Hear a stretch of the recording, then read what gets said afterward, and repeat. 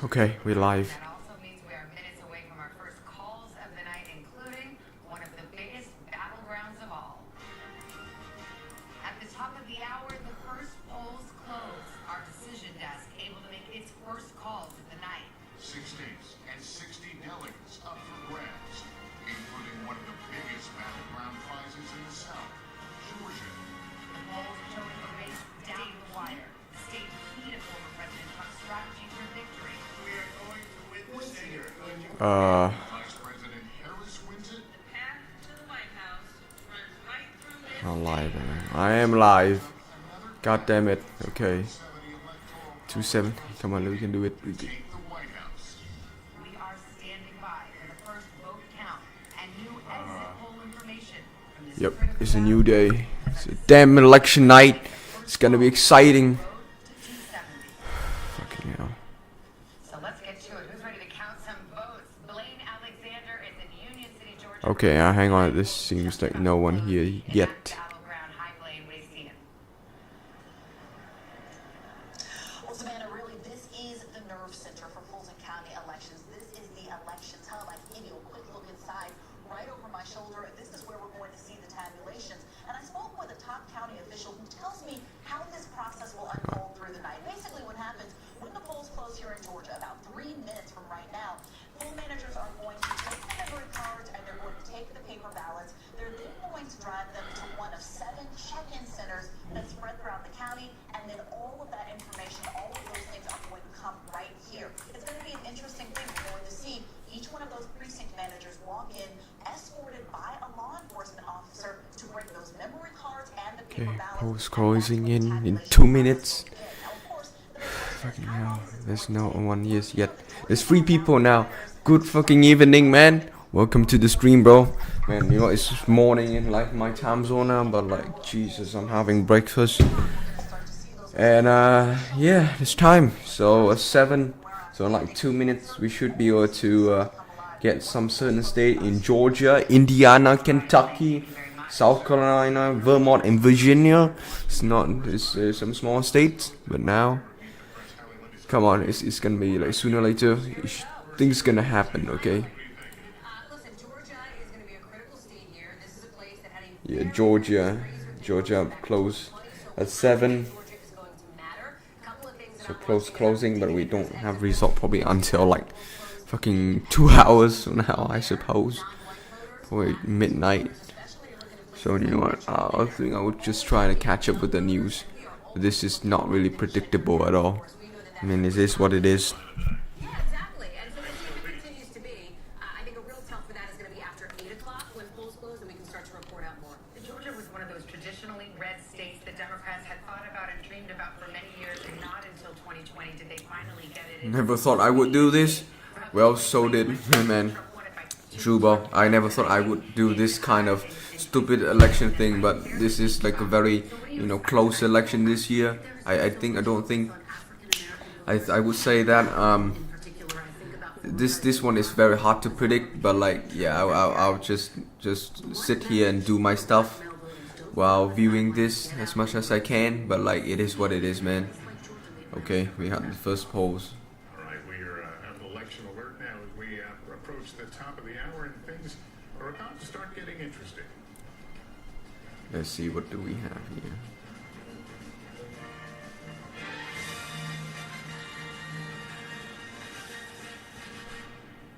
All right, 7 o'clock in the East, and we will not waste any time. This is the moment where we move from those months of speculations to actual results.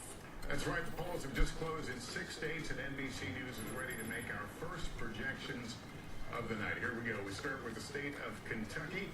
Shit, you already won that? Okay, let's go to Kentucky. Let's move to Vermont. NBC News projects Okay, Bernie Sanders state, okay. Harris column this evening.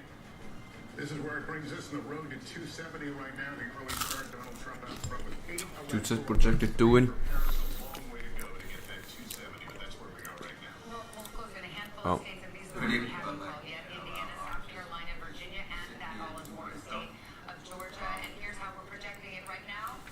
Too early to call. Of course, Georgia battleground state.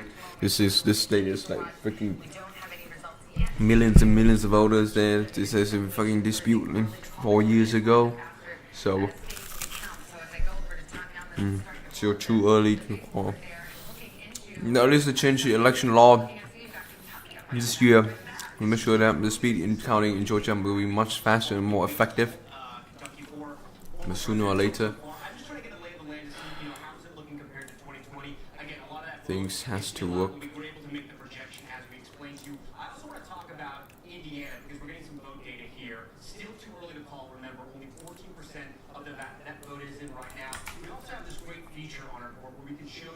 Okay. Well, so obviously, the bigger the bubble is around those counties, that's how many votes are still outstanding. So here, the Indianapolis region, still a ton of votes waiting there. This is let me just put the goddamn election map here. very, very well in Okay. elections past. If you go back here, Trump in So, by about 16 points. what do we have here? We got the Kentucky.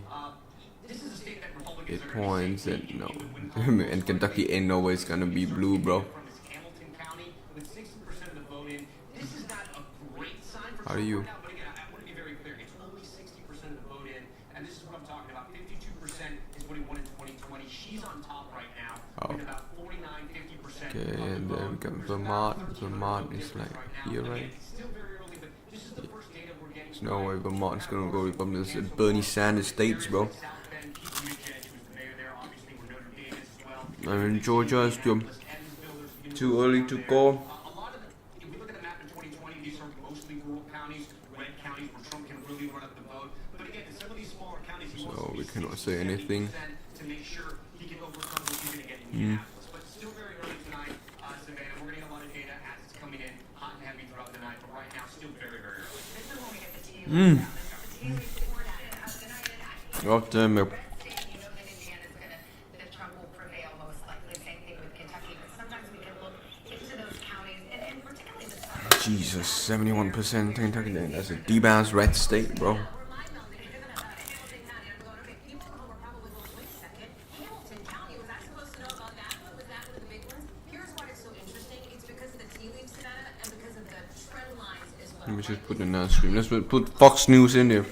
Why not? Over time, Democrats have been making inroads. It is a suburban county. Fox News is a bit ass, but like, Places like Georgia, right? And some of these places in Pennsylvania and elsewhere. And that is what's so interesting about Hamilton. Let's not over-index on it. It's early, so that's why we're interested in it, because it's at least some data that's coming into us. But that's part of the story here. You can see the importance of some of these places by how many times the candidates oh no, I don't think there's a live program for Fox News. Kamala Harris. Since this is a paid goddamn television services. It's not fucking free. It's not free. Think about the state of Georgia. We'll be looking at those Atlanta And one in Florida, and that is, how President they Biden. don't show me what it is, oh, that's unfortunate, and one in Florida as well. So it's still early, but hey, we're already getting some projections in that. Yeah, it's very exciting. How many viewers do we have? I don't know, let's see, 5,000, 6,000, we just jumped to 6,000. I want to thank each and every one of you for watching, we appreciate it. It's a momentous day in history, election night 24, and you're here with Lichtman Live. That's the best place to be, right, Dad? You're going to get more in-depth analysis here than anywhere else, I assure you, as you know. Yes, and we are now awaiting the first votes from Georgia and Virginia. So these are two East Coast states where the polls will be closing, although Georgia has pushed some of their polling places to 8 p.m., right, Dad? Right. So we may not get Georgia for a while. But I don't know where those votes in Florida are coming from. But Rick Scott's only at 51%. And usually the But rural yeah, I areas think I'll come trust this first guy. before He's the one who predicted the election using the these the keys to 12. I don't know if it means anything, but So to Tom. You care about the presidential No. race or the... both. Do they have presidential results out No, of I'm just Florida yet? gonna Yes. keep switching and switch.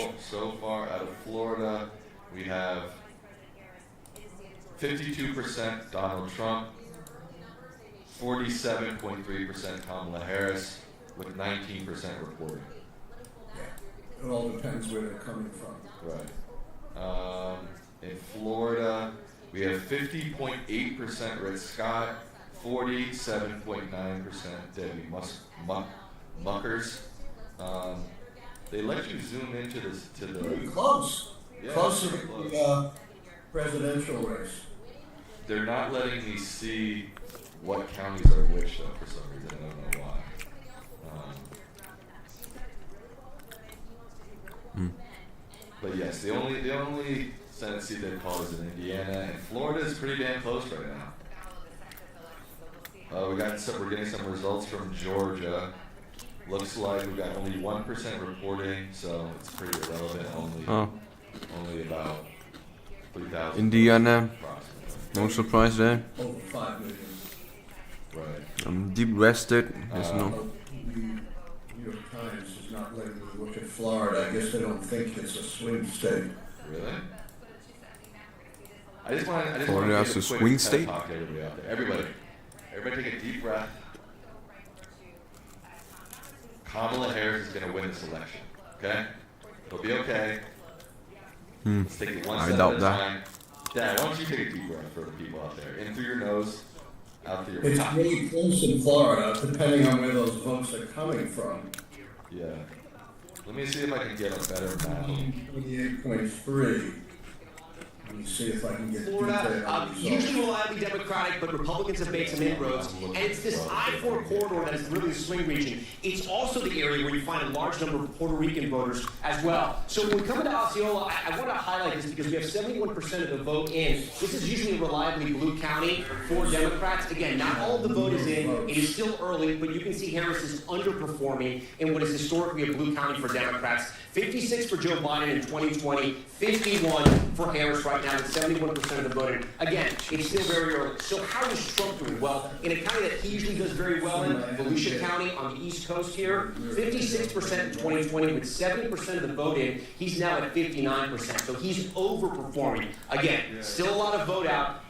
Still a lot to do here and kind of see where the vote is going. But those are good signs for the president. Listen, Florida has been trending red. Trump won it in 2016. He won it in 2020. Actually, in 2016, when that political earthquake happened, it really happened. So far, you know what? So far, it just has been nothing too crazy. I mean, it's okay. He doesn't win Florida. Nothing too surprising. His sort of strategy in the blue wall and everywhere else kind of collapses. He needed this in the win column. Still very early right now statewide. Only 18% of the vote is in. There's also the Senate and the House election. And there's also the governorship general election all across America. It's quite something. That's a hub for Democrats. Duval County, we actually have some vote in Personally, I think that this election could be Trump or it could be Harris. Biden won it, but Trump won it in 2016. Harris is doing pretty well.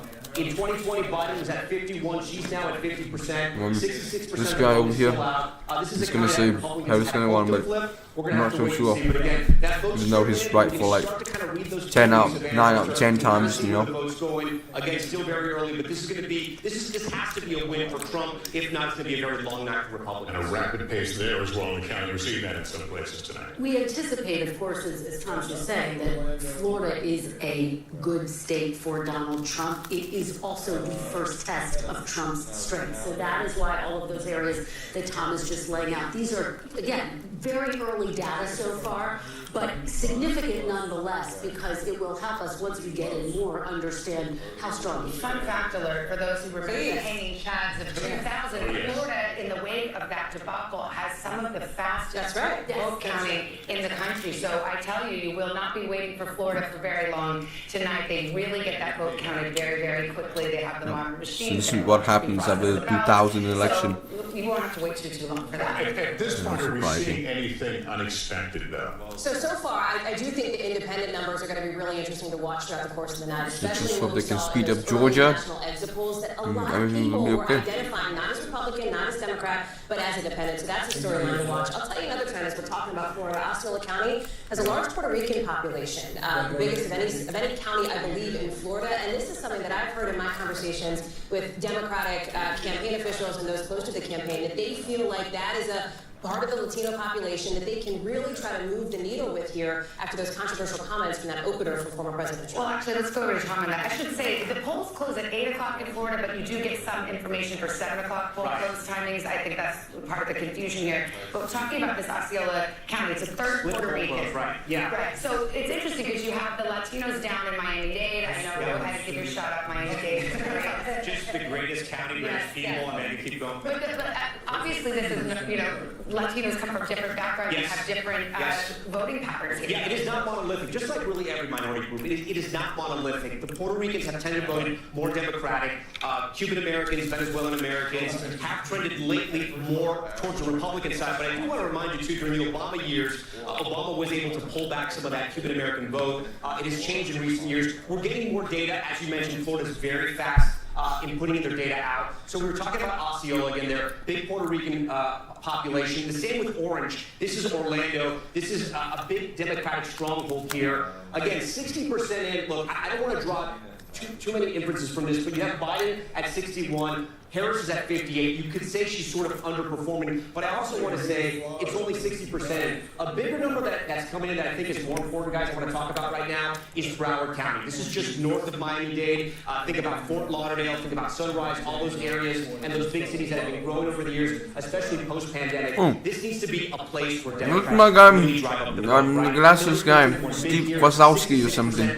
Bring him in, bro. Why this dude? Harris is at 60. Again, I always point to this number. All the votes not in, but if you were to call right now, she is slightly under. Maybe he's only on MSNBC. Oh shit! Thanks very much. We are just minutes away from polls closing in Ohio and battleground North Carolina. We're standing by to make some new calls in the race for the White House. Stay with us.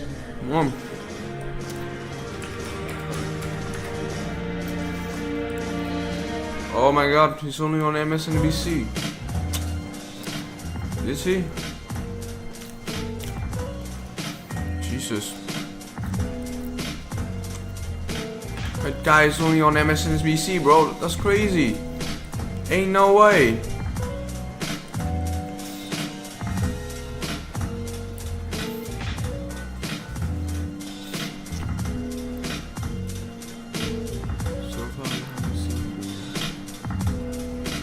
Okay, so as we said, we expect a ton to come in here, and what's supposed to happen is all of the early vote. That includes vote by mail and in-person early voting that's been going on the last few weeks. All of that needs to be reported out by all of these counties in the first hour.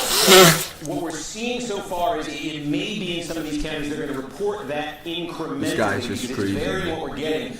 But I'll tell you, I talked about, if you were watching earlier, what we call, or I call at least, the blue blob, which is the immediate Atlanta metro area, and two counties there. This is where Democrats are just trying to run up the score. Two counties here have substantial vote in right now. One of them right here is Douglas County.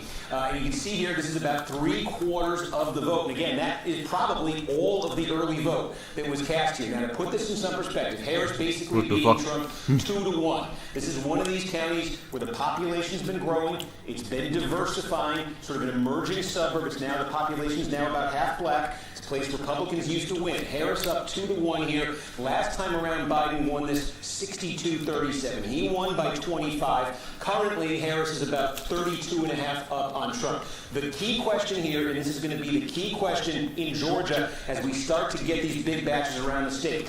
What we expect from the past is that the rest of the vote in Douglas County that one viewer. is more Republican friendly. Yes, this is crazy, bro. Election day vote, the people who went out and voted today. You remember from 2020 that was overwhelmingly Republican. We don't think it's going to be anywhere near as overwhelming. We still suspect it's going to be more Republican than Democratic, but we don't know that. So the key here is maybe put a pin in this. 3/4 of the vote in Douglas, and it's 66-33-6 Harris over Trump. When this gets up to 100, has this moved? How much has this moved? Because that is going to be the story sort of statewide. If Harris lands somewhere around here in Douglas, That's progress for her. That's what the Democrats want to be doing. They want to be squeezing more out of this big population dense immediate Atlanta metro area. Again, I'm just showing you how this county has evolved politically. Look at this. It was a battleground in 2012. Donald Trump came along, lost it by 10. Biden 25, now 32 for Harris. Democrats in all these counties, these 9 counties right around Atlanta, this is what they want. They want to keep driving that number up, keep running up the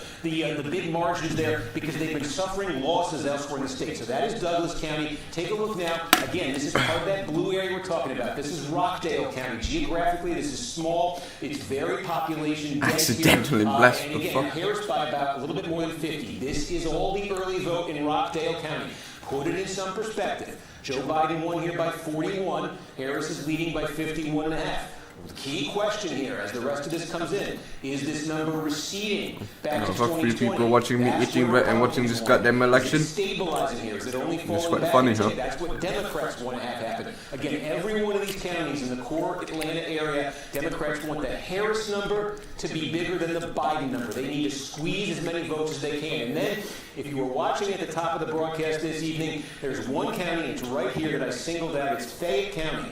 This one has remained red as all these other counties in here have turned blue, but it's been getting close. Now, this is when I say they may be reporting votes out incrementally here. I think we got all the early at once in these other 2 counties. As you can see, this is a very small number, and we know there were a lot more early votes than this cast in Fayette. But Fayette is the one we really want to pay attention to because, again, just putting this in some perspective, this is a very high income, high college degree concentration. Oh, fuck, it's 12% in them. Exactly the kind of place I still don't get it. gaining by leaps and strides in the Trump era. Again, just to Oh, because he's got like 2/3 of the thing. years ago, core Republican bedroom community county. Trump comes along, look at that Republican margin drop, look at it drop further. Democrats want to be University, flipping you still this voting county there? tonight. We only have 6%. We need a lot more vote here, but this one we're going to keep Arizona, looking the at state because of I John think it's McCain. for more broadly, how the night might be going for Democrats in Georgia. Just taking a look here, we can go to the far north to seeing what's in. These are the far northern part of the state. This is the most overwhelmingly Republican part of Georgia.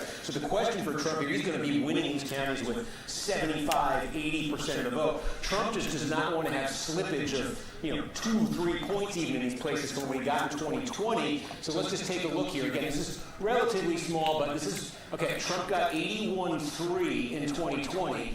He's at 80.3 right now. This is the early vote from Union County. Remember, one of these things that we saw in Georgia was Republican voters who were very hesitant to vote early, vote by mail in 2020, really embraced early voting, especially in Georgia, just based on the numbers we were seeing from the early vote process. So look at all the early vote that came in from Union, very different from 4 years ago. And again, if the remaining 15 or so percent from Union is more Republican than what's come out, Trump would be hitting, could be hitting that number from 2020. Again, it's not close here, but every one of these counties, they add up. Trump wants to be maintaining the number he got in 2020, because if you multiply this, there's dozens of counties like this around the state, and if Trump's losing a point or two in all of them, that does start to add up statewide. So that's what we're going to be looking for in North Georgia. Sorry, I didn't mean to get ahead of the state there. Okay, with Gwinnett, let's see what's happening in Gwinnett. This is over 1 million people in Gwinnett. This is like the most racially, ethnically diverse county in Georgia, one of the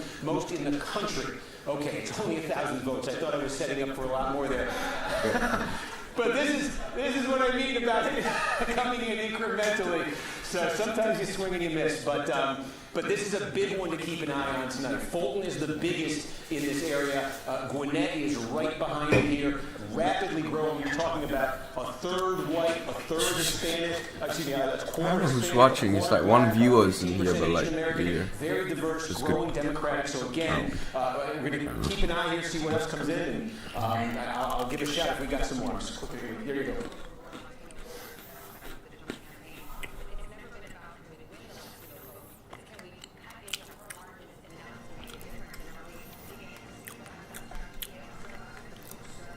Okay, I think Steve Wazowski's gonna go out and do his stuff. And we're not talking No, just it's not. about places like Nevada and Arizona, where 25% of the population, the eligible population to vote is Latino, but we're talking about Georgia, for example, 400,000 eligible voters are Latinos. We're talking about Pennsylvania, more than 500,000 eligible voters are Latino, and you know, Tom was just talking about Florida, 3.3 million Latinos are eligible to vote. I think that it's a situation where it's the Latino population, but 36 million strong, is participating maybe in historic numbers tonight in the American democratic experiment, our American democratic What's experiment. driving that? I think what's driving that is that there is no Latino vote. There are Latino voters, each with their own individual American dream, with vicissitudes and barriers into what they see as the best future for their children and for themselves. And so I think that what we're going to see in Pennsylvania tonight will have a direct impact on what Latinos come out to stay tonight. And in Arizona and Nevada, yes, but also in Georgia and in North Carolina. It's early on, but we're starting to see this flesh out a little bit. Jose, stand by with us. We're moments away now from another round of poll closing. Some big states at stake, including that former battleground, Ohio, and one of the newest battlegrounds, North Carolina. We are moments away from the polls closing in 3 more states, including battleground North Carolina. President Trump has won this state twice. We're going to win North Carolina. We're going to defeat Kamala Harris. But this year, North Carolina, we will win.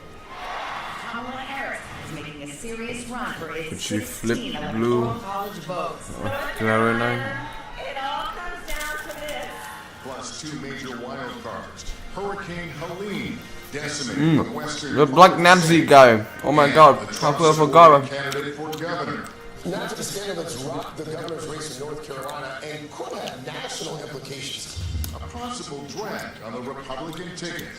We are standing by for the first vote count and new exit poll information for the Tar Heel state as our decision desk gets ready to make new calls on the road to 270.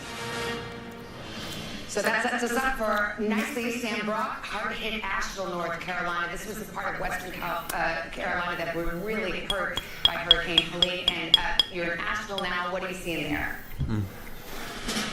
Because these toast are so good, So bro. where we are right now in Buncombe County, which is the home of Asheville, certainly this is one of the most directly impacted areas by the storm. They're starting to pack up now. Just about an hour or two earlier, there was large applause here because they reached 1,000 people voting in person here at this precinct. And what's so interesting about this particular location is that it wasn't intended to be the voting site. In fact, the church that was supposed to be had helicopters delivering supplies, which is why they had to shift it. It's one of about 17 different locations in this county, Savannah, that had to shake things up. And as I talked to residents today, they basically told me they had a lot of confidence that the communication was good. They were able to find their location.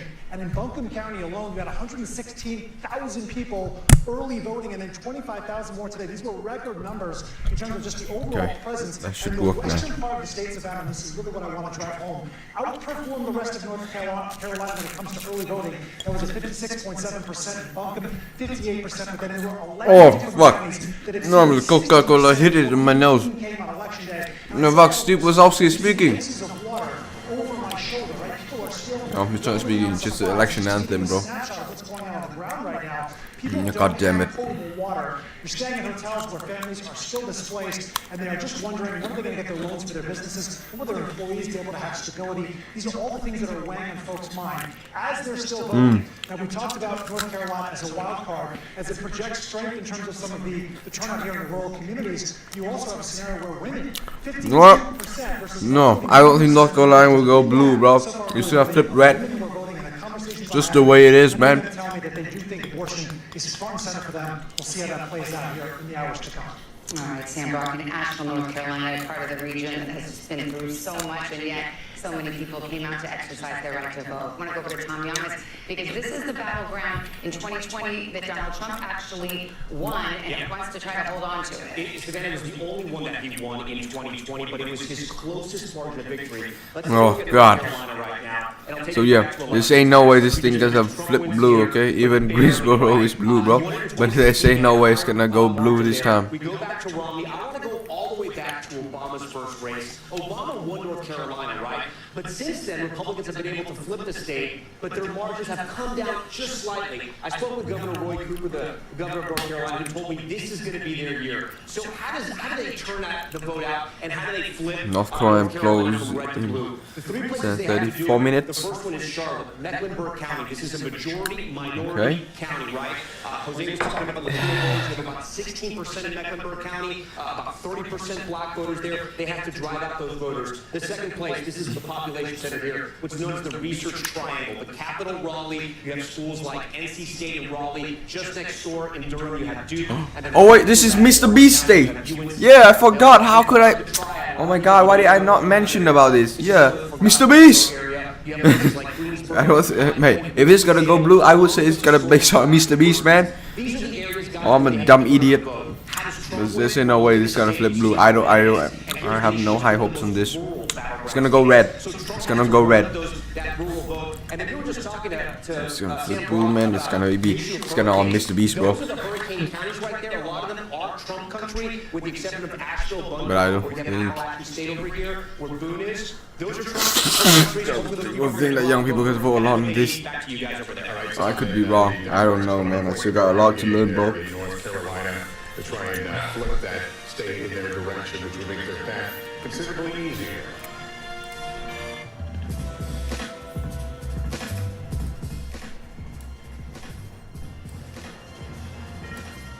At least what is factual.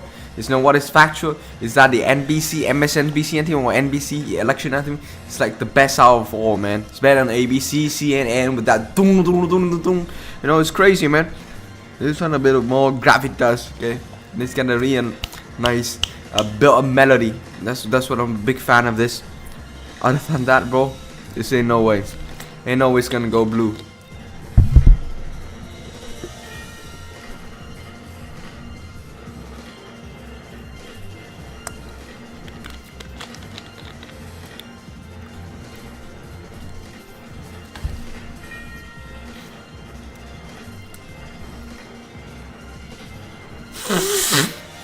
Shit will go down at around 9 PM Eastern time, so like an hour and a half from now. But till then, if we can know who's gonna win North Carolina, which is gonna be too close to call, it's gonna be a big damn ass deal, bro.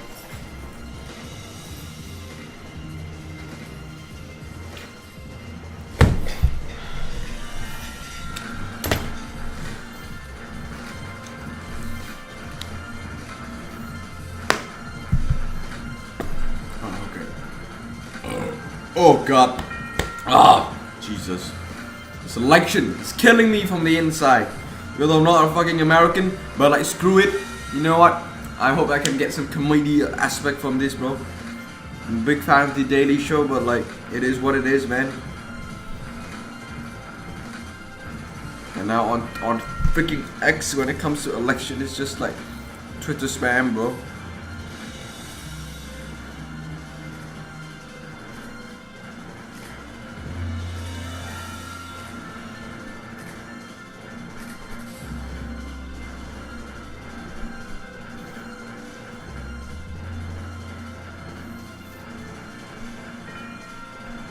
Holy smoke, 40 viewers? What the fuck? Where are you guys coming from? Okay, you know what? Screw it. Welcome to the stream, man. If you got any question, goddamn question, man, throw it in the fucking chat, bro. I don't give a damn, bro. Man, like, I need some interaction. I'm watching this, like, by myself, okay? But it is what it is. This is, like, probably the craziest goddamn election in the modern American history, bro. I mean, shit's gonna go down. North Carolina is not going up, okay? It's not going anywhere. Some of them just kind of claiming it's going blue, bro. But nah, I believe it's going red today because it's a goddamn deep red state, bro. If it's gonna turn blue, it's on Mr. Beast. It's on Mr. Beast. Mr. Beast is gonna help them until they flip blue, or it's gonna go nowhere, bro. It's just the way it is. Okay? I think I'm better than Steve Kwanaki or Steve Kozlowski on some certain points, man. These guys just pointing numbers, they're pointing the polls. Okay, but like it is what it is, man. It is what it is. And so I swear to God, if it's gonna work, it always is going to work. But like, screw it. Screw it. I believe that things gonna go down. Shit's gonna go down, okay? It's okay. Polls closing in, should be closing in. Wait, why we don't have the polls? Where the fucking polls? There we go. Come on.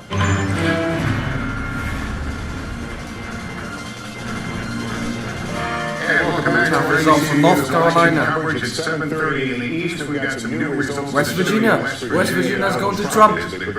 Not a big surprise. West Virginia with 4 electoral Country don't take me home. puts us on the road to 279 Deep red state, bro. 23-3 for Kamala Harris. Polls just closed in a handful of states. Here are ones that we cannot call yet: Ohio and the battleground of North Carolina, which we've been talking about. Here's our projection. I thought Georgia, they fixed the damn election law, and you know what? It's not coming up. It doesn't make sense. Georgia is also Swear to too God. early to call. Polls close about a half hour there now.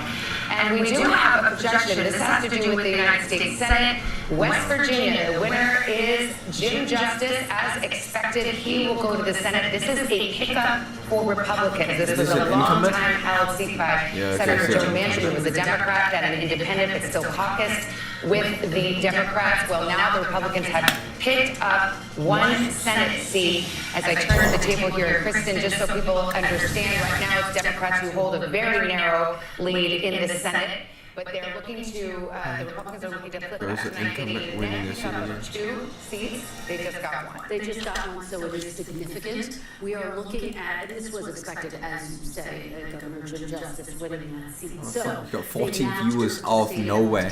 Now we have 13. Hey, you know what? Welcome to the stream. It's a goddamn election night. This is the desk. I mean, like, I don't know. I'm just feeling a bit anxious about this. But like, you know what? Just like any other people who's doing an election, you shouldn't be anxious about this, okay? Shits will go down. Okay, you don't know who's gonna win. That's the best part of this. Trump could either win. I swear that Trump had a 50% win over this.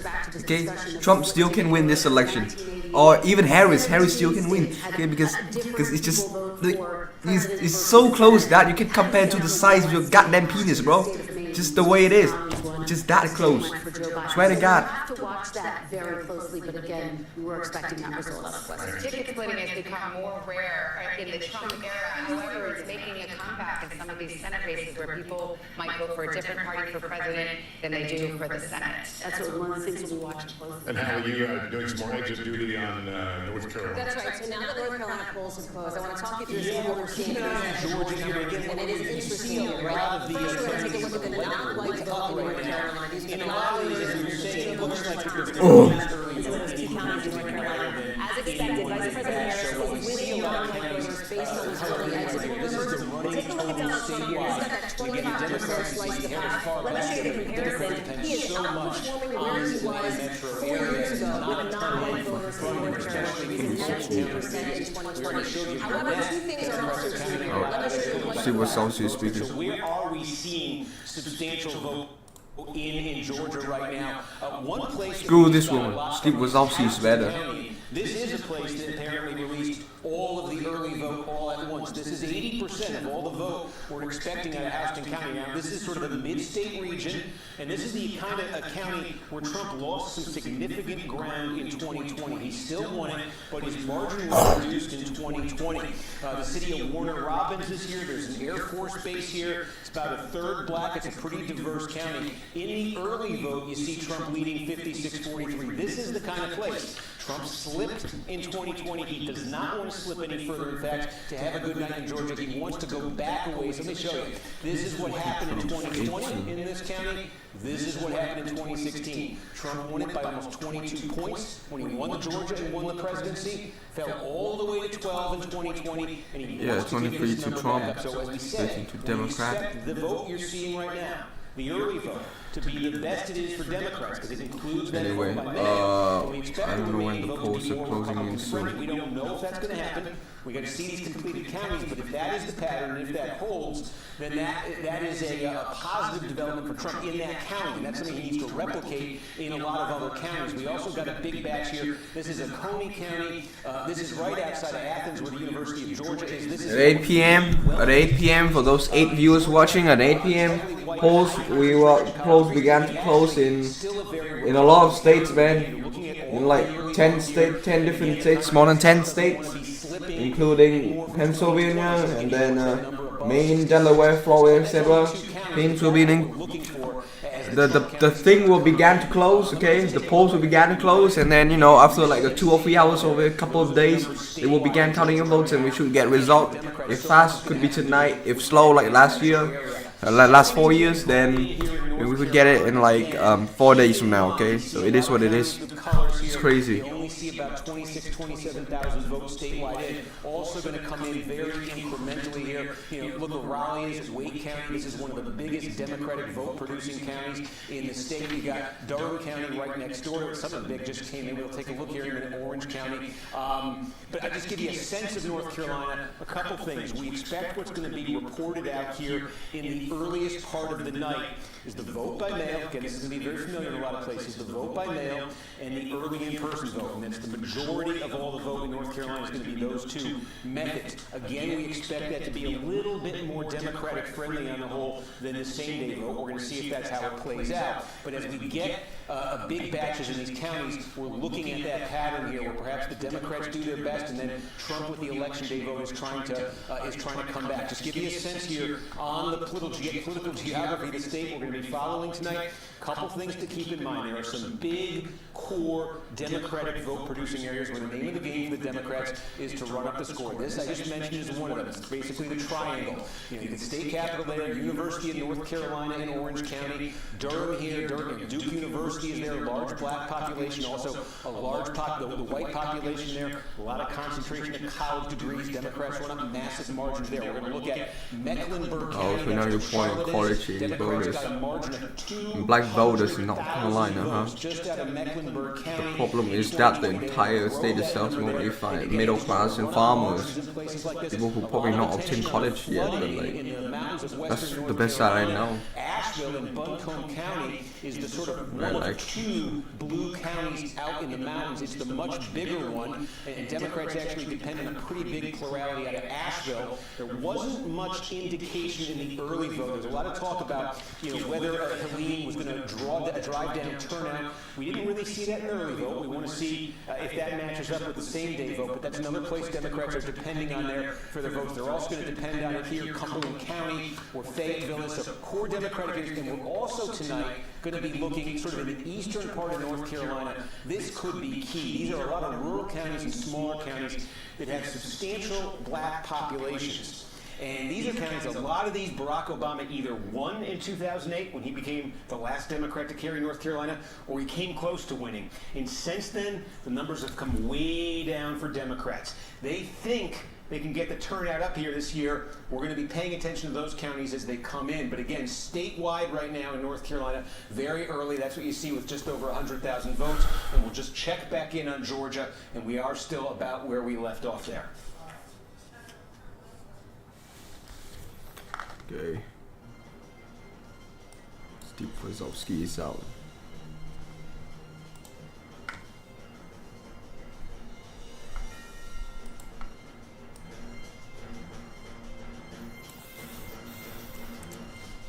Hell, I don't even know.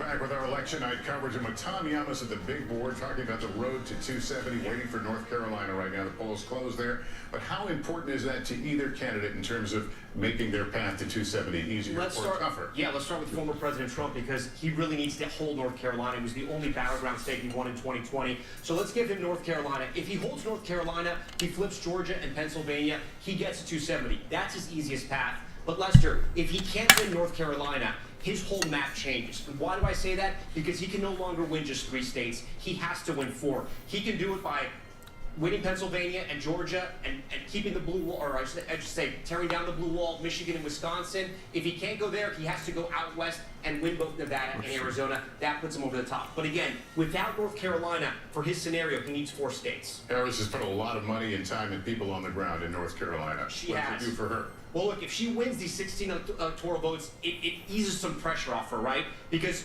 her easiest path is the blue wall. If she can win Pennsylvania and North Carolina, look how close she is. She only needs 9 more electoral votes. Pretty much any other state, with the exception of Nevada, gets her there if she's able to win there. So if she can take North Carolina, She's telling me she's gonna flip North Carolina? the Democrats become much more optimistic because she's won out east. If she can win the Midwest and pick off a state out west or hold it, she's going to be the president. All right, Tom, let's go back to Savannah. Talk a lot about the blue wall. Wisconsin is a big part of it, and our correspondent Shaquille Brewster is in Milwaukee with some breaking news, and it's a possible about the voting. Hey Shaq, what do you know? Jesus, they gotta have some scandals in Milwaukee now. Hi there, Savannah. I want to first start with what we're seeing at these polling locations, because locations are open for about another hour. I want to let you go inside. I can't go inside and report, so I'll let our camera go inside there now, where we've seen a steady flow of people. At this location, there was a line that went on for more than an hour this morning. You see things have slowed down a bit. The reports from around the state is that the vote process is going smoothly, but where we are seeing hiccups is with the vote counting. We just learned from the clerk in Milwaukee downtown, where they are counting all of the absentee ballots and early votes at once, that the city of Milwaukee had to restart the processing or counting of those absentee ballots. They say an observer saw that while the ballot tabulators were sealed, the door wasn't properly closed on them, and after going through with the bipartisan team and making sure that nothing was tampered with, the city, out of an abundance of caution, decided to restart counting all of those absentee ballots. What this means is that as we expect results from this battleground state of Wisconsin, you're going to have to wait a little bit longer. The clerk said in the past that they weren't expecting results from this city to come until after midnight Central Time. We now believe that timeline has shifted 2 to 3 hours later into the night. There's more than 100,000 ballots that those clerks are going to have to work through. So the vote is still ongoing right now, but be prepared to wait as those results come in later tonight, guys. All right, Shaq Brewster in Milwaukee. We're used to waiting for Milwaukee into the wee hours of the night. I want to go back to the table here. Hallie, you've been looking at some of the exit polls. I think you've got some North Carolina information and some interesting results. So there's some conventional wisdom here, and then there's some data that flips the conventional wisdom on its head. So let's talk about that, specifically as it relates to these age groups. We know, right, the Biden coalition in 2020 that propelled him to the White House involved young voters, right? And for our purposes, young is 18 to 29. In North Carolina, and I want to show you here, you can see that for older voters, and I'm talking senior vote here, former President Trump won those older voters. That is not unexpected. His campaign has long thought that he would do well with seniors. But here's what's interesting. Look at Vice President Harris. She's got 47% of the senior vote. She's doing better than President Biden did with seniors in 2020 in North Carolina. So she is outperforming where he was 4 years ago. Then you look at that youth vote, right? Again, not unexpected that Vice President Harris would have a slight lead. And I would say this is very close. We are waiting for more numbers to come in, more of these waves as they're called from the exit polls, but still interesting.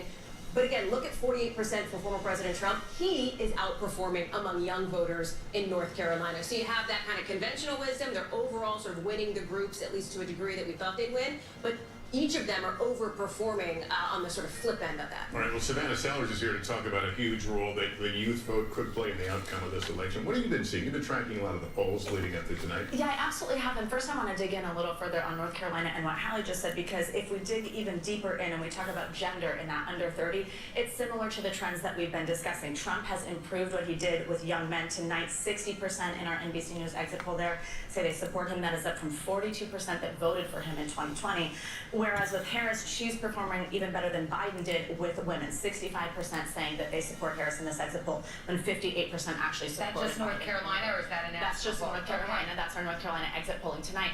North Carolina is really interesting to me because I've been talking with college Democrat and Republican presidents on campuses there, but the college Democrats were so organized in this state. Like, what they did on these campuses was really amazing. They lobbied the state to have more polling places on campuses. They even had it be made that the student ID could be an acceptable form of ID on several campuses, which was not the case prior. We're also seeing this kind of play out to be right what we're seeing with that young men appeal for Trump seems to be working in some places.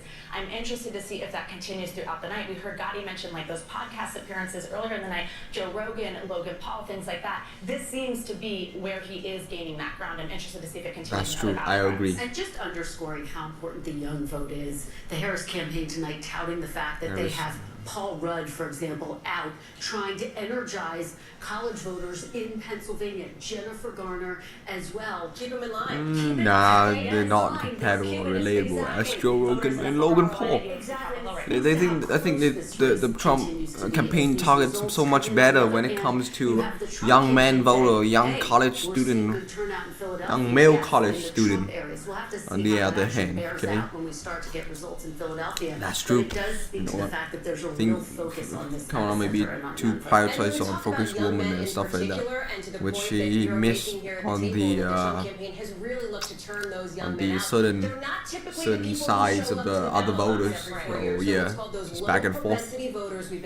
Some might perform better on one side, some might perform better on the other side. Trying to turn those, not always voters into voters at least this cycle. 10 more minutes. That's one of the big keys. If they can get this demographic out to the ballot box to actually show up, whether that was early or whether that's now, they're feeling like they're going to have some wind at their back. It's, you take a step back, the story of this election is the gender gap. It's the battle of the sexes election, and whether you want to say it's young men or senior women, it's men and women. If Trump turns out more men, he wins. If Kamala Harris turns out more women, she does. It's kind of as simple as that. No doubt about it. And what's so fascinating I agree. is that the Trump campaign tried this sort of unusual, unconventional tactic to get out the vote. Oh, where's my guy Steve Wazowski? Elon Musk. And Steve Wazowski went all the way. They were quite bullish heading Oh, into no. tonight, saying, look, Steve Kornacki, Steve Wazowski. The campaign was concerned about black men as well, and they brought in President Obama to make the case. Any evidence right now how that appeal has translated into votes today? Well, that's one of the things that she has talked about on the campaign trail. I sat down with the vice president not too long ago, and she feels like she needed to earn every single one of those black male votes just as much as Joe Biden would have. That's why you saw her. We talked about podcasts, doing like an NBA podcast, a football podcast. Sure, she did Call Her Daddy to try to reach out to those young women. That's the name of course, that very popular podcast with women. But she also was trying to extend an olive branch to men. I would just say this. Two things are true. Right? Kamala Harris, let me say it this way. Donald Trump is doing better with men based on public polling right now than Kamala Harris is doing with women, though that gap exists. But also remember that historically, women have turned out more than men in every election dating back to 1980. And so that is going to be one of the big key factors into tonight. And that's why that moment with former President Obama was so significant when he called on them not to stay at home. All right, well, we're just a few minutes away now from a big batch of poll closings at 8 o'clock Eastern Time, including the one that everybody's been watching, Pennsylvania. And we'll be right back.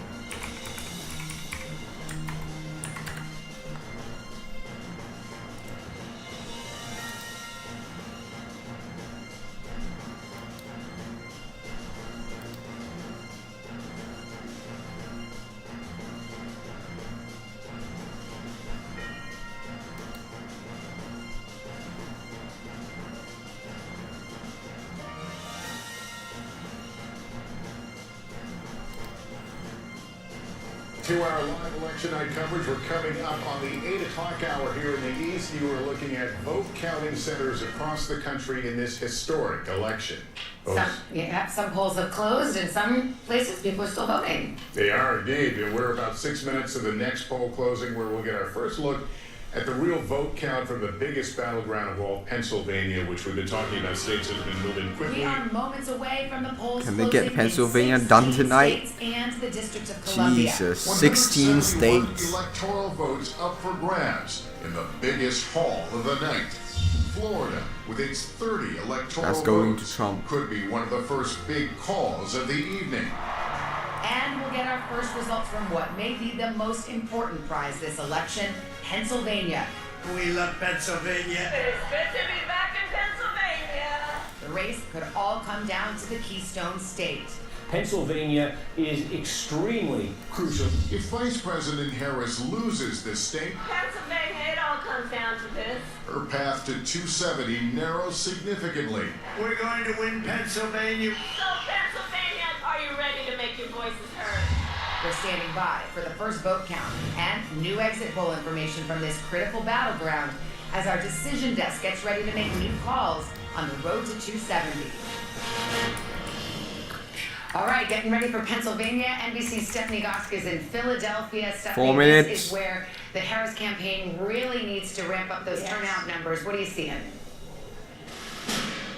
Yeah, they really do. Well, it's calming down here in Northeast Philadelphia. This is kind of a working class, diverse community. People still getting in under the wire in these last few minutes, but the big question, Savannah, afterwards is how long is it going to take to call the state of Pennsylvania? 4 years ago, it took until Saturday. I was on the phone with the former Secretary of the Commonwealth talking about the challenges they faced back then. 2.6 million mail-in ballots. That was what slowed the process down, and it was a new process for people in this state. 4 years later, they haven't changed the laws, but things are a bit better. There are fewer mail-in ballots, just under 2 million. They have new machines to process them and more people. But the optimistic outlook from election officials we have spoken to is that the majority of those mail-in ballots won't be fully processed until Wednesday night into Thursday morning. And if this race is as tight as it was 4 years ago when Joe Biden won by about 80,000 votes, those mail-in ballots will be crucial to make the call here, so we're still talking days, Savannah. Yeah, and in some of these big jurisdictions like Philadelphia, Stephanie, now they have election workers who are prepared to work all night and count all night, so perhaps it goes a little bit quicker. We'll check back with you a bunch. We have got Tom Namas over at the big board, and you're still getting vote in from Georgia and North Carolina, two big pieces of the puzzle. Yeah, and I want to talk about Georgia right now because North Carolina, there's still only about 2% of votes in. Let's look at Georgia because I think what is happening here, when we talk about Kamala Harris and her chances, she's overperforming Biden in some of these counties around the Atlanta metro area. I'm going to move the map over this way, so I'm going to bounce around. Here on this side, the right side, this is where Biden was at 2020. Here's where Harris is tonight, 76% in. You can see she's overperforming there. We come to this other county, Clayton County. Again, these are the suburbs of Atlanta, those ring counties around Atlanta. 84% for Biden, 85% for her, so she's holding that high watermark. We move over to Rockdale. Look at this, 69% for Biden, 75% tonight for Harris.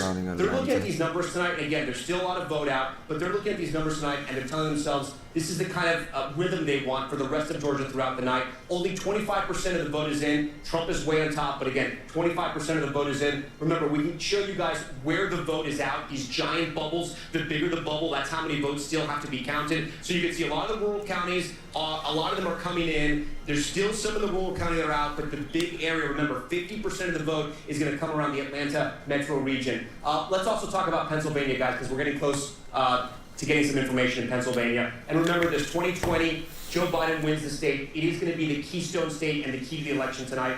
Trump won it in 2016. The difference is about 40,000 votes. In 2020, he wins by about 80,000 votes. Biden does. The interesting thing that has happened, and we've learned a lot about Philadelphia, the counties around Philadelphia, places like Chester, places like Montgomery County. Those people in the know call it Munco. We'll talk to Hallie about that, as well as Kristen Welker as well. Delaware County, Delco, and Philadelphia County. This area right here, this makes up about 30% of the vote for Pennsylvania. We're going to be watching what happens here. What's interesting that happened here in 2020, so Biden actually underperformed Clinton, but he he overperformed in those suburbs. So we'll be watching what happens there. You also have these swing counties here, the Lehigh Valley, Monroe County, part of the Poconos, Northampton, and Lehigh. Lots of Hispanics there. We're going to see what happens. And we're so honored to have both Kristen and Hallie, people who know about Wawa. They know about Eagles fans. They know about steaks. Come on. How good is Wawa? Wawa's the best. Always. But Tommy forgot to ask them, cheesesteaks, wit or wit out? Wit. Okay. Wit's without, Ben. Okay. All right. Well, we have a lot of time just to do Philly talk. We won't leave Pittsburgh out, but we got coming up on poll close. Yeah, 21 seconds until the top of the hour. Another poll close, and we're going to hear from about 17 states here coming up at the top of the hour. And there's our election alert as we stand by the drama building now. 171 Electoral College. Here we go, man. Those are the other states that the poll closings are about to occur in fact about 1 second, and we'll be able to get some characterizations for you here in just a moment. Those 8 o'clock poll closings. Here's an NBC News projection. State of Florida, NBC News projects that Donald Trump will win Florida and take its 30 electoral votes. Massachusetts. Kamala Harris, the projected winner tonight with 11 electoral votes. Donald Trump, the projected winner in Tennessee tonight, 11 electoral votes there. In the state of Maryland, NBC News projects that will go in the Kamala Harris column. We move on to the state of Missouri. NBC News projects that Donald Trump is the victor in Missouri when all the votes are counted. Here's what Alabama looks like. That will also go to Donald Trump. State of Oklahoma, this will be projected to go to Donald Trump. And in D.C., District of Columbia, 3 electoral votes at stake. NBC News projects that Kamala Harris will win there. So where does it leave us now? The road to 270? There it is, 90 for Trump right now, 27 for Harris, 270, of course, the magic number and the keys to the White House. Well, we await calls in those all-important battlegrounds, and there are still outstanding states. Just as polls closed at 8 o'clock, we will wait for New Jersey, Illinois, Connecticut, and, of course, Pennsylvania as well. Let's show you what we can right now in Pennsylvania. No surprise here. It is too early to call. North Carolina, same story. They do count fast there, but not fast enough to call it. It's still too early to call. Just 5% of the vote in. And in Georgia, we're seeing a lot more of the vote, but it's still too early to make a projection. Let's go to Tom, who's starting to look at some of the numbers here. And I see you've got Virginia up there, which is a potential bellwether, something that might give us some indication about how this night might go. Yeah, and it's a state that we can look at to see how the suburbs are going to perform across the country. I know a lot of you guys know the D.C. area very well. 30% of the vote is going to come from these northern suburbs. Oh my days. Also, how Harris is doing. Oh God. So let's go to 2020 to compare here. So Prince William County, it looks like Harris is slightly down with 75% of the vote in. This one stood out to me. 95% of the vote is in Loudoun County right now. Biden was at 61%. Harris is now at 56%. Again, there's a difference of about 35,000 votes. 95% is in, and we can actually see how much of the vote is left. Only about 3,600 votes remain in Loudoun County. So she's underperforming a little bit there. As we keep going here, Fairfax County, 45% in. She's at 68%. Let's see how Biden is doing there. 69, about the same. Something else that's interesting that's happening in Virginia. Virginia Beach, this is a swing county. Trump won it in 2016. Biden was able to flip it. Tonight, Trump is on top, but only about 20% of the vote is in. A lot of the western part of the state, as we know, is going to be more rural. Some of that coal mining country, it's going to resemble West Virginia. We have some of the vote in a county like over here, Wise County. This is a good Trump barometer. He's at 78%. He was at 80% in 2020, but 41% of the vote is out. He's underperforming slightly. I guess the thing that sticks out to me, which it's too early to know if it's a red flag, but Loudoun County, again, this is a place where Democrats want to run up those votes in Virginia. Not that Virginia is in danger for Democrats. Because I want to take a dump and I'll be back in a moment. Okay. You got within 5 points. A number like this, it's going to worry them a little bit, but I know you guys know much more about that area than I do. Well, actually, we're honored to have a resident talk about the Virginia with us, Chuck Todd. So, I mean, you look at that, you know those suburban collar counties around Washington, D.C. very well. Is that a warning, like, if Kamala Harris is not performing as well as Biden did in some of those suburban, exurban counties? It could be if we're going to see that if it's moving. Virginia is sort of the gateway now to the north, rather than being, I always joke, it's sort of seceded from the Confederacy, right? It is the one southern state that has been consistently a Democratic state, not even a swing state anymore. So if that is consistent, yes. One thing I've learned about the Northern Virginia vote, they have 95% of the vote in, I say 5% can account for a lot more uncounted vote than people realize. So, and there is a sense of there's just that's a lot of very small. The bigger thing that I've taken away so far is we are seeing we've been in the middle of a political climate for a decade, and every one of these presidential elections we're like, hey, look at this. The fact of the matter is Donald Trump's makeup of his electorate this time is much different than it was in 2016 or 2020, and I think we're seeing it both break on ethnicity and geographically. So it looks like that Donald Trump's going to be stronger in the Southeast. Why? Because he is doing better than Hispanics. And there is a larger population of Hispanics in the Southeast and the Southwest than any other part of this country. The exit polls indicate that she is going to do better with older white men. I've been messing around with Indiana. Indiana's not going to, it's a red state. Donald Trump's underperformed. About a point or two, in almost, even in the Will County, it's a very white state. Talk about for Democrats is cool. I just throw it out there. It's immediately around Atlanta, and we're starting to get a lot more out of here. So let's say, so Fulton County, this is the biggest of the big. This is where Atlanta is. Really Most of it bleeds over into another county. By regions, where she's stronger in the north because she's improving with white voters. And he's stronger in the south because he's improving with voters of color. In particular, Hispanic voters. We're not seeing as much evidence on African American voters. Definitely Hispanic voters. It's not just Florida. I think We're seeing it nationally too. When you look at some of the numbers here, he is plus 10 specifically with Latino men, according to our exit poll nationally. A demographic group that Joe Biden was plus 22 just 4 years ago. So it is definitely a shift, and it is definitely one of the headlines that we're watching very big. And you see that, I mean, the Latino vote is not just concentrated in the Southwest. That's exactly right. It's not just the Southeast, it's also in Pennsylvania. There's a huge Latino population in Pennsylvania. We have been talking about the ground game quite a bit. It's been heavily focused in Pennsylvania on trying to energize Latinos on both sides. Kamala Harris and former President Donald Trump really focusing on that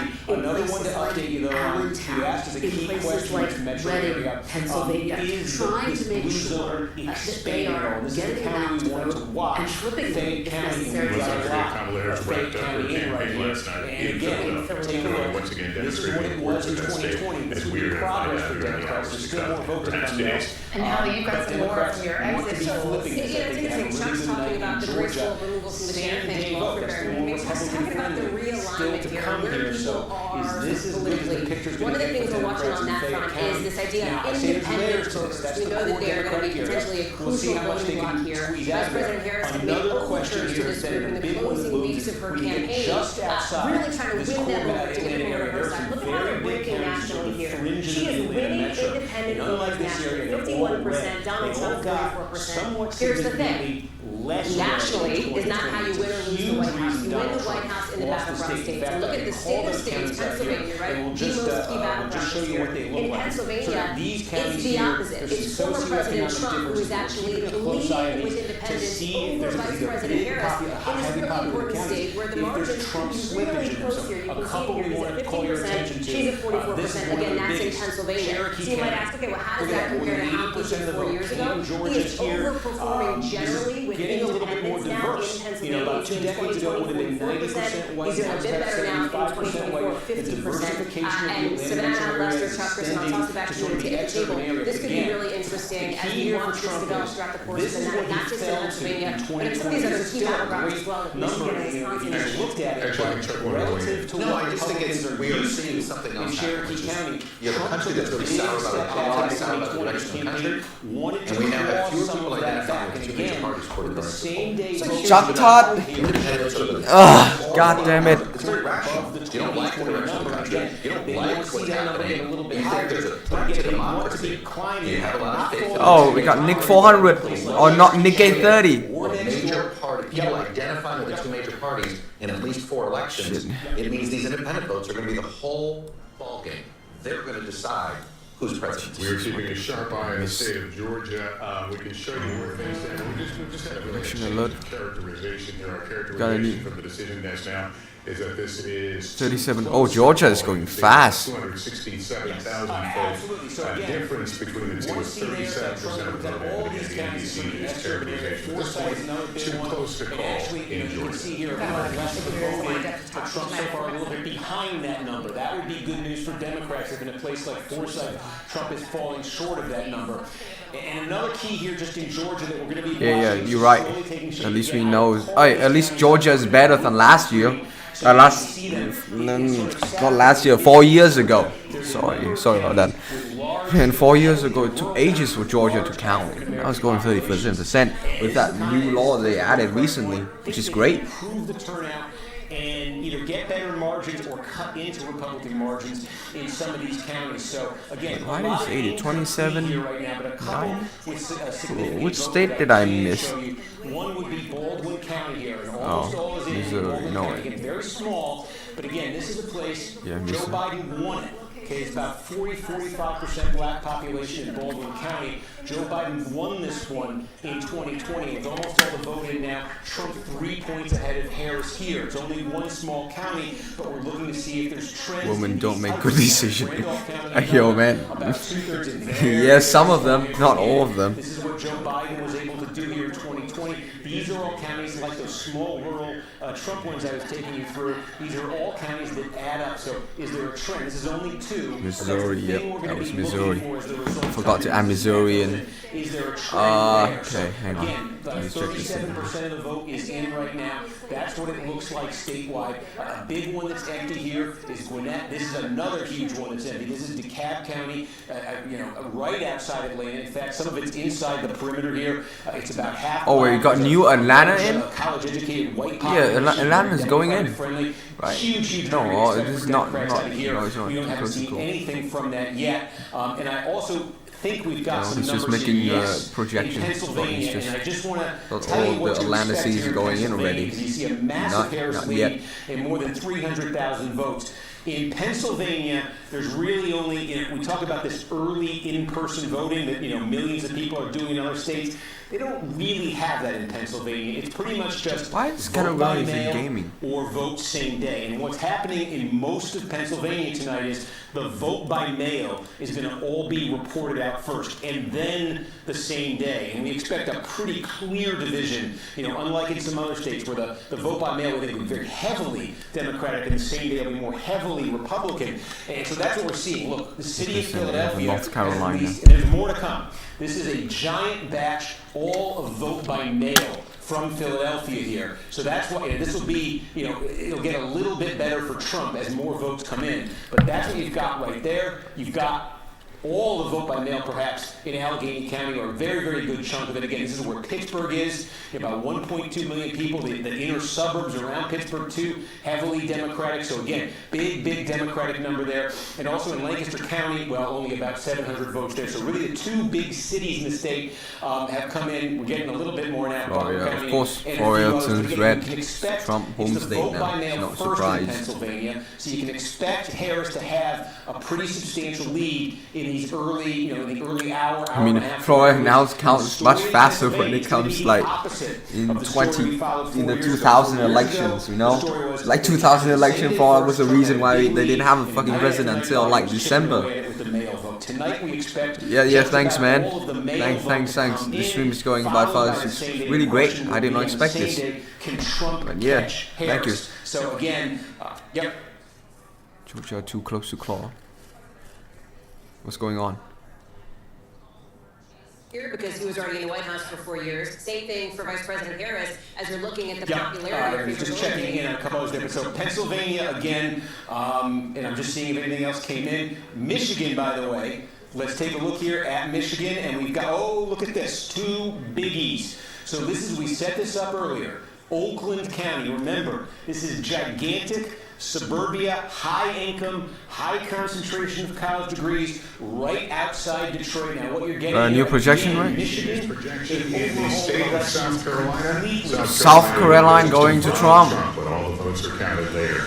And here's where the breakdown right now that Donald South Trump Carolina winner with 9 electoral college. There are vote difference of about 104,000. But again, Donald Trump will pick up South Carolina. Here's where it leaves us on the road to 270. Donald Trump out in front with 99. Yes, he's going to get all the deep bets sooner or later. Texas going in, all this going, except fucking Georgia. Georgia's not going. Either too early Just to the way call, it too is. close to call. Let's go to NBC's Garrett Hagee's at Trump headquarters at West Palm Beach, Florida. Mar-a-Lago, tell us what the campaign is saying to you.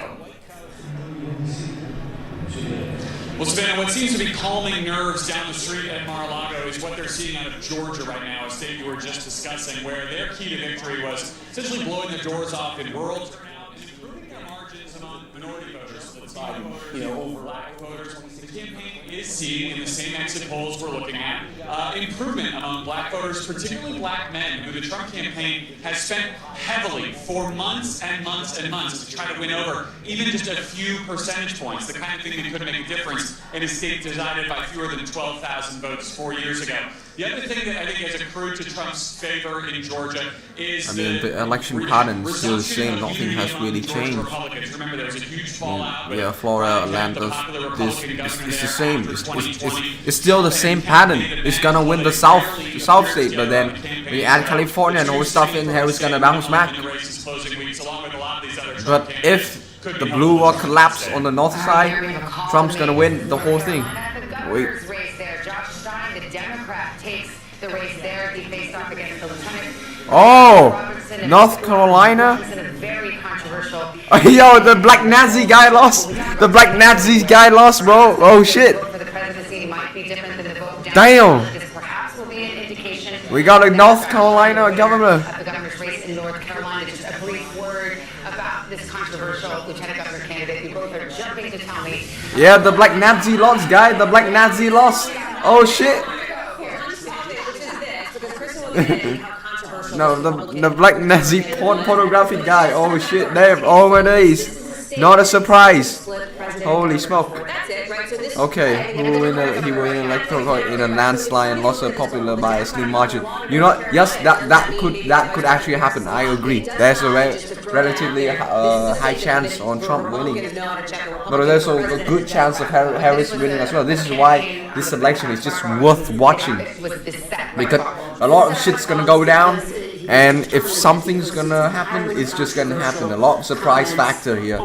This why it's so worth goddamn viewing this. And so the backlash was massive. This result was expected. The question is, that was, by the way, one of the controversies. I'm giving you the biggest one. The question is, will he drag down support for former President Trump? We don't know the answer, but we do know that in 2020, President Biden was not able to... Traverse City is, but that's one to watch tonight if it turns blue. Democrats would love to shift that one. So, again, Michigan, it's early. There's some of the things we're going to be looking for. Of course, Wayne County, Detroit, the inner suburbs there, cities like Dearborn, with the Gaza situation, we want to see if it has a bearing. All things we're going to watch as Michigan comes in. And we move to the Tar Heel State. Now, about 10% in here in North Carolina. And again, you see the Harris advantage. I'm just going to check in here. I haven't actually seen them, so I'm looking right now. Again, Wake County, this is Raleigh, state capital. This is one of the biggest single Democratic vote-producing counties in the state. Not much in. Democrats just want massive margins here, in Durham County here, Orange County, Chapel Hill, University of North Carolina. Also important for Democrats. There's not much here right now, but it's sort of, they call it the triad. This is where Greensboro is in this county. You go over to Forsyth County. This is where Winston-Salem is. They're red now with almost no votes in. But these are core Democratic counties and should be. We want to see those take shape tonight. And I want to draw your attention to a county that I think is going to be very key to telling the story as it unfolds in North Carolina. It's this one right here. Now, don't pay attention. There's almost no vote. But Union County is massive. It's a big bedroom community suburb of Charlotte, Mecklenburg County, and it's still a very core Republican county. The banking industry is very big in the Charlotte area. It's sort of a bedroom communities made by the banking industry. Maybe think of it that way. Just take a look, though, at Union County.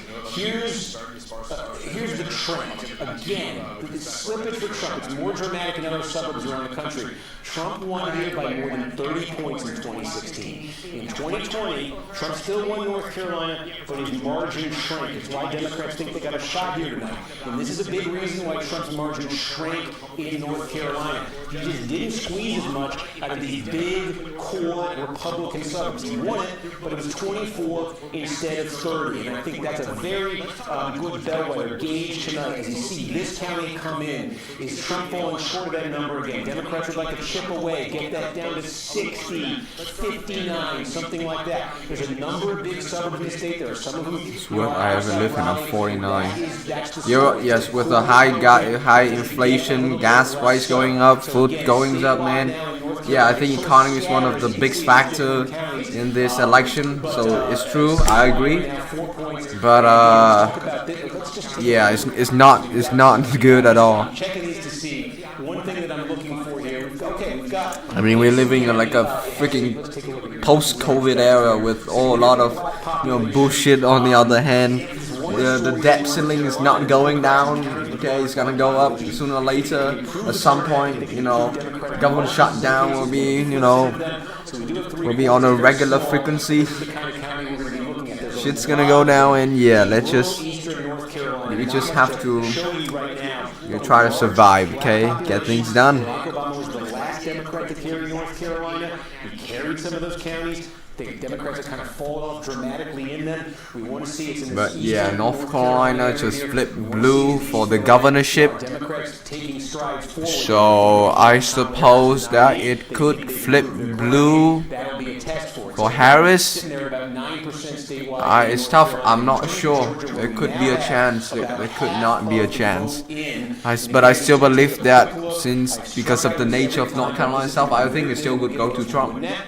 And we don't have many more from Gwinnett, but in Georgia, yeah, Georgia is fairly unpredictable. It's just too close to call now. I'm going to go back and take a look. 48% in, right? Yeah. Again, now almost half the voting in Georgia. You have to vote in Georgia.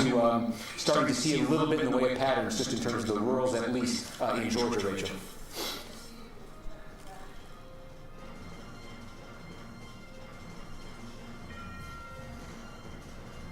Well, let's just wait for the result then.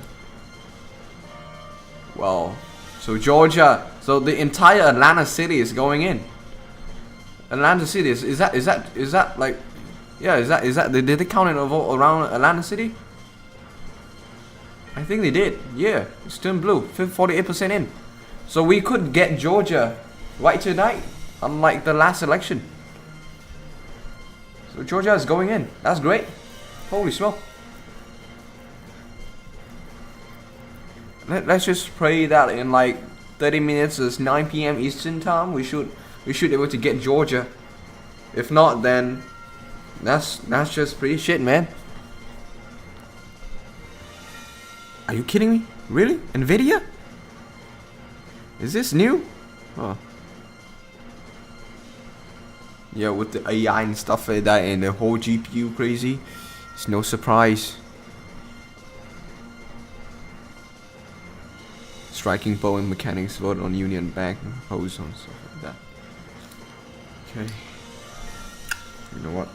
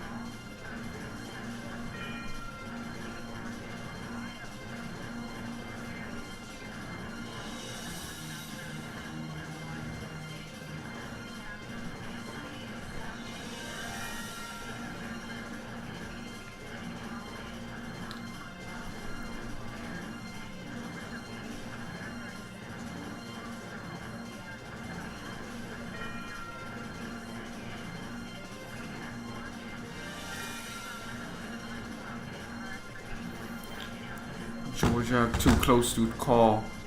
too close to call. All right, let's go over to Hallie Jackson with some new exit polling information on the gender gap. So this has been a storyline we're talking about all night, right? We say it, Savannah, Lester, we both said it, the battle of the sexes, men versus women. It gets a little bit more That is complicated than that, but let's start with the gender gap nationally here. And you can see it absolutely still exists. So these are exit polls nationally based on gender. You can see, obviously this is just the vote here. Women 53%, 47% men. Okay, that's a whole ass statement there. I'm not going to comment on that, but like, you are seeing that more women are backing Vice President Harris. see, this is like, this is not a surprise, man. She's tackling on abortion, and then when it comes to abortion, she's gonna go all into freaking Harris. A little bit bigger for Donald Trump when it comes to men nationally, and we'll pull that up so you can see it. The other piece of this, though, there's more to it, right? And when we get a little bit deeper in race and education, that is where this gets really key. And for that, I think this election is really like we've been talking about this focusing on the very minimum, the like a lot of aspect, and one of the targets, Trump targets on some of the aspect, Harris target on Trump, and on the other aspect, no one's target on the the overall umbrella thing. So yeah, it's just the way it is, man. It's crazy. We've got Sarah Fagan, who's here. She was a veteran of the Bush White House, George W. Bush, the political director there, and Senator Clarence Council of the great state of Missouri that was once a swing state. As well, you were a Democratic senator. Way back when. So we talked a lot about the gender gap, but I think the education gap is key here too. When you hear what Hallie says, Senator, what's your take? I think, we have so many divides at this point. We have urban, rural. We have college educated, non-college educated. But the big one this election are women and men. And yes, there is a difference between college educated women and non-college educated women. But the support for Harris is so big among college educated women. Abortion, I never saw this meaning skills die on. Yes. This is a crazy topic. It's a very controversial thing for some. They get too offensive when they talk about it. But honestly, it's America. Or is that being overplayed? Well, I do think that college-educated women are a critical, if not the critical, voting bloc in this election. And Hallie, you pointed out that according to the exit polls, it's 53% of the electorate. But it seems that I think both candidates have some ups and downs when it comes to trying appeals on all sizes, of course. But at least that they tried, okay. So this is why I think this election is really too close, okay? Reproductive rights. This is the first It's hard to predict, but that does not mean that both of them does not have any chances. Every time they've been on the ballot since I think that it would be like a very, very close election, and either of these guys will win either with or without the popular vote. Trump can win. Trump can do the whole 2016 again. He can do that. Or Harris could try to do the Biden stuff. For whom that is the most important issue. But there's no question among younger voters, especially younger women, that that's an issue that is driving them out. And so the question is, really, is that the main issue they're voting on, or is that one of many issues they're voting on? Yeah, and I think, frankly, when we look at this, if Kamala Harris wins the presidency, we're going to talk a lot about how the women got there, but I don't think we should ignore the fact that college students are playing a big role today. The lines, the overperformance at college campuses right now, whether you're in North Carolina or Pennsylvania or Wisconsin or Nevada, on the ground, I've talked to the team that's running the ground game in all of these states. They have never seen this kind of response on college campuses. So we may have a divide there between kids in college that are voting age and kids who aren't in college that are voting age. Is that playing out just in a few states or across all states? In all of the states, they're exceeding their model on how many people are voting at these college places that are primarily college. Yeah, we could put up the Florida abortion ban. Remember, there are 10 states with abortion on the ballot tonight. We can show you how Florida Amendment 4. This, by the way, requires a 60%. Where was this? To reach a 60% level. So right now, not there yet. We're not making a call, but that's. It's been interesting to see these They're voting lost tonight? One in Florida, you mentioned they're voting legislation tonight? In 10 states, 2 of them battlegrounds, Nevada and Arizona. some of the battlegrounds, Michigan, for example, had abortion on the ballot 2 years ago, lifted Democrats' prospects in Michigan. Now, is there a question in your mind, Senator McCaskill, whether or not Democrats who might have been motivated to go to the polls on the abortion issue feel like, oh, well, it's already taken care of? People are kind of in the middle thinking, I can vote for Trump even because I think I've already taken care of this abortion question with regard to the ballot measure in a battleground like Michigan. I don't know. I think ProPublica has done such an amazing job of publicizing the deaths to women because of Trump really extreme abortion bans that are in many, many states. And Texas isn't a battleground state, but there's a Senate race out there that I've got a half an eye on tonight. And I think when you have women dying who want to have the children, who are suffering a miscarriage and can't get the health care they need, that takes it to a different level. And I don't think we had very many of those stories out there in 2022 like we have in 2024. And I think the campaign has certainly emphasized those stories and the brave women telling them. And I also think that this is an issue that Republicans have struggled with. Okay, what do we have here? 10 seconds. We have an election alert now. This is a poll closing here. Okay. We are going to have some shits going down now. Polls coming. Perhaps get a characterization. Keep this proper result, bro. That's the only one Proper projection. Here's the projection. NBC News can project that Donald Trump Arkansas, will win in now the the red state state. of Arkansas when all the votes are counted. 6 electoral votes. Here's where we are on the map to 270. At least Donald Trump at 99 electoral votes.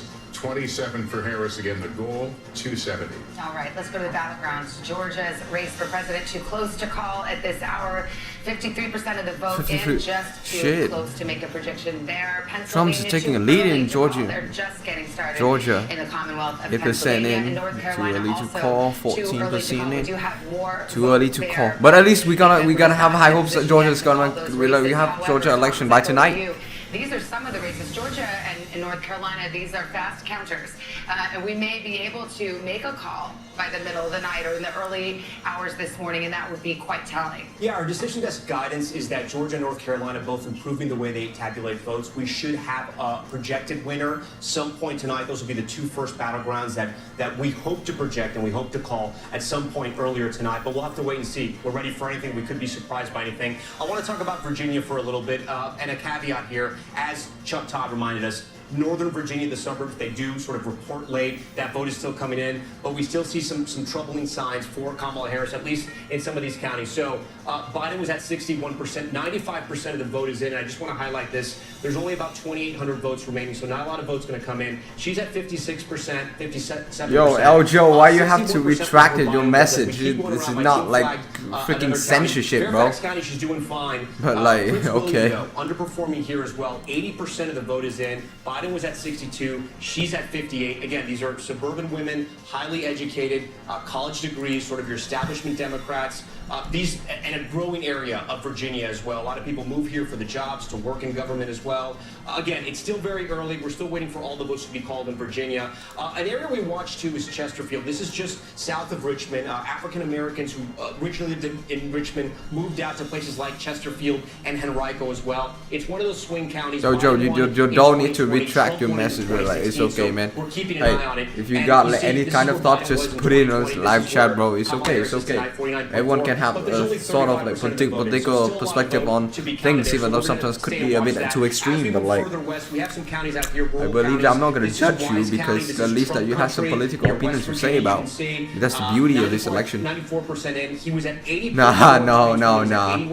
Jesus. You know, there are liberals and there are conservatives who are unable to comprehend, you know, opinions or facts from other people or, you know, statements from other people. So yeah, it's okay, bro. It's okay. I swear to God, at least we can keep like some kind of energy through the chat or through everything. Okay, it's election time. Okay, everyone can have an opinion on certain topics or certain things. Their views could be different, but at least that is being spoken, is being said, and yeah, it is what it is. If they want to counter, they could just say, okay, got projection up. Delaware, not so surprising. Here's how the vote shook out, just 48% in, but this Delaware. is the projection with the margins as fuck. they No, are I've just expected to put be. it into So Trump, here's where man. we No, fill out our Delaware. map. Delaware is going blue. On the East Coast, Delaware being added to the tally for Kamala Harris. Donald Trump leading. When we will get like on the West Coast. His way are starting to report in. Speaking of the South, we've got NBC News correspondent Allison Barber. She's in the key county of Gwinnett County, Georgia. First vote starting to come in there, and what are you hearing? We're gonna get in West Coast around. We're gonna get in California 11 p.m. ET. Yeah, they care a lot about this. But it's no surprising that, you know what? So surprising California to go blue sooner or later, okay? With the votes that happened in person on election day, you see this line that goes out the door around. What you're looking at are all of the definitely California goes blue. Gwinnett County. Ultimately, what they're doing is they're coming in here. Yeah, but this free state up here, Michigan, Wyoming, and Minnesota, the big blue wall. Yikes. New York's gonna definitely go blue, and then she's gonna get like 100% boost, okay? So my opinion is that if these goes either turn red or blue, two of these turn red, you won the election, okay? And then they send them back into this room here, where we start to see those votes processed. I do a lot of TikToking, and I'm traumatized by my Chinese overlord. Jeez. We'll weave a little through everyone here. There's more counting going on in the back. You mentioned this county is really important to both political campaigns. I will tell you why. This is a rapidly growing county in the state of Georgia. It's also incredibly diverse. It leans blue, but back in 2020, Donald Trump carried about 40% of the vote in Gwinnett County. And when are we gonna get Texas? Texas looking for tonight at 9. So in 30 minutes we should be able, no, 25 minutes we should be able to get Texas, New York, Louisiana, Michigan. No. Sorry, we should be able to see polls closing in several states. Okay. I believe that we should be able to get Georgia by 11 p.m. or 10 p.m. today. So sooner or later it's gonna come in right now. Over 50% of active voters if not, then yep. in Gwinnett County alone voted early. That's either by mail-in ballots or early in person. Yeah, the whole West Coast gonna be blue, and then she's gonna eat like 100 electoral college, and then it always comes down to the big three on top here: Michigan, Wyoming, and Minnesota. Jesus. Oh yeah, and Pennsylvania as well. I forgot, Jesus. And in Pennsylvania, fall state here. This is for me. This is like the big deal. Either get like the majority, the three out of 5 of this, you probably win the whole election. Oh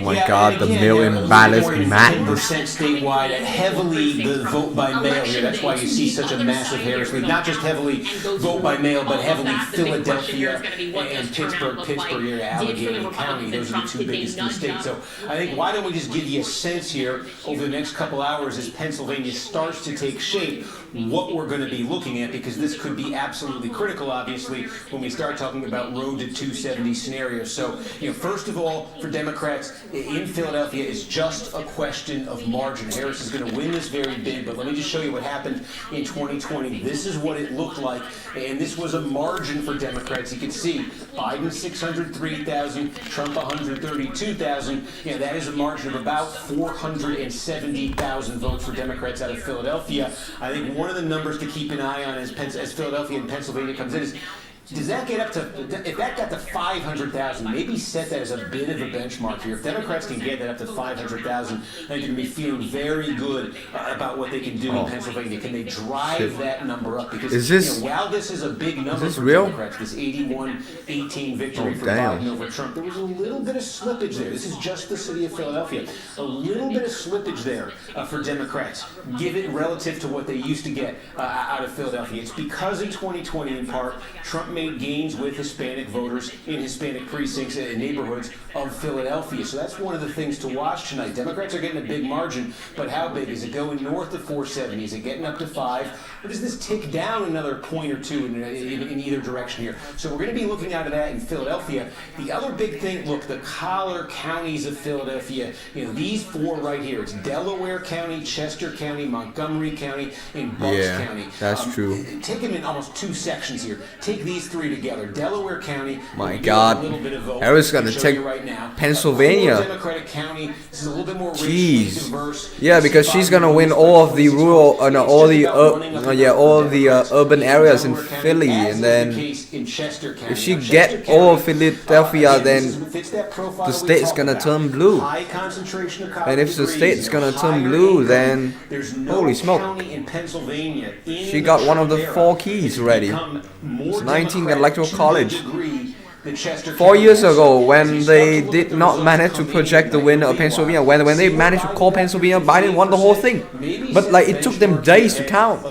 But how many percentage was in? 60% in Chester. Because what's happening in Pennsylvania, and this is going to be a theme in the 2 other. Is this like now? Is this 2020? No, this is now. Pennsylvania is the Democratic base is geographically contracting.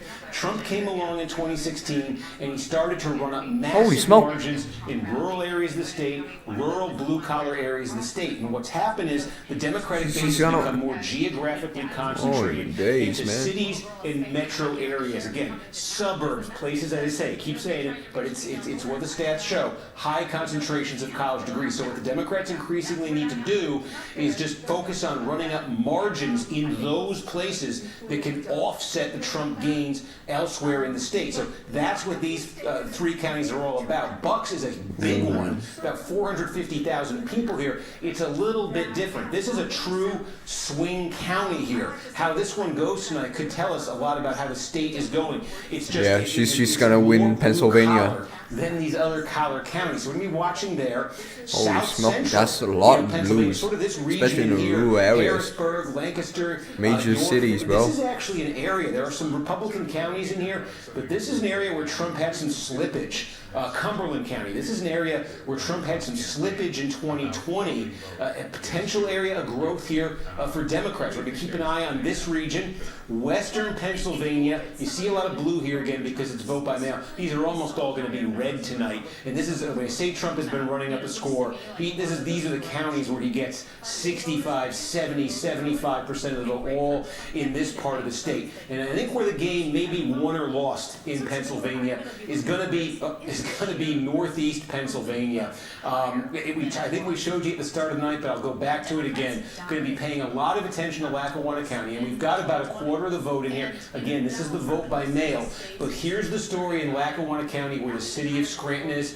This was pre-Trump a big Democratic bastion. Trump, look at that. He almost won this in 2016. What a shift.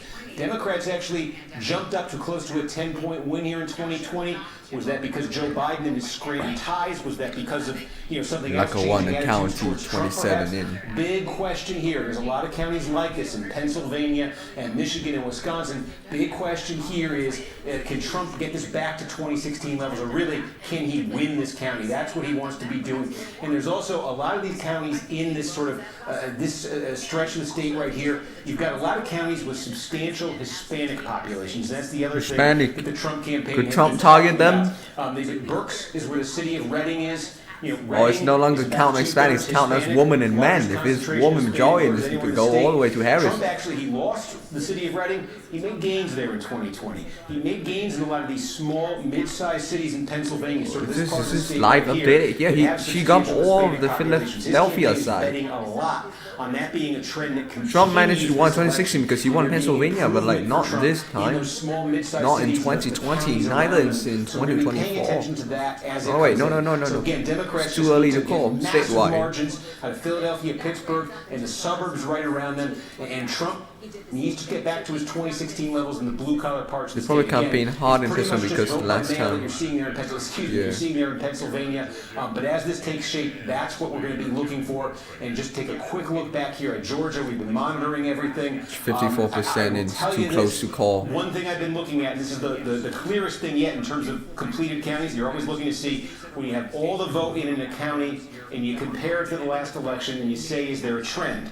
So one of the things, there's like 3 or 4 of these categories we're looking at, but one of them we've said is the rural counties in Georgia, the heavily Republican rural counties, and it's very consistent. We now have 15, maybe 20 of them that are basically complete right now. Very small, but in just about all of them, Trump is running a point to 3 points better than he did in 2020.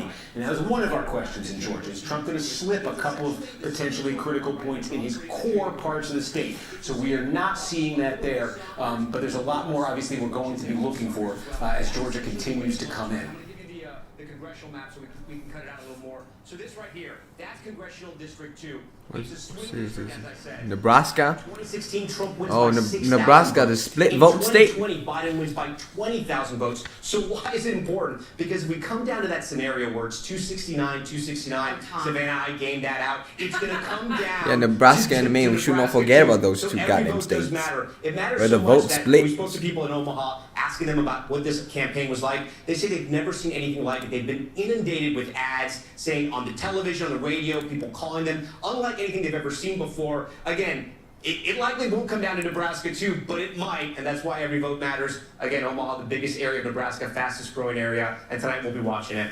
Tom, you promised me you would not raise the specter of the 269 to 269. It could happen. We're ready for it. It could happen. The Constitution has the provisions for it, but can we just all agree? Let's hope we don't get there. Is that Chuck Todd's music? Is that Chuck Todd's head exploding? Yes, perhaps it is. But it's interesting to see these are such contested races, and it's actually nice to see. I think we've divided our country so much into red and blue. It's nice to see that once you get at a county by county level, all of these states they're not monolithic. There's more to it, and we still do live right next to each other. And Nebraska too is a very good example of that. Yeah, but I would say you're right. We live right next to each other. But the folks that live in Omaha, I guarantee you, some of the folks that live out in a very sparsely populated rural county don't relate to some of the same issues that the people in Omaha think are important. It's much more of an urban area. There's also a hot Senate race there right now where the Republican was expected, you would think, would just cruise to re-election there, but there's an independent candidate, Dan Osborne, who's really giving a run for her money for Deb Fisher. Yeah, Oh, yeah. And I will say that Oh, one we of the got some things about news the in the urban Senate rural race. issue is when you think about the ground Come game, I back don't on, think we talk of about course, this enough. as usual. The ground Nothing game too for the Republican surprised. Party is much harder. Going door to door in rural communities is a much different operation than going door to door in a densely populated area. It's not as efficient, it's more difficult. Frankly, a lot of folks out in the rural area don't want strangers knocking on their door. They're not used to having people they don't recognize coming up the driveway 2 miles down from their nearest neighbor. So it is harder for the Republican Party to do the ground game, the GOTV, as you talked about earlier, than it is for the Republican Party. But it'll be interesting to see how this independent does in Nebraska. He says he's going to be independent. He won't caucus with either party. He won't vote for either leader. He says his job would be to try to bring the two parties together. It's probably a winning message right now. I just don't know if Nebraska's pretty red. All right, well, Rame is continuing to build 3 big battlegrounds, closing at the top of the next hour. Don't go away. We'll be right back as we count down. 30 minutes until the next poll's closing in. Make sure that it's gonna be got some result on Georgia. Georgia, sweet old Georgia. Yeah. You know what? I would like to hope for? I would like to hope the election night we should have a winner by election by the end of tonight, okay? By like 2 a.m. in the morning Eastern time, but like with the 2020 election, and it's no longer gonna be election night anymore, it's gonna be election days. But you know what, when you live in a big democracy like America, and when things get a bit too complicated, shit's gonna go down, things gonna go down. And yeah, it's just the way it is. Jeez. God damn it. Oh, we got a Republican governor of Nebraska? Okay.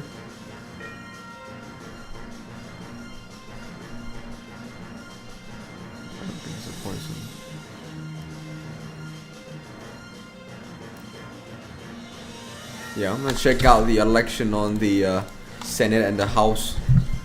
I believe that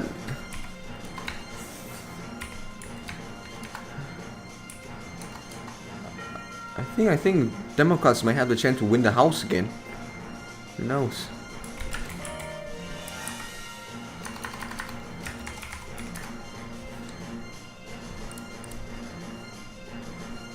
34 Dems. Oh shit. Bernie Sanders.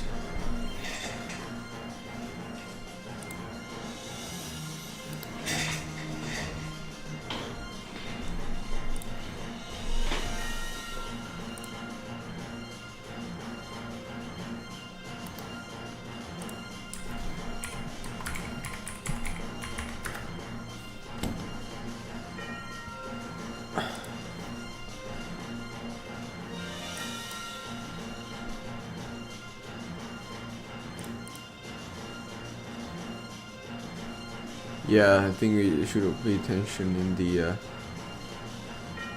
the House and the Senate as well. It's also very important.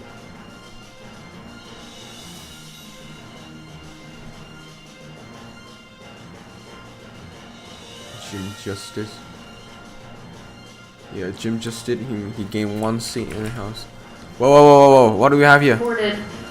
Yeah, we knew we knew this earlier. After he was a Democrat, who then switched to an independent, announced he was not running for re-election. This is expected. It is the So he first switched Republican parties. pickup, so that makes this significant. We can call that Rick Scott has held on to his Rick Senate Scott, seat in Florida. okay, former governor of Florida. He first won this seat back in 2018. This was one of these races where reproductive rights was a big issue. Former Congresswoman Debbie McCarcel-Powell trying to make that the big focus of the race, but it was not enough to get her over the finish line. We're watching this very closely. The Senate race in Ohio, too early to call. Senator Sherrod Brown looking for a 4th term against former car dealer, Trump-backed businessman Bernie Moreno, so we'll watch that closely. Pennsylvania, another big battleground. Senator Bob Casey with 67% of the vote.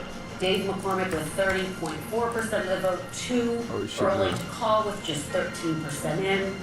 Let's take a look at the big picture here. Again, Republicans have now picked up 1 seat for the Senate at this hour, 42 to 33. We'll continue to watch this. Very quickly, Holly, taking a step back, the Republicans need 2 seats, and this is a map that is very difficult for Democrats to hold on to their Senate races. They're on defense in a lot of these states. Yeah, and the reason for that is likely Montana. This is the other pickup that Republicans feel very confident about. They think they'll be able to get. I will tell you that Ohio Senate race being too early to call is interesting. I talked with one Senate Republican source who said, you know, they would have loved to see that call an hour ago, right? They would have loved to have had that in the bag, these 2-seat pickups earlier in the night, Savannah. But we'll wait and see how this one goes. Okay, we are just Jesus, we probably might actually won the Senate. Major battleground poll closings coming up, and we Michigan, Wisconsin, Arizona, all coming up. So this is the drama beginning to clearly build right now. The votes are being counted, and again, we'll get those closings here very shortly.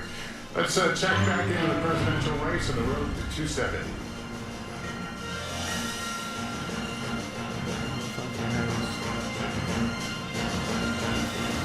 All right, it is 8:51 in the East, and here is where we stand right now on the road to 270. And Yeah, this guy's a former Democrat. So far, with more to come, we're now just minutes away from additional closings. Yeah, we are. We see that map starting to fill out. So we will watch for those next poll closings. It's in all corners of the country now, almost at 9 o'clock in the East Coast. And they're some of the biggest states to close yet.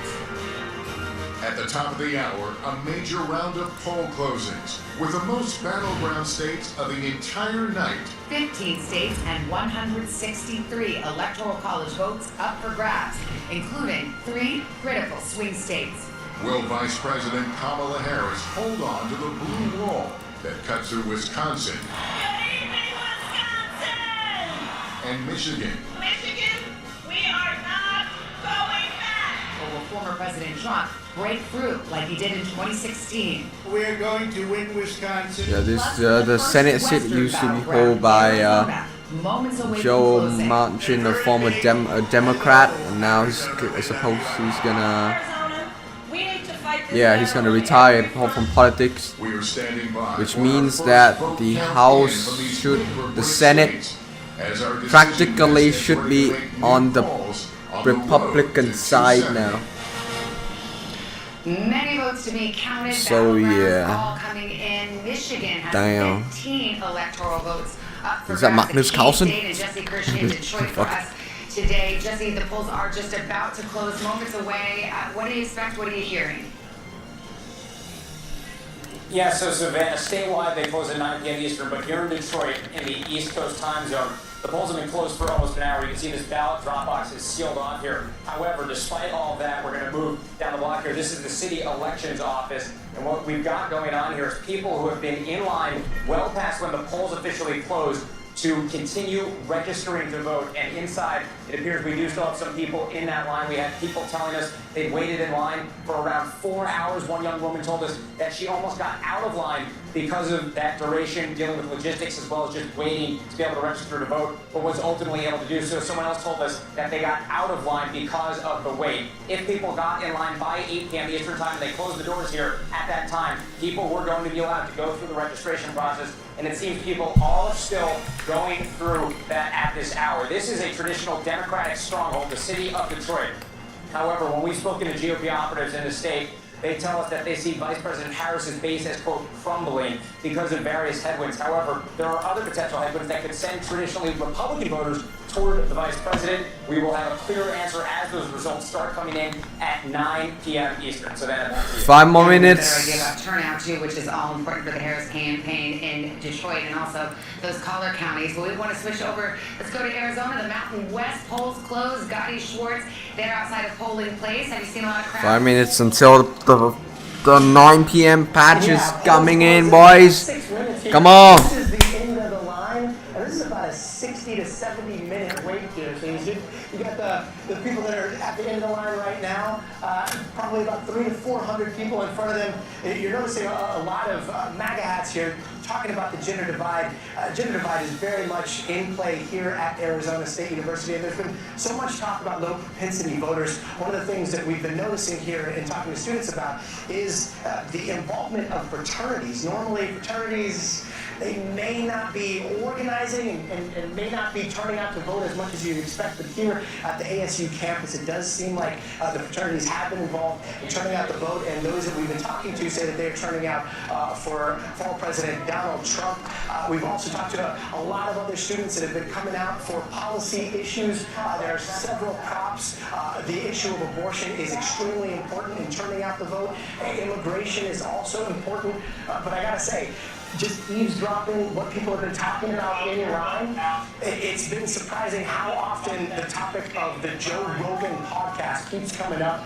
We've talked to several the Joe Rogan podcast.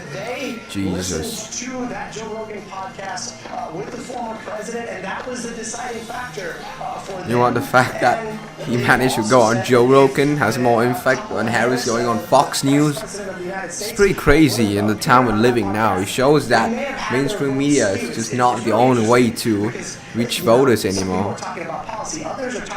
But if we're going to podcasts that truly matters. I think podcast is one of the main reasons why that could eventually predict who's gonna win this election. It's part of the campaigning aspect that should be considered in future election as well. It's very critical. The fact is that if future candidates manage to not utilize the idea of listening going on podcasts and talking about their campaigns and ideas, I think they're gonna fail their campaign sooner or later. All right, Gotti, thank you so much. They not only go on to mainstream media and stuff.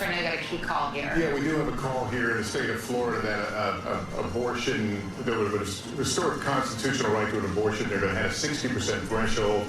It will not clear it. So amendment for right to abortion will go down in defeat. 86% of the vote in there. Let's This is super interesting. I'll just drop in here to say this. It was yes to protect in Florida, but you were seeing it needed a 60% threshold, as you said, Lester. This is the first ballot initiative that we've seen anywhere in the country since the overturning of Roe versus Wade that has failed. However, the other ballot initiatives were not this high of a threshold here, and I see you want to jump in. No, it's just the same number, right? It was 57-58 in Ohio, 57-58 in Kansas. I mean, I think we know what the number is. Ironically, I've talked to some Florida Republicans who secretly had hoped this would pass, because now Florida elected officials in 2026, which is their big election year, they will have to face the 26-week ban. And then suddenly that will sort of upend just the state's politics. Yeah. But Ron there's clearly DeSantis actively campaigned against this amendment which is Watch Detroit voters pray and watch There's going to be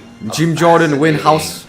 If the Democratic Party wants to have a Jim Jordan, former candidate for the House Representative, Speaker of the House. How complicated Yeah, unsuccessful bid. this was for former President Trump. And then we got the whole thing goes down, and Mike Johnson's coming up, and then yeah, that's just the way it is. There's no election. Arizona, Colorado, Kansas, Louisiana, Michigan, Minnesota, New Mexico, New York, Texas. These polls are coming soon.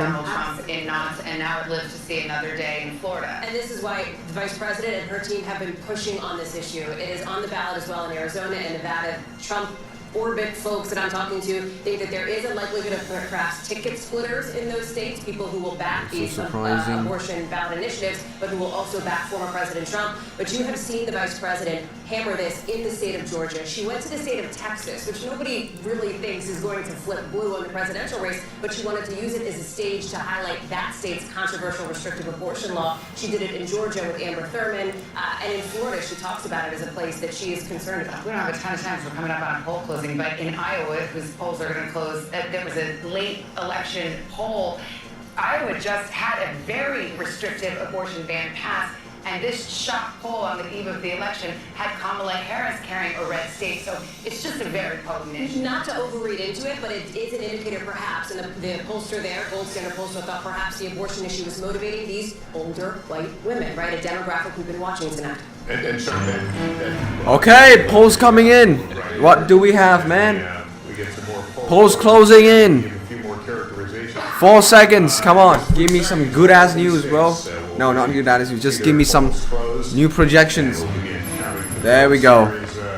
State of Texas. Texas going to Trump.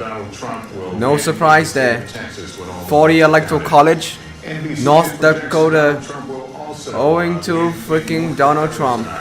This Matt Latch just want me to stop there. South Dakota. We move to the state of Wyoming in 3 electoral. Whoa, Wyoming? Donald Trump, the projected winner in Wyoming. Here's the map. The road to 270 now getting interesting. 150. Wyoming going to Trump? 30 for Kamala Harris. No. That's Wisconsin. Let's go to the uncalled races just from those 9 o'clock poll closings, including New York, Colorado, Minnesota, so we still await results Let's go to there. South Dakota going to Trump. The Trump train's going up. All these states, the election is count. Michigan still too early to call. Wyoming's going to Trump. 154 college, electoral college against 30 electoral college.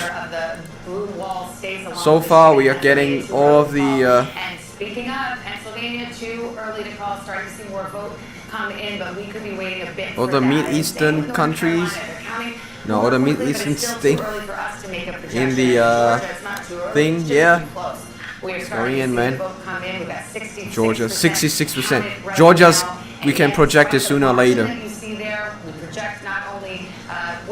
Too close to call. Where we expect the vote to come in, whether it's coming from a Republican stronghold or a Democratic stronghold. Jeez. So we see that disparity, and then UCSA, it's too close to call. There's a method to that madness. Tom, and you've got Georgia up there. Holy shit. Georgia might go to Trump this time. 220,000 votes. Trump on top with 66% of the vote in. But Republicans, they can't even get close to celebrating just yet. These sort of UFO optics we have circling Georgia right now, this is the remaining vote. And the bigger that bubble, that means the more vote that is out. And the more vote that is out. The more vote that is out, okay. In the Atlanta metro region. Remember I told you guys earlier that about 50% of the vote is going to come from this area right here. The election is essentially one loss in the Atlanta metro region because the So they haven't finished counting Atlanta and yet they want to paint blue on it. What the fuck, NBC? Are you trolling me, man? The Democrats run up the urban vote. They run up the suburban counties around Atlanta as well. Let's take a look. Let's see how Atlanta and the surrounding counties are looking. The ring counties. Cobb County, 77% of the vote is in. Harris slightly overperforming where Biden was in 2020. Let's go over to Fulton County. This is where Atlanta is. A huge county for Democrats here. She's about where Biden was, 72% of the vote in. She can catch up and bring that up. That's Gwinnett crazy. County, again, Holy these are shit. the counties that Clinton flipped in 2016, and they just got bluer and bluer. And you can see what's happening here. 16% of the vote is in, but she's at 60. Biden was at 58. Let's keep going around here. Douglas County, 84% in.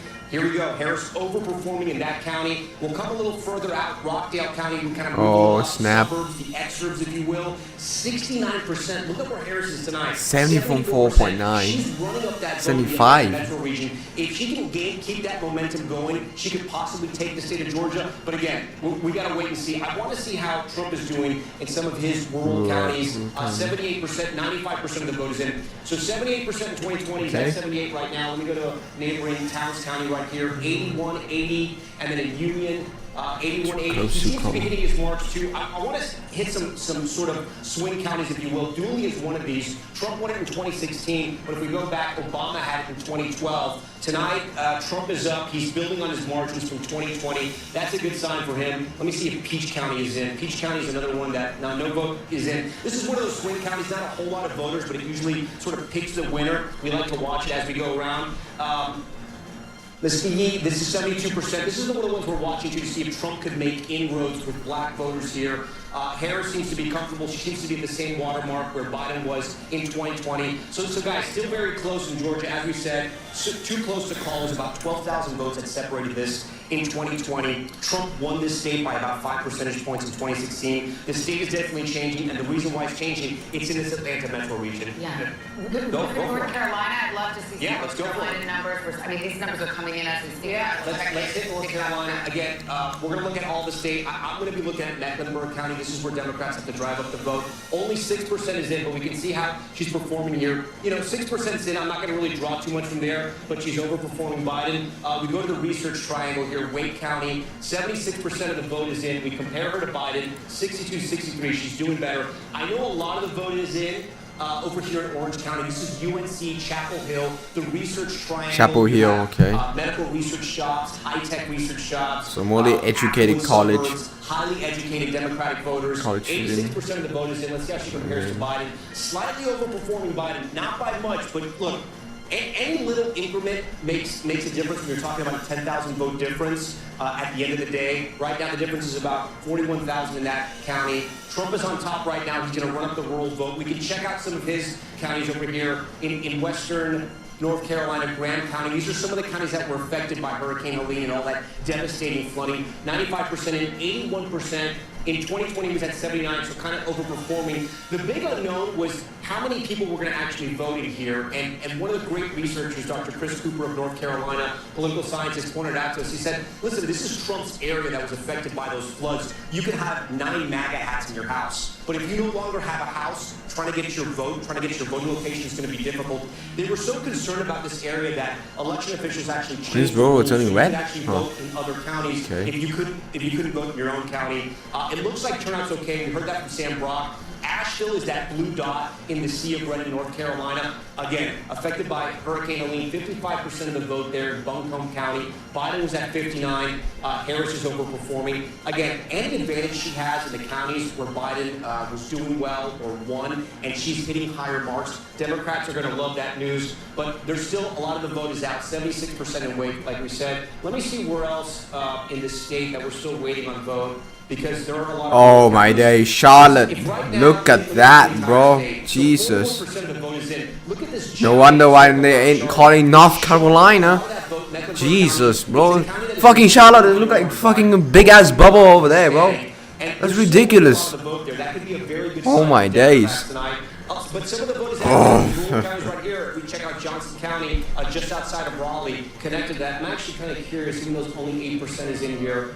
This was a county that they were looking at to see if Democrats could make inroads there. It looks to be about the same, only 8% in, guys. But we're going to keep a close eye on North Carolina as more of this map gets filled out. All right, so here's where we are, 7 minutes after 9 o'clock in the East Coast. Polls have closed now. 6 of 7 battleground states still waiting on. Most of the calls so far have been calling for Republicans, calling for Trump, but like no Democratic states, so no blue states so far. We're probably still counting. Jesus. I'm probably still trying to find the votes. Okay, that's a joke, but like, yeah, it is what it is, bro. Votes count. Votes matters. Look at the youth vote here. Jesus. Yeah, that's why if the polls aren't called, I don't know if you still can voting in some different states. If you're in the West Coast, you still can go vote, go outside and cast your vote, I suppose. Still like 9 p.m. ET, and like the polls will close in the West Coast in like And if you take a look even further into this, you can see that he is 2 hours. performing where he was among young voters. But the problem is that like it's gonna turn blue sooner or later. No cap, bro. It's gonna turn blue. It's a similar story in Michigan, and I will also tell you it is a similar story in Pennsylvania. Yeah, so we've got some counties here. We've got, a lot, maybe all of the votes that I think are very significant. We highlighted at the start of the night in North Carolina, right outside Charlotte, this county right here, Union County in red. It's a core suburban Republican county, and it's one of those. It's gigantic, first of all, and second of all, it's one of those where Trump still won it in 2020, but he lost ground. Key question tonight: would he lose further ground? That's what Democrats are trying to do in Union County. We basically got all the vote in Union County now. You can see Trump, that's about a 25.5-point margin. Compare that to 4 years ago, Trump won it by 24. So no, Trump did not lose ground. In fact, he gained back a little bit here in Union County. That is what his campaign wants to see. They did not want any more slippage. You can go next door from Union County and you see another trend that I think we're starting to see pretty clearly in North Carolina, and I'll show you that now. This is Anson County, again, just about complete. This is a rural county with a large black population, and one of the concerns for Democrats was they believe the turnout in recent elections among African Americans in these rural counties has been lower than they need. When Barack Obama ran and won the state in 2008, he did very well, won a lot of these counties. The question was, would Democrats improve in these counties tonight? What they've said about the ground game, maybe having Harris at the top of the ticket, thinking this might help them. So you see it right here. This county looks like it's going to flip. Joe Biden won this by 4 points 4 years ago. Now Donald Trump, with just about all the vote in, is ahead by 3 in Anson County. Again, rural, large African-American population. A lot of counties that are similar to that are here in the eastern part of North Carolina. And again, we're starting to get most, if not all, the results. Vance County here, large, rural, African-American heavy population. Biden won it by 19. Tonight, Harris, just about all the vote in, is winning it by less, only 12 points right there. You can go next door to Warren County, 26 for Biden tonight, 20 for Kamala Harris, just about all the vote. I think you might be starting to see the pattern here. Bertie County, majority African-American, rural. Biden, 21.5 points 4 years ago. Tonight, about 17 points. Still a little bit to come there, but Harris behind the Biden number so far. You could look down at Martin County. Again, large black population. Trump 5 4 years ago. Tonight, 13, with about 20% more to come. That's the pattern we're seeing very clearly, I think, in these rural counties with significant African-American populations, where turnout and support level was a concern for Democrats. One thing you have to add in a lot of these counties, too, is that it may not just be turnout, there's also declining population in a lot of these counties, too, that might be affecting Democrats as well. But again, that's a pretty clear pattern right there. The other pattern that we're seeing in North Carolina statewide, we're tracking this, is because, again, a lot of what comes out first in these counties is the early vote, the in-person vote, it's the mail-in vote, and then what comes reported after that is the same thing. We want to see are there partisan differences between how those votes are going. So far, we are finding that Trump is doing better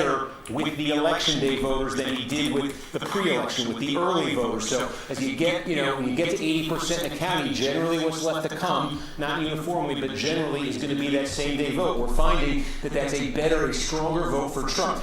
What Democrats are looking for projection. Here, right now, take a look at Wake County. This is the biggie. This is, the Donald state Trump will take heart of the all triangle. 6 electoral votes and will win in Mississippi. There is the breakdown right now, 21,000 vote difference, 10% in, but again, Donald Trump the projected winner in Mississippi. Here's the map. Here's where it leads us. The road to 270, Donald Trump, while out in front with 160.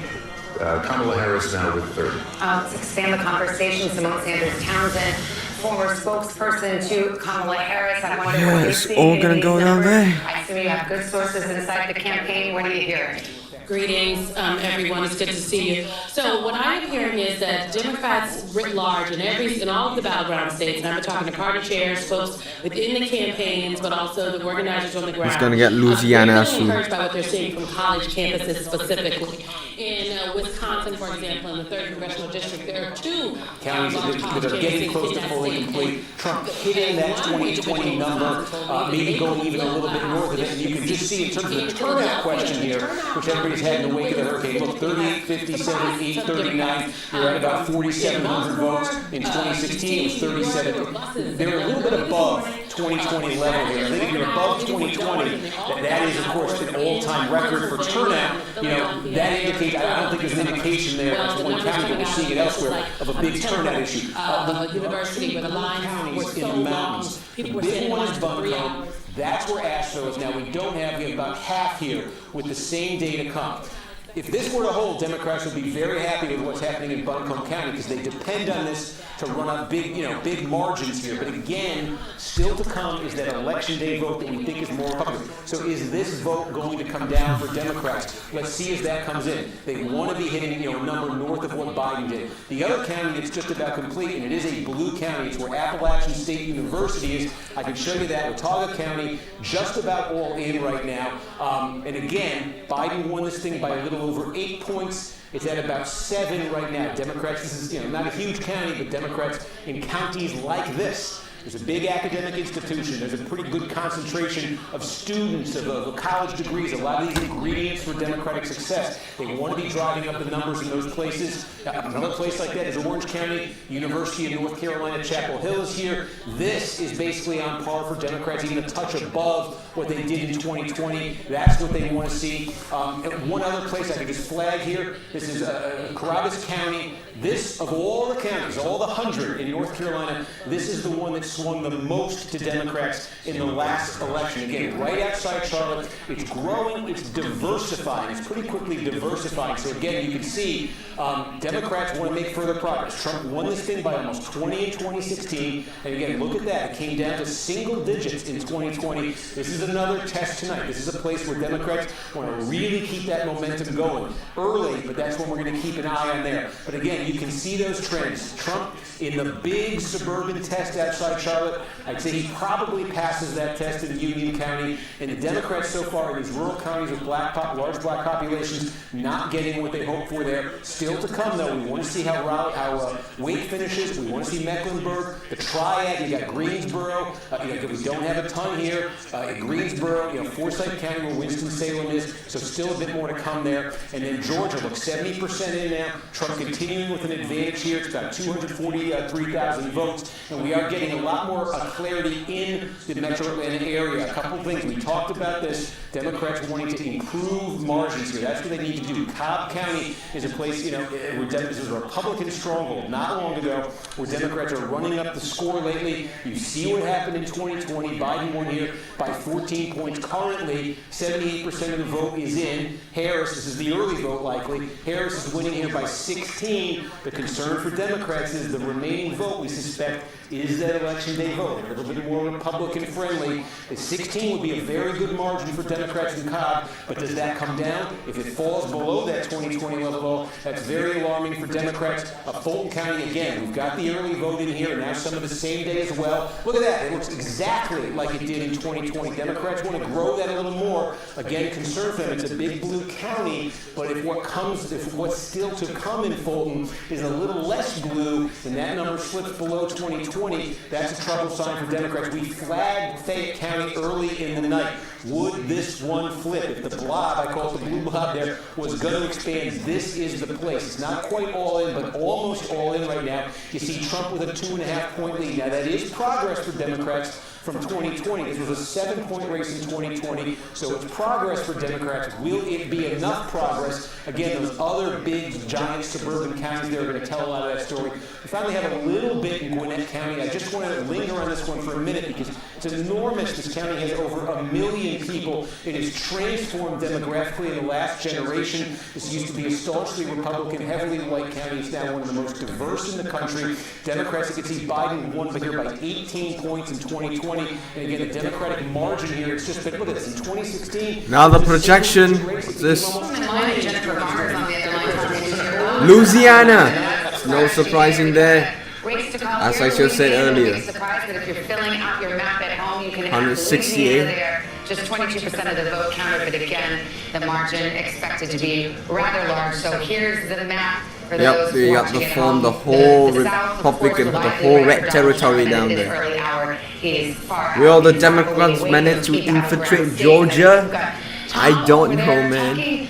the great state of Ohio, a former battleground. Semi-battleground, right? We got exit poll data out of Ohio as well. Used to 17 be. electoral votes, about 55% of the vote is in. Trump is on top by about 266,000 votes. I want you to remember that number. Write it down if you can. I know it's kind of a big number, 266,000. The reason why I want to highlight that difference because when we punch up Ohio here, so that's the spread, 287, it just changed. That's how fast voting data is coming in. Again, you know I love going to this, the remaining vote that's there. Again, here's the issue. The remaining votes in the Democratic counties like Franklin, which is Columbus, Cuyahoga, Cleveland. Look at the numbers here. In Cuyahoga, look how many votes are still out. 377,000. She's on top by 71%. Let's see how she did compared to Biden 4 years ago.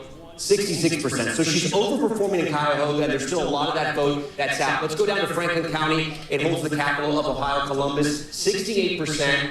Overperforming there with about 60% of the vote that's in. And then again, 266,000 remaining. So just those two counties, we're talking about more than 500,000 votes. And that's way bigger than the spread for the entire state. Hey, Tom. Yeah, go for it. I mean, when you talk about some of her overperforming in those areas, the reason we expect Ohio likely goes red, but let's talk about the Senate race there. Yeah. Because we have the control of Senate hanging in the balance right now, and it hangs on this Senate race. Yeah. Bernie Moreno, the car dealer, versus Sherrod Brown, the incumbent. What are you seeing? Yeah, so look at this, neck and neck, the difference here, only 74,000. So what does that mean? That means the Republican in this race is underperforming Trump. There could be a split ticket issue here. Again, way too early, 56% of the vote in. But look, the difference here is 74,000. Remember that number I was telling you, remember? It was over 200,000. So that means that Trump is overperforming right now. Bernie Moreno is underperforming the Republican candidate. The incumbent is still down, but again, remember what I told you. There's a lot of that vote that's out in Cleveland, in Columbus. I'm going to look at one more spot here. Let's get back to the president's race in Hamilton County, which is Cincinnati. She's at 62%. Biden was at 57%. Again, look, this could be some of the early vote that's come in. It could be some of that blue mirage. Again, we're prefacing this is all projection. But what do you guys? Because there's a projection. What do we have here? The state of Rhode Island. ABC News projects that Kamala Harris will win in Rhode Island when all the votes are counted. Finally, 4 some blue electoral state. votes for her. Here's where the breakdown is: 31,000 vote difference. The blue wave's gonna 74% coming of the vote soon, bro. in, but again, Kamala Harris, the projected winner there. Let's pull up the map. The road to 270. That brings Harris now to 34 electoral votes. Donald Trump still well out in front with 168. Remember, 270 is the prize that we're working our way toward. We'll take a break here. It's 9:30 in the East. The vote counting coming in. Our decision desk standing by to make more projections just ahead.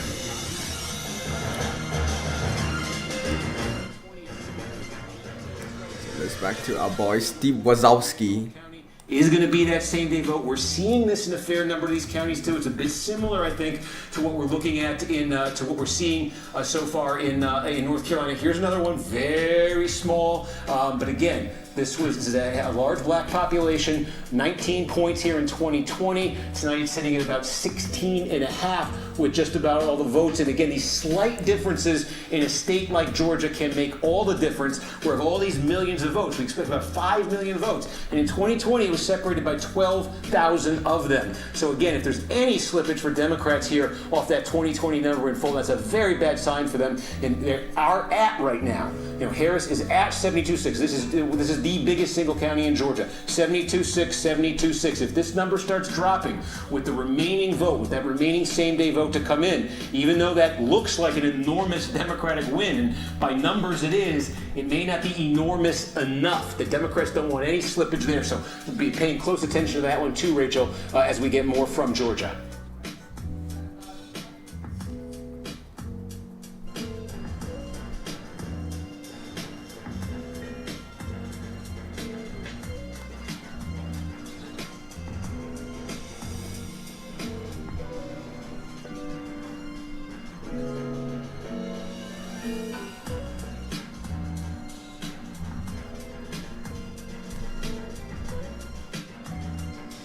NBC News Daily is #1 for afternoon news across all of television. I'm Morgan Radford. I'm Vicki Lynn. I'm Kate Snow. And I'm Zing Bryson Watt. What's happening around the world?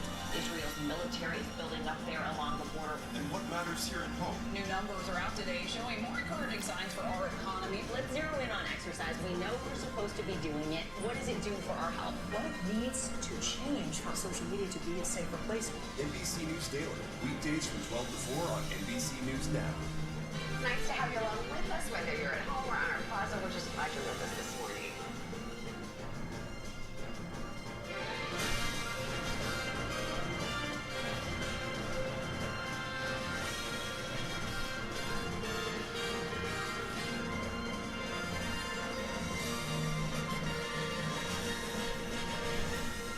Welcome back on this election night. The road to 270 to see Donald Trump out front with 168 to 34 for Kamala Harris. Let's show you how we can characterize some of the states right now. These are states that haven't been called. Virginia, our characterization on that is it's too early to call. More than half the vote in there as well. Let's look at Ohio. We're speaking at a moment of 17 electoral votes, not considered to be a battleground nonetheless. We look at it, that's too early to call right now. Also, Colorado, too early to call. Kamala Harris leading now with over 100,000 votes. In Iowa, Kamala Harris, Donald Trump, that is too early to call as well. Harris leading Iowa? Oh, he's 14% in. Yeah. 270. Clearly at this point, they're both wide open. Yes, still very early so far. No big surprises. If you're watching at home, you can find your state here. We've already given Too early to call. Former President Trump, some for the vice president, and still so many, the bulk of states right there in the middle, and still so many people still voting along the West Coast in places like Hawaii and Alaska as well. Let's remind you and walk you through the paths that each candidate hopes to take to get to the White House. Let's start with Vice President Kamala Harris. We'll click her in here, get to 2024. This is the predetermined map. How the states voted in 2020 and then the 7 battlegrounds that will be decided tonight. So her easiest path is Pennsylvania, Michigan, Wisconsin. She holds that blue wall. If she can do that, she gets to 270. If she's having a very rough night and she loses Pennsylvania, loses Michigan, loses Wisconsin, she has other paths, but she does have a Sun Belt path where if she can flip North Carolina, hold Georgia, hold Arizona, and get Nevada, hold it once again, she gets her as well. That path, though, would give Democrats Nevada, palpitations. As far as former President Trump, his easiest route, just think of the east side. He holds Pennsylvania. He flips Pennsylvania. He holds North Carolina. He flips Georgia back. He gets to 270. But if he can't win Pennsylvania, he has to win somewhere else in the blue wall. He has to break through the blue wall. That's the main difference between his path and the vice president's path. There's a path for her, even though she doesn't win any of these 3 big Midwest states. But for him, he has to win one of them. If he wins Michigan and he flips North Carolina, holds Georgia, he can win any of these 2 out west, either Nevada or Arizona, put him over the top. But if he can only win Wisconsin, I'm going to take Nevada away. He has to win Arizona to get to 272. So you can see it's going to be a long night for us. But every state sort of leads to a domino effect, if you will. And that's one of the reasons why we were watching Ohio, because if he were not to win a state like Ohio, which he won the last 2 presidential elections, his whole map changes. Guys, back to you. Well, right now, so far tonight, we haven't had any big shockers. But let's talk about Pennsylvania. There's a reason that the campaigns spent more money there, spent more time there. It may well, at the end of this night, or perhaps it will be Saturday morning, like in 2020, 5 million it will votes all come remain. down to Pennsylvania. It very well could come down to Pennsylvania. 19 electoral votes. It is the biggest battleground prize out there.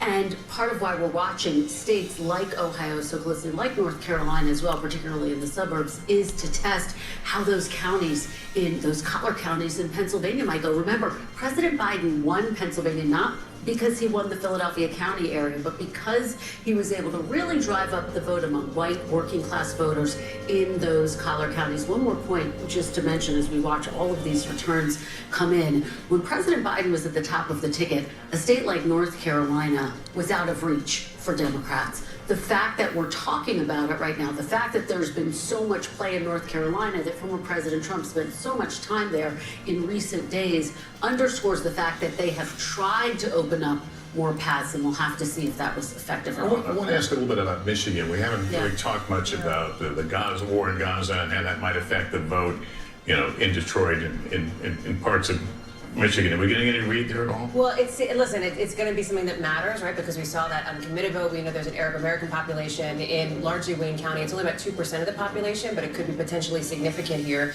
You saw Vice President Harris, as she was on the campaign trail just in the last few days here, begin her rally speech, one of them in Michigan, by referencing, of course, Israel, Gaza, what was happening. She doesn't typically start off her campaign speeches, her stump speech that But she's way. been tackled at times. That's right. She has again and again, she has faced down down protesters who heckle. She typically says something along the lines of, "You have a right to be heard, so do I," and I'm speaking now, which is a line that she's become sort of known for at this point. But the other piece of this too, when you look at this, Michigan is a place, it's going to be critical for her, as Tom has just laid out in the map. It is also the place where she started this shift in the last few days on her closing argument, moving away from this idea that Donald Trump was sort of looming large as this threat to democracy, this ominous shadow hanging over America, and shifting away from saying his name at all, calling him the other guy, trying to make him seem small, unserious, Lester. All right, we have another call to make, and this is a pretty big one. The state of New York. New York. Not necessarily a surprise, but NBC News projects that Okay, New no York surprise. Kamala Harris is the projected winner. I'll get this out. Projected winner. Okay, in New not York, a battleground and, state. there you It's see the too vote obvious. difference, 845,000.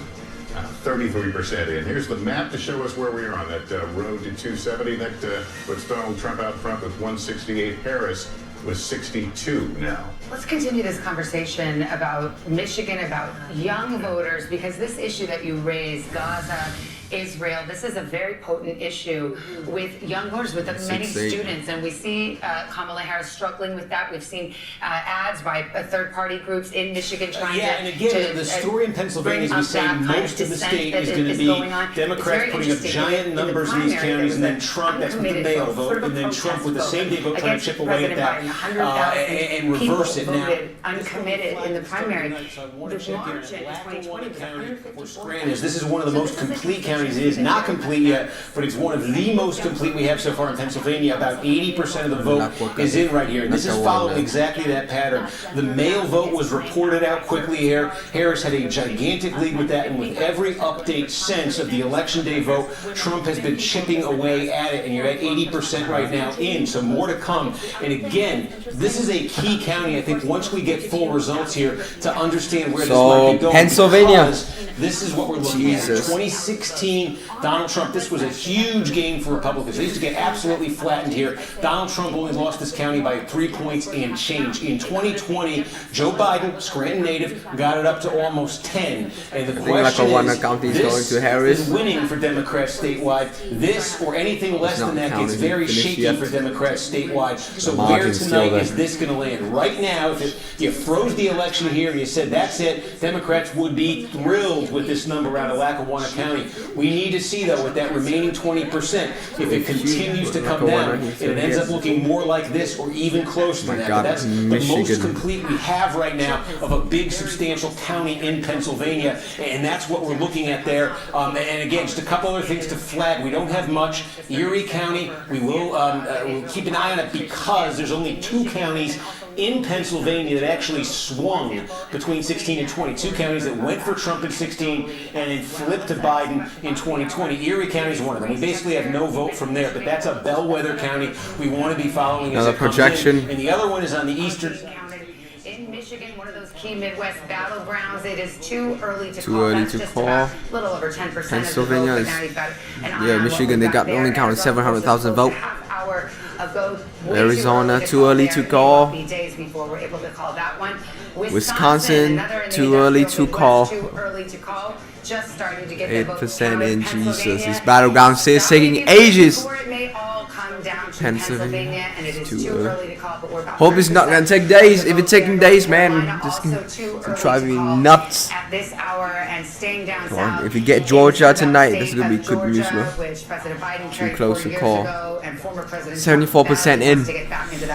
Oh, we're gonna get Georgia tonight. Close to call at this hour. So here is the road to 270. That is the magic number that a candidate needs to win the White House, and that is where we are in the early going. Georgia is going fast looks now. like from the other side, from the candidates, when they're doing the same thing we are, essentially pulling up these numbers, trying to weed through them, trying to figure out where you can be optimistic. You know, when you don't have the pressure of people looking at you. You want a fun fact? Fun fact alert? You love it. The last election was decided in 4 states by approximately 80,000 voters. You could fit those voters into Cowboy Stadium. Wow. That's You what we're took it talking over, about. girl. Let me We're tell talking you about about budget. that. And believe That me, is a good- that's my a good husband's nugget. going to be very mad at me that I didn't say Eagle Stadium, but it wasn't the right number for the stadium. I tried. You stick with any stadium you want. Yeah, you got next to polls? He's sad about the link. Yeah, I do. And this is a more broad look at the issues that voters say are important to them. As we're talking about some of these issues in these key battleground states, nationally, we saw something really interesting here, right? We saw consistently in public polling over the course of months, it's economy, inflation, cost of living that voters said over and over again was the most important issue to them. But look at this electorate. From our exit polls that we're seeing now, and again, this could shift a little bit. These numbers could still change a bit as more waves of information come in. But look at what's number one. 34% of voters say the state of democracy is the most important issue to them. Put a little asterisk next to that. We're going to talk about that more in just a second. Second here, 31% of voters say the economy is the most important issue to them. That is typically what we would see in other elections, or what we've seen in the past. I would also note that just because a candidate leads on the top issue doesn't mean that they would win the election. Abortion is right there at 14%. Immigration trailing at 11%. And why do I bring Really, that up? Gaza, the That was protest key do all to that former fucking President protest, Trump's and you only votes. get When you look at the 4%. vote breaks for this, which just means These two who make people sense. supported when they said this was their top issue. On state of democracy, voters broke for Kamala Harris. So she leads on that issue. More people who said that democracy was their most important thing backed Kamala Harris than did Donald Trump. She is also leading on abortion as well. It's the flip when you look at economy and immigration. More people who said that the economy or immigration were their most important issue backed former President Trump. That is not altogether shocking, right? Those issues, economy, inflation, immigration, it largely tracks with what we have been seeing over the course of many months since Kamala Harris got into this race in public polling. But here's what's interesting, and let me walk back to the desk with you to talk through some of these democracy issues here. This is a funny question, state of democracy, because there are Republicans who believe that the state of democracy is an Dane County, existential threat. every largely because of election the this century, Democrats have So now gotten a unsigned in bigger and Wisconsin bigger now. margin out of here. This is where it landed in 2020. It's not just the margin, Biden winning this by more than 50 points. It's this. Biden, 260,000, Trump, 78,000. That's a margin of nearly 182,000 votes for Democrats out of this county. And again, if you went back to the turn of the century, Democrats were winning here by about 50,000 votes. Every 04, 08, 12, 16, 20, it gets bigger and bigger and bigger. Democrats want to get even more out of this tonight because, again, they're taking such hits in the rural areas of the state. Can they get this thing up to 190? Could they ever get this to 200,000 votes? Every time you think they've gotten the most they possibly can out of Dane, they get more. They're probably going to need more tonight. So, again, a third of the vote in there right now. Let's see that one as it starts to develop. But seeing that in Wisconsin, overall now, again, 10% or so in statewide, 13% now, and that's what you got in Wisconsin. Just the overall sense of life these days. Absolutely, and the fact that you have this significant majority saying that the country The Senate race. We also confirmed that Wyoming, John Barrasso is winning the Senate race. Now it seems that Republicans expected. I expected that Republicans are going to control the Senate if there is no major flip sooner or later. Compared to how he may have performed. I mean, it's a hypothetical. Favorability is probably what gets us there most closely. I don't think you have those graphics ready to pull up, but Joe Biden. Matt Gaze. 41% favorable. Matt Gaze won him, and the notorious Marjorie Taylor Greene also win re-election.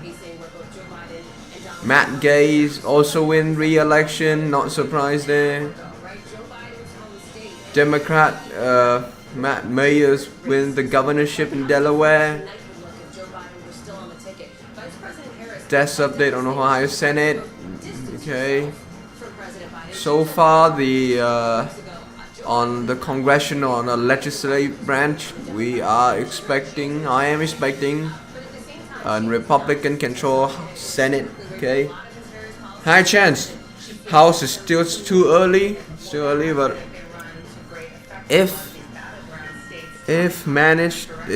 but I think that the House could go for the Democrat, because the Republican overall 2 years in the House has been an absolute fucking mess. Okay. Yeah, that's my personal opinion. They ousted the fucking what is that, McCarthy out, and then this whole Matt Gaetz scandal, and then the Republic cannot even fucking elected a goddamn speaker for like days and days. You could not get Jim Jordan there. It's a goddamn mess, and I hope that they might go Democratic this side, you know, give them a chance, okay? Maybe that's on the House representative situation. I must say that is too early to call now, but like if this go Republican, if they control the whole majority, then yep. Yes, the House is still too early to say that which one is winning. But the Senate, I think, as you can starting to make some prediction now, because the Senate seems that again the Senate I think it's going for the Republican. The Republican gonna control the Senate. That's it. Historic change. That's okay. Only 3 black women in the Senate. Okay. So that it's done. And Democrats in Delaware, which have won the Senate. They're first black woman to serve in the Senate. Wait, who is this? Democratic? Is she an incumbent? Oh, it's a Senate-elect. Okay, who was this before? Assuming office. Senate-elect. 16, Tom Carpenter. Is he a Republican? He's a Democratic. Okay, so it's same. So yep. So they're still the same thing. 2 black women. Okay, but yeah, they both. I think they're both Democratic, I suppose. God, this goddamn thing is itching my ears so bad, bro. Damn it.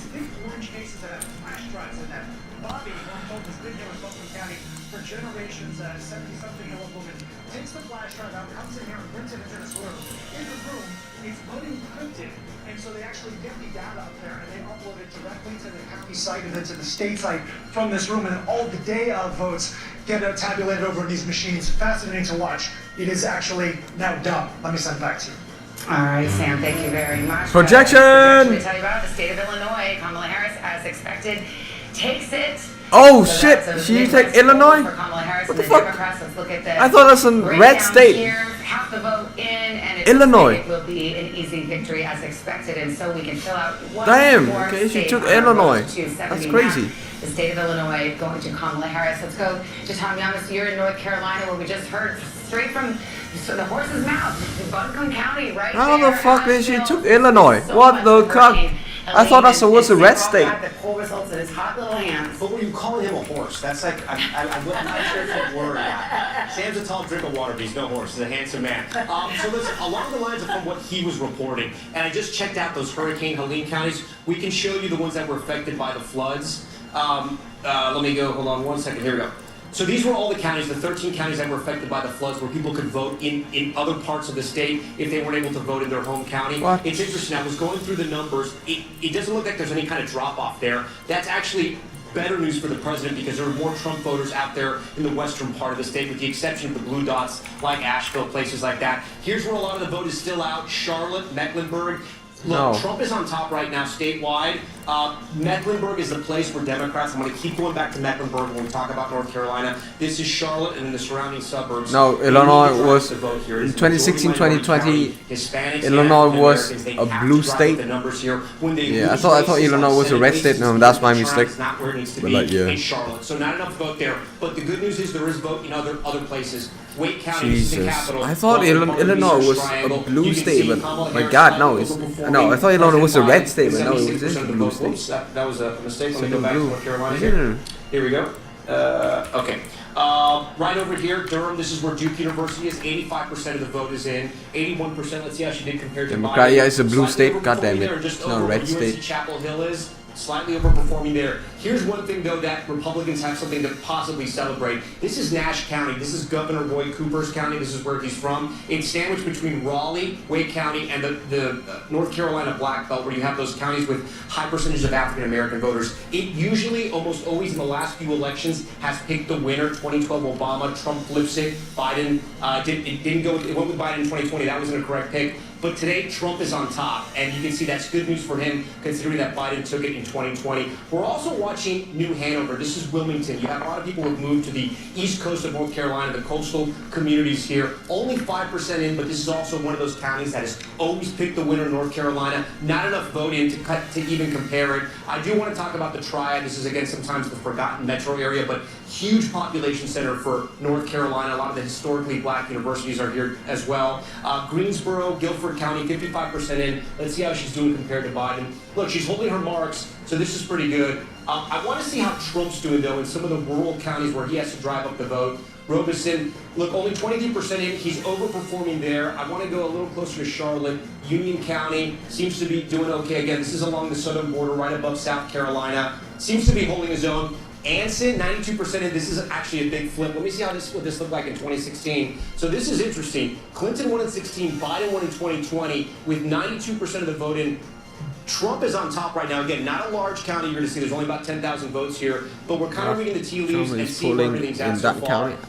Again, statewide, 63% in. This is the only battleground state that Trump won in 2020. That's why we're watching it so close. It was very close. It was the slimmest margin. 63% of the vote is in. We're still watching and waiting here in North Carolina. As soon as we can make a call, again, too early, you know we're going to project it, guys. Tom, you had a little something for everybody in that. No matter who you're rooting for. We got a couple of results to read to you right now. These are ballot measures. We saw the abortion measure go down to defeat in Florida. It had a 60% threshold in New York. It passes easily. 71% of the vote is the margin there. We'll go to Maryland. There was also an abortion rights measure, and that easily passes as well. Both of those blue states. I would bring Laura Jarrett into this conversation because we do have 10 states that have these ballot measures, and obviously Democrats have hoped that would help their fortunes, and especially in these battleground states. New York, obviously not a place where people think of abortion rights under threat, but the initiative there was broader than just about abortion. It had to do with anti-discrimination principles more generally, reproductive health care a part of that, but it was also about pregnancy and the like, and so that's why it was even on the ballot in a place like New York. If you think about a place like South Dakota, a completely different story. We still have to wait to see what happens there. Arizona, a different story. Missouri, we still don't have enough in to be able to make a call on that. And forgive me, let's see if the brain's still working here at 9:45. You gotta look at cards, this is a late night for the Today Show. But Nebraska has two measures, doesn't it? It does. One for, one against. One for, one against, and so we'll see how that. So which one wins? The one with the raw vote? The one that has the one that has the majority, but we don't have enough in to make a call on that. And of course, there have been other states that went this road prior to tonight. Many states that had went this road and had been able to reach the threshold to pass it, Lester. That's why the Florida situation was interesting, obviously, as we've been discussing, different because of the threshold there. But you think about a place like Michigan, places like Ohio had managed to get it through in the past. We have another presidential projection here. We're another projection. What do you have here? And walk you through it. I see it as you see it. Ohio's going to Trump. NBC News projects Donald Trump will take the state of Ohio. Surprising 17 electoral votes. There's the breakdown of 441,000 vote difference now. Wow, it was 64% a red of the state vote in Ohio, and again, Donald Trump is the winner there.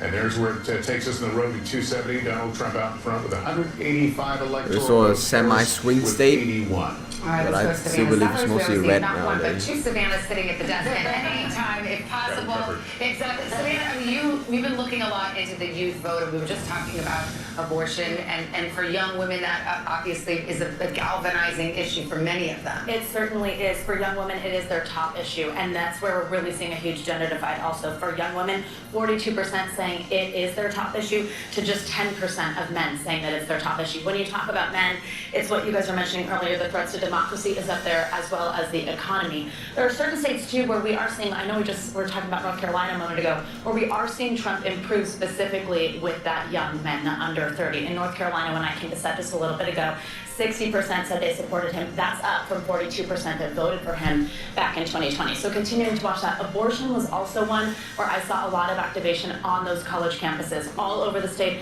of North Carolina, just talking about getting out to vote for the presidential ticket with that being attached to it. Of course, with the issue being attached to Harris, and within Michigan, as well as in Arizona. Arizona's an interesting one, though, because, of course, as I'm talking to the expert when it comes to Arizona, but the state of ASU... What's this election? Yeah. Wait, hold on. What's this? We have a new characterization. Wisconsin! Wisconsin, Too close to call. Jesus, I thought they called. You can see Kamala Harris. We thought they're calling someone else in. 23% of the vote in there, but again, too close to call. Calling a projection. Wisconsin. Our election night coverage continues next with another batch of poll closings, including a critical swing state. We hope you can stay with us.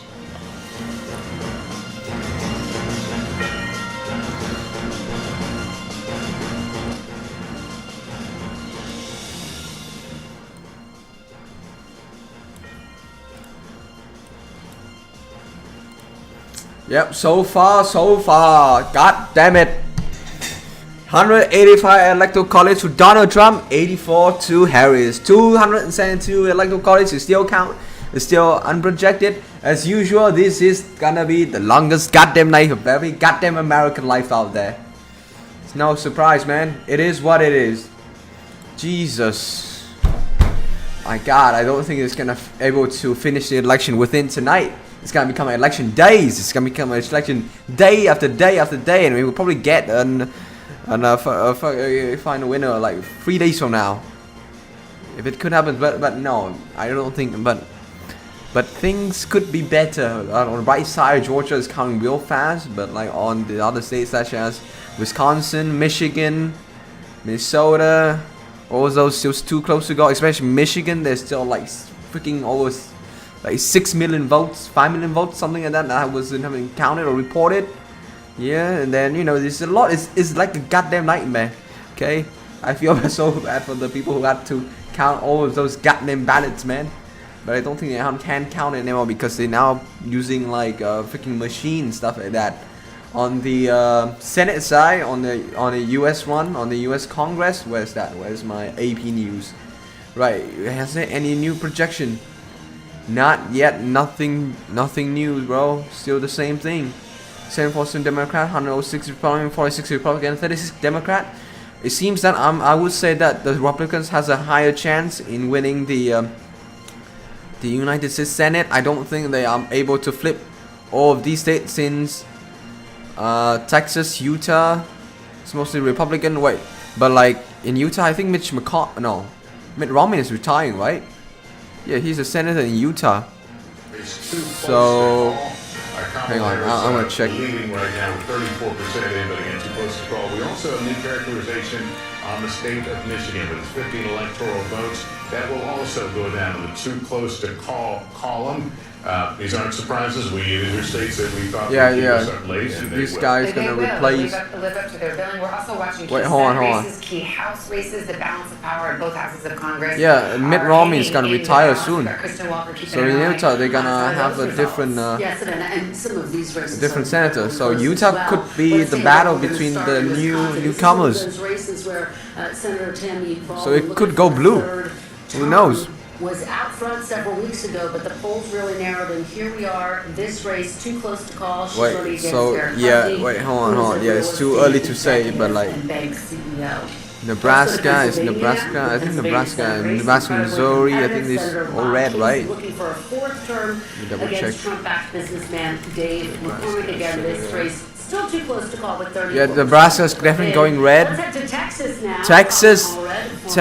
NFL star. Jesus. It is a more competitive race than anticipated. Texas, I think it's still too popular with Ted Cruz, I suppose. Looking for re-election there. We'll continue to watch that. Ohio, yeah, Ohio is a red state. Too early to call. Again, this is too early to call Senator Sherrod. I think Democrats can flip Utah. Against Maybe. Bernie Could be a Moreno. chance. Let's take a look at how the spread is in the Senate. Republicans again have picked up one. Yeah, because they flipped because the other guy retired already. Jim Justice. There after Senator Joe Manchin announced he was We got a new projection. Who's this? Ohio Senate race really significant, guys, and one to watch. We've got Kansas going to Donald Trump. Oh shit, bro. Trump is the projected winner. Typical resident Kansas. News can project. 6th electoral college. Let's see where that brings us here. It is what it is. Right now, 31,000 vote difference, but again, Donald Trump will win there. Let's take you to the map and see where we are on the road to 270. Donald Trump with 191, Kamala Harris 81 electoral votes. Oh my god, we haven't finished Connecticut? I thought Connecticut should be finished by now, but no. Michigan and Pennsylvania, I think, both too early to call. Too close to call at this hour. There we go. Yeah, we'll pause there. Michigan, 5 million votes. Yeah, less than 5 million votes. 270, the map filling out. They better fucking speed up, bro. Better speed up. Connecticut at 8 p.m. ET, and so far it's 10 p.m. now. It's near 10, and yet we still haven't had the result on Connecticut. So yeah, it is what it is. All right, welcome back. Here is where we stand right now. The road to 270. The map is slowly filling in. I think we're still at 6 of 7 battlegrounds. We see the polls closed right now, so we are kind of in a waiting game. Actually, we have Kansas now. I believe we can make a call on. Another projection. NBC News projects the state of Kansas will go to Donald Trump. With 6 minutes until another poll's closed. Can we get any projection within 7 minutes, 6 minutes? And Donald Trump out with 191 now, and Harris is 81. You mentioned we have 6 of 7 presidential battlegrounds to get to. Nevada will close here at the top of the hour, but let's look at Michigan. Too close to call right now, just 15% in. We could be up all night and perhaps beyond. Michigan didn't get called till late the next day in 2020. Pennsylvania, need I remind you, we were here till Saturday waiting for its results, but officials think they will be able to move a little bit more quickly, but at this hour, it's much too close to call. New York. A tight race All of those campaign Madison Square didn't pay it off. Because of course New York is already blue. Yeah, and again, it's kind of coming in incrementally. So a lot of these counties, as I said, there's this big division between the vote by mail on the same day, and it's kind of unclear in a lot of these counties. We just don't have enough to say. But one county where we're getting real close, and I think it's going to be a very big indicator here. We've talked about this, is Lackawanna County, where Scranton is, and now 90% of the vote is in. And we were looking at this a few minutes ago, and we were saying again that we expected Trump to close, to cut into the lead that Harris had. It was at about 6.5, 7 before. Now with 90%, and you can see he's cut it a little bit. It's down to 5 points. And remember what we're looking for in Lackawanna County. There's two very different ways this has played out in the last 2 elections. In 2016, Donald Trump got close to only about 3 points behind here. He won the state of Pennsylvania. In 2020, Democrats with Joe Biden came in and won this by more than 8 points. Biden won the state. So we were saying at the start of the night, Trump wants this number, Democrats want that number. Right now, it's sitting right in between them. It's sitting at 5. So there's still some same day to come in. Let's see this remaining 10%, what that does to this margin. Again, the same day seems to be favoring Trump. How much is it going to favor Trump? Is it going to bring it down back to this level completely? Is it going to stabilize? But that's the most complete county we have in Pennsylvania right now. And then we said at the start of the night, it's a very key one because this region where Scranton is, where Lackawanna County is, this is very contested political terrain. I can just show you some of the other counties here. Luzerne County, this is where Wilkes-Barre is. This is also where the city of Hazleton is. Hazleton is a majority Hispanic city. Donald Trump actually won Hazleton in 2020. Again, Trump campaign thinks it can make more gains with Hispanic voters. If they do, you'll see it here. About half the vote is in Luzerne County. And again, same day is what's still to come here. So Trump's leading by 8 points now. He won this county by more than 14 in 2020. Question, but the Trump campaign wants to get over that number. They want to improve on that number here. If the Democrats can stop them from doing that, that's a big development for Democrats. We want to go back and look at Georgia because, again, and Joy was just talking about this, the suburban support for Democrats in this Atlanta metro area. Something interesting is happening. There are some suburban counties here. You call them kind of the emerging suburbs of the Atlanta metro area, where the growth is the fastest and the diversification is the most dramatic. And that is definitely where Harris is posting improvements tonight. I think we showed you Douglas County a few minutes ago. Again, rapid growth here. It's about half black, and you can see in 2020, 25 points. Tonight, Harris is winning this by 32 points. You see it in Rockdale County. Just about all of the vote is in here. Biden got 70%. Harris has pushed that up to 73. This is a majority black county. You can go to Newton County here. This was the tightest margin of all these Atlanta metro counties. This was the tightest margin for a county that Democrats won. Almost all in 2020, almost all the vote is in. Harris has improved on it. You see this. You can take a look at Henry County. Almost 80% of the vote is in. Again, Biden won it by 20. Look at that. That's up to 30 or so for Kamala Harris. So the thing is, though, the counties I just showed you within this Atlanta metro region, relatively speaking, these are the lesser populated counties. The ones with the huge, the huge populations, you start with Fulton County, and we've been monitoring this. This is the biggest. Atlanta's here, but there's also a lot of suburbs within Fulton County. This is key for Democrats because of the sheer size of Fulton County. A drop of a couple points here would more than offset the gains that I just showed you in those other counties. 80% counted in Fulton County, and now you see Biden 72.6 in 2020. Harris has fallen a tick below that. Meanwhile, Trump 26.2 here in 2020 is a tick above his 2020 number. The concerning thing for Democrats here in massive Fulton County is with only 80% counted, there's still a significant, obviously, amount of same-day vote to come in. And you just saw, if you were watching earlier, this has gotten a little bit tighter. Democrats have dropped a little bit since the last time we looked at this. That's because more same-day came in, and Harris fell below that Biden number. There's room for her to drop further here. And again, oh, Mike Johnson, we got some new updates. Mike Johnson is expected to re-elected for the 5th term in the House of Representatives. So if the Republican has the majority in the next Congress, then Mike Johnson could probably expected to keep his job as Speaker of the House. Mike Johnson, god damn it. This lad did it again. Yep, Mike Johnson. Much bigger than any of those others that I just showed you. 82% more same day to come. That's concerning. Win Maryland Senate race. I think Maryland is already a Democratic state. Okay. Here in the region tonight, we're still where we were. So there's sort of a division here we're seeing between these suburban and metro counties here. Former governor. Again, Okay. there's clear Democratic growth, but they don't want slippage in those big, Okay, big that's ones good. as the remaining vote That's comes in. something. And again, just checking in, we showed Finally you, got some result. Cherokee, these are the big Republican sort of fringe Atlanta metro counties. Here's one, Forsyth County, where Trump is clearly has improved, I should say, a bit from 2020, a point higher than 2020. You can go over. Oh wait, we got 50. No, hang on, 46. Yeah, sorry. My bad. Dallas, Georgia is here. 29 points. So Mike Johnson is expected to keep his job as the keep his job in the next term. No, I'm sorry. To be Mike Johnson is re-elected. Okay, simple as that. Okay, Mike Johnson. At the start of the night is look, if Democrats were actually flipping this, they are definitely having a good night in Georgia. Okay, polls are closing soon. In this big suburban county here, Harris has made progress from 7 points, now sitting at 3 points. But is that progress enough for Democrats? Years of this presidential cycle just destroyed the Democrats' voter registration. All across the country, the battleground states, Republican registration advantage. The last 3 months, Democrats have done what? 3 years versus 3 months. So far, the 3 years is paying. Okay, new projection. Do we have projection or just polls closing? Nevada is closing, Utah is closing, Montana is closing. Nevada is gonna be a battleground state. It could be either go blue or go red. Okay.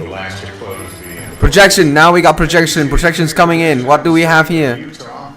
Utah going to Donald Trump. Will win in Utah, take those 7 electoral votes. 6 electoral votes. Montana going to Joe Trump. Votes Donald Trump, the projected winner in Montana tonight. Here's the map. The road to 201. Donald Trump now with 201. Harris with 81. That's the road to 270. Well, let's put Nevada up on the map here. It is, as you might expect, too early to call. And if you remember, in 2020, we didn't get a result in Nevada until Saturday, so we could be waiting a while. Oh my days. Let me just put a comparison between 2020 and this year. I'd say that was a Saturday call as well in 2020. Michigan, too close to call there. Let's see how close we've gotten though this hour. I'm afraid it's gonna be 2016 all over again. Counted there. We'll move over to the state just nearby, Wisconsin, the other industrial Midwest battleground. 35% in. They are making No, it cannot be 2016 all over again. Hang on. Too close to call, but we are getting to a much higher number. We can get down into the counties in just a bit with Tom Yamas is right over there, North Carolina as well, starting to count more votes. Too close to call. Yeah, because in 2016, where you got like, before we get results. There's your difference. Tom and I really, Pennsylvania, we cannot talk about it enough. It may all hinge on Pennsylvania, just as it did. I'm gonna need to close this. Yeah, earlier I was talking about Eastern PA, guys, not to talk about Western PA. Go Steelers fans. Let's start in Pittsburgh. Okay, because in 2016, hang on, should help. It's my time to analyze this bull crap, okay? Oh, our boy Steve Wazowski is going somewhere else. Look, okay, I'm just gonna, since the results is going somewhere else, and just put it here, okay? Because like, so far, I believe that if they're gonna take Arizona, if they're gonna take the whole thing, if they're gonna take the whole Nebraska, okay? Then yes, I think it's gonna. Oh God, okay. Then I think Trump's gonna win the whole thing. Probably win the whole thing. Because the thing I see here the most is that if the red wall falls under the Republican side, then bam, that's it, game over for Harris. But if Harris managed to defend that blue wall up there, and take Pennsylvania with her as well, then that's it. She could win the entire election. So the pathway is, yeah, it is. But my question is it going the same pattern? So far the answer is no, because like so far she keep winning the middle. The middle side of the U.S. as well. So far it is what it is. Okay, it is what it is. It's just the same repeated pattern, just like the last 2 years. But there's no major differences. That's why you need to look at the battleground state at the moment. So yeah, so far it is what it is, guys. Still too early to say which one is going to win. But I'm hoping that there could be some more projection for the Democrats, or else it will be a landslide for the Republican, which is gonna be a really like a surprising factor, I suppose. Yeah. But I don't want to say that Trump's gonna win, or I don't want to say Harris is going. What I'm going to say that both of these candidates have a great chance to win this election, because the margin of winning this is between two of them is like, it's so goddamn close, man. Jesus. That's why I'm getting so anxious about this. Anyway, let's just remove this from the slides, and then there we go. Get back to our Senate race. Yeah, Jesus. Who's on top or who's lower right now? Still too close to call. Trump's on top with only about 17,000 votes. You remember the spread in 2020 was about 80,000 votes. So a lot of votes still out here. One thing I do want to it expected that Ted Cruz is going to win the Senate race against Colin Allred. Although yes, it's expected Ted Cruz going to win again. Wyoming is confirmed that John Barrasso is gonna keep his seat in the Senate, and then yep, they expected that the Republicans are going to have a majority if they cannot flip Utah. It's Nebraska, Missouri, and if Texas. Wait, Utah, John Curtis. Yep, U.S. Senate, it's gonna go to Republican. It is what it is. God damn it. John Curtis, U.S. Senate. Yep. So we get Senate Mitt Romney, okay? Yep, he's not going to keep it. So, yep, expected that they're gonna have a majority in the U.S. Senate. God damn it.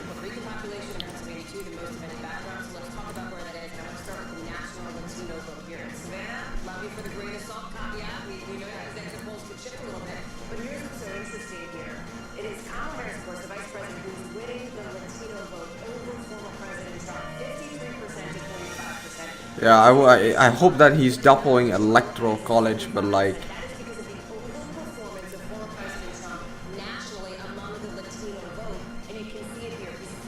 Percent this year. 2020, I mean, this is a double-digit plus overperformance from where he was just 4 years ago. And if you get into some of these key battlegrounds, Tom mentioned. But you know what? Just wait and see. I don't know what's gonna happen. Okay, it is what it is. 7 minutes ago, it is a similar story here. If we can pull up Nevada, you can see Latino voters, about 17% of the electorate there, broke for Kamala Harris, 48% to Donald Trump, 46%.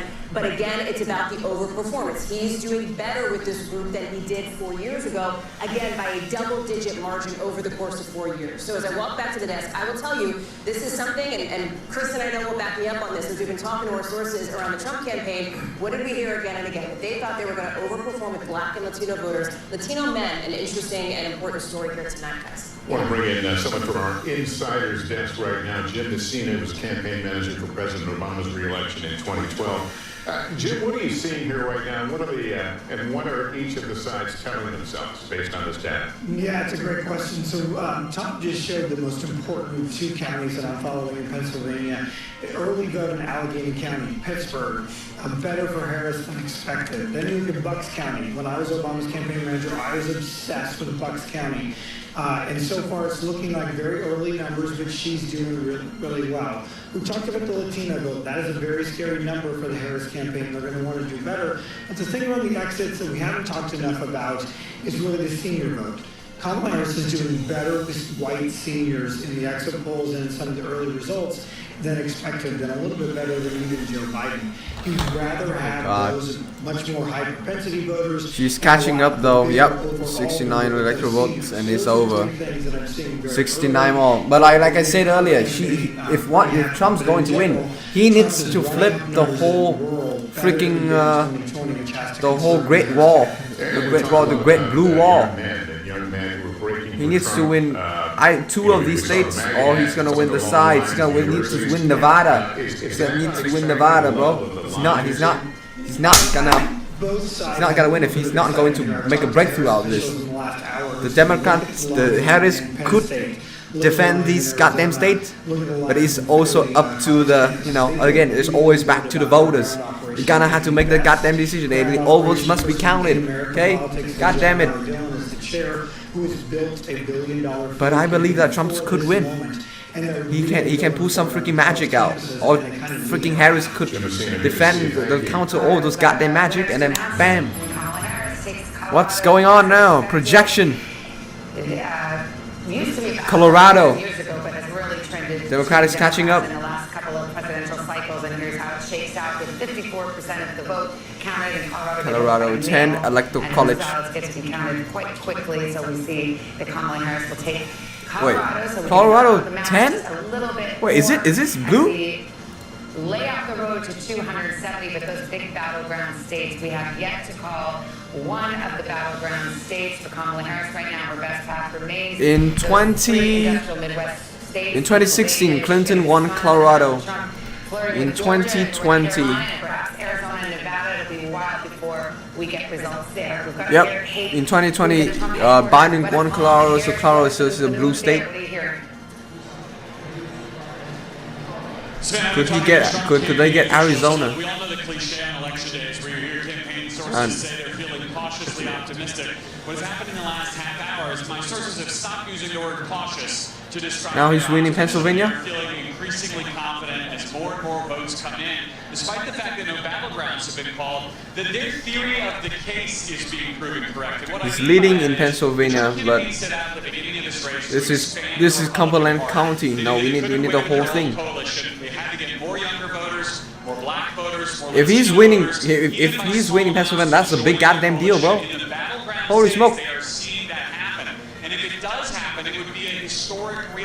But I'm praying for the result in Georgia now. This is how it goes in Arizona. They get to that 10 o'clock Eastern hour, and suddenly what you get, remember here, Maricopa County, that's what you're looking at right here where Phoenix is, more than 60% of the vote in the entire state is in here, and Maricopa County all at once releases this, more than half of its vote. Now, let me tell you what you're looking at here, because if you remember from 2020, the story in Maricopa and in Arizona is very distinct buckets of votes that come in at different times and that have very different looks in terms of which party they favor. What you get first, and what you're looking at in Maricopa County, this is all of the in-person early vote. And let's just show him that favor by 1% in Pennsylvania. Okay. Thanks, man. Thanks for letting me know that. So that is what you get. Jesus, so now Trump's bouncing back in Pennsylvania, huh? What will then happen in Maricopa County over the next few hours? It could be 2016 all over again. The same day vote. The Holy folks smoke! Who voted today. That's typically a Get, I think Piers Morgan wasn't wrong. I was like, oh, maybe. These numbers change, and then you will have Jesus, there's always this goddamn surprise factor. After all, this election is really worth watching. Every night it's gonna drive us nuts, but it is what it is. They're going to work through the rest of that vote by mail. So far, Trump has 201 electoral college, 69 more. He's gonna go in the White House.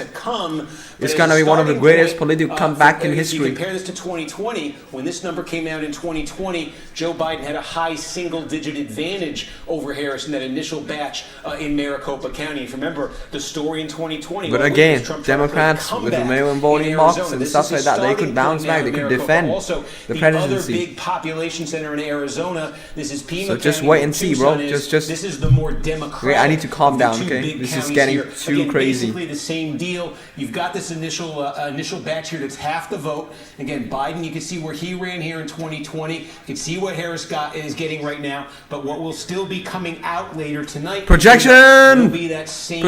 What do we have in the U.S. Senate? NBC News yep, Ted Cruz winning the Senate. This means that the Senate could flip in red. The Republican will have the control of the Senate sooner or later. Let's go to Chuck on this because I mean Texas is the white whale for Democrats. Chuck Schumer, the Democratic campaign committee threw money in Texas late in the game, thinking maybe there was something going on there. Texas has a very restrictive abortion ban, as we know. The Democratic Party went way late into both of those two races. They were sending a signal to donors for a year and a half. We're not going to bother with Texas and Florida. They're too expensive to do, and they had too many incumbents to defend in Ohio and Pennsylvania and all of that. Then already just kept hanging around. So they thought maybe late money, but this is. You don't just flip this, notice we haven't seen any big flips tonight in general. You don't just flip the state in 3 weeks. You don't just show up in 3 weeks and think magically things are going to happen. Managed to defend their title in the U.S. Senate. Expected to win the thing. Managed to, and they're expected to controlling the United Senate as well. And it's the same story we just talked about in Florida. Do we have any updates on the House? Again, I go back. The Republican Party for the last 4 years has been much more aggressive. You heard Garrett talk about it. The Trump campaign is flexing his muscles because it worked. They had massive voter registration campaigns for the last 3 years, and it has padded them. It's what Texas. Wow. Republicans got stronger in Texas. Jesus. I mean, that Latino vote in Texas. When you've got over 60% Latino men moving, you know what? In Texas towards the Republicans. If the Republican manage to control the Congress, and okay, we got a projection, new projection. NBC News projects that Maryland will win. And there's against Larry Hogan, former governor. 71,000 votes. But Maryland's is Democrat, right? Yes. So here's the Senate at this hour. The Republicans have picked up 1 seat. They need to pick up 2 to take control of the Senate. And the ones hanging in the balance right now in terms of that are Ohio. Sherrod Brown in the fight for his political career in Ohio. We've got Michigan we're watching. Alyssa Slotkin trying to hold on to that seat after her retirement there. And Montana. If it flips, that would give Republicans control of the Senate. Absolutely. I think Montana and Ohio are the two of you Republicans that you're watching quite closely to see if they can flip those states. I do think it's notable when you think about the realignment that Chuck is talking Maryland about. also is already a Democratic state, and they already have like 2 Democrats, and that woman one is just succeeding the other. Trump is running on, remember? The other one of the retired senators. So it's not surprising. What would that actually look like? It's not a surprising factor. It's not too crazy yet. That he's increased his support based on what we're seeing so far amongst Latino voters. That is something that has resonated with them. Democrats making that late play to try to win them back, and so far based on what we're seeing didn't work. And yet the exit polling also shows that more people do not want to see immigrants deported if they're here illegally here. They want to see a pathway to legal immigration here, which is another nugget we got. We're going to follow this and see if Trump can maintain this 20%, maybe even he grows it. That would be fantastic news for him if he does that. But at about midnight, a very big batch of what are going to be very Democratic-friendly votes are going to come in. And so that may answer, or really get us close to an answer, on this other key question we're asking in Pennsylvania. Are the Democrats able to hold what they have in Philadelphia and maybe even win back the lost ground from 2020, or does Trump make further inroads? Because again, this is a county where Democrats, the Democrats won by about 470,000 votes in 2020. They want to hit that margin. They want to go higher on that margin tonight. So that's the drama in Philadelphia as this other half of the vote comes in. And we could just zoom right out and see. Oh, I was going to zoom out and show you the running statewide total, and I clicked Ohio for some reason. There you go. A little bit more than half statewide. That is Trump's lead statewide, but it's very spotty in terms of where you're seeing votes. Oh, there's one more I did want to flag for you. This is Cumberland County, because we do have about 3/4 of the vote in here. Why Cumberland County? Because we don't talk much Harris about it. has all of the Philadelphia side, this region right? of Pennsylvania. You got Based on the Lancaster Steve County, Wazowski you got map, York County. Konaki Here you got Cumberland map, County, it Carlisle, seems that Pennsylvania Harris is in has here. all of the This is actually, Philadelphia, you see red right now. and yet This has Trump been a still managed growth to area for gaining Democrats. There's a lot votes of in it. fast-growing suburbs in here. Again, demographically very conducive Because to the not all Democratic votes are coalition. collected. Right We outside, got a right across the projection. river from What Harrisburg, projection is this? Pennsylvania. So Democrats made gains here in was widely 2020. expected. Iowa going to Donald Trump. Right there. Iowa. Wins the 6 electoral votes of Six Iowa. electoral votes. We can see the breakdown there with about half the vote counted there. So there was this thought that perhaps because of his restrictive abortion ban that just went into effect in July and He's breaking into the blue wall. Jesus. perhaps there was going to be a wave of independent women who could somehow turn this red 207 state for into Trump, 9-1 for Democrat. This But is a don't mix, 'cause this don't needs to be celebrate really yet bad. because we still 4 don't know years who ago, the winner is. We're in margin He's of just error breaking range there. shit So, up. Look, she So this is a very typical election map in these recent years. looking like they were choosing, and certainly we've seen some evidence. Yes, of it this in is national very polls, typical. It's one or two nothing here too or there. crazy yet. Look, But I've seen it throughout the Midwest. throughout but the it's a Midwest, point yes, here throughout the or a point Midwest, there. throughout the thing. I don't know if it's enough to make up for the loss. So far, this is just typical election map for the Republican in the Midwest from 2016, 2020, and backwards. I don't know, but I think 2016, 20 was something like this. But then if Harris wanna manage it, bam, bam, bam, bam, bam, bam, bam, all of these goddamn states. Treated them the Jesus, same bro. way they treated white working class voters. They courted them the same way. If you want to know who's the winner is, you gotta know who's gonna winning this, and Wisconsin, Michigan. Whether it's Latinx, which sort of fell flat. All the West Coast is gonna turn blue, and later she's gonna bounce back. And then when they do it, 220 votes, there's gonna be a deadlock because you know what? They're unable to finish accounting yet. So they're just praying that we're gonna get something big deal soon, like Georgia. I'm expecting Georgia. I'm expecting Georgia's gonna jump back as soon as possible. We should have the result in Georgia as soon as possible because the vote is coming around 70%. Just give it like a 30 minutes to around 11 p.m. and then we should have the thing, okay? Right, okay, I'm gonna take a bathroom break. This is one of the few counties in Pennsylvania. And then I'll be back sooner or later, okay? In the Trump era. But, you know, it's huge, as we just say. So 60% is basically where Biden landed in Allegheny County in 2020 with about 3/4 of the vote in. And if you remember at the start of the night, we had all of that mail that was dropped in Allegheny County. Trump's been trying to chip away at that sense. We got to see with this remaining 25% of the vote if he can get back to that 2020 level here. Democrats really want to grow this. The other question we're going to try to get an answer on here, too, is if there is remaining vote by mail in Allegheny County, because we say that's the wild card in Philadelphia now. We're going to check on that in Allegheny County and in Pittsburgh. But these are places, you know, where Democrats just depend on big margins and where Harris is going to need even bigger margins, you know, by a few points to offset potentially, for instance, what Trump just did in Allegheny County. In Lackawanna County, excuse me. With Hispanic voters as they may with college-educated whites or even African. And we saw the Trump campaign hammer some of those issues in ads over and over again. Take a break right here. Coming up next, things are heating up. The votes are rolling in. We've got the latest on the battleground states, and we're inching closer to that 270 mark. Stay with us. Election night rolls on.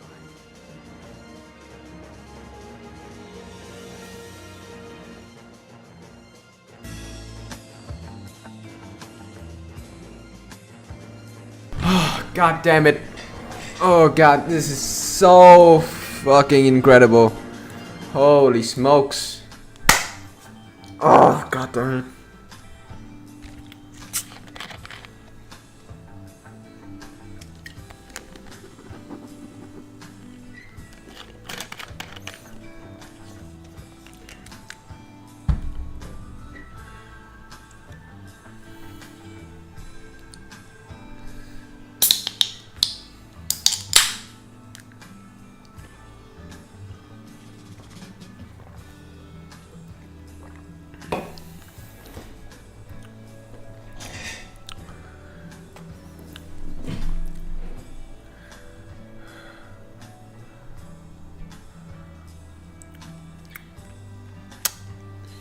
Jesus.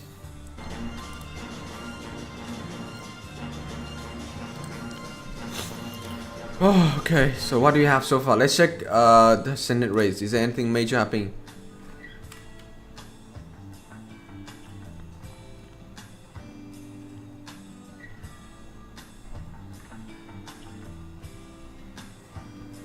Michigan is not voting for the district for Pennsylvania. So you're gonna get more than 40 million votes. Mornings are full of possibility and energy, and how you get set for the day ahead matters. It's about getting caught up and getting ahead, because every day deserves the best start. What's the message that you're trying to get out today?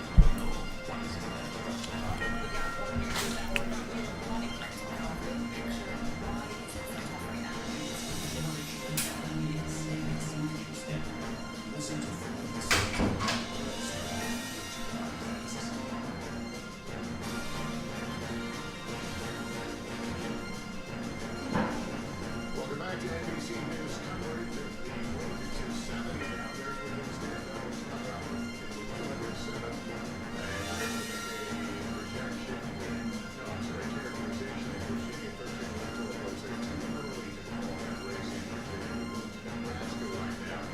That race also too early to call. Less than half of the vote in, so still a way to go there. We move to Minnesota.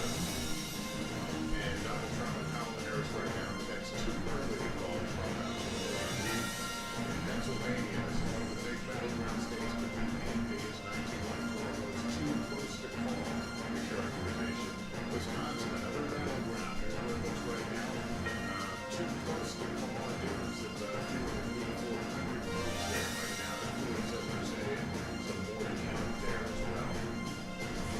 This is over Tom Numbers, who's looking at Wisconsin. What do you see in these early numbers? So, a quick reminder, when you think about Wisconsin getting 20,000, that was the vote difference from 2016 and 2020.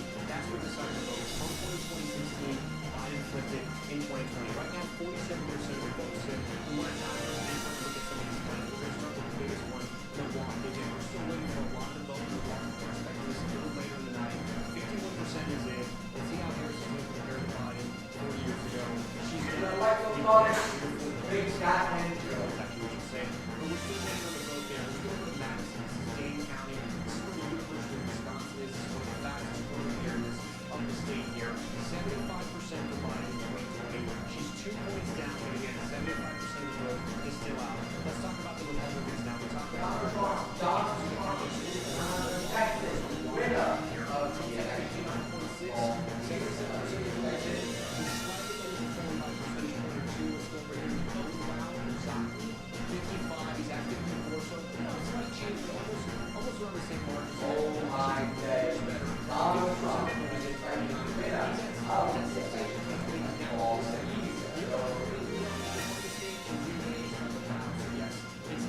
Oh my days. That is right. Officially, it was up. The manager of the Manchester United ball. Is enter. Oh my fucking days.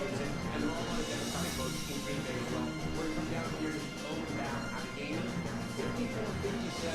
Again, you remember before we got the finally in Winnebago, 36%. I want to show 2 more times you guys may have heard of it, may not have. We're seeing these are suburbs of Milwaukee, getting closer to Chicago. These were counties that Trump flipped from Obama and he held them 4 years later. 15% in Trump's at 51-60.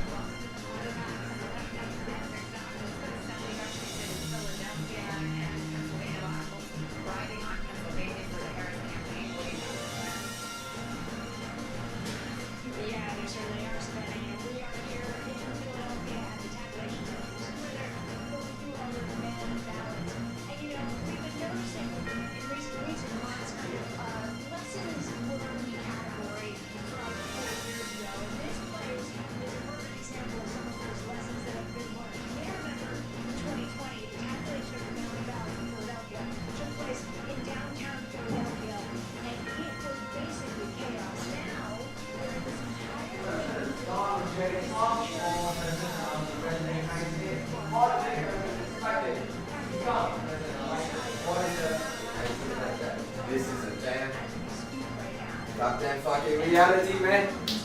Oh my days, bro. What do we have here? Too close to call.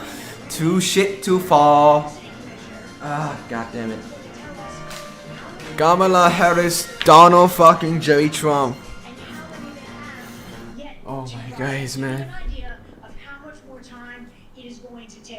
What do we have now so far? Jesus. More security, so things go much more smoothly. Savannah? All right, thank you, Stephanie. 207. Still the same thing. Indications for the Trump 2020 campaign. Okay. Good to have you both 207. back. How's the blue wall looking right now, Senator? Well, you know what? I just got to say, with the exception of brave Ann Seltzer and her poll in Iowa, where clearly she did not get it right, it looks like the pollsters got it right in this election because I'm looking at these blue walls. If you look at Berks County, Harris is underperforming. You look at Lancaster County, she's overperforming. It's going to be razor close. I don't think there's any question. Now, what we're going to have to figure out is, do we have a country where an election can be close and people can accept the results? That's the question that I'm beginning to worry about, that if these are all really close and they go the way of Donald Trump, I don't think there'll be any problem. Well, Mark, we live in a 50-50 world. I mean, we do. I mean, We really do. It's not going to stop after, Wednesday or beyond. No, and one of the things I'll say I'm looking at right now is Philadelphia itself, because while Kamala Harris has her margin, the numbers aren't there. She's about 2 points behind right now of where Joe Biden was, but there was a 471,000 vote difference to offset the rural areas. Right now, with 50% of the voting, the last time I looked, she's on pace for maybe 390,000, maybe 400 or so thousand. That if the current margins hold, and that's a projection, she needs to be above 450. Yeah. And if we're down there in that right, because right now it's about 190,000 vote difference with 50% in. It's early, but I mean, it seems like what we're gleaning from exit polls and other data is that the Trump campaign is overperforming, doing very well. Let's check in, Rachel. We'll start here on North Carolina. Look again, That Joe 83% Rogan of army. the vote statewide now counted, and Trump with a 3-point advantage here. It's about 135,000 votes. Is he leading in North Carolina? I think we're seeing some clear things. We've taken 83% in reinforced North from what we look Carolina. at here. We Oh, talked about snap, the it's rural gonna turn counties, red. large black Is populations it? where Democrats wanted to run Too up early to turnout call. and make some gains. That has It not is. happened. You take a look at some of these big, well-populated, still Republican suburbs where Trump has had some slippage, where Democrats would need further slippage. We've singled out Union County before. Trump has actually gained ground in Union County. This is a gigantic one just outside of Charlotte. He's actually gained ground there relative to 2020, when this was a big reason the state got as close as it did. Another county that fits the bill here is Johnston County. Again, just very similar to Union County, just outside of Wake County. And again, it's not massive, but Trump doing a point better than he did. Harris doing a point worse than she did. Look, North Carolina is a state that is typically decided within the margins here. The Republicans have been winning it since 2008, not in landslide margins. So when you have a 1-point swing towards Trump and a 1-point swing away from the Democrats, and you keep seeing that all over the place, boy, that really does start to add up. Even in a place here, 3/4 of the vote in Guilford County, where Greensboro is. This is part of the triad. This is one of the big Democratic vote-producing counties. But again,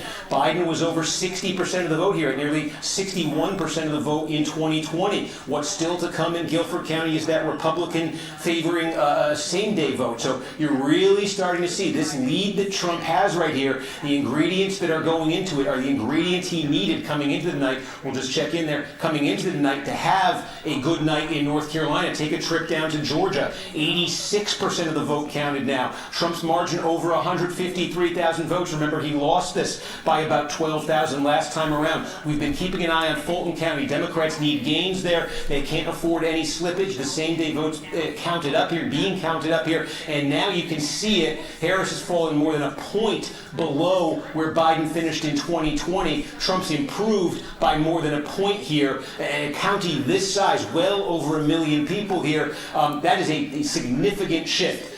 There, and with more same day to come, that may get even worse for Democrats right there. You can take a look at Douglas County. We have Cobb County. Again, we still have vote to come in here, but Harris now basically falling back to Biden's level. The potential to slip even further there. Up here, again, I won't take you through the individual counties, but in North Georgia, this is just the overwhelming Republican part of the state. And this story is being repeated in county after county. Trump is performing better. He won these things by 75 points or so in 2020. He's performing even better in these counties. So look, just zoom out here and look at the implications of this potentially. If this continues with the votes that are still to come in Georgia, North Carolina. I say this as a very, very big if here, but if you just play this out to let you know about the implications here. If Trump gets Georgia, and if Trump gets North Carolina, okay, and there's no other surprises outside of the battlegrounds, and we already saw Iowa called. That was one of the potential surprises people are thinking about. Please get those two states, Trump would move probably to 251 expected electoral votes. And how many electoral votes are in Pennsylvania? The answer is 19. So Nebraska, okay, this is Nebraska going to Trump. Oh snap!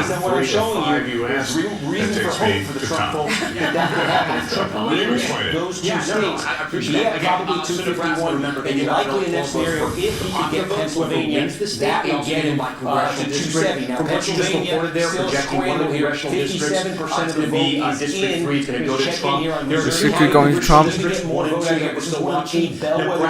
District 2 is not.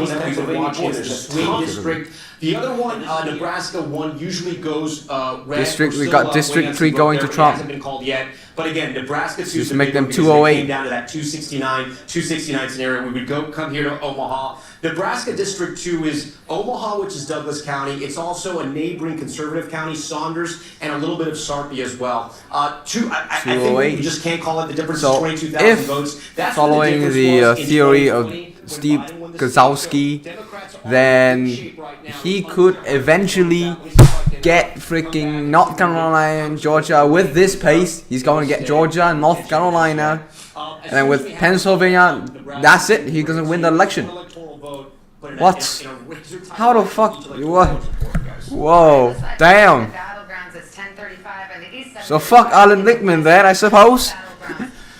Bro, that guy. Holy smoke. Too close to call. Yeah, because Alan Lichtman, the other guy today, says Trump's gonna lose, Harris gonna win. But I told you guys that this race really goes. Trump could have very high chance winning this. Well, don't underestimate that guy. Oh my god, bro. Don't underestimate him. He's the real deal here. He could be the real deal here. Harris could bounce back. He could just punch back again. Trump could get knocked down. But like the fact is that Trump is leading right now. He's leading in terms of polls, in terms of the so far counted votes, and yeah, he's performing better. So with the information so far, even though it's too close to call, but he could flip Georgia and North Carolina at this pace. The number of votes just much greater than 2020 for him now. Holy smoke. That's crazy. I did not expect that, but like, damn, I think that's the power if you go on Joe Rogan, Ben. With those big question marks. Tom, let's go to Pennsylvania because I think this is We've often said this will be the ball game, and we're starting to get more vote, and maybe we can look at some of those bellwethers, like in Erie County, for example, or Lackawanna County. What do you see? Yeah, we're also seeing some outliers as well, Savannah. I want to show you what I'm talking about. Center County, it's in the center of the state. This is red right now. 68% of the vote is in. Biden won this in 2020. Hillary Clinton won this in 2016. Why am I highlighting this county? Let me move the map over again. Center County, this is Penn State. This is Happy Valley. This is a university county. The Democrats should be on top right now. Again, there's 68%. Yeah, he's leading in. Trump's leading that. But Trump is on top right now. I want to go back to Eastern PA again, which has changed because a lot of people from New York and New Jersey have moved to the eastern portion of the state. We're talking about Northampton. This is one of those bellwethers, Savannah, you were talking about. It almost always picks the winner going back to like the Kennedy years, I think. Trump won it in 2016. Biden won it in 2020, and now Trump's on top. 73% of the vote is in, so there's still vote out. Those things could change. Again, it's still early. We're not calling these counties as well. Jesus. I want to zoom in here. This is Berks County. I'm going to zoom in. Reading, PA. This is a city where Hispanics are the majority here. 92% of the vote is in. Trump is up at 56. It's not a huge surprise, but what it shows is that he's overperforming. He won this county in 2016 and 2020, and tonight he's overperforming. Again, some of that vote is still out, but we're watching that. Finally, I want to look at Scranton right here. Okay, Lackawanna County. Republicans thought they maybe had a chance in Scranton at least to peel away some of the votes there. Again, this is where Joe Biden was from. People wondered if he got the friends and family discount there with voters. She's underperforming tonight. 51%. Oh, snap, damn. 53. In a state where... Bro, that all replacement for Biden thought it's gonna perform better, but no, it's... Holy shit. You're a Republican, you're probably feeling a little bit better, but again, I just want to say it's still so early in the night, and there's still a lot of vote out. Philadelphia County, just because this was brought up on the set earlier, 62% of the vote is in. Biden was at 81. She's at 77. A lot of the vote is still out. But again, she wants to be in the same high water marks where Biden is, guys. Yeah, Mark Lauder was just here, you staffed Vice President Pence, and you're obviously a longtime Republican operative. You think there's not enough vote for her to make up that margin? Well, there's still a lot out there. I just think all of these things start to add up. It's like death by 1,000 cuts. And so if you drop 40,000 votes in this state, maybe 6,000 or county, this 6,000 in another, next thing you know, you run out of options. I'll leave it to the brilliant minds of the decision desk to figure out when that happens. I'm not nearly that good at math, but it's starting to look a little more encouraging. And when you see the Latino vote come in, you see some of the closing of the gap with the young voters. It's starting to add up. Well, let me just jump in on that, because there are several places, as we're starting to now at this point in the night get some trends across battlegrounds when it comes to exit polling, with all the necessary caveats that you have heard by now. And there's a few places where former President Trump is making improvements from his performance 4 years ago. It is Latino voters, as you talk about, Mark. It is voters under 30, as you talk about. It is independents. It doesn't mean he's winning them, but he's doing better than he was 4 years ago. Here's where her improvement is, and this is interesting. It's with seniors. It's with voters over the age of 65, and we're starting to see that. You pointed to me when you said no, I'm not saying it. and I just want to let everyone know that It could be the opposite of the 2020 effect, where millennials went and voted directly to Trump and to Biden, and then Trump was more appealing to more the eventual the Christian voters and the senior voters. And now, based on this woman's, it's just the opposite. He's doing well with the young voters. Provide with the Joe Rogan and the goddamn Logan Paul collab and Kai Cenat and all those, no, not Kai Cenat, and all those crazy stuff. He's doing better. He's doing better than, much better than last year. Walz as her running mate, as opposed to Governor Josh Shapiro. So as we watch this come in, and even on the day that she made that announcement, a lot of people questioned, what would Pennsylvania look like with Shapiro on the ticket? And Governor Shapiro, well, I mean, if she loses Pennsylvania, you can guarantee that story is already being written. And Senator McCaskill, Josh Shapiro, has, even in pretty red counties, is a very popular governor. He is, but so is Tim Walz in the Midwest. And I think what her decision was, one of judgment, where she looked at somebody who had a resume just like hers, and she looked at someone who was much different. He wasn't Ivy League. He wasn't all smooth. He was relatable and a coach and somebody who really kind of oozed Midwestern relatability. But his character is being challenged tonight. And so far, Trump is winning. She was. Oh my days. I don't know if it was the right call or not. I think they're both terrific people. Either way, they're going to be around. Shapiro's not going anywhere. You may see him on the ballot in the future. I'm just going to call it out. In Michigan, and again, it's very scattered here, but there are a couple of big places I want to look at because they might be offering us some clues. Back to Michigan We again. say what some of M these bigger State. counties. We have questions going into the night, specific questions about counties that could be extrapolated potentially more broadly. Meaning, let's take a look here at one of the biggest. We flagged this one at the start of the night. This is Oakland County. This is a big, giant suburban county just outside Detroit, and this is of the two big suburban counties just north of Detroit. This is the Democratic one. This is the one, with a lot of college-educated, higher-income types, a lot of bedroom communities here. So look at this. 2/3 of the vote is now counted in Oakland County, and Harris is winning. The Democrats are supposed to win here. Her margin's inside 10 points. It's less than a 50,000 vote raw vote margin here. I want to show you what this does in the context of other recent races. In 2020, this was a 14-point win for Joe Biden. And in 2016, this was an 8-point win for Hillary Clinton. And I don't think I need to tell you, this wasn't enough to win Michigan for Hillary Clinton. This was more than enough for Joe Biden to win Michigan. And this right now looks an awful lot like this. Remember our tests coming into the night, one of them was to compare Oakland to its next door neighbor, Macomb. Macomb is blue right now. This is the blue-collar, Trump-friendly suburban county. There's almost no vote that's been counted there, so yet to be seen how this is going to measure up. But one of the reasons Democrats were able to win Michigan, why Joe Biden was able to win Michigan 4 years ago, was this. He was able to run up a monster number in a gigantic, highly populated suburban county, and it more than offset Trump's strength in the other gigantic blue-collar suburban county.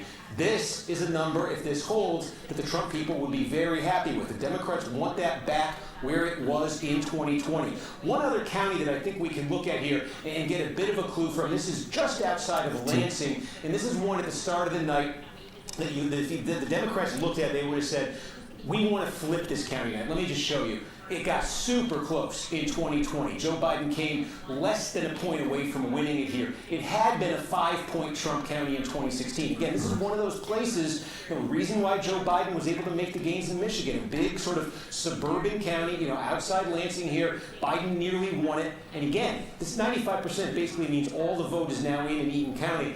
It's gone back to that 2016 level, 51-46, 49-44. That's what the Trump campaign wants to see in counties like this, where they had slippage in counties they won in 2020. They want to get that slippage back. We saw that earlier. We showed you Lackawanna County in Pennsylvania. They did that. They did this just outside Lansing. Here's another place where they really want to do that. You can see right here next to Oakland, it's Livingston County. Okay. This is a mix of sort of suburbia, some rural areas here too. It's gigantic, kind of between Lansing and Detroit. More than half the vote now counted in Livingston County. And again, just want to show you, this was a bad number for Donald Trump 4 years ago. He won this by a little bit less than 23 points. This was a good number for Donald Trump. He won the state of Michigan in 2016, winning here by about just under 30 points. And his margin tonight is looking more so far like 2016 than it is 2020. This is a pattern that's being repeated. We're showing you, not a lot of counties in Michigan have this much vote in, but in those that are, we're starting to see this. And again, we're seeing this in other areas of the battleground, the northern tier of the battleground.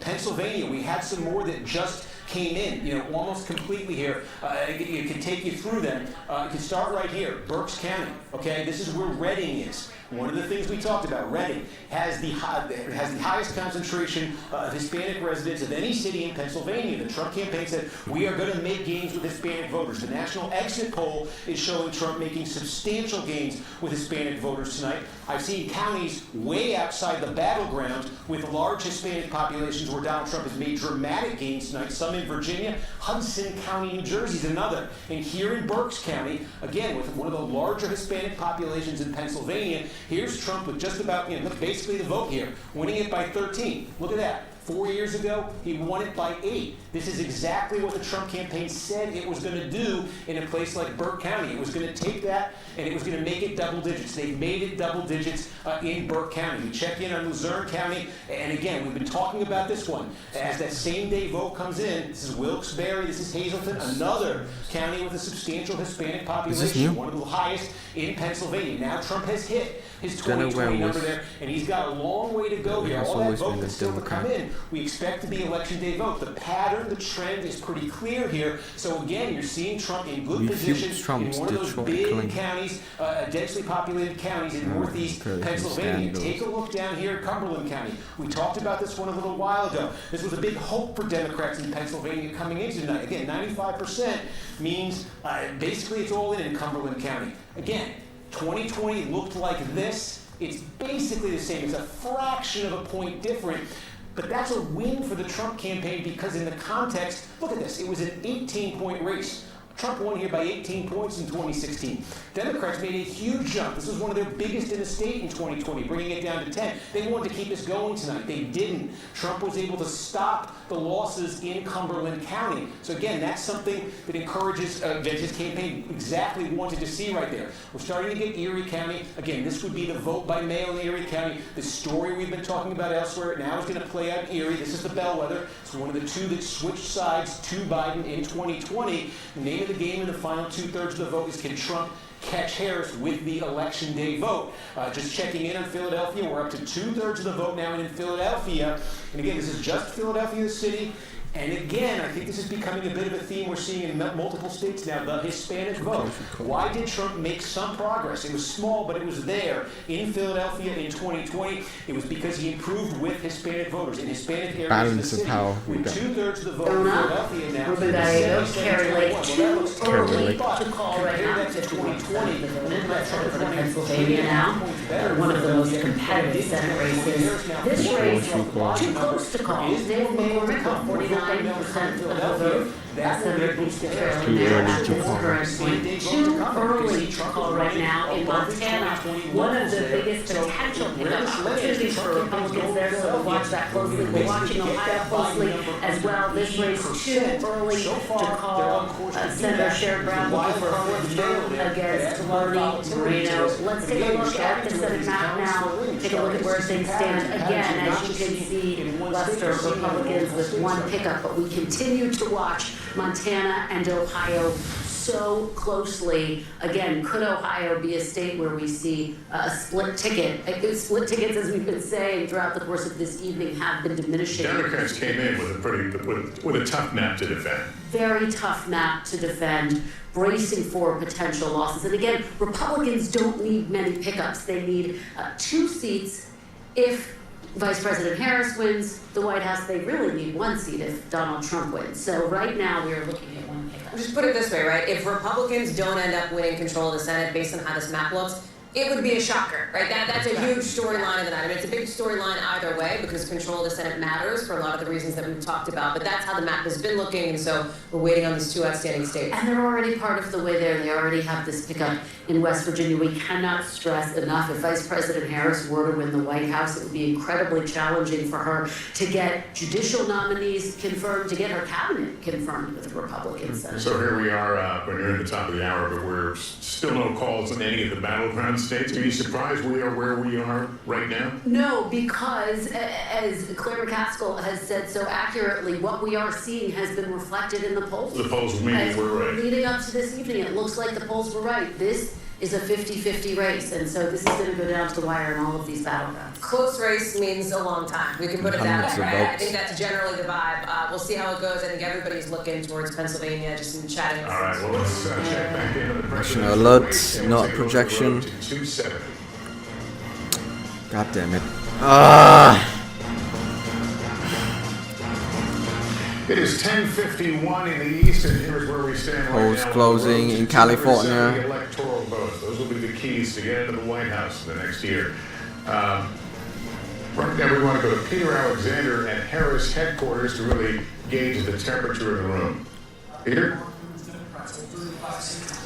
Well, we're outside and it's a loud one here, but I can tell you if you get into the crowd here, it's particularly quiet in terms of their sense of optimism right now. That's how one Harris ally just described it to me a short time ago. I ran into a longtime Democratic source, a person who was close to the Harris campaign, and I asked them what they make of the results they've seen so far. They said, honestly, this is not looking so good for us, but then they quickly put on the smile and said, but you know what? We just got to keep smiling for the night. That may give you a better understanding of where they feel like things may be going right now. It remains early. A lot of votes still to count, but I'll tell you what I just heard from a Democratic lawmaker right now who just wrote me in part, quote, "It's pretty concerning. I just keep reminding myself that 8 years ago, all the trends in the first few hours showed Hillary winning, and then she didn't. But obviously this is not the return we were looking for." It gives you a little sense of the way that some of those people supporting Kamala Harris are feeling this evening right now. Again, a lot of numbers, a lot of data. Stay in line. Don't let the Republicans, we're doing really well. If you're in line, stay in line. Don't let them take you off that line. Vote. Stay in the line. They can't do anything about it. And vote. We're going to win it big. Thank you. Certainly increasingly mean that they have to succeed. Trump just makes some tweets online. And Wisconsin, and frankly speaking, some people in some of those states that are involved with the Harris campaign, they say that's where they are seeing some concern that that's going to be a tough road that they have to still try to walk tonight. Buster? Peter, we were just talking here, there's a sense that the polls...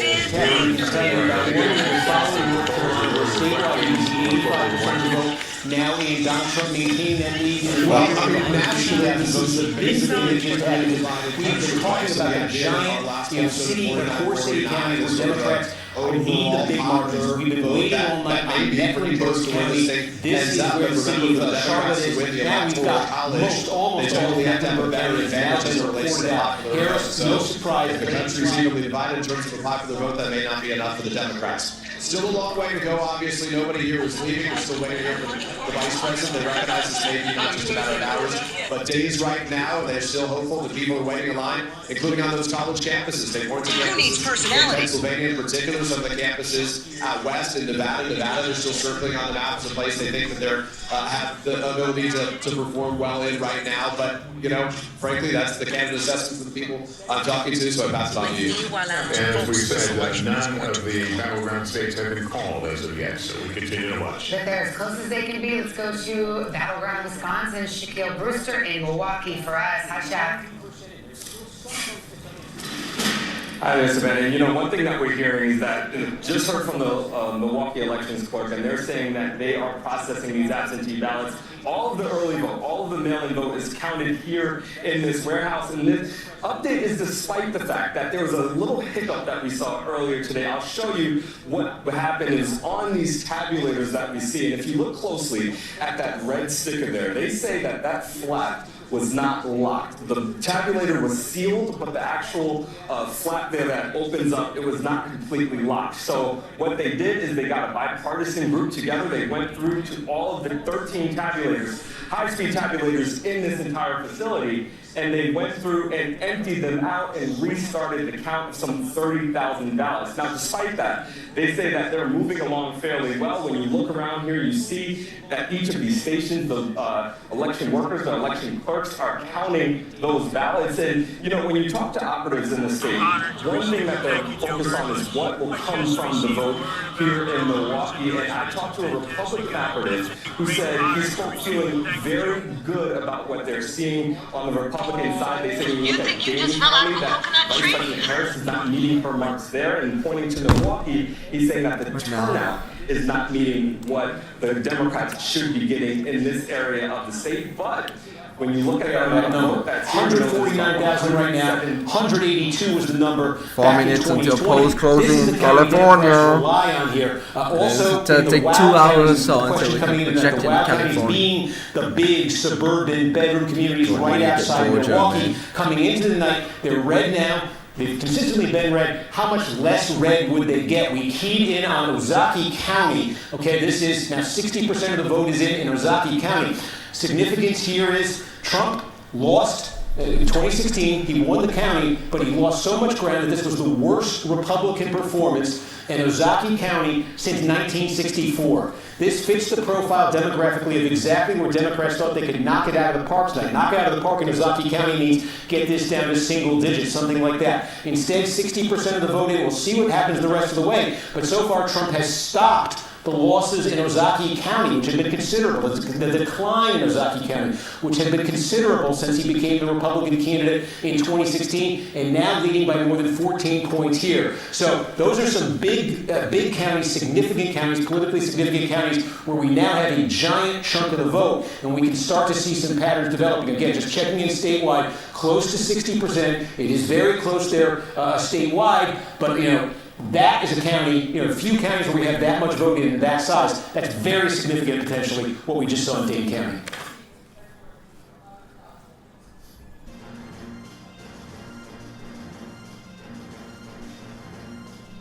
Wait, they have projection now? Oh, too early to call. I thought they have projection in Georgia. No. It's not projection in Georgia. Hang on. Oh.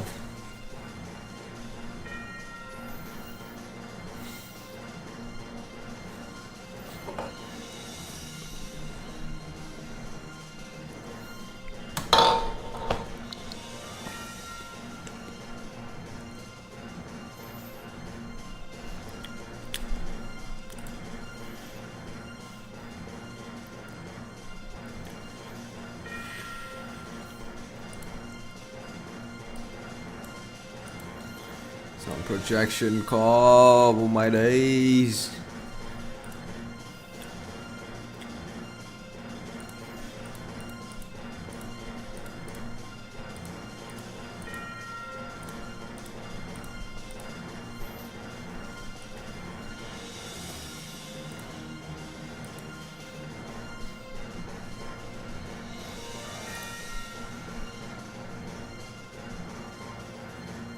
Polls closing in California. Those dudes in California, if not, they're going to vote, and then it's the game over, man.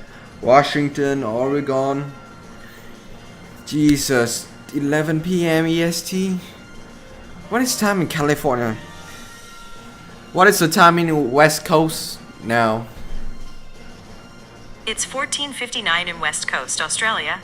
No. What is the time in West Coast, United States, America, bro? In Irvine, California, United States, it's 19:59.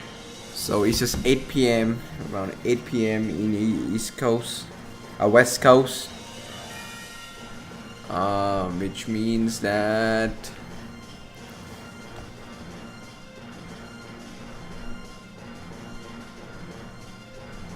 it's gonna took them 2 hours to count.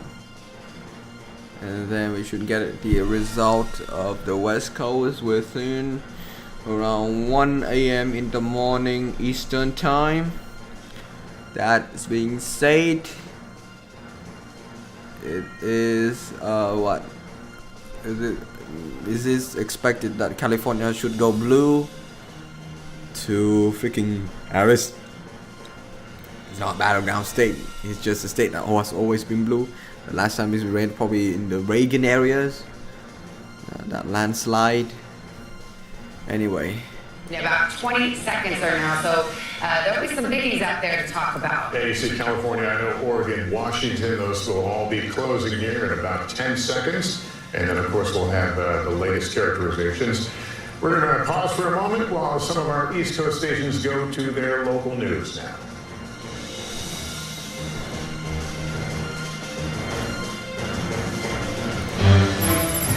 Projection! At the top of the hour, 11 o'clock hour, the East NBC California going to Kamala Harris. State of California, 54 electoral votes. In the state of Idaho, NBC News projects Donald Trump will win and take those 4 electoral votes in Idaho. Here's a map where it moves in the road to 212, Donald Trump with 214, 145. now with 145. So things certainly becoming a little more interesting as the evening progresses. Okay, for the 11 o'clock poll closings, we have a couple of uncalled races, Oregon and Wisconsin. We just called California. Now let's go to our battlegrounds. Pennsylvania, too close to call, 11 o'clock Eastern, 8 o'clock in the West. Same story in Michigan, too close to call at this hour, days. with about a third of the vote 29? in Wisconsin. Jesus. It is too close to call. You knew it would be a tight election. The polls all showed it, and that's certainly being borne out tonight.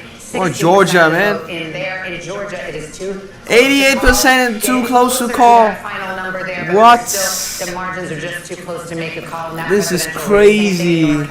85. Too early to call. We are still awaiting big vote there in Arizona. Let's go out west. We've got 2 battlegrounds out west. We've got Arizona and Nevada. Polls closed there about a couple of hours ago. 2 hours for Arizona, last hour for Nevada. Both of these too early to call. My God, and bro. Tom Young is over at the board, and we talk about Arizona. We haven't given it due tonight in Maricopa County, and don't forget the great county of Pima County, home to Tucson, Arizona. And to give some credit to Arizona, already 50% of the vote is in. I mean, they're doing their job there, so congrats to them. Maricopa County, this is the big swing county that we're going to be watching here.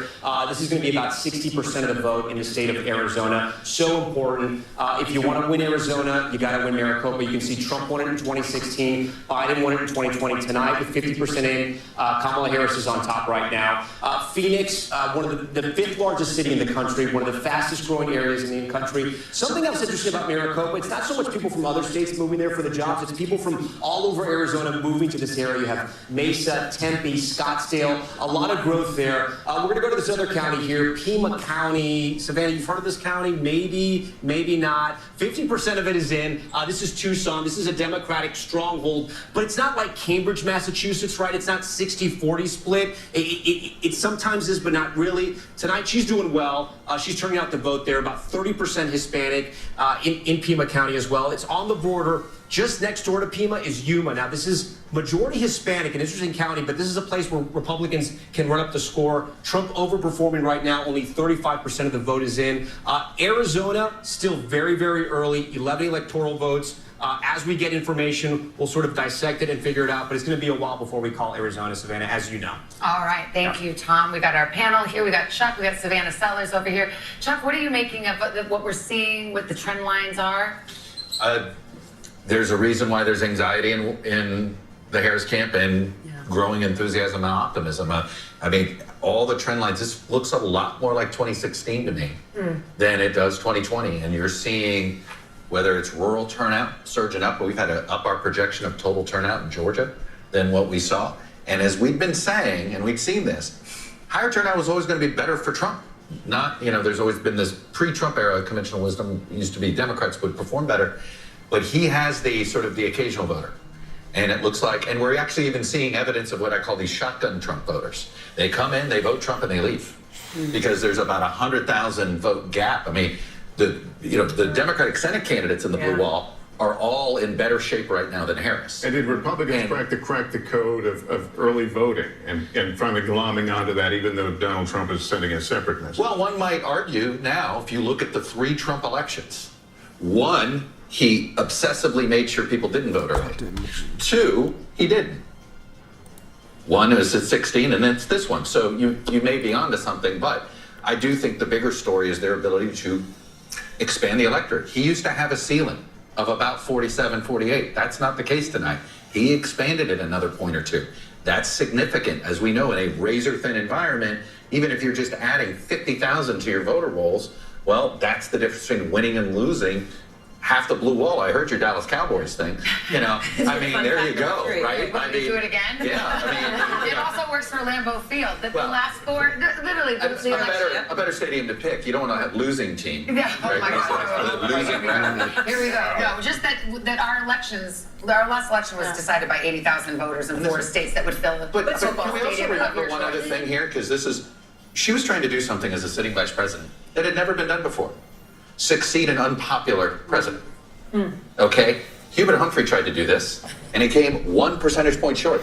It was a very close election. The electoral vote wasn't close, but it was a very close election. But he came up short. Al Gore tried to do this. While Bill Clinton's presidency was popular, Bill Clinton, the individual, was not. We all know he came up 537 votes short, as Lester will tell you over and over again. So the last sitting vice president to win was George H.W. Bush, with an outgoing president that had a 60-plus approval rating. He was at 41%. I mean, that is, you are asking somebody to overperform in a way that we may find out was politically impossible. This sounds a little bit like a postmortem, so I want to make sure we... No, and I don't think we're there. We have not called... Let me give you the view from the Harris campaign. Because by the way, they know if they win, it's going to be like this. Like, their path is razor thin. That's exactly what they're saying. There's this new memo that is out now from the chair of the Harris campaign that was sent to staffers, obtained by our Monica Alba and our team that covers the Harris camp. And this is exactly the point, right? Which is why I wanted to jump in here on this. She says, they say that the closeness of this race is what we prepared for all along. They still see data trickling in from Sunbelt, but all along they knew it was going to be blue wall. I mean, listen, to a degree, of course, this is what they're going to say, but they say they think they're still feeling good about Pennsylvania, overperforming turnout in Philadelphia and some of these areas. In Michigan, they say there's still a lot of vote to come in. In Wisconsin, there's still a lot of vote remaining. General O'Malley Dillon says in this memo, we've been saying for weeks this race may not be called tonight. Projection! NBC News projection in the state of Oregon. NBC Oregon going to Kamala Harris. Will win in Oregon when the votes are counted. Here's where all the goddamn West Coast going to Kamala Harris. He could not beat them in the goddamn West Coast. This is California territory, bro. 214 for Donald Trump, Harris with 153. The big prizes, still no calls. We continue to wait. Interesting that that memo is focusing on the blue wall. That's all but saying they're not expecting a North Carolina victory or a Georgia or... Those are two states. I'm just looking at this on my computer. I don't see either of those two states mentioned here. They do talk about Nevada and Arizona. It's going to be a bit, but the bottom line is they feel like this race is not going to come into focus until the early morning hours. The fascinating thing about what Hallie just read, Chuck says this feels like 2016. That's almost verbatim a memo that we got in 2016 saying we're focused on the blue wall, everyone's focused on the blue wall, no one panic. And this, we have a lot more vote to count. So I want to be very cautious in saying this, but tonally, it is fascinating that that is the message that they're sending. Well, not for nothing. They did their last rally, Kamala Harris in Philadelphia on the eve of the election. All she did was focus on which is exactly what they had their eye on the ball. I mean, you can't say, right, they didn't do that in 2016, right? She was doing Arizona, she was doing Texas, and she the night before was in Philly. True, you but won they Nebraska. Sort of didn't do the blue one. To their credit, I mean, she lived in Pennsylvania, but I'll tell you this. We'll see. There's probably a lot of people wondering who should be the running mate? Who should be on this Democratic ticket? We had that discussion. So some people will, if she loses Pennsylvania, there'll be a lot of... That's the only state, right? That'll be the hand race. Because Josh Shapiro is a very popular Democratic governor who was on the short list for vice president. Let's bring Savannah Sellers into this. I mean, what are you reading out of the exit polls? Are you seeing any trend lines? I know you've got your brief view. You really look at young voters and you've got your finger on the pulse there. What stands out? Absolutely. I'll start with some numbers and then give you some anecdotal information. First, let's talk about first-time voters. This is not just young voters, but that's 57% of these first-time voters are under the age of 30. They are breaking for Trump. That is a major reversal from 2020. So 53% Trump now for Trump on right the now, entire 46% Nebraska. for Harris. Back in 2020, 64% went for Biden. Something that I've been tracking, and I've been even watching it tonight on apps like TikTok, on apps like Instagram. When you just talk about who's popular, who do people like? The Harris campaign had such a robust internal social media play. They had this team of 20-somethings, they had very little oversight. They were allowed to kind of post. As I gather my train of thought here, I wanted to update you on three key counties here again in Northeast Pennsylvania. We started the night saying, and we've said it a few times, that there are only two counties in Pennsylvania that are true swing counties. That is to say, they backed Donald Trump in 2016 when he won the state, then they flipped over and they backed Joe Biden when he won the state in 2020. One of them is Erie County, where you see right now about half the vote is in. Harris is ahead here. This is primarily on the strength of the vote by mail. The question is, as the rest of the vote comes in, which we know is Republican friendly, is Trump going to catch Harris there? Put a pin in that one, because the other one we pretty much have all the vote in right. We pretty much have all the vote in right now, and it's flipping.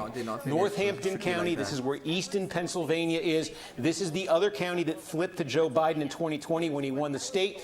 This fits a pattern we started talking about a little bit ago. There's a substantial Hispanic population in this county, and Donald Trump has made meaningful gains here. Joe Biden won this by a fraction of a point. It's now more than 5 points in Trump's favor with just about all the vote counted up.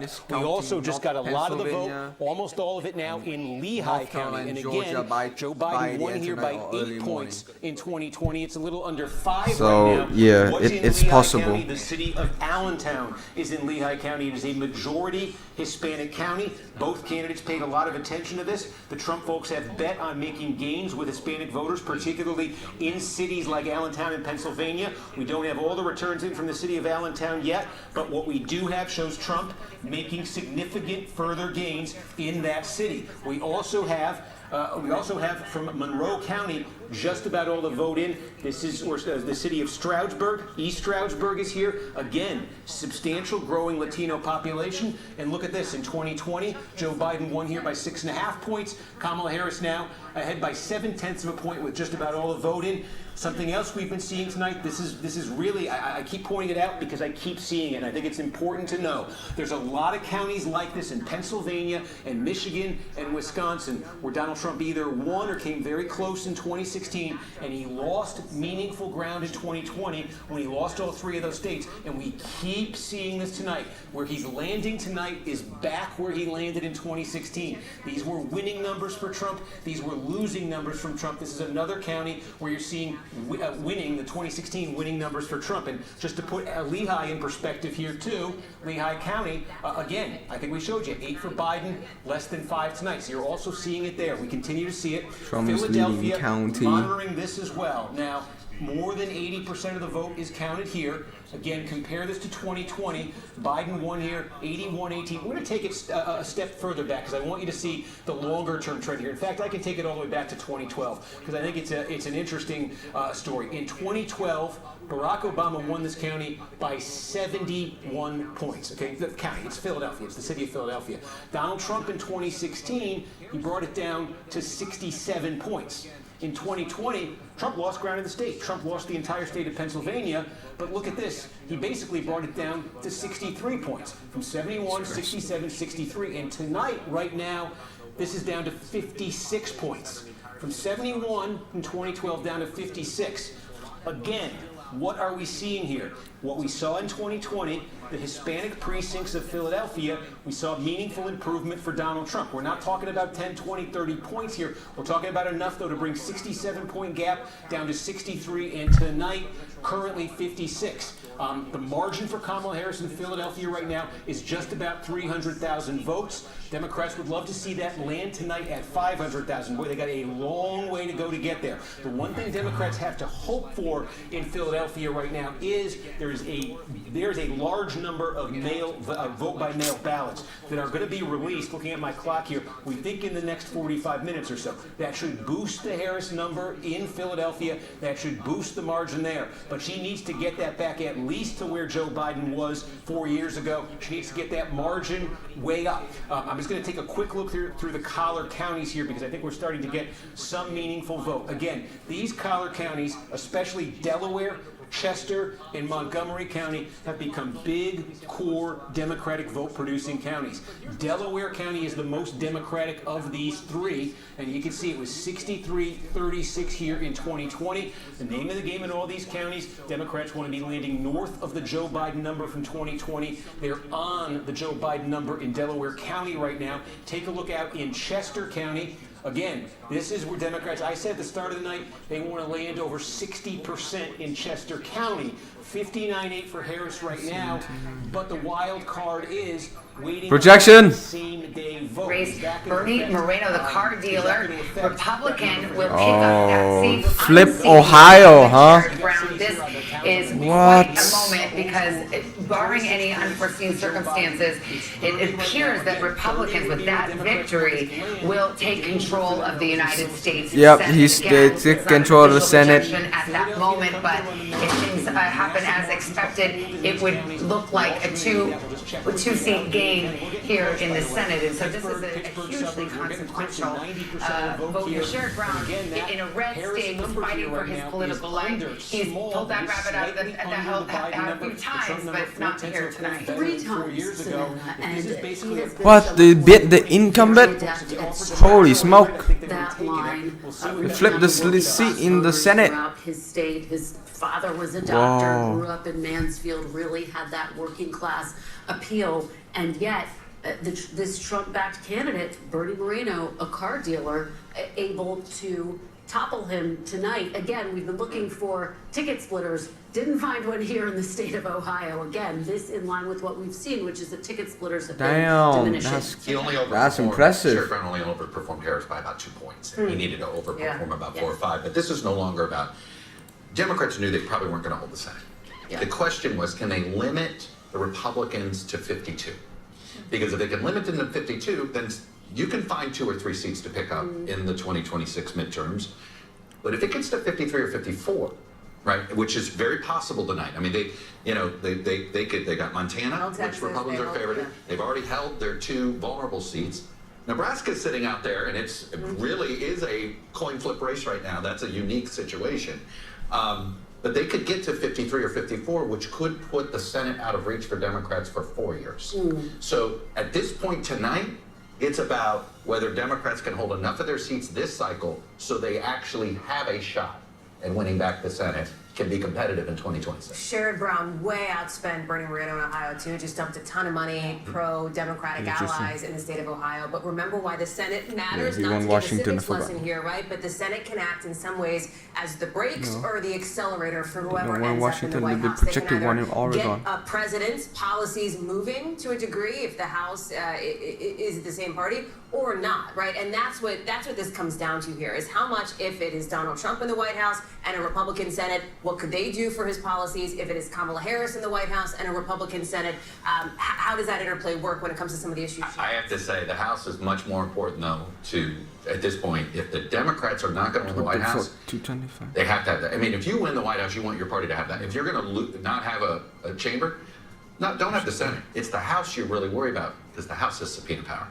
And so if the House is of the same party, you can navigate Washington a lot easier. The Senate's not easy, but you can find bipartisan coalitions in the Senate. And this is what the House looks like right The now. House, at this point, you know, whoever wins the presidency, you want your party to have, because if you don't, then it's subpoena, and then you can be tied up. Your entire agenda can get tied up. But unlike the Senate, Correct. we're not talking about House tonight in almost. No doubt, we might not be talking about the House until we go to Savannah's for Thanksgiving. You know, and even then, it may be the Friday after. You know, at your own risk, I think you'll know how I cook. But I mean, the House was not expected to track the presidential.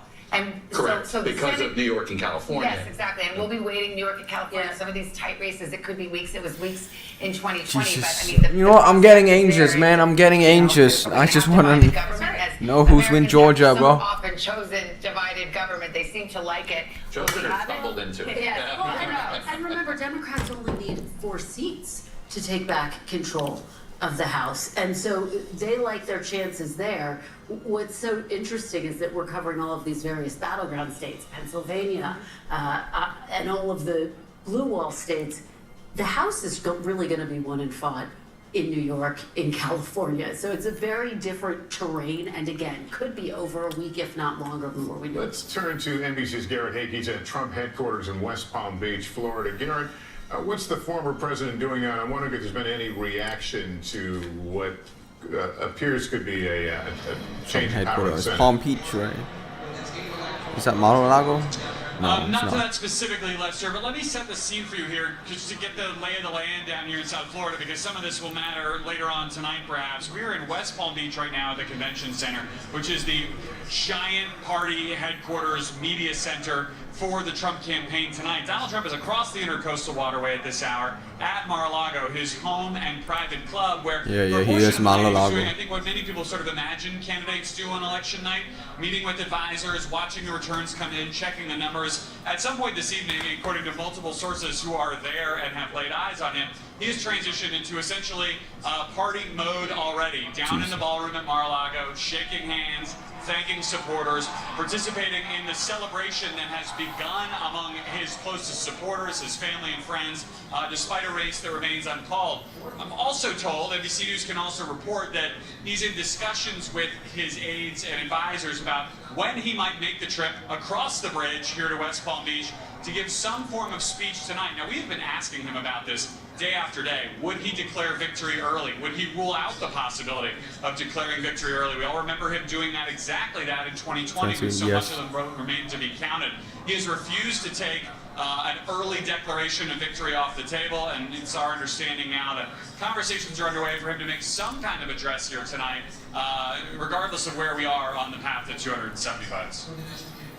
All right, Garrett, thank you so much. And we're joined now by podcast host John Lovett and Dan Pfeiffer, both White House veterans. I believe we have them right now. Oh, not yet. We're going to go to, that they're coming up. We're going to go to Peter Alexander. Peter Alexander We got projection now? from the Harris No, headquarters. yet. It sounds like Donald Trump is talking about coming out and saying something.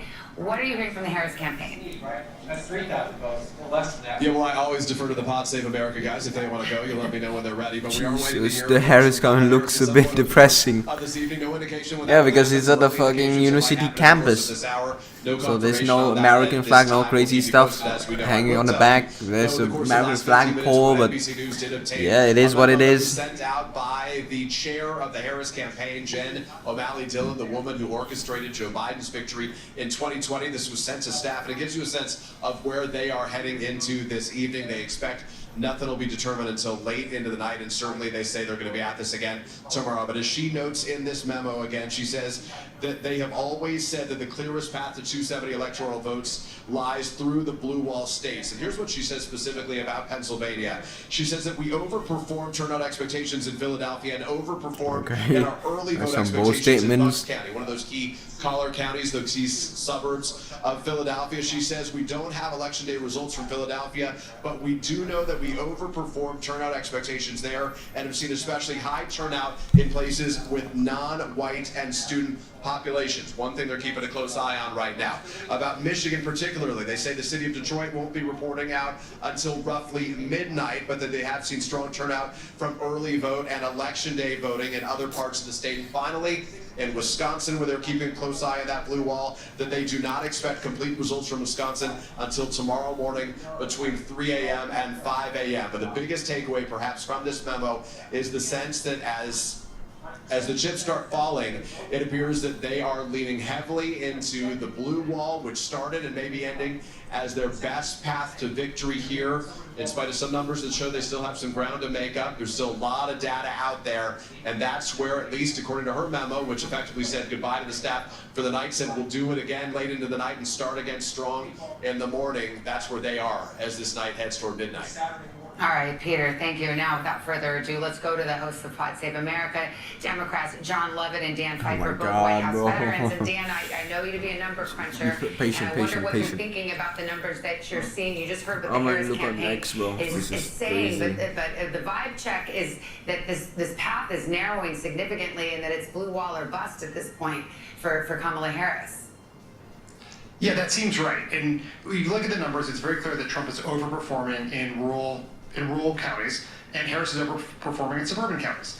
And what is going to maybe the deciding factor here is primarily going to be what is the turnout and the vote margin. North Carolina just called for Donald Trump. North Carolina just called for Donald Trump. If they are what we think they are, then she has a on AP Press Association. John, let me ask you about. It's on Twitter. NBC is not confirming. NBC is not confirming. NBC is not projecting. But it is expected that Donald Trump is going to win North Carolina sooner or later within 5 minutes. 5 minutes. 5 freaking minutes. The Trump is gonna flip the whole North Carolina now, man. It is what it is. This is crazy. Shit's gonna go down. Things gonna happen. I think it's pretty early. Bing bang boom. Drawing conclusions based Holy on smoke. and trying to oh my god, this guy what happened with specific demographics. nuts. I think where we're at is this was always going to And be then close. if this flip It is Georgia close right sooner now. or later, I think there was some hope based on 258, vibes that perhaps this wouldn't be 260, he just based need on one some more state, other and then he polling won and the some whole big election. momentum and a terrible event Back in Madison Square 2020, Garden. there was a Maybe deadlock this at night around wouldn't be, 227 for him. But as if you long, and the answer win is North Carolina, no. The if you polls take Georgia as largely were well, showing a very tight race, and that's what we're Jesus, kind of bro, looking at. that's crazy. Dan, do you think it will ultimately We should come have down to the projection. Pennsylvania? I mean, that Should certainly have projection has been, soon. what's been telegraphed for all of these months. It's the essential state because NBC is not confirming, but on X, she does not win, and there's still a lot it of seems outstanding that vote in Trump Georgia. It's a is. narrow path. But if those do not end up Swear to in God, column, is this a joke? there is no math without Pennsylvania. You can replace Wisconsin with Arizona. You can replace Michigan with Arizona and Wisconsin, but you need Pennsylvania, and so it will come down to Pennsylvania. All right, Dan Pfeiffer, John Lovett, thanks for your time. We'll talk to you soon. Thank you. And we have another call to make. I believe 2030. Yes, now. State of Washington presidential call. Let's see where we are. NBC News now projecting that Washington. Kamala Harris will win the 12 electoral votes. But they're not calling in the Georgia state yet. of Washington. They're not calling Here's Georgia. how it breaks down right now, a difference of about 473,000 votes. And the road to 270, that leaves Harris. Give us update on Georgia, man. No, on North Carolina. Donald Trump down. Let's go to Republicans Mike Dubke, White What House the cuck? Communications Director under former NBC, President bro. Sarah Fagan, a former aide to George W. Bush. Mike, first of all, give me your thoughts Hey yo, here. they confirmed that Trump won North Carolina. So far, is What this the cuck is going on? A matter of viewing pieces through a microscope right now to try to understand where this is going? Well, it sounds that way from the Harris campaign, but I want to stick with the vibe comment that John Lovett just made, because I really do think that what we're seeing now is this coming to fruition. They ain't calling North Carolina yet, and yet they're projecting Kamala win Washington. It's now she hopefully won Washington over North Carolina. And all of that. Show some data on North Carolina. Give us fucking Wazowski, man. Wazowski. Say something. Instability around the world. And if you look at the exit polls that you all have been talking about today, you really see that. Wazowski ain't saying anything, man. Oh my fucking days! What the cuck is going on? And when you look at the way Harris tried to distance herself from Biden, maybe I think this just giving all time. came down to whether she'd be successful with that. Has Fox News called North Carolina? Just ask you just to bear with me for a second. There we go. Another projection we're going to put up here on the screen. And this is the state of Connecticut. Connecticut? NBC News projected that Kamala Harris will win in Connecticut when all the votes are counted. 7 electoral votes. There's the breakdown right now, about a 10-point difference between the two of them.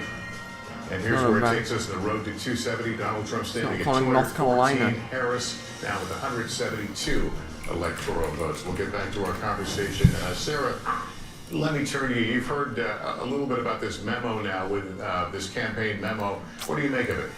Well, I think it's a few more things we're getting in. First of all, I want to point this out. This is what the national popular vote is right now. Any good news for Democrats. Yeah, they call North Carolina for Donald Trump. Donald Trump is running about a point or a point and a half. But NBC ain't calling. What? CNN. CNN, man.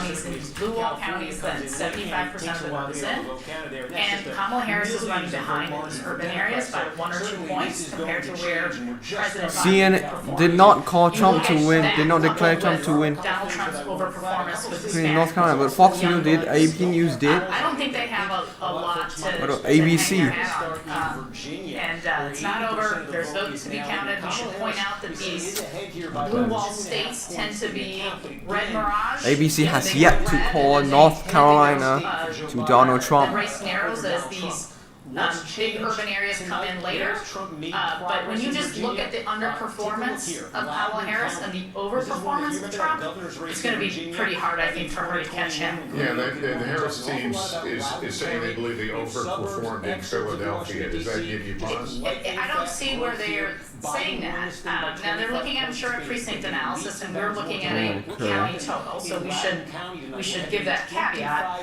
But Joe Biden 2016 got map. 80% of the vote in Philadelphia County, and she's not running at 80%. I think she's, last I looked, was at 77 or 78%. Yeah, he So won that's North a pretty Carolina. significant difference when a Georgia. race is as close as it is. All right, Sarah, Mark, thanks to both of you. Tom Yamas has more from the big board on Georgia. Yeah, Georgia, but I also want to give this just sort of a vibe check of where we are. It is still very early in the night, right? And even though people may be claiming they've won certain states yet. Stop coping, confirming some shit, man. Here at NBC News. And a reminder, Harris's easiest path is to hold the blue wall. If she wins Pennsylvania, Michigan, and Wisconsin, remember, she gets to the White House. Even if she loses Georgia, North Carolina, the entire Sun Belt, she still gets there. Let's talk about Georgia, though. Let's find out where we are there in the Peach State. Still too close to call for NBC News right now. 91% of the vote is in, but let's talk about where the vote remains. Okay, the giant circles, those giant bubbles, that's the vote that still is outstanding. Yeah, let's check the U.S. Senate race. And we know the exact number. 40, 49. Oh my God, they flipped analysis, right? Yeah, Bernie Moreno, and we know that. Half a million votes out in Georgia. I think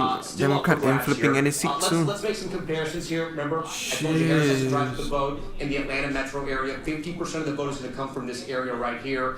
First county, Cobb County, she's performing just like where Biden is, slightly better. Fulton County, performing a little bit lower, but slightly. There's still 7% of the vote out in Fulton, where Atlanta is exactly. Gwinnett County, 80%'s in. Look, she's holding the same marks of where Biden was. She's overperforming in Douglas County as we move further south. Look, she's almost exactly where Biden was all around the ring counties of Atlanta. 93% in. Good news, and overperforming in Rockdale County. But if Democrats wanted to expand This guy the is map, analyzing that's New York right. for some Places like reason. Cherokee, we're going to see they can make inroads there, just north of Atlanta. It touches those ring counties. Trump was at 68% in 2020. Tonight he's at 69, and they've almost got all the vote counted there. God, give us some update on North Carolina, bro. Happening in the Black Belt of Georgia. I was talking to you guys about the Black Belt of North Carolina earlier and how she was underperforming there. Remember, this was Biden's number. This is her number tonight. Watch as we go around And here, she's okay? trailing behind Biden's number 2020, man. This is madness. 50% for Kamala Harris. This is a I expected that she would perform better, but oh my days, unbelievable. Trump, man. GG, bro, man, Jesus Christ, this guy does not back down. Holy smoke. It seems like she could be doing that in Atlanta. The numbers are good for her right now in the metro region, but it's still really too close for us to call here in Georgia. Guys, I'm going to send it back to you.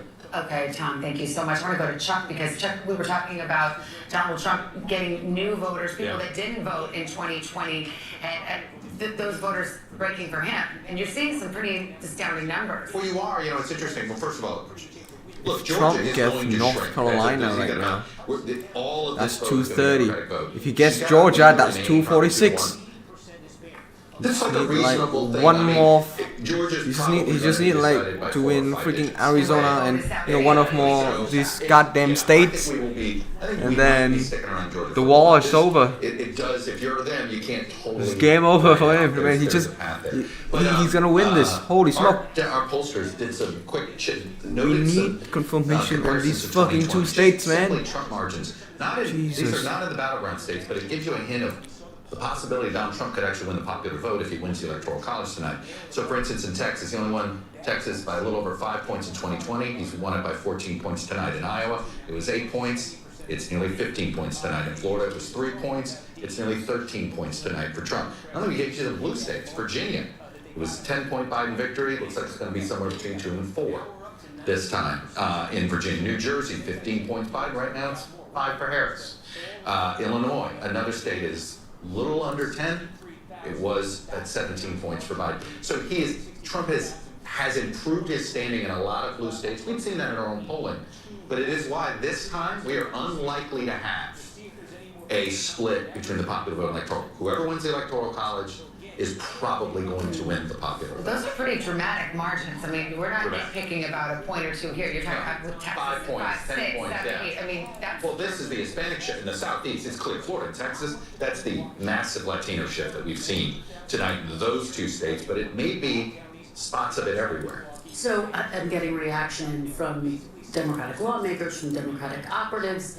Some are still saying, look, we can still win this thing, we can hold on to the blue wall, and that's absolutely accurate because we're still tracking the vote. But one Democratic lawmaker, sort of to the point that Chuck is making, saying, if this race does not go Kamala Harris's way, this is a moment of reckoning for the Democratic Party. This person saying there needs to be a hard look at what went wrong and potentially really a real passing of the baton when it comes to leadership. And of course the attention will turn to President Biden. And when he stepped aside, 72% in our exit polls saying the country is headed in the wrong direction. That's the backdrop to all of this. President Biden and this immense dissatisfaction with the direction that the country's headed. It could be the Democratic Party was allowed itself to just organize itself being an anti-Trump party. And in some ways, so focused on creating an anti-Trump coalition, they stopped being a political party, right? To come up with a basic agenda and again, right now. Yeah, he's making an actual comment. I get what that lawmaker is telling you because you look at I agree. Right? I can feel something. Wasn't a Chuck is right. Pick of the future. It was a whatever you can do for Trump. We're going to pause for a moment to welcome back some of our stations on the East Coast. It is just past 11:30. Democratic Party is all about stopping Trump now. Joining us on this exciting Holy smoke, I'm gonna go crazy. And I'm Savannah Guthrie, glad you're along with us. This is NBC's election night coverage, and we've started to fill in that map, but those all-important 7 battlegrounds still in gray. We have not called them yet. We've been getting minute-by-minute projections, all leading up to this road to 270, which is the magic number to win the White House. So let's go through some of the boards here. This is Pennsylvania at this hour. 79% of the vote in, too close to call. We've talked a lot about the different counties and whether there's enough for Kamala Harris to make up where she's lost in some of the rural areas. It was go to Michigan, too close to call there as well, but a lot more votes to be counted. In Wisconsin, let's see how much we've got there. About 2/3 of the vote or so, too close to call. In Georgia, we're getting close to a close there, but they do count their votes fast there, and it's 91% in, but we will see what happens. Too close to call. North Carolina, too early to call. Too early to call for North Carolina? There, but again, starting to see 88% of the vote 88%. coming in there. Let's go out You west. have the opposition calling already. Polls closed about 2.5 hours. Oh, projected winner! There we go! Fucking confirm it! Jesus Christ! Okay, North Carolina, Donald Trump. Jesus! Jeez, finally! He flipped North Carolina! Holy smoke! He did it! This fucking dude did it again! Holy fucking smoke! He flipped North Carolina! What the cuck? And then it took ages for NBC to confirm this shit, man. That's nuts. Okay, you know what? I'm not blaming anything. This NBC is so reliable for waiting for them getting the right source, but probably not fast enough compared to other goddamn stations. Let's go to Tom Finally, right talk now. about North Carolina. Talk about Jesus. What this does to Kamala Harris. It's a big fucking deal, bro. Yeah, let's show you real quick how Trump wins, right? How we project that he wins. Robinson right now, 64.9%. Finally confirmed North Carolina. You can see how Trump's overperforming here. As we go along these rural counties, you can see Trump's numbers are increasing. 63 4 years ago, 66 tonight. We'll keep moving along here. 50%. 53%. So Lester, you asked, how does this affect him in the race for president? Let's go back out to our big board here, the road to 270. When we started out tonight, right, the path to victory here, Trump had 10, Harris has 9. That's because we just called North Carolina. We can't even remove it anymore. This number before we called North Carolina, Harris had more paths than Trump did. But this is essentially where we started the night. This is the way it ended in 2020, right? He won North Carolina. President Biden had won the rest of the battleground states. But this gives the Republicans and former President Trump some hope. We now move to Georgia. We're going to be looking at the vote in Georgia. But as Chuck mentioned, very close to Georgia. 230. We're waiting on that vote. Holy smoke. In those ring counties right now. But a big win for former President Trump. It's the first battleground we're calling tonight. All right, Tom, thanks very much. Remember, there was some late polling in the state that came just over the weekend that suggested that perhaps Kamala Harris was surging in North Carolina, that maybe she was making gains among some of these voters. That is clearly not turning out to be the case. That said, you've seen the reporting from her campaign that they are looking at the all-important blue wall. Of course, the question is, if Illinois. in 2020, no, Illinois was flipped, was always blue. It is Pennsylvania, Pennsylvania, Pennsylvania. Well, to that point, the Secretary of State in Georgia. Too late, huh? Or you can blame fucking gerrymandering or some bullshit, but like he won the whole thing. An insurmountable lead in Georgia with the number of votes outstanding. So he's the Secretary of State. I think he knows what he's speaking of, but we will continue to projection. We've got another race to call, another presidential call. This is in the state of Virginia. Virginia go to Kamala Harris. Okay, you know what? Just going back to 2020. 13 electoral votes in Virginia. There's the breakdown right now. 134,000 vote difference. Fuck off. 84% of the vote in. That, of course, goes into the Harris. 2020 Virginia. Virgin. 13 fucking votes. 230 now. 40 from his goal. Jesus. Harris with 185. Holy goddamn smoke, bro. Jen Psaki, former Biden White House Press Secretary, and Mark Lauder, who was joining us earlier. Jen, we haven't had a chance to talk to you. I mean, look, it's getting to be a narrower path for Kamala Harris, no question about it. It's the blue wall or bust at this point. What is math? Yeah, it's math. Ultimately, look, I think that Jen O'Malley Dillon email that NBC News obtained that you talked about a little bit tells you a lot. Can we get Georgia? Just get us Georgia as soon as possible. But it's too close. Too freaking close to get Georgia. Oh my god. And basically, they did not talk about it. I know NBC has not made a call in Georgia, but they did not mention that Georgia is not a part of that email. Neither is North Carolina. You just made a call on that. It's about the blue wall states, and she warns that Arizona and Nevada will take some time.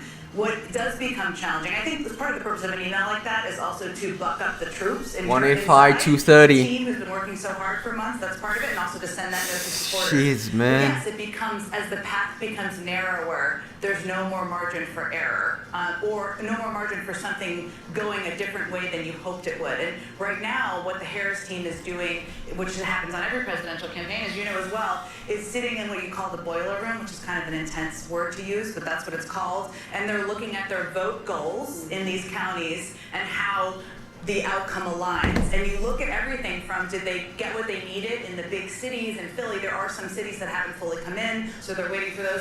But also what the margins are for Trump, which are higher, as you've been reporting, and we've been talking about over on Msnbc, in some of the rural counties, meaning he's getting more votes there that they need to make up for in the cities. So it's a numbers game. How the fuck is this crazy? This is crazy. This is madness. Margins. We just saw it in 230. Virginia. We called it. Kamala Harris won it, but I believe by a smaller margin than she did, or that the Democrats did 4 years ago. I want to show Minnesota right now, which we are calling too close to call. Election alert. This is a reliably blue state. Let me show you what the numbers look like. The breakdown. It's also Half of too the close vote to call. It's called too close to call. Again, when you see that wide margin, The margin is too small, bro. it's because our decision desk is crunching the numbers. They know where those votes have come from, whether they're reliably Trump districts or reliably in Kamala Harris or a Democratic area of the state. And on that basis, they're saying too close to call. Does that surprise you? Minnesota's a close state. It often is a close state. It's one certainly that the Harris team would love to have been in their win column earlier. But again, I think for them, what becomes harder and harder is as you get more vote total in, and the path becomes narrower and narrower and narrower, and that's a bit where they are at this moment. The sitting governor, Tim Walz, on the ticket. Minnesota's governor, Tim Walz. And a pretty popular governor in Minnesota. And there's a lot of things that have been in the mind a little bit if you're the Harris team, including that. I don't know that they're overly worried about Minnesota, but certainly, yes, would have liked to have that and Virginia in their win column earlier. I've heard a lot from people on the left who have asked over the last several weeks, how can this be a tie? What's your answer? I would ask the same question. I think obviously obviously with the economy, with the 2/3 of the American people who think the country's on the wrong track on the immigration, and all of the issues in kind of general polling would suggest that this would be a runaway for the Republican or for the non-party in power. The fact that it's not, I think there's obviously a lot of... Do you think if any other Republican were on the ticket, you'd have much greater margins in terms of a Republican victory? That's difficult to answer because Donald Trump brings out such a passionate base where you might have a problem getting that overperformance in rural areas because he is so animating, especially on the right. Now, he's equally animating on the left, which turns out that opposition. Or you might get suburban women on the side of a different kind of... 230, 185. God fucking too close to call. About the decision to ask him to step aside. It will begin. It will begin depending on the outcome. And obviously, there hasn't been a race called yet. If this is not a Harris win, that will certainly be part of the discussion. She's run a campaign over the course of 107 days. That is not something we've seen in history, and there'll be lots of questions about exactly that, the timing and the impact of that. Well, Trump was bringing up the history, in terms of vice presidents trying to win the presidency with an unpopular president. He said it's bordering on politically impossible. And this gets back to something that we talked about, the favorability rating for President Biden. Fox News. Fox News is projecting that Harris is going to win Maine. And about 3 in 4 statewide votes, Trump to win rural district. And that is something that may end up being so if according to Fox News, then she should get 2 more electoral college, 3 more electoral college, and in real Maine. Given that abortion is on the ballot in 10 different states, would that be the biggest energizing factor tonight? So you should be split vote between the two. Right now, it seems like the economy and immigration continue to be the most motivating factor. But I'm almost interested to see though, because I'm not sure what the fuck. Using Florida as the example, it was not close in Florida. What about the Senate? Can we check the Senate? But at the same 50 Republicans. Okay, it is projected that they're gonna control the U.S. Senate, just like as I said hours earlier. The Republicans are going to control the United States Senate for the next fucking 2 to 4 years, 6 years. this. Jesus But I Christ, do like that. it cannot And that's freaking not load it something anymore. that is captured necessarily, because polling doesn't function this way in polling about abortion rights, right? That there are people who could vote for Trump and also vote for protecting abortion rights. Arizona is another interesting state to watch on that front, as you know, Arizona, because there are. I talked to Senator, or maybe we'll see, Congressman Gallego the other night, and there are people who could be Gallego, Trump, abortion rights voters, which bends the mind a little bit, but that's where maybe we don't entirely understand how the electorate comes down on these issues. Because people are maybe not for that neatly categorized as political journalists would like to believe. Yes, that's true. Well, we're just moments away from midnight here in the Kamala Harris is projecting to won Virginia and is 13 electoral votes. We confirmed that already. The Y is 185. Did they confirm fucking what's this? New Mexico now?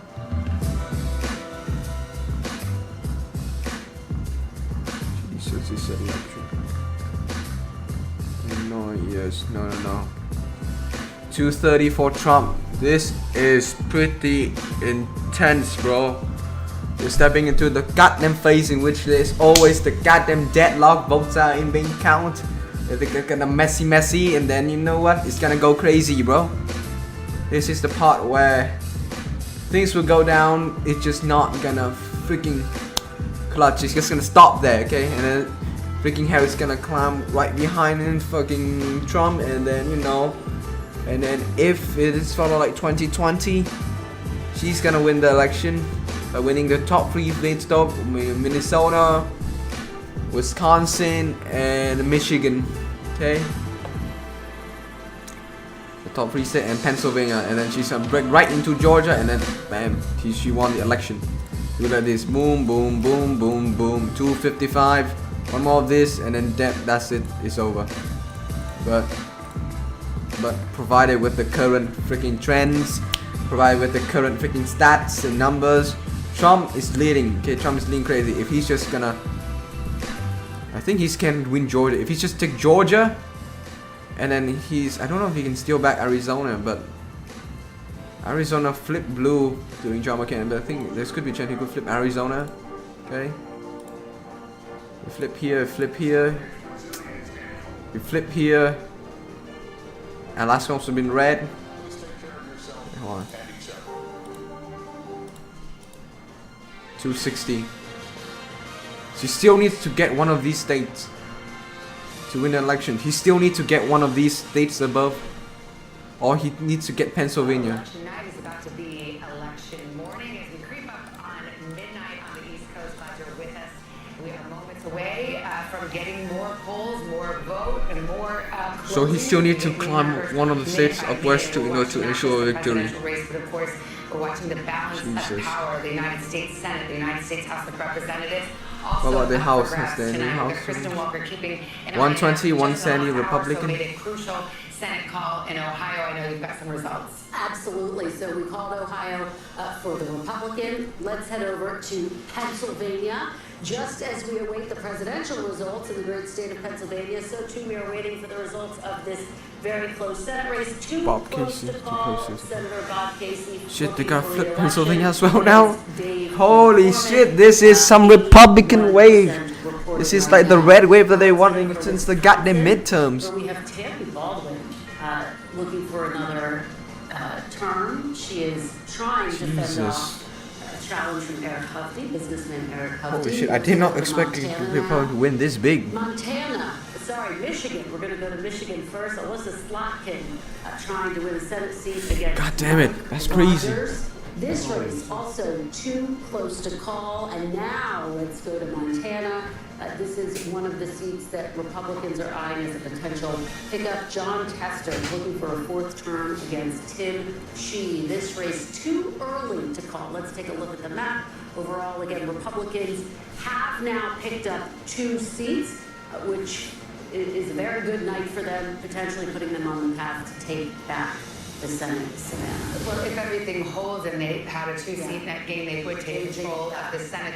There's one race out there that's an odd one because you have a Nebraska Senate race where you have the Republican incumbent Deb Fischer up against an independent Dan Osborne, who is interesting. If you read into it, he has his views talking about not putting people into categories. He's got an array of views. He calls himself independent. He appears to be, he says he won't caucus with either side, and he's giving her a real run there in Nebraska. Giving her a real run. The polls have tightened in recent days, and I think you hit the nail on the head with what makes this so complicated and fascinating. He's saying he's not going to caucus with the Democrats. So what exactly does that mean with independent Senator Bernie Sanders, for example, who does caucus with the Democrats, just to give people a sense of what that looks like functionally speaking. So we continue to watch that race very closely. Okay, we are approaching the 5th hour since the first polls closing. The race is getting tighter and tighter and tighter. Like my goddamn anus. But it's gonna win. This is crazy. Holy smoke. That is where the map stands at this hour, about 10 minutes till midnight here on the East Coast. And we've got a lot to get to. We want to go to Sandrock in Asheville, North Carolina. Of course, the western part of North Carolina, hard hit by Hurricane Helene. We've got, if you're just joining us, we made a projection in North Carolina. Donald Trump will keep North Carolina in the win column, which significantly narrows the potential path for Kamala Harris to take the presidency. We've also had a governor's race decided there. Sam, what you got?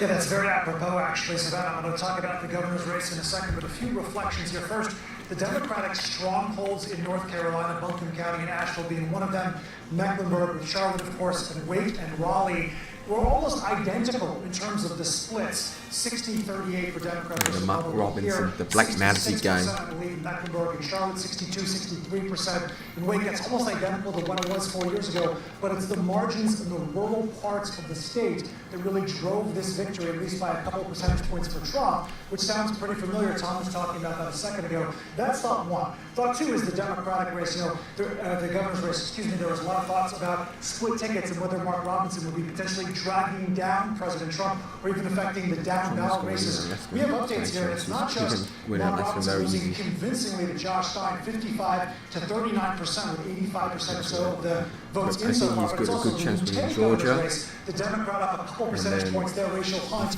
Jeff Jackson, the AG, he's up a couple percentage points over his Republican opponent. So you're seeing truly Republican voters here in North Carolina going across the board very for close. statewide Democrats, and Holy then shit. also voting for Donald Trump. The So fact we're that he seeing made it that to as a 230 was so already quite an lastly, achievement. you have roughly 37% of the electorate in North Carolina that is unassigned, right? Not Democratic, not Republican. Democrats, registered Democrats in the state have gone down about 80,000 or so, I believe, votes from the previous election. Republicans had gained 100,000 plus registered voters, but the reality here is now 400,000 new unaffiliated voters, and we were wondering where would they fall? What is the fault line going to be for those folks, especially these hundreds of thousands that are moving in from out of state? North Carolina gained the third most amount of people. Steve Kozlowski, give us some freaking insight on the other thing, man. The suburbs of these large Democratic cities, by and large, and what we're finding out right now is that the exurbs did really lean more Trump, and that a lot of these folks in the unidentified category were going more red than blue. Steve Kozlowski ain't saying anything. That's what the early results appear to show us, Scott. All right, Sam Brock in Asheville for us. Thank you. Let's go over to Tom Yamas, who's looking at Minnesota. We were just talking about Governor Walz, the sitting governor, on the top of the ticket here, and it's too close to call. Too close to call right now. Democrats, though, are okay with this margin right now. About 50% of the vote is still out. This is how it ended up in 2020. You can see Harris is overperforming slightly. Biden right here. I wanted to look at Minneapolis, Hennepin County. This is the largest county in all of Minnesota. She's doing fine. She's tracking just like Biden did. So this is not really a worry for them. I did want to show you something, though. Blue Earth County, okay? So this is a county that Trump is on top right now. Biden won it in 2020. Why do I want to show you Blue Earth County? Well, besides having the coolest name in the entire country for a county, this is where Governor Tim Walz is from. This is where he taught with his wife. This is where Coach Walz is from. Right now, Republicans are winning his county. It just goes to show when you talk about how Trump is winning in Minnesota now? Driving up votes in rural areas. I'll show you Holy Stearns smoke. County, which actually has a No, large he's winning in Somali different American counties in population. Minnesota. 95% of the vote in, he's overperforming there. So again, Minnesota, it doesn't look like it's in trouble for Democrats right now. Still 50% of the vote is out. But when we look at those rural counties, he's overperforming even in a place where Governor Tim Walz is from. Guys? All right, Tom, thanks very much. Let's bring in NBC's Blaine Alexander, who is in the Atlanta area tonight with some developing news. Yeah, we have heard some notable remarks from the Georgia Secretary of State, Brad Raffensperger, concerning the race here in Georgia. Now, before I say them, I want to make it clear, NBC News is still characterizing Georgia as too close to call, but I want to let you know what Raffensperger said not too long ago in a news conference. He said that he believes, looking at the numbers, Donald J. Trump 93 votes in. Holy shit, are you telling me you need 100% of votes to determine the winner? It looks like this is pretty much what done. the cuck? And then says, quote, I think the results are pretty well baked in based on where the leads are right now. He's talking about I think he's going to win Georgia. NBC News still characterizing this as too close to call, but we're talking with Brad Raffensperger. Of course, he is in the control center in his Secretary of State's office, watching those results come in, watching the numbers, and also where those votes are coming in as well. Now, I spent the evening talking to some of my Republican sources throughout the state, and I asked them the question. I said, you know, one, how are they feeling? They were all optimistic, but I said, if there is a lead from Donald Trump winning here in Georgia, what would be different from 2020? Of course, we all know that Georgia kind of shocked so many people around the country 4 years ago by flipping blue and helping send Joe Biden to the White House. But they said, again, across the board this time, that it was the push toward early voting by Republicans that they believe has really made a difference in the Peach State this time around. You remember 4 years ago, Donald Trump was really waving people off from voting early, telling them to go on election day. This time we've seen a very different message. Okay, you know what? I would say that Trump's going to win Georgia. No doubt, he's gonna crush Harris in Georgia. Okay, they think they're coping this stuff. Okay, he's gonna win Georgia. I had a good feeling he's gonna win Georgia. I had a feeling he's gonna win Georgia. So shut up. He's gonna win Georgia. He's gonna win Georgia at this rate. Several sources telling me they believe that early voting did make a difference, guys. All right. Wait, they haven't finished early voting? Very much. You know, I was going down as we bring the panel back. I was going down the most important issues from the exit polls. Yeah. Immigration was number 4. That's right, and that was Donald Trump's closing message, right? I mean, it was his message since he's been in the race. Think about his biggest day one policy priority, mass deportations. He's talked again and again with very few specifics on how that would be implemented about deporting people who have come into this country illegally here. It's always been a big issue for him, dating back something like 8 years now, 4th on the exit poll list. But look what was up there at number 2, the economy. And remember, just because a candidate were to win on the top issue, which this year, based on the exit polls now, is state of democracy, doesn't mean they're going to win overall. And state of democracy is complicated as the top issue because Republicans and Democrats see it different ways. Yeah, both sides think there's a threat to democracy for different reasons. Can we go over to Tom Yamas? He's been pacing over there by the Georgia map. Because it's interesting. I mean, we have the Secretary of State, Brad Raffensperger, a Republican, but who has certainly shown his independence, saying that Trump has an insurmountable lead. I believe you and Chuck have said there's still some Trump's vote out there. No, Trump's. I don't fucking know. I want to know who's gonna win. I cannot. Let's see where that remaining vote is so far. Again, the giant bubbles, that's where the vote Jesus fucking hell. The Atlanta metro region. This is where Democrats are going to run up the score. This is where their base is, where they've been able to expand. So I'm going to click on a county here, like Cobb County. I'm going to bring it out to compare to Joe Biden in 2020. Remember, she wants to perform over or at where Biden is right now to kind of see where her watermarks are. I'm going to highlight this so you guys can see the numbers to follow. Remember, on the left-hand side, she wants to be at where he is or higher. So let's see where we're at here. Fulton County, 71-72, slightly under. We move over to Gwinnett. A little bit under, 73. She's overperforming in Rockdale County. We come to DeKalb here. A little bit under. We come over to Douglas County. She's overperforming. But here's the flip side of all this. Let's throw a dart to the east side of Georgia. Any county, I'm going to pick a random county. Look how Trump's overperforming. 68% to 71. Again, I'm going to just touch random counties here. 65, 69. These aren't big counties, but any county I touch, he's going, except for that one. Any other county? Well, actually, no. He flipped it. Actually, any county you come here in rural Georgia, he's flipping all these counties. And like Jen Psaki just said, it's math. Can they run up the score here? Is this what the Secretary of State is talking about? That the numbers are so high in the rural counties, Democrats won't catch them in the Atlanta metro region, but there's still a lot of vote out in this area. So that's one of the reasons why we can't call Georgia just election alert. Election alert. Okay, we have polls closing at the top of the hour and the beginning of the morning. It'll be midnight in the East Coast, and we await the results from Hawaii. The polls close there in about 10 seconds from now, so we'll take a pause here so our other stations can join us or head to their local news.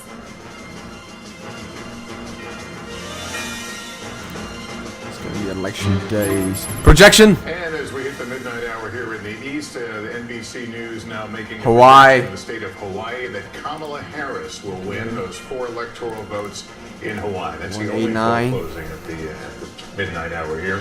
The road to 270. Harris now with 189. Donald Trump still leading with 230 electoral votes. All right, we've got quite a few battlegrounds still pending tonight. Pennsylvania, the biggest prize. 84. Holy shit. It is too close to call. In Wisconsin, same story. Here we go. 75% of too the close to call. 7,000 votes. Michigan, too close to call at this hour as well. 44 Michigan is crazy. 15 votes up for grabs. They're too close. Arizona, too early to call. Just been counting for about 3 hours now. Out west in Nevada, also too early to call. And in Minnesota, we have too close to call. Democrats still feeling very good about their prospects there, but the margins are not at a place where we are ready to call that. Georgia, too close to call at this hour, too. We just discussed that. So Georgia, might be a ray of light for Kamala Harris, or perhaps a very a narrowing of her path to victory. We should mention, Tom, we have called North Carolina. That was the first battleground to call, and it stays in the red column for Donald Trump. Yeah, and I want to go through Pennsylvania now because we're starting to get more voting in Pennsylvania, and I want to focus on the east side of Pennsylvania here. This is 2024 right now. Look, a lot of the vote is still out, but let me show you 2020. You can see how much of this section was blue in 2020. Again, Biden won these counties. Now this is 2024. He's flipping counties like Monroe. Again, it's about a 200 vote difference there, so we can't really put too much in that, but he's ahead. Northampton County, remember, this is the one that has picked the president, or at least picked the winner of Pennsylvania. Okay, let's take a look at Pennsylvania, where you had Jacob there a few minutes ago setting up what probably any minute now we're going to see out of Philadelphia, and that is, he says, about 50,000 vote by mails. The results going to be released in Philadelphia. Of course, that is the most Democratic-friendly, overwhelmingly Democratic vote. So when that gets reported, we want to see what it does. This margin for Harris right now in Philadelphia sits at 305,000. Remember, ultimately, Democrats are hoping tonight to get that in the neighborhood of 500,000 votes. Got a long way to go with a little bit more than 2/3 of the vote in. And again, the context for this is where things stand in Philadelphia right now is that Trump is running so far 4 points above where he finished in 2020. Again, let's see. This mail update is going to be huge because how much do these numbers change? Democrats want to be above and need to be above this Biden level and be getting that plurality close to 500,000 because of what else we're seeing right now and what's coming even in the last few minutes in Pennsylvania. And let me just show you what that is. A couple things. We said put a pin in Luzerne County, where Wilkes-Barre is, where Hazleton is. That's a majority, almost 70% Hispanic city. We now have all the vote in Luzerne County. Donald Trump is going to win this by a little bit more than 21 points. Compare this to 4 years ago, it was 14. Theme, but it's important. Trump's gains with Hispanic voters. You're absolutely seeing it here in Luzerne County. He's going to win this by more than 20 votes. That's a significant jump for him. His campaign said he was going to do that. They did do that here. We also saw him make those gains in Lackawanna County right next door earlier tonight. Also, where we're getting some clarity in Pennsylvania, South Central Pennsylvania, Lancaster County. This is one of the counties where you can see in 2020, Trump got 57-41. It's 57-58 if you round it 41 now. This is a place where Trump slipped in 2020, where Democrats wanted him to slip further. That's not happening. This is a big region population-wise. It doesn't get the same attention as Philadelphia. Lebanon County here, too. All the vote is in. Again, Democrats wanted more of a Trump drop-off here. They don't get it in Lebanon County tonight. And we showed you Cumberland County, I believe, earlier, but also in this region, also a place Democrats wanted gains, also a place where really they're not getting it tonight. Look inside the collar counties here, just outside Philadelphia. These are huge population-dense counties, and I'll flag a couple things. We got almost all the vote in Delaware County right now. Of these core collar counties, this is the most Democratic. It's the most diverse, most blue-collar of these these three, of Delaware, of Chester, of Montgomery. Now, in 2020, Joe Biden won here by essentially 27 points. getting close to all the vote in here right now, and it sits at about 24.5. Not Harris, not at the Biden level. And keep in mind, again, this is very clear in Pennsylvania right now.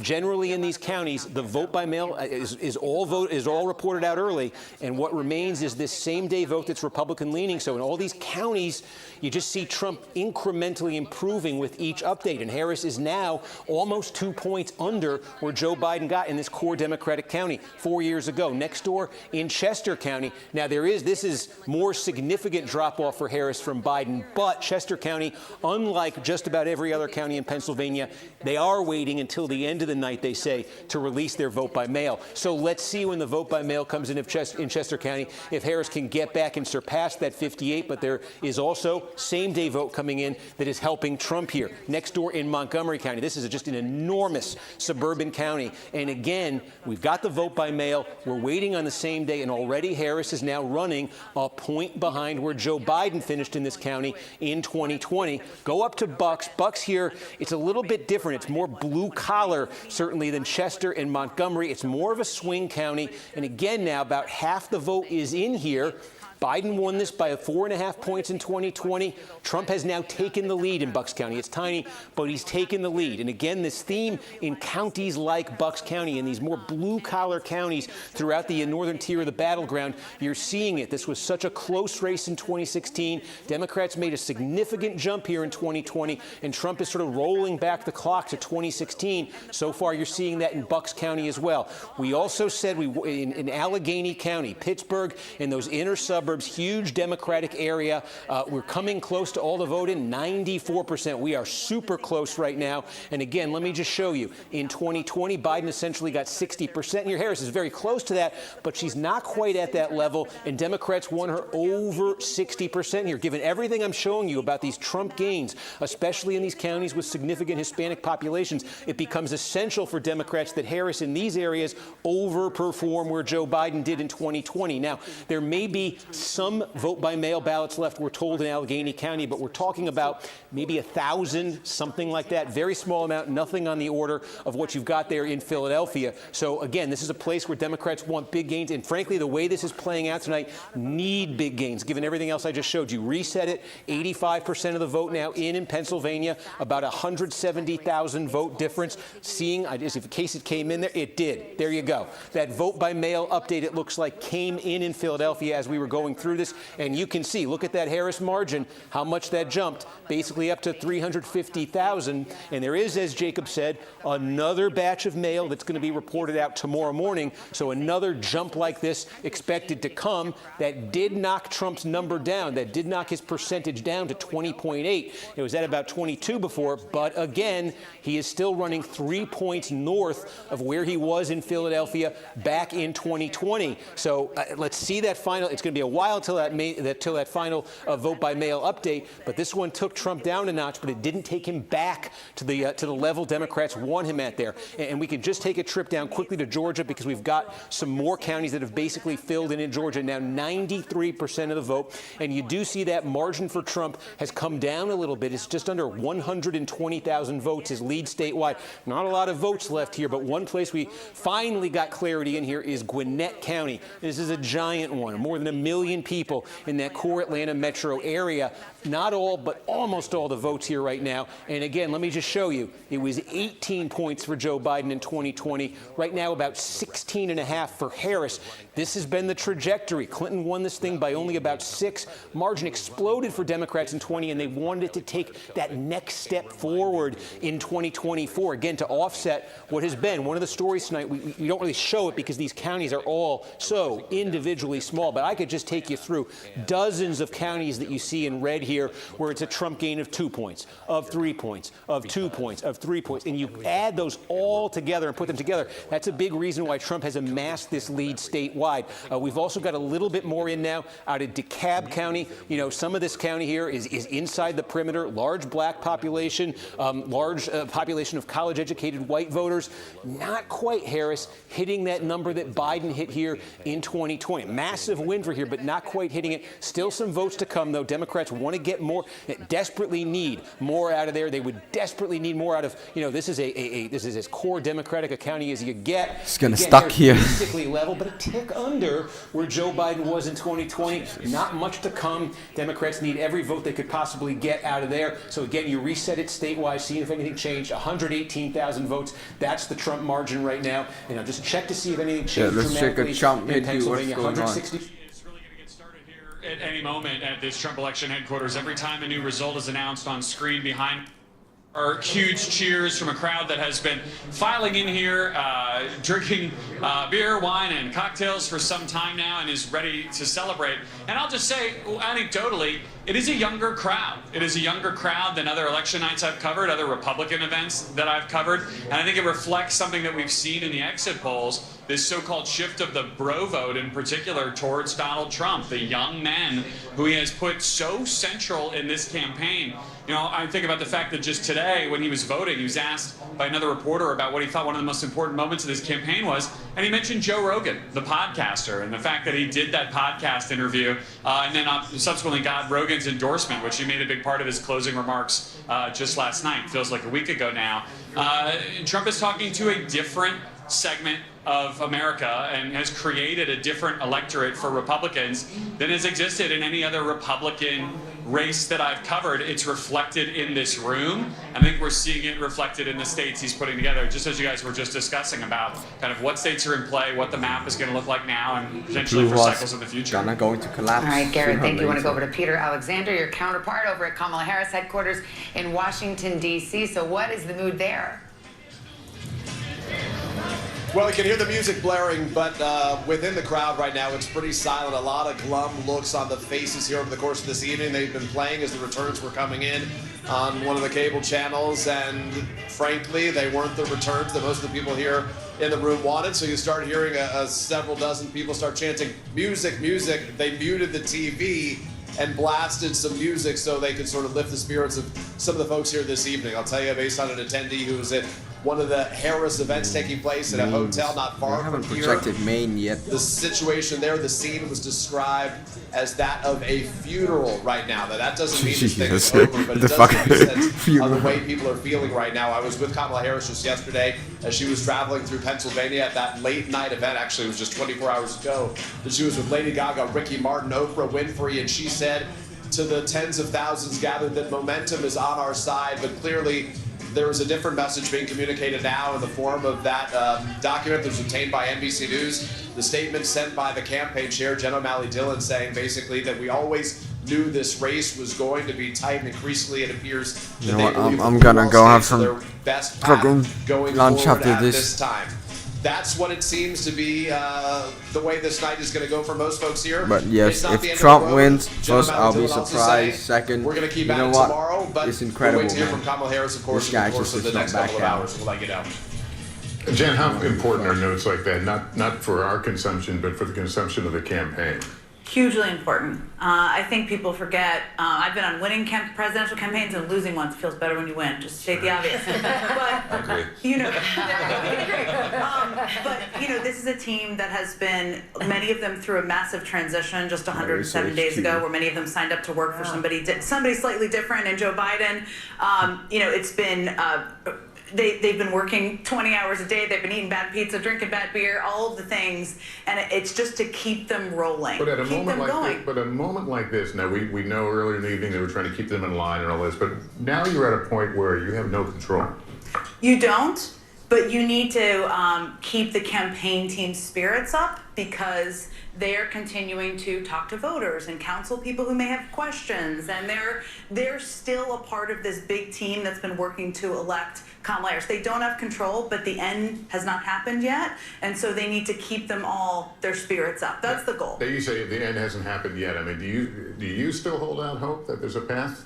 I mean, a reasonable path? Well, look, I think it becomes, as I said earlier, more and more challenging. Republicans as has more taken results come control in, of and the you see Senate. that the blue wall Can we looks like confirm that? Yes, we primary can. possible path. They now have And as you control see of the from majority of the underperforming United Biden States in a Senate. number of these counties. That makes it more challenging. Now, Could there they are control the still, House? We do not know. If you talk to Democrats, which I have, This They is believe the there are red votes that are wave that still I've been coming in talking about Philadelphia, since there the are still votes coming midterm in of in cities. 2022, That's often bro. how these nights go. So I'm a believer you got to wait until you know. That's what happens internally here as well. But yes, if you're on the campaign I right now, managed to flip you're like feeling 2 pretty down seats. because there are places you wanted to have in your win There we column go. to give you more space and breathing room, and you don't have them in this moment. As we talk about this idea of the Democratic brand, Jen, and as you've been having this conversation here, I just want to throw out a data point to the table here, because there is a ballot initiative that has just passed in a state that enshrines a right to paid sick leave and a higher minimum wage, and it passed with 59% support. If I were to say that, maybe you'd say blue state probably, right? California, right? Missouri, right? A state that we called almost right away for former President Trump here, which I think speaks to what you're getting at here, this idea of a realignment in this moment. You've talked about it, Chuck's talked about it, we've had that conversation here at the table. I also think Hallie had the opportunity to interview Vice President Kamala Harris, and you asked her a fascinating question. Do you think the country is ready for a black woman president? And she said yes. And depending on how this night goes, I think that will be one of the questions that gets asked. This is the piece that, and again, we don't know what the outcome is yet. Okay, But I you know think what? when Hillary Clinton lost, I'm going to grab something a lot to of eat, people bro. felt like, Okay, a lot of women, a lot of Democrats felt Okay, like there's just never going to be a continue, woman in this my is- lifetime, right? And I think one of the things that is going to be a challenge if Harris loses is that there will be Democrats who will not want to take a risk on a woman, on someone who's diverse, because they'll think, I like that person, but the country's not ready. Here's the thing. The country's not ready until the country is ready with Barack Obama. There's a range of factors that lead to the win or loss of anyone, and we don't know what's happened yet, that will all have to be delved into, but I do worry about that if she loses. We do know it is something that she leaned out of in her campaign, unlike Hillary Clinton in 2016. It was not something that she didn't open her stump speeches with that idea. I mean, she talks about it, and she talked about it with me. She's talked about it with all of you here, too, that it would be the president for all Americans, and that she is sort of putting her head down and grinding it out. But if she loses, it won't be because women didn't turn out. It won't be because of women, right? It won't be because she pulled back a lot of the Democratic base that had gone away and were, double haters, as we called them for a long time, before there was a switch at the top of the ticket. And that is actually how Barack Obama also ran and won, which he didn't lead with the historic nature of his candidacy on his sleeve. There will be a lot of people who second guess that if she loses. But if she loses, it may also be because there are tremendous headwinds in terms of an unpopular incumbent and people feeling terrible about the economy. And even if inflation is down to 2%, sometimes the stuff you feel, your gas prices, your groceries, it doesn't feel that way. So that may also be the rationale. That's exactly my point. I was trying to make earlier, and you just did it in a more articulate way, which is that there will be there are always leaps to conclusion in both parties when your candidate loses, or if they lose. And again, we don't know yet, but and people will leap to different ones, right? The country isn't ready for a woman. The country isn't ready for a black woman, all of these things. But there are a lot of factors that play into the win or loss. And I think if she loses, I'm hopeful people will look at the broad scope of where the country is, the cultural divides, the rural-urban divides. The education divides. The education divides. There are just a lot of factors at play in presidential races. I'll give you something that may be positive for you going forward. Should this all end the way we were talking, that's a possibility. You still have a very young, good bench in Governor Shapiro, the governor of North Carolina, the Gretchen Whitmer, who could possibly bridge that gap, and as opposed to saddling them with the L, if they would have joined the ticket with the vice president, or if they had replaced the vice president and become the nominee with 100 and some days out in a very difficult situation, I think you would have been weaker as a party for it. Well, yeah. I mean, look, I think that if she loses and Donald Trump wins, there will be millions of people in this country who voted for her who will feel like we're in the state of an emergency. And I think that is how people will respond and feel. And they will be looking for hope, a resistance, an opposition. And there are a lot of people on the Democratic bench. You mentioned some of them were in the Veep stakes. We all, lived through this summer. Some of them were not. who I would expect would all be out there on everybody's shows in the coming days. Well, and that's what makes the timing, I think, of President Biden's decision to step down after the debate something that, if she does in fact lose, will be under a microscope, because, of course, there was so much discussion, even over the summer, about potentially having an open primary and having that fight play out within the Democratic Party. So I think it's one of the big questions moving forward. And you mentioned debate. We haven't really talked about that. There was no second debate. And, and you have to wonder how that affected the trajectory of this race, because by most accounts, he didn't perform well in his first debate with Harris. True. And I also think that it throws into question a lot of things. I mean, I think anybody who watched that debate objectively felt she outperformed him in that debate. If she doesn't win, yes, there should have been a second debate, but do debates matter? They should matter. They're the public being able to see the candidates. She has a far superior ground operation that has been invested in across the country. The Republican state parties, you can disagree with me here, of course, are falling apart in many states in the country. That will throw into question, does that matter? It should matter, but it will throw that into question. So, yes, not a second debate, not an opportunity for people to see them person to person. The first one definitely benefited her, but if she doesn't win, it didn't benefit her enough to put her in the White House. Well, we've got a lot to talk about. We're still waiting on a lot of numbers from the battleground states and the road to 270. We'll be right back after this break.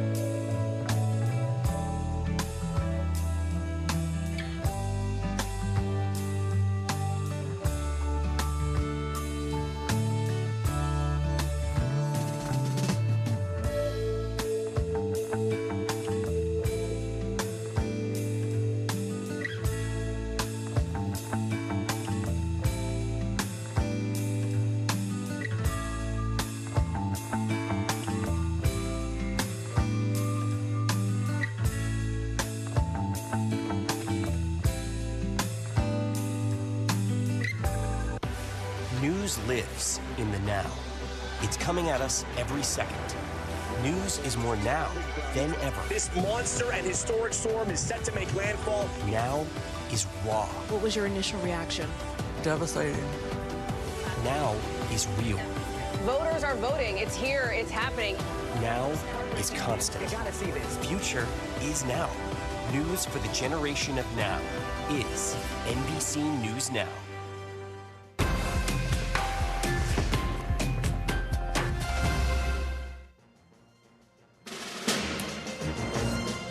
Welcome back. If you have stepped away or heard parts of the conversation, know that this race is not over. This is the road to 270. That, of course, the magic number.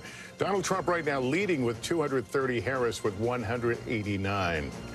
All right, here's what we have from the state of Nevada. It's 6 electoral votes. It's too early to call. That's NBC News characterization of the race. You can see Donald Trump appears to be well out in front right now, but again, too close to call. Georgia, that is also too close to call, a 118,000 vote difference.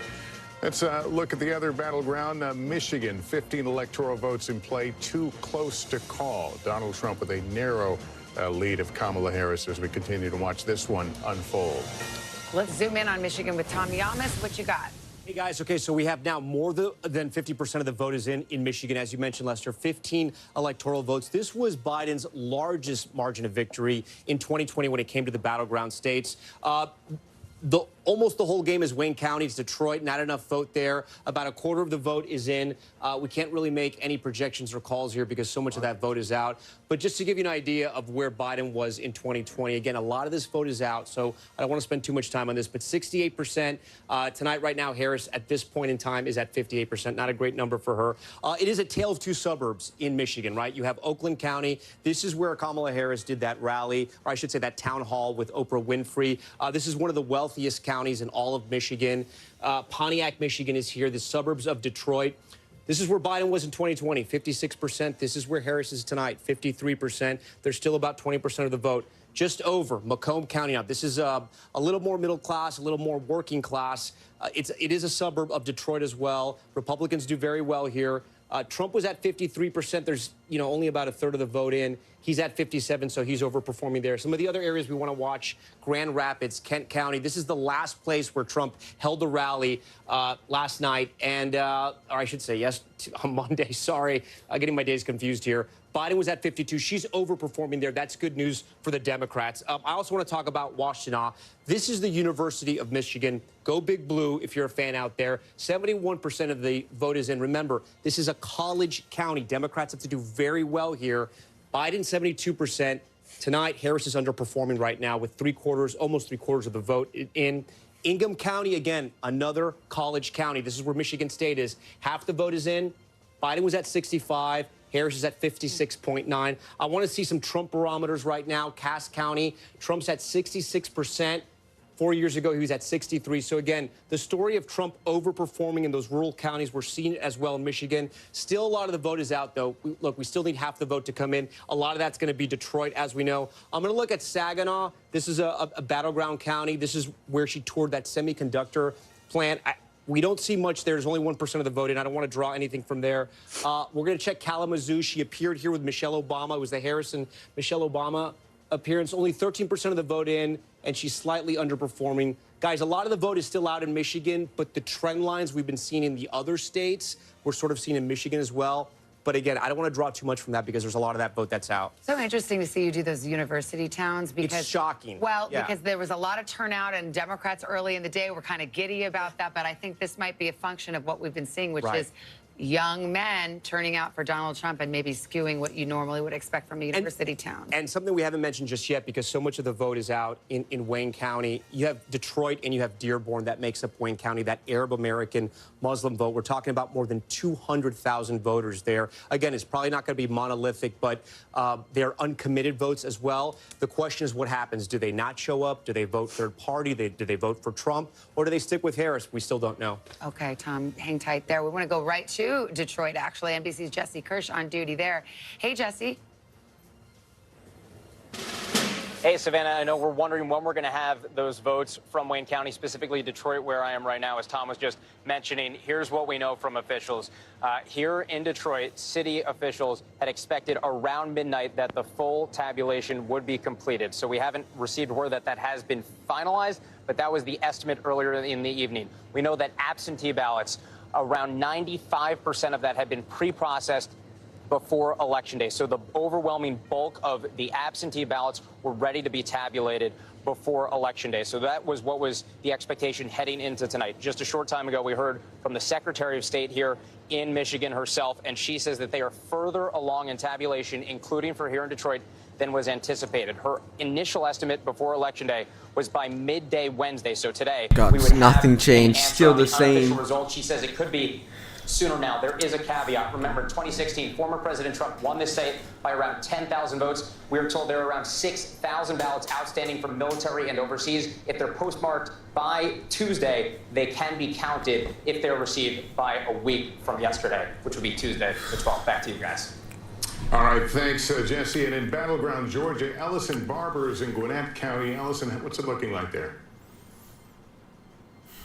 Hey, Lester, it's starting to get a lot quieter in this tabulation center, and that's because for the most part, they're almost done here. We're told by election officials in this county, there is one precinct that is still out of the 156, 155 have been counted. They're still counting one final precinct and a few absentee ballots, but voter turnout here has surpassed what we saw in 2020. That's something both Democrats and Republicans were hoping for. But what Republicans were hoping for specifically was that Trump could maybe get a couple percentage points above the 40% that he had in this state back in 2020, and that it would be enough to chip into Harris's margins and the Democrats' margins here and then carry the state. And right now, he's a little over 41% of the vote in this county. So it looks like what they were hoping would happen here in terms of those couple extra percentage points might have happened. I will remind you, when we're talking about Georgia, think of what happened here back in 2022 in the midterms, where you had Trump endorsing candidates in the Senate race, in the gubernatorial race, and in the Secretary of State race. All of the candidates he backed lost that election cycle. The state essentially seemed to be rebuking Donald Trump. Tonight, Lester, it seems like we're seeing a very different Georgia than what we saw in 2022. Lester. All right, Allison, thank you. All right, let's go out west. Reno, Nevada. Steve Patterson is there in Washoe County. Tell us what you're seeing there. Democracy in action, Savannah. We're in the tabulation center. The machines are humming. The ballots are coming in from polling places all across the county, although it is now abundantly clear that the workers you see over my shoulder are going to be here for a while. That is because we just heard from an election official about 10, 15 minutes ago to say that people are still voting. It is, 2.5 hours past when polls were supposed to close. People that are still in line can still vote, and they are still voting. We're hearing that there's a polling place, a tribal community that has about 50 people still in line. It's going to take a while for those votes to get counted. In-person votes that come in today have to wait to be counted until the very last person in Nevada takes their turn to vote. So this is going to take some time. We're also understanding there was a University of Nevada, Reno, that took a while. There were about 50 people that still had to vote after polls closed there. That is because we're hearing same-day registrations were spiking at college campuses. College students realized, you know what, I think I am going to vote. And so they signed up to vote on the same day, clogged the system a little bit. None of this is to say that this is any indication that there's anything wrong, any indication of fraud. It just means that the system is taking a while, and as we often report in the Silver State, it may take a minute before we get totals here. Back to you. All right, Steve, thanks very much. NBC News senior legal correspondent Laura Jarrett joins us now. She's at the Vote Watch desk with an update on the abortion measures on the ballots in several states. Hey guys, yeah, we've been tracking these across 10 different states tonight, and at least so far, we can make calls for 4 different states, and it's worth noting here, the places where the abortion referendums have actually gone through and passed are places where abortion rights are not in jeopardy, places like Colorado, where abortion is easily on the ballot there and has managed to pass. The first one, New York. Again, obviously you can still get an abortion in New York, but there was part of a package of anti-discrimination laws to try to shore up these rights. Again, these are constitutional amendments. The next one, in Maryland, you can get an abortion up to the point of viability, around 24 weeks of pregnancy now, and it again will be enshrined in the Constitution. The big exception here, guys, Florida. That one was different because it required a supermajority to pass. 60% of voters, and it did not meet that threshold, falling just above it, just short of it, around 58%. So that one, the abortion referendum failed. It will not enshrine constitutional rights to abortion in the state of Florida, and the 6-week ban will stand there. Guys, we're going to keep watching other states like South Dakota, also Missouri, Nebraska. The referendums are still on the ballot there, and they're not yet at a point where we can project those. Send it back to you guys. All right, Laura, thanks very much. We've got a new guest on our panel. We've got former Housing and Urban Development Secretary, Democrat Julian Castro, and Republican Mark Blatter remains with us. He was the communications director for Trump's 2020 campaign. Nice to have you both with us. Congressman, I have to ask you about the Latino vote, because we're looking at an exit poll that shows Latino men broke for Trump by 10 points. They went for Biden by 23. That's a 33-point swing. Nothing changed, still the same. I think all of us are trying to make sense of that. Look, this is one exit poll, so I'm not prepared to draw complete conclusions from this, but I think it's safe to say, right? We've seen enough evidence that there was a significant shift among Latinos. I attribute that to several things. I think that you were talking about divides earlier, right? There's this, in this Trump era, the rural-urban divide, also around educational background. I think that's true in the Latino community, too. If you notice, particularly in these places that are more small town and rural, he has picked up significant Latino support. I think we're seeing that in places like Pennsylvania. in addition to that, from what I could gather, the economic message really resonated. You have to remember, this is a it's gonna be election days again. It's just it's not gonna end here. Of course. The greatest economy. Jesus, and, I'm look trying. how bad inflation is and so forth. I think that played well this year. I'll be interested to see whether there's a difference in Nevada and Arizona. Those are states where the Latino community is much more organized about, and has bro? been by Democrats for longer than in places like Pennsylvania or some of the other battlegrounds. We've got to make a call Projection. here, Secretary. This is NBC News projection in the state of Georgia. Oh, finally! Projects that Donald Georgia goes to Donald Trump. Votes are counted. There's the Oh my days. 118,000 vote. Holy fuck, he's gonna kick Harris in the ass, bro. What the cuck? On a night in which we waited quite They fortified the fucking red wall.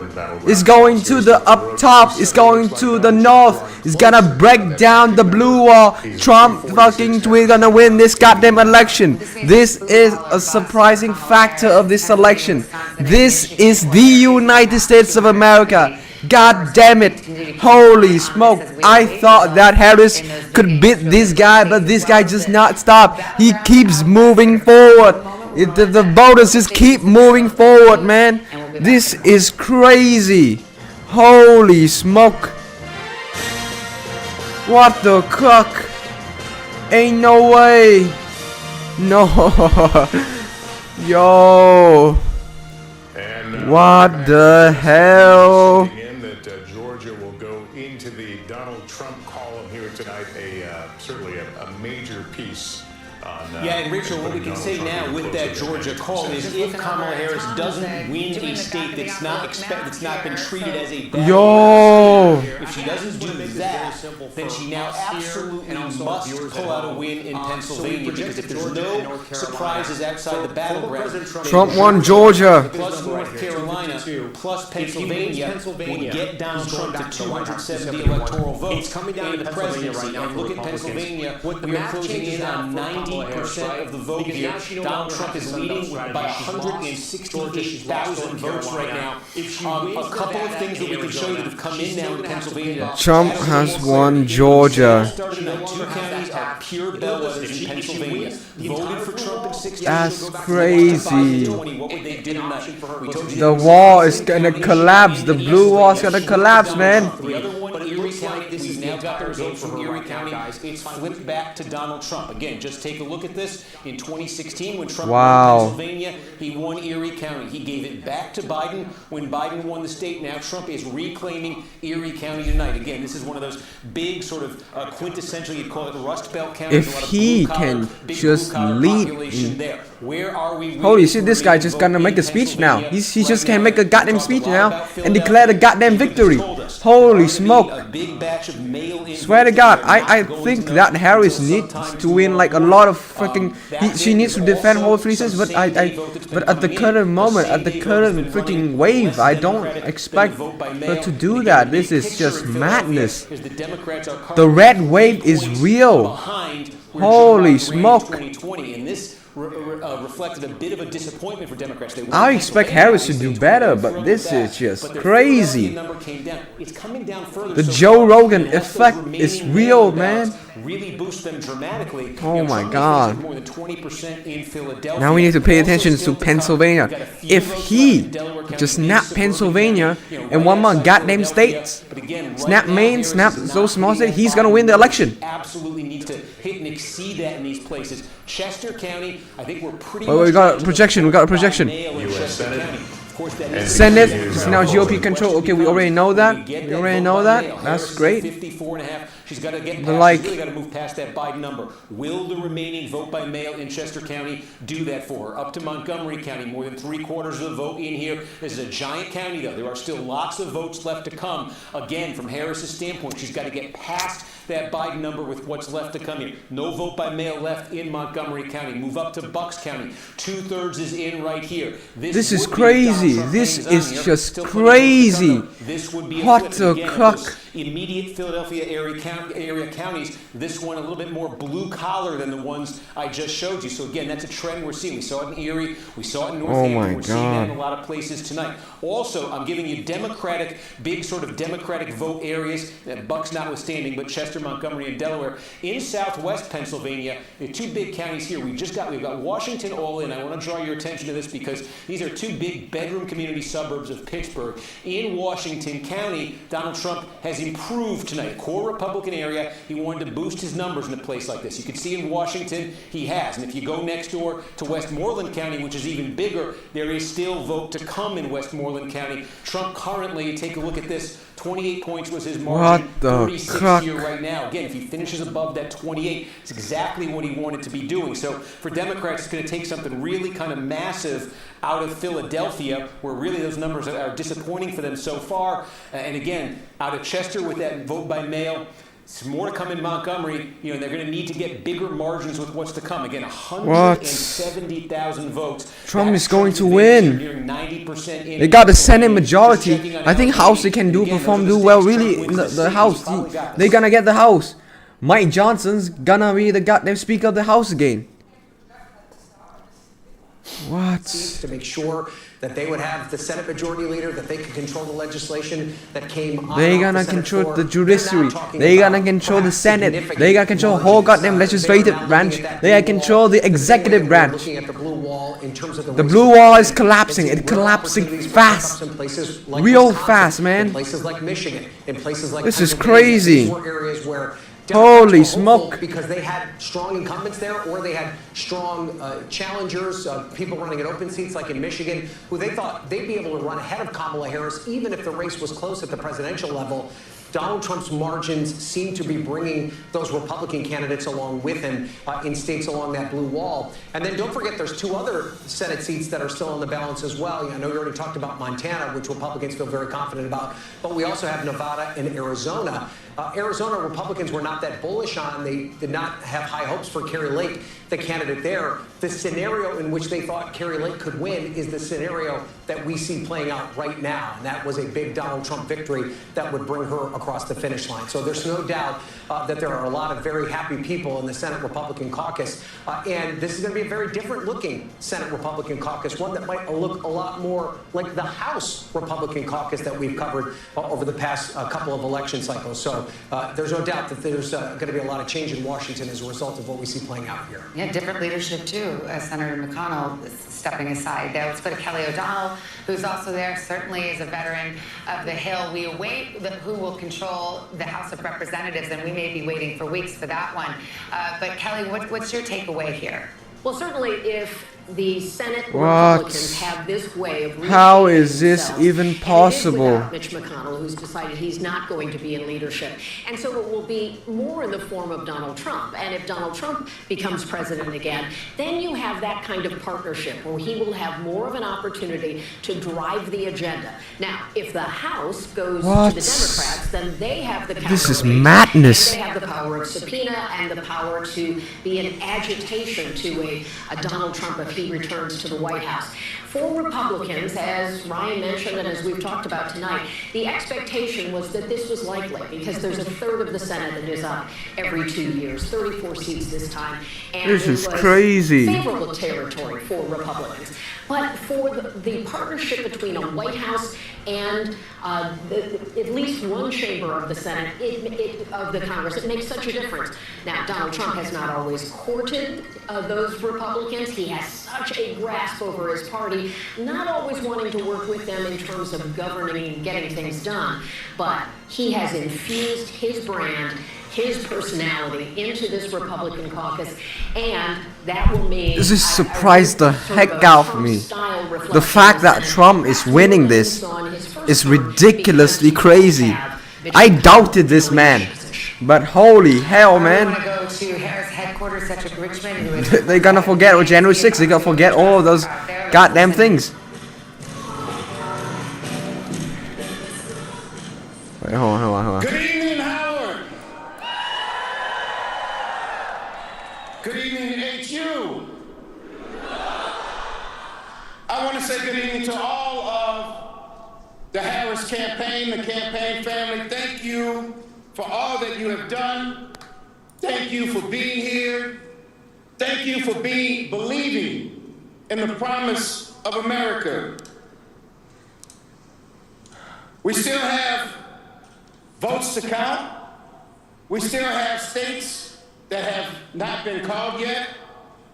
We will continue overnight to fight to make sure that every vote is counted, that every voice has spoken. So you won't hear from the Vice President tonight, but you will hear from her tomorrow. She will be back here tomorrow to address not only the HU family, not only to address her supporters, but to address the nation.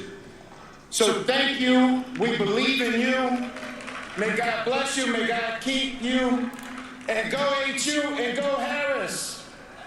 Thank you all. Richmond, who is, of course, the co-chair of the Harris campaign, I misspoke earlier, apologies for that, saying that we will not hear from Kamala Harris tonight, but we will hear the from red her wave tomorrow. is real. We've got Julian The red Castro wave here. is What do you real. make of that? What are your takes? This election surprised the heck out of me. I did not expect after 6 hours of waiting and sitting down here, nearly 6 hours, expecting this sort of outcome.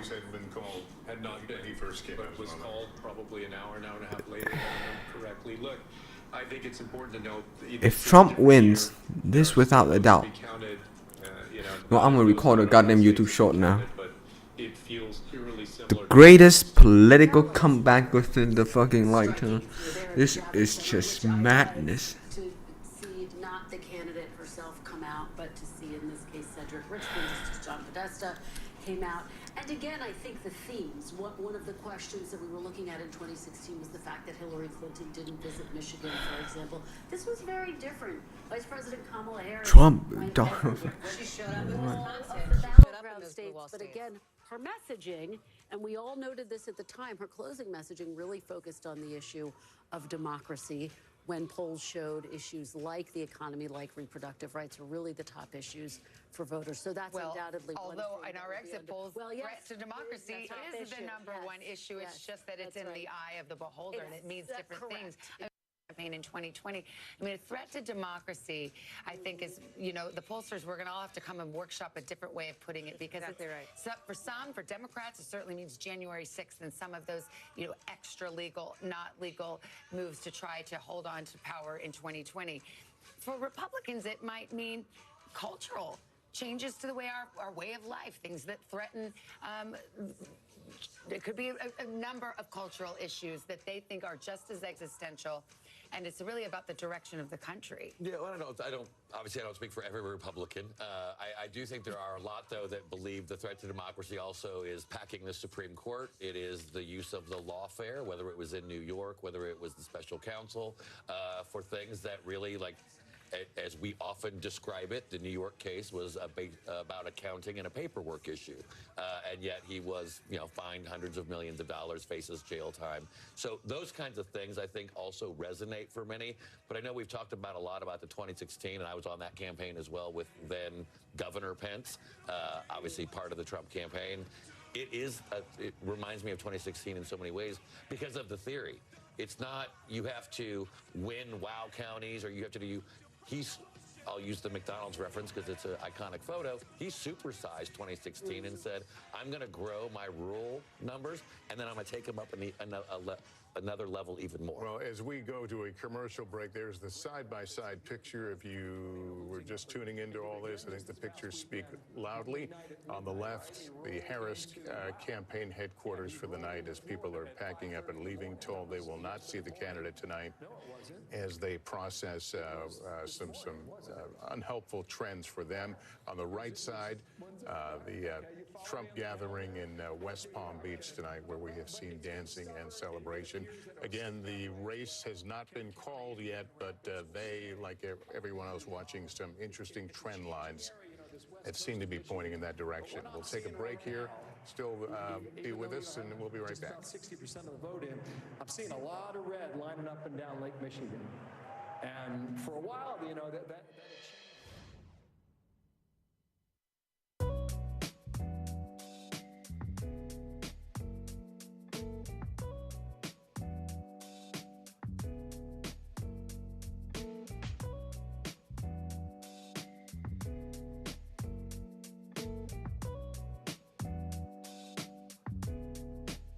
This is crazy.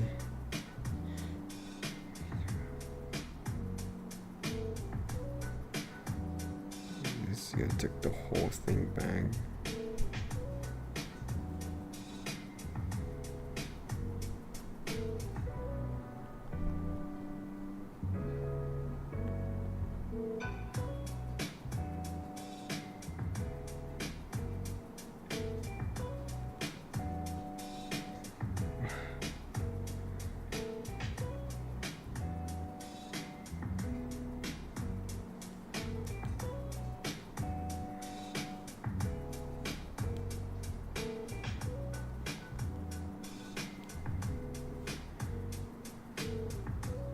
I believe he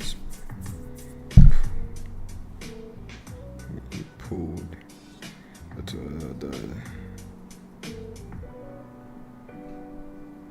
just going to break the blue wall.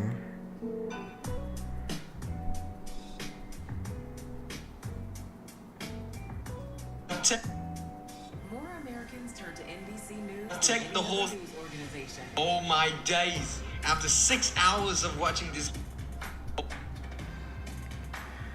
Oh my days, man.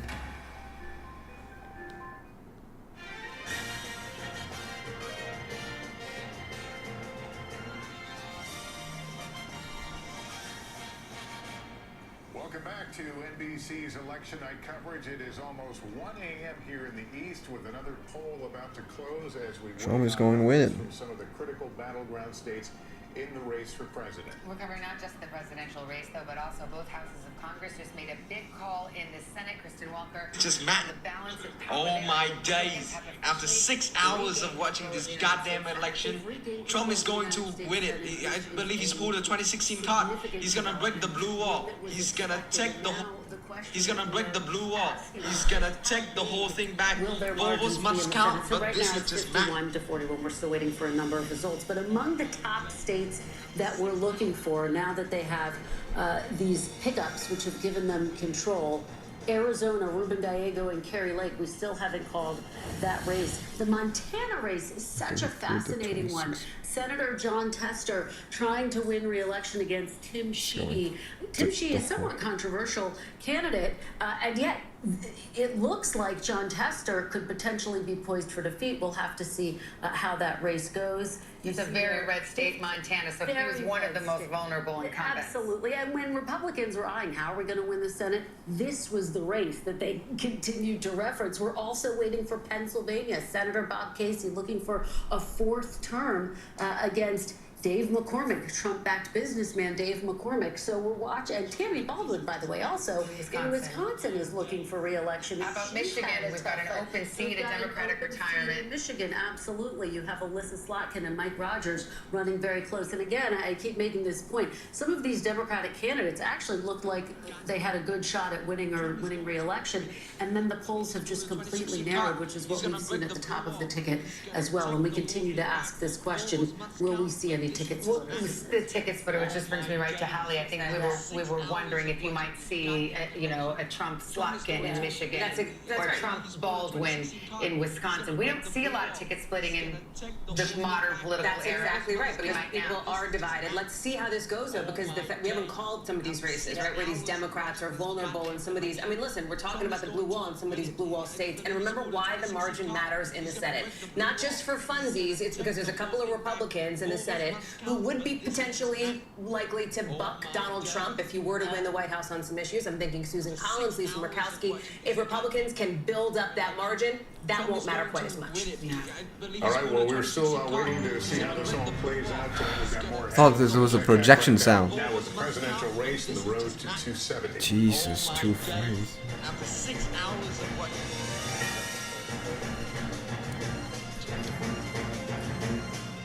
Coming up on 1 o'clock in the morning in the East, that's the road to 270. The map filling out 6 of 7 battleground states have been called, and we just got word from Harris headquarters and the co-chair of the campaign, Cedric Richmond, that we will not be seeing Kamala Harris tonight, but we will see her tomorrow.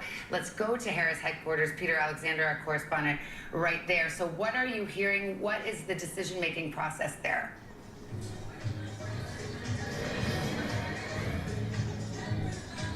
Savannah, we did just hear from Cedric Richmond making the announcement to the thousands who had gathered here. Frankly, many of them had already left as we approach 1 o'clock, saying that they would not hear from the Vice President Kamala Harris tonight, instead saying that she would speak to her supporters, not just here at Howard University, her alma mater, but to the nation as well, in an address that would take place at some point tomorrow. No specifics on when that would occur. For those who have kept track of the Trump era, you'll remember in 2016 a very similar circumstance there at the Javits Center in New York City, and Hillary Clinton headquarters, where one of her top aides, John Podesta, came out and spoke to the crowd saying she wouldn't be speaking. Ultimately, she conceded the next morning, Wednesday morning. So did she just conceded?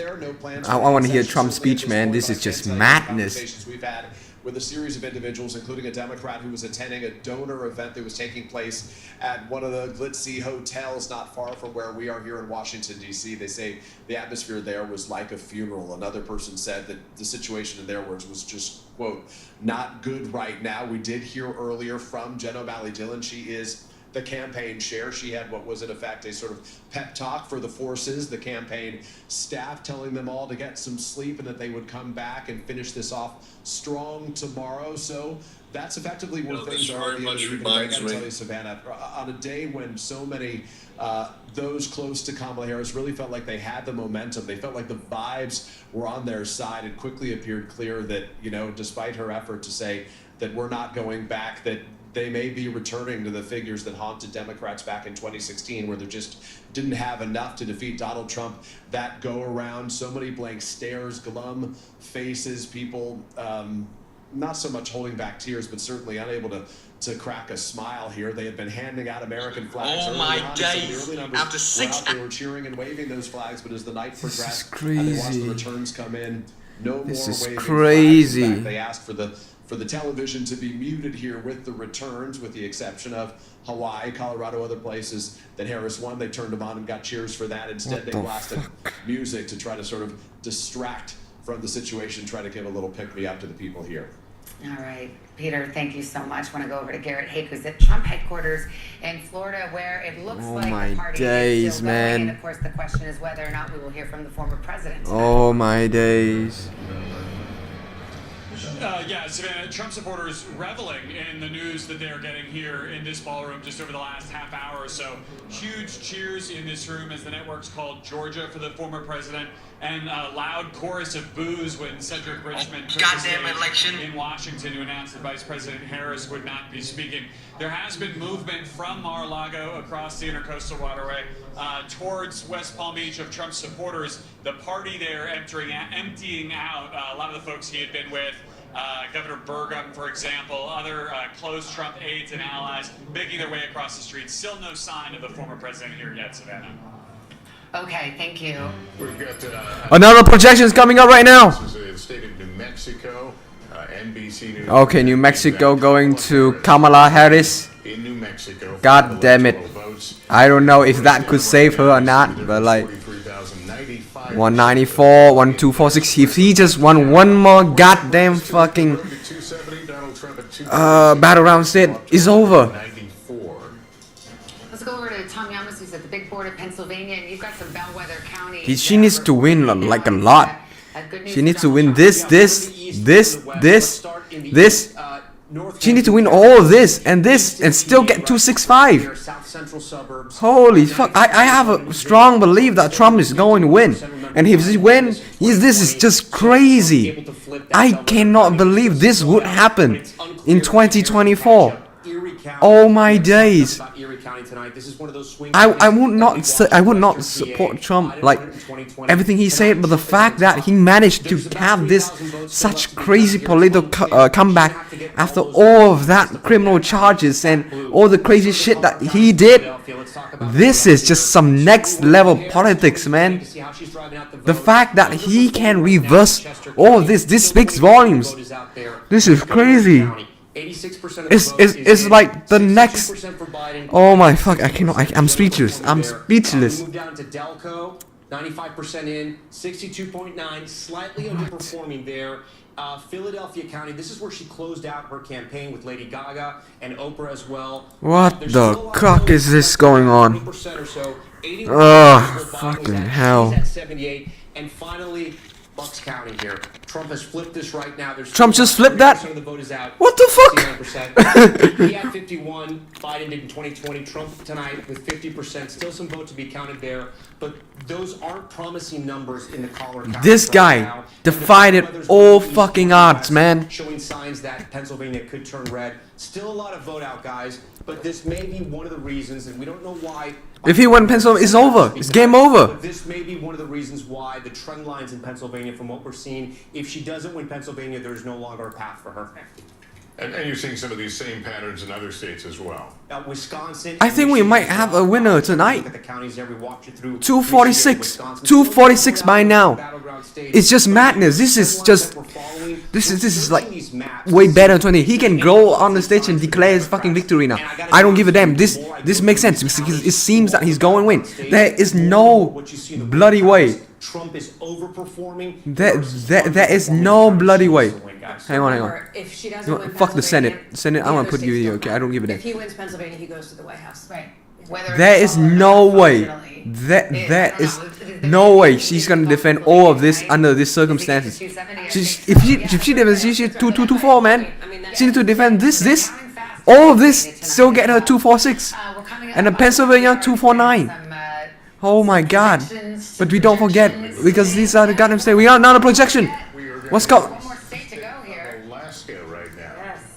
And NBC News projecting that it's not projecting. Not projecting this alert, man. Alaska. And here's where the God damn it! road to 270 stands Fucking right hell! now. This media, this so-called mainstream media, they cannot do anything. Gaining ground now at 246 as he looks forward to scoring 270 electoral votes. Okay, let's see the battlegrounds. Pennsylvania, we just discussed it. Too close to call right now. She's ain't having Pennsylvania. I don't think she's gonna. I think he's gonna steal it. He managed to defend Georgia. Trend lines are not positive for the vice president. Wow. Tonight, Michigan too close to call. Minnesota still too close to call at this hour. Of course, that's Oh the my state God. governor Tim Walz, but too close to call right now with the what we have in here. Arizona too early to call, and in Wisconsin too close to call. So I think, Tom, you've got Wisconsin. Yeah. We'll give you a chance to do the bow and the wow counties again. Whoa. Yeah. Okay. Madison, this is Dane County. For Democrats right now, she's doing just fine here. 75% is where Biden was in 2020. With 95% of the vote, and she's at 75%. That's fine for her. Milwaukee. The whole Elon Musk, RFK, and all that bullcrap, they managed to pull it together. They cooked some shit, and it's led to this. This is crazy. This is just madness. 246. Maybe she can run her numbers up there. But then when we look at Wow. counties here, He won Georgia. He won Georgia. He won all of this crap. Trump was at 55.2. He's almost matching where he was 4 years ago. Let's go over to Washington County. 68, overperforming there. Let's go down to Waukesha. Slightly underperforming, still some of the votes out there. But these two counties just south of Milwaukee, they're still part of the Milwaukee media market. Racine, 51%. He's overperforming there, but still half the vote is out there. And then Kenosha, 95% in, overperforming there as well. These are counties that were blue under Obama. Crazy. Trump was able to flip them over and then This fold is them as crazy. well. We can go to the bow counties now. This is around Green Bay. 56% Trump overperforming there. We'll come down. Sorry, let me go over here. What's the house number? Again, overperforming, and we go to Allegheny. Again, slightly overperforming, guys. So No, as damn we you map, to flip let me go to 6. some of the Democratic strongholds. See how she's doing. Lacrosse, 95%. So look, it's a slight drop, but again, when we're talking about a margin of 20,000 votes, that's what it was in 2016 and 2020. Yeah, he defied by death by shooting. Swear to God, this guy is like, it's insane. But not by much. I think he's going to win. And if he's win, this is like the greatest political comeback in the modern American history. Jesus. We'll look at Dorr. That's when we're watching. She's on top, but only by about 466 votes. It's unclear if he'll catch her. She may take Door County. It's still unclear in Wisconsin what's going to happen, guys. All right, well, back with our panel now, including our guest, Jim Messina, former White House Deputy Chief of Staff under President Obama. This Mark is Lauder just remains with us madness. since the 2020 campaign for Donald Trump. It's Great to have you crazy. both here. Jim, when you see those trends that Tom has been walking through, and there's a consistent of underperformance, what does that Wow. tell you about the Harris campaign? Well, the county that Tom honestly, just like, that really scared me most, I ran President Obama's campaign. this election really surprised me in a lot of ways that I cannot even imagine. I did not expect Trump to be winning in this way. I don't know if he's having the popular vote now, but looking at the electoral college compared to 2020, we have a problem here. The other thing is there just may not be enough turnout in Philly to get there. And I've spent my entire adult life waiting for Philly to come in. I just have anger. I hate the Daily Show is gonna go nuts. The media is gonna go nuts. I did not expect this. How the fuck is he winning this? Like, Jesus. We're not sure there's enough out there. But we were having the discussion several times this evening about, has there been a failure to recognize that the electorate Oh my is changing, God. that everything you think you may have known doesn't represent what we see today? Well, what those numbers show me tonight is Democrats have a rural problem. We are absolutely bleeding votes in historic numbers. Barack Obama did very well in rural America. It started with Hillary. Biden did a little bit better. But when you look at the numbers, Harris not making any speeches. The gender gap is there. Women are performing. Trump is winning. That's not the problem. The problem is What the fuck? What the fuck, man? It's just. And we're not getting the big turnout in the cities because we're bleeding some of the young voters you guys have been talking about. But also, Donald Trump keeps finding more voters in these rural areas. I mean, I think there's, you often hear in these political shows that you all host, you hear about the ceiling that Donald Trump has. Oh, he can't get over 48. He can't get over 49%.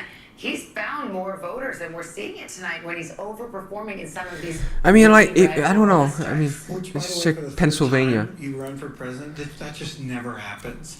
And I really do think that his campaign has figured out a way to do this and really target some of these demographics. Obviously, the young white male was the right thing to do. Getting into minority communities was the right Trump leading the polls in Pennsylvania by like 4.3%. But does Trump transcend politics as we know it? I mean, that he 93 expected votes in. Had by sticking his finger in the eye of Okay, and you know what? Hang on. This is no just. other candidate could or had gone before. What is true is Donald Trump has always been underestimated by Democrats and has always figured out a way to juice turnout in ways that we thought were both abhorrent and didn't make sense to Democrats. But clearly Look! it's worked. Look! What the cuck? He's gonna win Pennsylvania. He's gonna win Pennsylvania. Thinking back to the Republican National Convention when we were all sitting there and Hulk Hogan came and ripped off his shirt in sort of that moment of sort of super masculinity. And one of the conversations that we had at the time was about this, and it just, as its name, so-called bro vote, right? The young male voter. And the Trump strategy all along had been supercharged. He's gonna win Pennsylvania. I swear to God, 93% votes in. Those so-called low propensity voters, people, listen, young guys typically. There is no goddamn way typically don't show up to vote consistently. Kamala can defend Pennsylvania at this goddamn rate. There is no way. I swear to God. No goddamn way. There's a gap. There's a margin. Swear to God. You want all votes must be counted, but swear to God, based on the things that they have done, based on the numbers. Getting really into voting for Donald Trump, so I don't know if this is we call it the bro wall. That somehow Donald Trump has gotten these low propensity. How the hell did he does this? It's the hardest demographic in American politics. Males under 30 to turn out. They're the lowest turning out segment. I've spent hours. If on he your wins show, you and I talking Pennsylvania, about running up the numbers of women, and 165. That's it. He just need to win like one more minor states. He can win a freaking Maine. We need some Maine. We need Maine in action, but Maine's not coming up right now. And it looks like tonight that worked. We've got another result on one of the abortion referenda. So let's go to Laura Jarrett in the newsroom. Laura, what do you have? Yeah, Lester, this was another ballot measure, this one in Arizona, where overwhelmingly by a vote of 62%, that ballot amendment has now passed. Again, this would be a constitutional amendment that would enshrine a right to an abortion up to the point of viability, which is roughly 24 weeks of pregnancy, obviously a big difference in this battleground state where currently it's a 15-week restriction on the right to abortion. So a big difference there. Again, we haven't yet made a prediction on the ultimate race for president in that state. But again, the ballot amendment we can project has passed there, Lester. All right, Laura, thanks very much. And you know what's interesting on that front? There's also another ballot initiative in Arizona that has to do with immigration. And the thinking was that maybe that would turn out, if people were going to turn out based on this abortion ballot initiative, maybe they would also turn out based on the immigration ballot initiative, that those would maybe lean Trump. But the Trump campaign has thought that there would be, quote unquote, ticket splitters or ballot initiative splitters, people who would back former President Trump in Arizona, but also back this ballot initiative that, as Laura reports, has just passed. One of the things that I think is so interesting is we're talking about expanding the amount of voters who came out to vote for Donald Trump is this decision that he made not to campaign with Nikki Haley. And a lot of people thought, oh, that's going to be a big misstep. To your point, Jim, it was his way of calculating, I'm going to focus on driving out the mail vote, because a lot of people thought, boy, that's a risky strategy. Why wouldn't you have Nikki Haley? But he also never made any overtures to Nikki Haley voters. When Nikki Haley dropped out of the race, there was never a sense of, here's an olive branch, come into my tent. There were a million people that voted for Nikki Haley in battleground states, and I mean, that's a real gutsy move to say, you know what, I'm not interested. But the true answer is you could have done both. Like, he could have done both, like a good presidential campaign usually would. In a race where 70-some% of Americans say we're on the wrong track, this race was really close because Donald Trump couldn't ever grow his vote past these young voters we're talking about. This is madness. This is just, to your point, I swear to God, like, it's just, this is some next level bullcrap, man. This is crazy. Because they decided, to your point, they were going to go jack up low propensity white males, and it may have worked. Let's go check in on battleground Michigan. NBC's Jesse Kirsch is in Detroit. Michigan is going to take ages to count. Oh, they finally made 63%? That's great, man. That's great. That's fucking great. But you know what? I don't care if it's slower, but if it's too slow, it's okay. But like, the fact is, just needs to be, it needs to cancel the votes, man. The fact that Georgia canceled the vote, there's no fucking problem so far. I think he's winning this. He's Arab Americans. And what we've been watching for is the potential impact of the war in Gaza, the situation in the Middle East that has been going on for months, and how that might impact the vote here. And we're starting to get some early indicators. At this point, this is not the complete data. Of course, we're still waiting for more votes to come in, including the absentee for Dearborn. But when we look at what we know so far, the breakdown we're seeing is former President Trump has 47% of the vote in Dearborn. Vice President Harris has 27.5% of the vote so far. And third-party candidate, Green Party candidate, Jill Stein has 22%. The warning signs around this issue go back to the Democratic primary. President Joe Biden, when he was still at the top of the ticket for the Democrats, he had over 100,000 people vote uncommitted in protest of his administration's stance on the war in Gaza back in the primary. We've seen both campaigns make a concerted effort to make outreach to this community on this issue. Vice President Harris over the weekend at a rally in East Lansing, Michigan at Michigan State University on the campus singled out the war in Gaza at the top of her remarks. We saw President Trump in his final campaign rally of this cycle, potentially his last ever as a presidential candidate in Grand Rapids, Michigan, on Monday night, really into early Tuesday morning. At that event, he had a Muslim mayor, a Muslim American mayor from a community in Michigan. Steve Wozniak, I think he's gave up. But we also know Jill Stein has made a very concerted I really did. I thought women were going to come out in droves and vote for Harris. I need to react. Obviously, I haven't looked at the demographic numbers yet and what this all means, but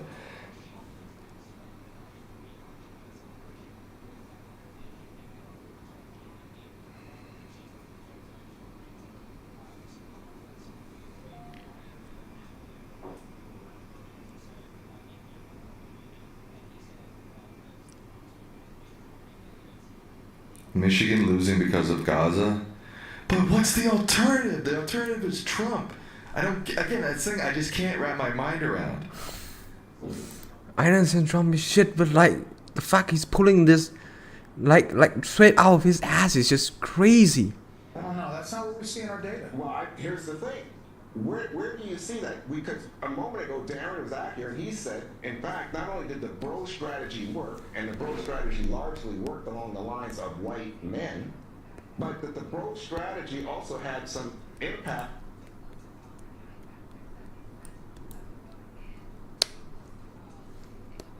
Why does the studio suddenly become so silent? the fuck is going on?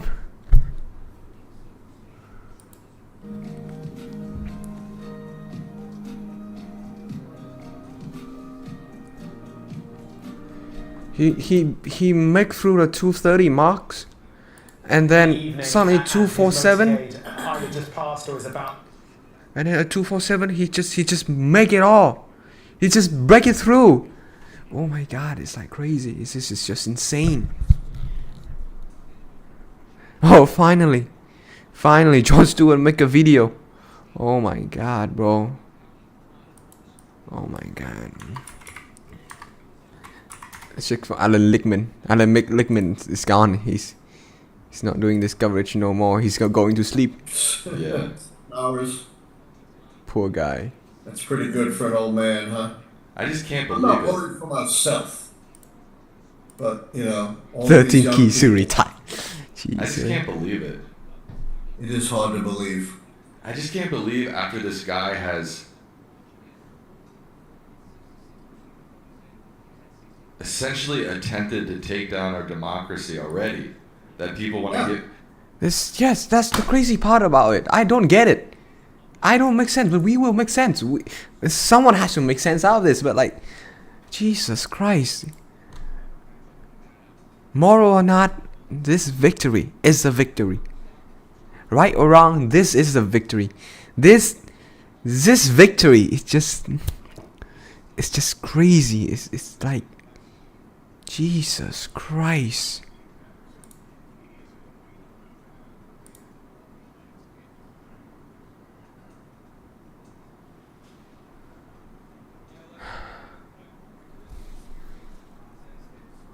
Kamala Harris has been running for 107 days. Yeah. It's an extraordinary election we've all witnessed here together. Rick Klein, I know you're still drilling down the Pennsylvania numbers to see if the math is even possible or how narrow the path is for Kamala Harris. Does it exist still? Oh, look, any. Let's check on Brian Taylor. Oh, he's still live streaming. And that can compensate for Wisconsin if she isn't successful there.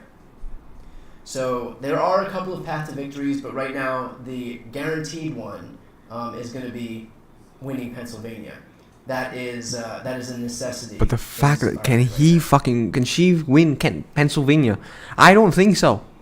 It's like 93% polls are closing in. I don't have the fucking thing on Maine and stuff like that. Jesus Christ. Which is Clark, Vegas and Reno. If she doesn't build up a big enough firewall that we see these returns happen over the next few hours, then it's going to be very tough for Democrats to make up that ground. I spoke to both campaigns. They both feel like they still have a good Yes, this is crazy. Democrats and Republicans both aiming for another subgroup here. Nonpartisan voters is a huge segment of the electorate here in Nevada. Some good news out of North Carolina. It looks like Democrats have broken the Republican supermajority in the General Assembly. So that is good news there. They also elected North Carolina elected a Democratic governor, a Democratic lieutenant governor, a Democratic attorney general, and a Democratic superintendent of public education. But that state also went for Donald Trump. 2 o'clock, 3 o'clock tonight before we start seeing legitimate, solid returns that'll tell us one way or another how the state is going to go. All right, Steve, thanks very much. That's mountain time too, Jesus by the way. Christ. So even later here on the East Coast, let's go to Garrett Hake. He is at Trump headquarters in West Palm. Any word on whether we will hear from the former president? He's gonna make a speech.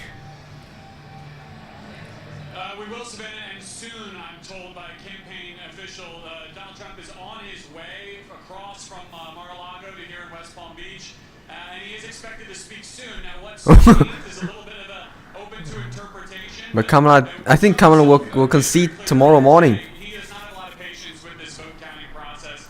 He wants this to be over tonight. She will concede tomorrow morning. It was his desire to speak tonight. Now you see that picture breaking up a little bit as he makes his way across. I believe the Joe Rogan effect was real. It just real. Holy smoke.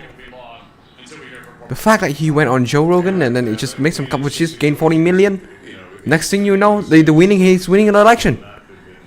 Well, we will recall that he declared victory in 2020 when in fact he lost, so we'll see what his verbiage is here. How the fuck is this even possible? Some of his allies divide. It's crazy. How he should approach this night, and some of them are saying Not, I don't know, but like, I accept he's gonna win, fair and square. Holy shit. Walk a very fine line. I'll be really curious to see what he says, because this election, unlike 2020, the numbers are on his side. And again, we still have a lot of votes that need to be counted, so we don't know what the ultimate conclusion is going to be. But it's notable he's coming out in Harrison. Yeah, to be clear, 2020 he declared victory. The race hadn't been called one way or the other. He hadn't lost yet. He lost 5 days later. You've got some new information, Garrett? Well, Lester, I just want to add that Trump was asked about this earlier today, and I think we have two things from him and from his campaign. First of all, his campaign has made it very clear that he would speak when they felt he was well on his way to 270 electoral votes. They were very clear that they didn't feel compelled to wait until the race had been called, but when they felt confident in his path, he would speak. And so I think that's what we're going to see now. Secondly, Trump was asked today what his message is going to be to the millions, tens of millions of people who will have voted for Kamala Harris if he speaks after a victory. Would he give a unifying message? Trump said that he would, but described this as a broken country and said it would be important to try to fix it. A unifying message has not been Trump's strength, candidly, across his political career, but he and his campaign are keenly aware of the expectations of this moment, especially if he speaks before the race is called. Lester. All right, Garrett, thanks. And stay with us. Our NBC News election coverage returns right after we take a quick break.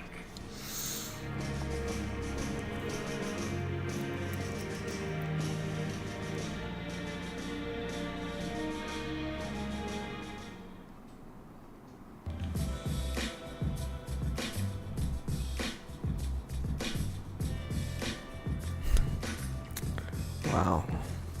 Okay. Whatever happens, we must be ready.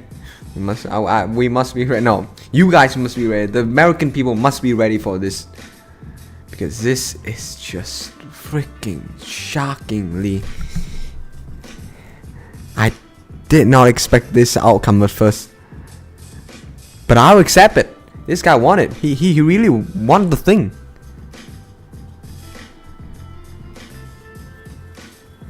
Oh my God.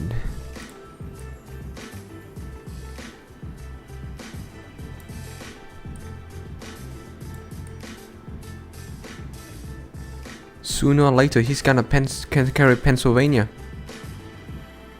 You know what? Give him Pennsylvania. Just need win one more fucking minor states, and that's it.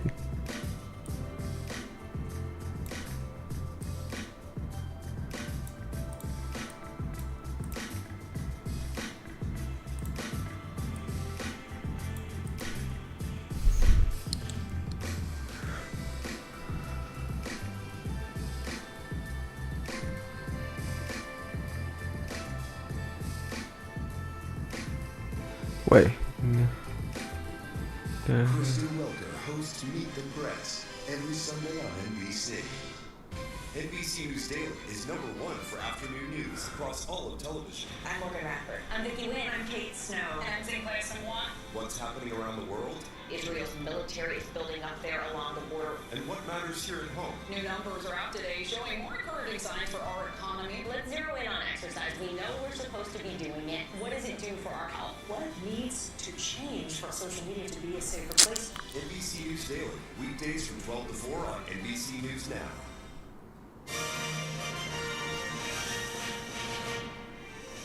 Welcome back. Let's check in on the road to 270 as we put the map up on the screen.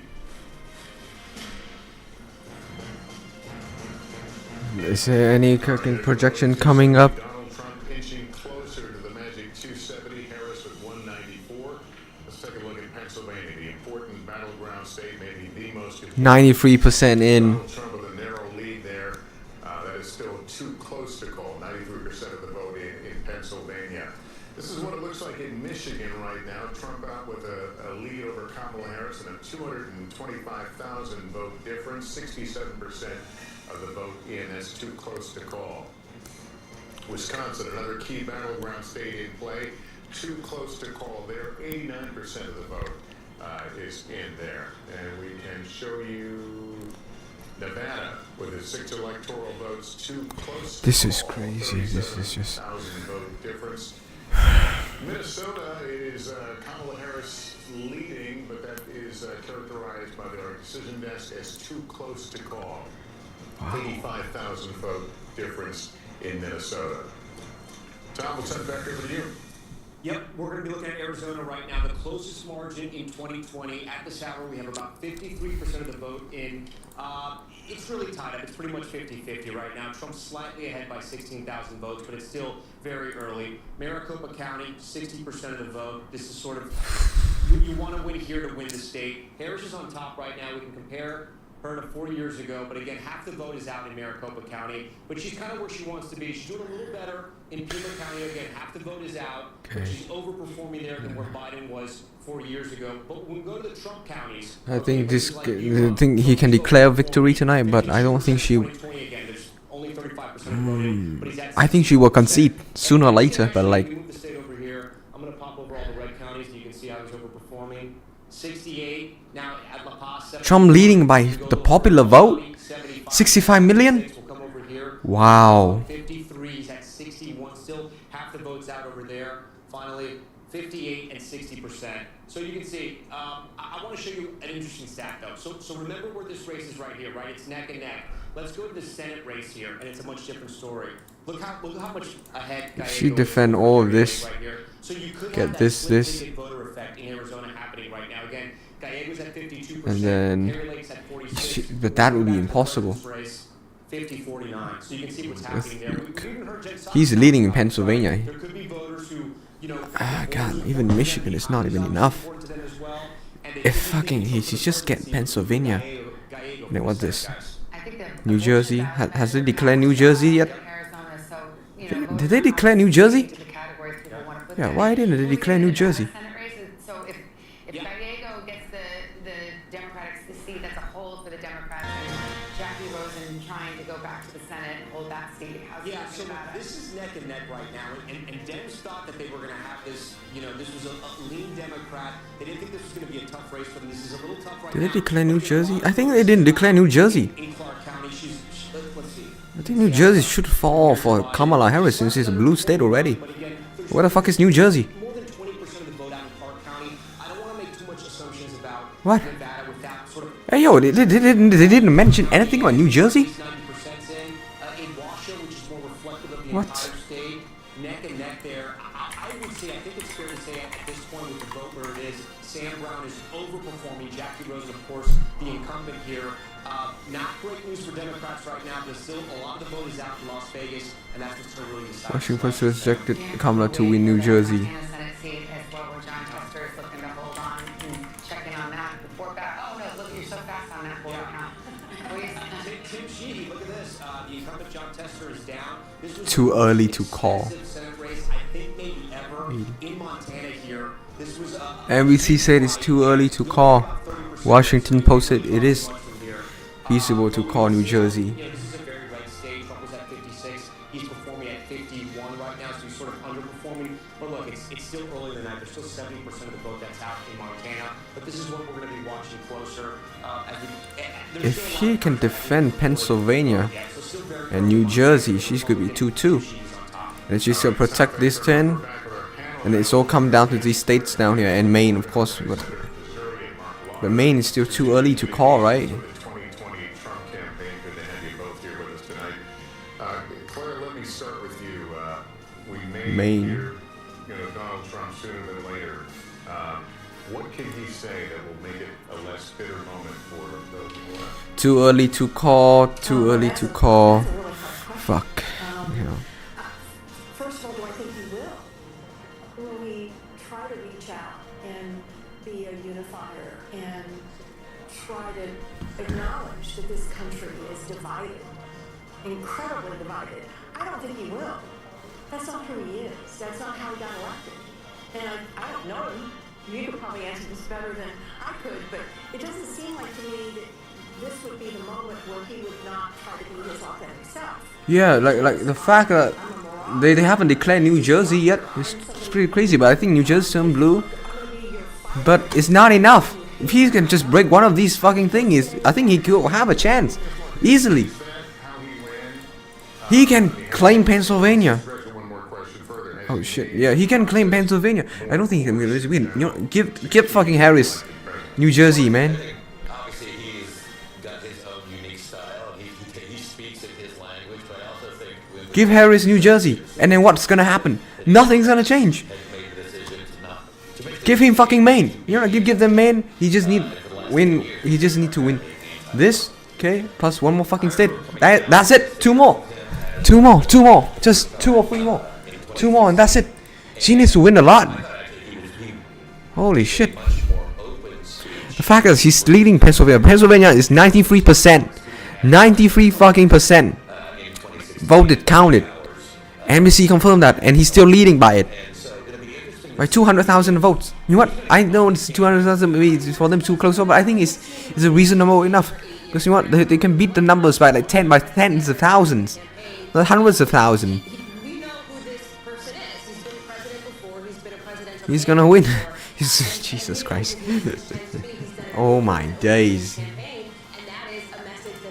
And this is just crazy.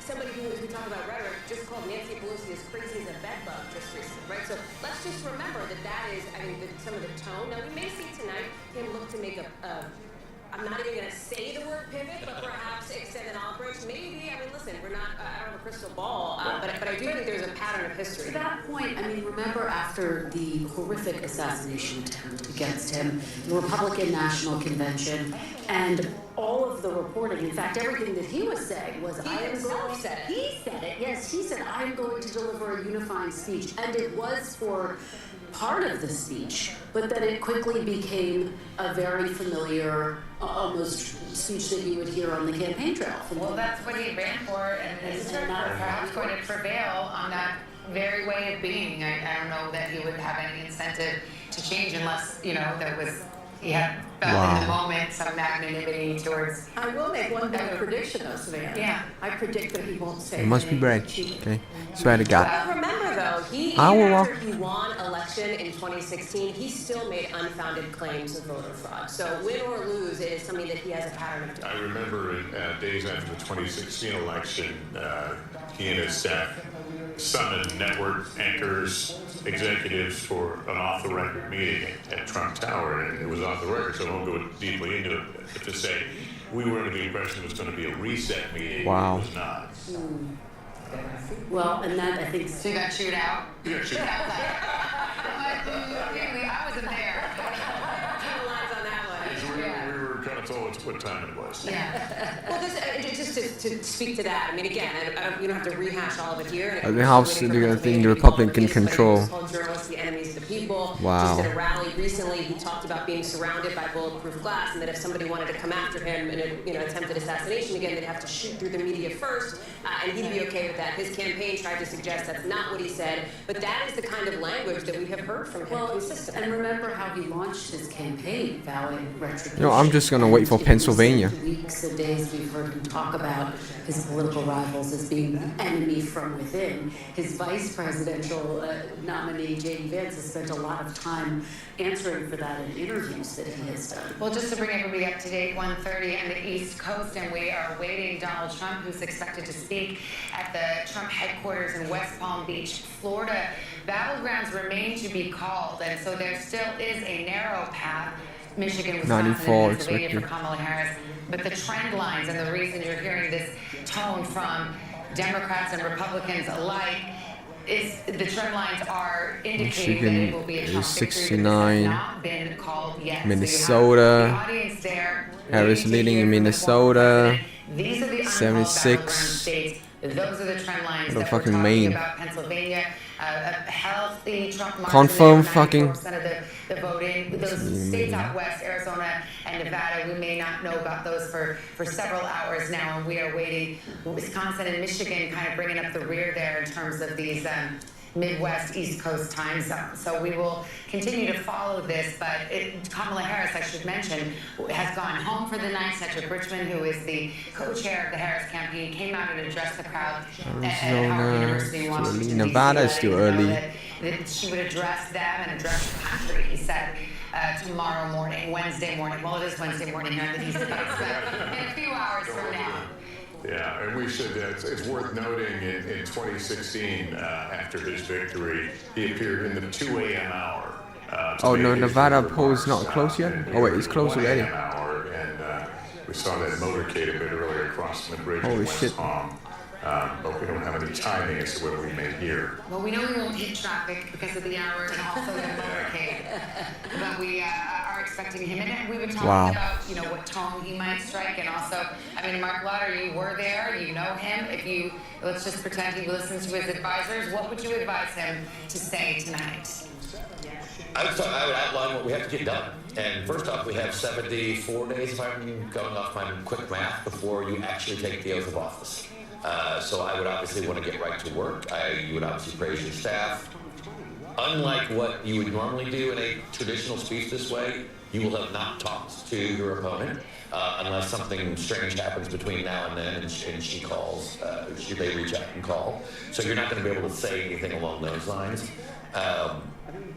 And then ultimately, I think, especially if it looks right now, you know, may not hold, but you're leading in the national popular vote. That's something that you have not done. It's something only one president, Republican president, has done this century. You have a mandate. And what is the mandate? Because he didn't run to the center. I mean, he ran to the base, and the base, it seems poised to elect him. So what would the mandate be if you're him? What is it the mass deportation? Is it, you know, the tariffs, for example? I mean, he's been very clear about his policy. I think first and foremost, it'll be energy, the economy, extending the tax cuts, and then I think you will get into illegal immigration. I think you will get into in some of those other areas. But ultimately, I think that's first where you go. Also, will depend on if you have the House. If you have the House and the House comes with you on this, then you have obviously both chambers. You'll have unified control. And that changes a lot. He will effectively be a one-term president. What does that mean in terms of how he would govern? You have, 8 months to get something done before they start running for re-election? No, I mean, in reality, obviously you're going to have your 4 years, but as we both know, you get that 100 days, maybe that 6 months before Congress goes and starts acting in their interest for their re-election, their campaign interest. You're going to have Okay, Fox News just projected that Donald J. Trump won Pennsylvania. And then obviously the Democrats will have, their primary. How would you see that? How would you see that rolling out? Well, I think it depends on whether or not the House is controlled. You know what? I'll put Pennsylvania up. He's win Pennsylvania. You know what? I'll put it up. He had all three, and there was, he struggled. He got the tax cuts done, but that was really the only, he didn't repeal Obamacare, he didn't build the wall, he didn't do a lot of the things he had promised to do, even though he had all three houses. So if he's win Pennsylvania, it's official. NBC ain't confirming it. They're copying the whole thing. As opposed to his inability to produce the state of Pennsylvania. Yeah, they won Pennsylvania. J. Trump will win the state of Pennsylvania, and thereby he is on his way to becoming the 47th president of the United States. He can do the tariffs right away. But real quick, before I go, my friends that are in Europe, they're very worried about the lines of those countries being redrawn fairly quickly. You mean Ukraine? Yes, and more. Orban and other autocrats that now will feel this is a green light. He's gonna win the election. Greatly diminished. I think our European allies will be very, very nervous. Yep, people is projecting that he's winning Pennsylvania. Piece of this. So, I think it really is important for us to know whether the Democrats take the House before we start speculating too much. And part of me, I want the Democrats to take the House because I think there'll be a check. On the other hand, they also will be a scapegoat. Well, let's be clear. If the Republicans hold on to the House, they have the Senate. If they win the White House, you have an ideological 6-3 Supreme Court. You will have the Republicans in charge of every branch of government in this country. And not to raise this specter, but it is possible that if Donald Trump wins another term, if that happens, and we have not called Pennsylvania or the race yet, so big ifs here, but if that happens, you could maybe see some court retirements if there is a Republican Senate, Republican House, Republican in the White House as well, and then the court could become even more conservative. Again, potentially, I don't want to go too far down that road. Let's see how the night shakes out, but since you brought it up, Savannah, just to throw that in. Well, that brings us to Tom Yamas and the Commonwealth of Wow. Pennsylvania.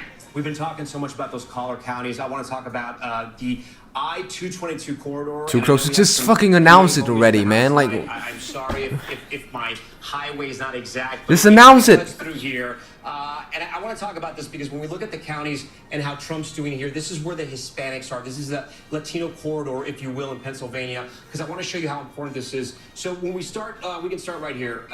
We'll start in York County, overperforming in York County. As we move up, Lancaster, about even there. he won Pennsylvania. County here, overperforming. He just need one more state to win. We go to Lehigh now. She's underperforming. Harris is underperforming from Biden. Trump is overperforming. And we finish over here in Northampton again, Easton, PA. Again, he flips this county, overperforming there. And I want to show you the polls, guys, right? This was the exit poll that sort of, I don't want to say it surprised us, but this told us that the story was going to be different tonight. This is Trump support among Latino voters in Pennsylvania. Look at this number, 2020, 27%. In 2024, 41%. It was just not Latino voters. And again, I know this could change. These are early exit polls. So look at the breakdown here. White, 55, 57. But even black voters, he grew his margins there from 2020 to 2024. And again, that Latino margin, that spread right there. And I bring this up because we were talking a lot about that Madison Square Garden rally, that joke that was made about Puerto Rico and Puerto Ricans and how it would affect the race and how it would affect what happened in Pennsylvania. So far, we have not seen it have any tremendous effect. Again, we'll get all the data post-Thanksgiving and we'll be able to sort of figure all that out. But right now, it looks like it's not affecting those Latino counties in Pennsylvania. I do want to get a check in on how the collar counties are doing around Philadelphia. And we'll, again, Biden's number, where Trump is. This is statewide. We're going to start in Chester County. Harris is underperforming, still about 15% of the vote left out there. Montgomery County here, again, underperforming. We come down here to Delco, 62%, 61%. You know, almost about the same. But again, if you want to win Pennsylvania, you have to be at the same mark as Biden or higher. And then Philadelphia right now, this is not a great number for her. This is pretty bad. Again, 15% of the vote, more than 15% of the vote is still out there. So she could claw that back. And I don't want to forget Bucks County here. This is the big one tonight when we talk about the collar counties in Pennsylvania. Oh my God, they're not declaring. Democrats need to win this. They need to win all the collar counties. Biden How the fuck are you gonna win this? Tonight, Harris underwater at 48 and Trump up at 50. He may possibly flip Bucks County. 75% of the vote is in. Hallie Jackson's the Bucks County expert here, so I'll leave it to her. No, correct me if I'm wrong. It was Biden County in 2016 as well, right? By a slim margin. It was Clinton County. I'm sorry, Democratic County, of course. Yeah, but this is the only collar county. Yeah, Hallie, you're right. This is the only collar county Republicans thought they had a chance in, or could at least claw back some of the vote, maybe peel back some of the Democratic support. And tonight it looks like it's happened. We're still waiting on a quarter of the vote. But that's a strong, when you see a number like that in Bucks County, you know it's going to be a tough night for Democrats. And as we talk about the education gap here in this race, I will just point out that Bucks County does putting have Fox a News bigger on there. education gap than you see in some of those other Philadelphia suburban counties as well. You have an area like Lower Bucks, you see more of sort of that blue collar voter there. And the fact that Erie County also has gone for Trump, that's a huge bellwether in the state. And that's why Democrats who are texting me are saying all of these signs are just not headed in the right Well, I mean, Joe Biden, of course, picked up, he did better, in some of those rural places. He, is sort of from Scranton or Scranton. Yes, Trump's going to win the whole thing. Then obviously went on to have Delaware as his home state. But I mean, he did better in some of these rural places that we're talking about. Well, what was interesting is that when Biden won it, when Obama won it, he drew out a very large African American population. They declare the Fox News declared they win. Yes, did well. Sooner or later, they're gonna win. But Biden really won it because of the collar counties, and that's what made his win in Pennsylvania so different. Everyone's speechless here. I guess it really is 1:40 in the morning, except for they're not speechless. They're cheering there at Trump headquarters at West Palm. Yeah, I think we must be getting close to that moment with Donald Trump's motorcade. We saw it coming, so I think... Garrett Hankins there. Yeah, he's there. We can listen to him and hear what the crowd is hearing. Yeah, he won Pennsylvania. That's it. 265. One more state. 270. You know what? This is incredible. They're broadcasting another network in here, and we're getting a lot of cheers from a crowd who is anticipating a victory speech. I can tell you on the platform behind me, you probably can't quite see it, but the glass is up. The teleprompter glass is up for prepared remarks. But I think it's possible that part of the delay here may be that those remarks don't yet exist. Trump told reporters this morning after he voted that he hadn't written anything yet. He hadn't written a concession speech. He hadn't written a victory speech. He is something of a superstitious person, and it's possible he did not want to put anything on paper early, not knowing the results. For right now, I'm like tapping through my phone. We're reaching out to campaign sources, but I think part of the problem is Trump himself may not be entirely clear. Oh wait, what I message forgot he wants Alaska to give is to the red country state. when he decides to step forward and give it. Savannah? All right, Garrett, Bam. let's go over to Peter Alexander at Harris headquarters where Bam. they're shutting it down. Cedric Richmond Wow. just came out a little earlier saying that we will not That's hear it. from Kamala Harris tonight. But She we can will go ahead defend her tomorrow. fucking blue Any wall, further man. word there, We got Peter? Pennsylvania, and just that's it. It's game over. Yeah, I think most accurate to say that we are shutting it down at this point. Shy of 2 Oh my o'clock God. here. We're the only ones left. A matter of reporters here who are sort of bundling up their gear in anticipation of the vice president returning to Howard University, her alma mater, as we were told.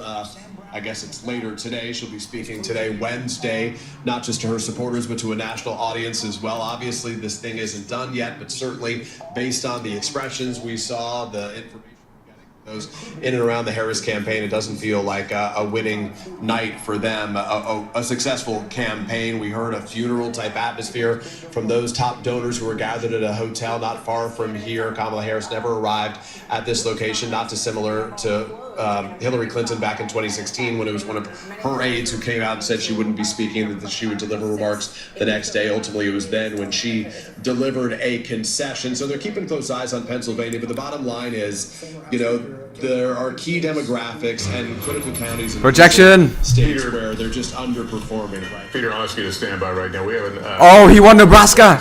Oh shit. He's won Nebraska. Game over. NBC News projects that Donald Trump will win 4 of the 5. Oh my days, he won it. He won the election. He won the election. He won the election. He won it. He did it. He did it. Of the vote is in there. They got Pennsylvania, he got Nebraska now. It's game over. Fuck the blue walls.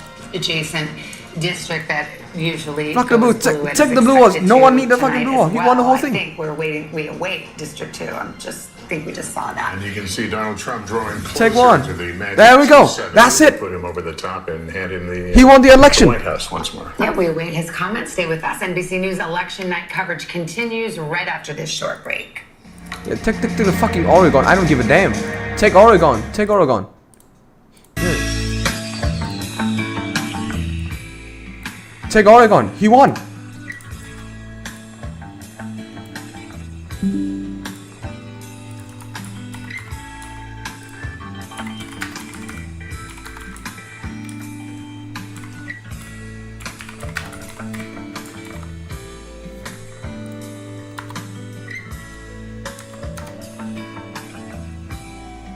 Trump won. Trump won the whole thing. It's official. No. It's official. It's official. Trump won.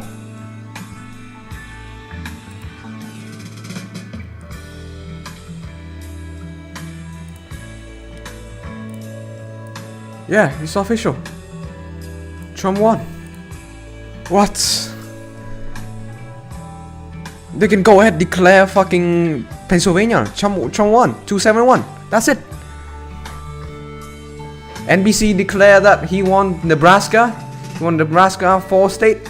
4 out of 5 fucking electoral votes. Plus Pennsylvania, which is about to confirm now. He's won. That's it. We got election winner within tonight. That's just incredible. Holy smoke.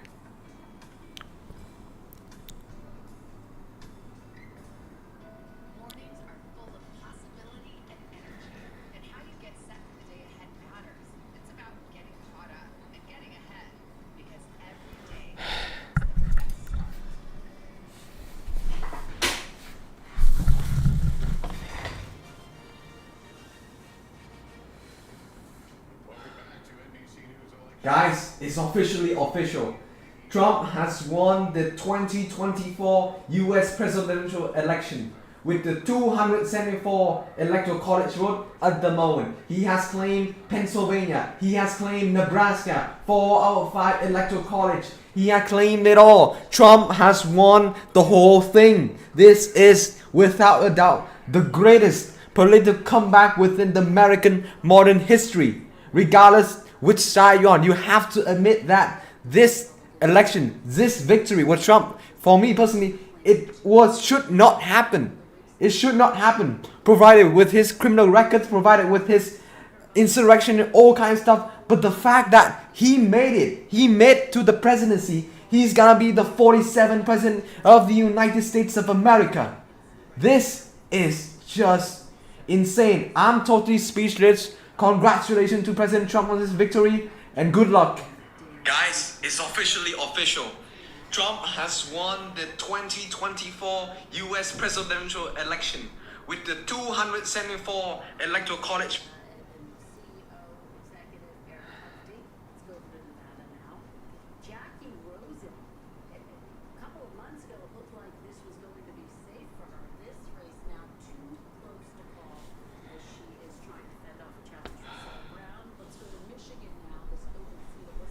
Alright, it's official. Trump has won this election by the popular vote, by the electoral college. He won by 207 electoral college after winning Pennsylvania and Nebraska with 4 out of 5 electoral college. This is the greatest comeback within the modern American history. This is unprecedented. I could not predict this would happen, but for some reason it happens and we have to accept it. Congratulations, President Trump, for making this tremendous victory. I expected that Harris won, but this is just insane. He doubted against every single odds. He doubted against the assassination. He doubted against the keys of Mr. Alan Lichtman. He won this. This is an impressive win. It's more impressive than the 2016 election. More impressive than the 2020 election. He's never backed down spirit has proven again. He is going to be the president of the United States of America. Alright, it's official. Trump has won this election by the popular vote, by the electoral college. He won by 207 electoral college after winning Pennsylvania and Nebraska with 4 out of 5 electoral college. This is the greatest comeback within the modern American history. This is unprecedented. I could not predict this would happen. But for some reason, it happens and we have to accept it. Congratulations, President Trump, for making this tremendous victory. I expected that Harris won, but this is just insane. He doubted against every single odds. He doubted against... What they hope and believe will be an appearance by Donald Trump. The stage is set, we understand. It's officially over. Trump has won the electoral college fair and square with 271 electoral college by winning Pennsylvania and Nebraska out of 4 out of 5 electoral college. This is just insane. I still cannot believe that this could happen by tonight. He just won the election within a day, man. No more election days. It's over. He won it fair and square. I thought Harris have an absolute victory over this. See, I thought the Democrats could win this, provided with his criminal records and insurrection previous history. But the fact is that the American people chosen this Trump guy, and it is what it is. Which is the American people have to accept this result. And for me, I was shocked, I was surprised, but this does not make me I'm gonna be depressed. I'm looking forward to his plan. I'm looking forward to what he's doing with his administration. And let's just look. Fuck off, man.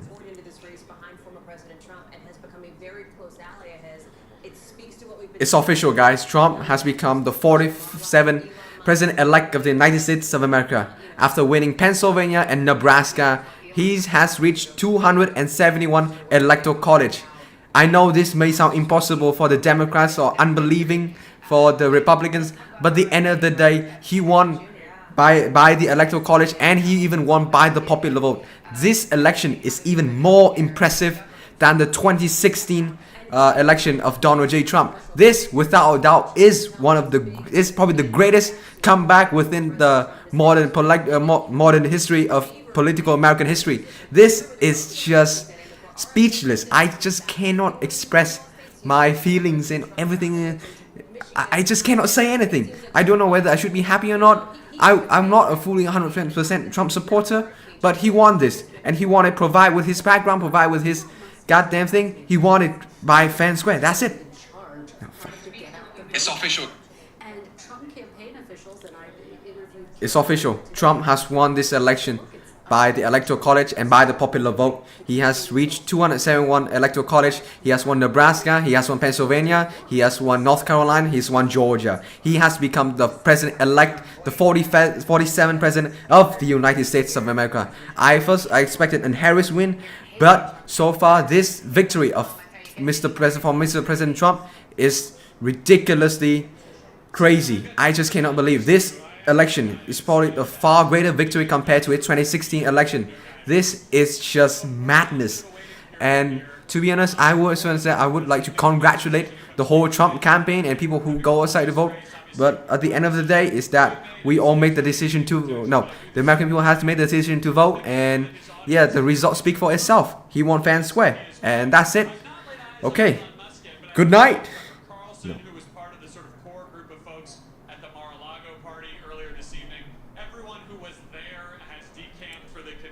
Trump has won the election fair and square by 271 Electoral College after winning Pennsylvania and Nebraska. This is just the greatest comeback within the American political history, and without doubt, this is just incredible, man. Incredible. Trump has won the election fair and square by 271 Electoral College after winning Pennsylvania and Nebraska. This is just the greatest comeback within the American political history, and without doubt, this is just incredible, man. Incredible. Trump has won the election fair and square. Trump has won the election fair and square by 271. Incredible, man. Incredible. Trump has won the election fair and square by 271 Electoral College after winning Pennsylvania and Nebraska. This is just the greatest comeback within the American political history, and without doubt, this is just incredible, man. Incredible. Trump has won the election fair and square by 271 Electoral College after winning Pennsylvania and Nebraska. This is just the greatest comeback within the American political history, and without doubt, this is just incredible, man. Incredible. They saw Donald Trump at a lot of his rallies kind of failing to deliver the knockout blow in his own closing message, and they did get a little nervous, but their theory of the case was always that this electorate existed and they needed to prove it to be true. And I can tell you I have gotten several text messages from Trump campaign staffers and major donors basically saying, see, we told you so. I mean, for them it was always going to be either a close Kamala Harris victory in their view, or a sweep potentially of the battleground states if their theory was right. They have felt minute by minute and hour by hour tonight that the evidence is pointing towards their theory being right. And we won't know until all the votes are counted, but it is certainly it's starting to look that way as we approach 1:32 o'clock in the morning. Yeah, we are approaching 2 o'clock in the morning and waiting to hear from the former president, or some words when we might hear from him. Again, this race has not been called by this network. This network still going through this process. Incredible, man. Incredible. When it's ready to speak, Trump has. will speak. But as we look at where the numbers are and where what the mood music is, I think one of the things that is on people's minds is who will be, if in fact former President Trump does well in Pennsylvania and we call that race for him, etc. Who will be in his ear? Who will be in his ear? No, I just need to record one more. I need to get this right, but this is just. For some folks to remember, back in 2016, this is crazy. Jared Kushner was such a presence on the trail. His son-in-law, Ivanka Trump, his daughter, Melania Trump has been a rare presence on the campaign trail, campaigning for her husband this time. And both Ivanka Trump and Jared Kushner have largely taken a back seat. Trump has won the election fair and square by 271 Electoral College after winning. They may be here tonight if, in fact, he comes out and gives some sort of big speech. They may line up as part of the family, but they have not been a presence in the way that they were. Well, let's also not forget that 40-year-old J.D. Vance, who served in the United States Senate for 2 years, is on the precipice of becoming the Vice President of the United States. After 7 hours, it is projected that Trump is going to be the president-elect of the United States of America. He's going to be the 47th president of the United States of America after winning Pennsylvania and Nebraska, which ultimately total now by 207 Electoral College. For me, I think this is an incredible victory for the Trump campaign. This guy has defied the assassination. he had went against the criminal records and stuff. Whether it is true or not, whether he's a criminal or not, but the fact that he defied all against all the goddamn odds to achieve this victory. At first, I thought Harris going to win this without doubt, and I expected Harris win. But the fact that Trump is winning and become the 47th of the president of the United States show that this is the greatest comeback within the American political history, and we have to admit this victory was extremely impressive. Congratulations. After 7 hours, it is projected that Trump is going to be the president-elect of the United States of America. He's going to be the 47th president of the United States of America after winning Pennsylvania and Nebraska, which ultimately total now by 207 electoral college. For me, I think this is an incredible victory for the Trump campaign. This guy has defied the assassination. He had went against the criminal records and stuff. Whether it is true or not, whether he's a criminal or not, but the fact that he defied all against all the goddamn odds to achieve this victory. At first, I thought Harris going to win this without doubt, and I expected Harris win. But the fact that Trump is winning and become the 47th of the president of the United States show that this is the greatest comeback within the American political history, and we have to admit this victory was extremely impressive. Congratulations. After 7 hours, it is projected that Trump is going to be the president-elect of the United States of America. He's going to be the 47th president of the United States of America after winning Pennsylvania and Nebraska, which ultimately total now by 207 electoral college. He'll engage. If there's an area where he's in disagreement, he will decide whether he will make that known or just quietly wait and know that you've got actually another opportunity 4 years down the road, not to run, I'm not saying that, but to influence another set of policymakers. But there's a reason that he's seen so many of the people who worked under him leave and now speak ill of him. And so what does that mean for the future of his next candidate? Well, I think a lot of times you have to realize how to communicate with him and also what your role is. I mean, I think this is one of the big disagreements I think we had in Washington, D.C. and with the bureaucracy in general, is to provide advice, to provide consent, to provide your best recommendation, but there's only one person who put their name on the line and was elected by the people of America to be the president of the United States. Yeah, I think one of the things that a lot of people will be looking at is the military. We have a civilian-controlled military in the United States, but there is a deep ethos in the military, especially in the leadership, about the separation of politics and the military. And Trump at times tried to blur that line and was frustrated, I think, because he could not get the military to do what he thought they ought to do when they ought to do it sometimes. So I think it'll be interesting to see how the Pentagon handles this, because there are so many strong leaders in our military, and they have come up through the ranks, and they have transferred their families all over the world, and they have learned every part of military leadership.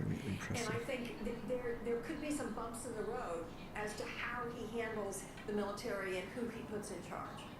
Well, in his first term, there were a number of administration officials who were there because they felt as though America. He's going to be the 47th president of the United States.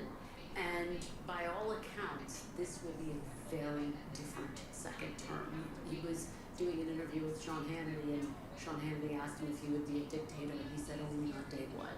And of course, some of his supporters said, the 47th president of the United States. But the reality is, after 7 hours, it is projected that Trump is going to be the president-elect of the United States of America. He's going to be the 47th president of the United States of America after winning Pennsylvania and Nebraska, which ultimately After 7 hours, it is projected that Trump is going to be the president-elect of the United States of America. He's going to be the 47th president of the United States of America after winning Pennsylvania and Nebraska, which ultimately total now by 207 electoral college.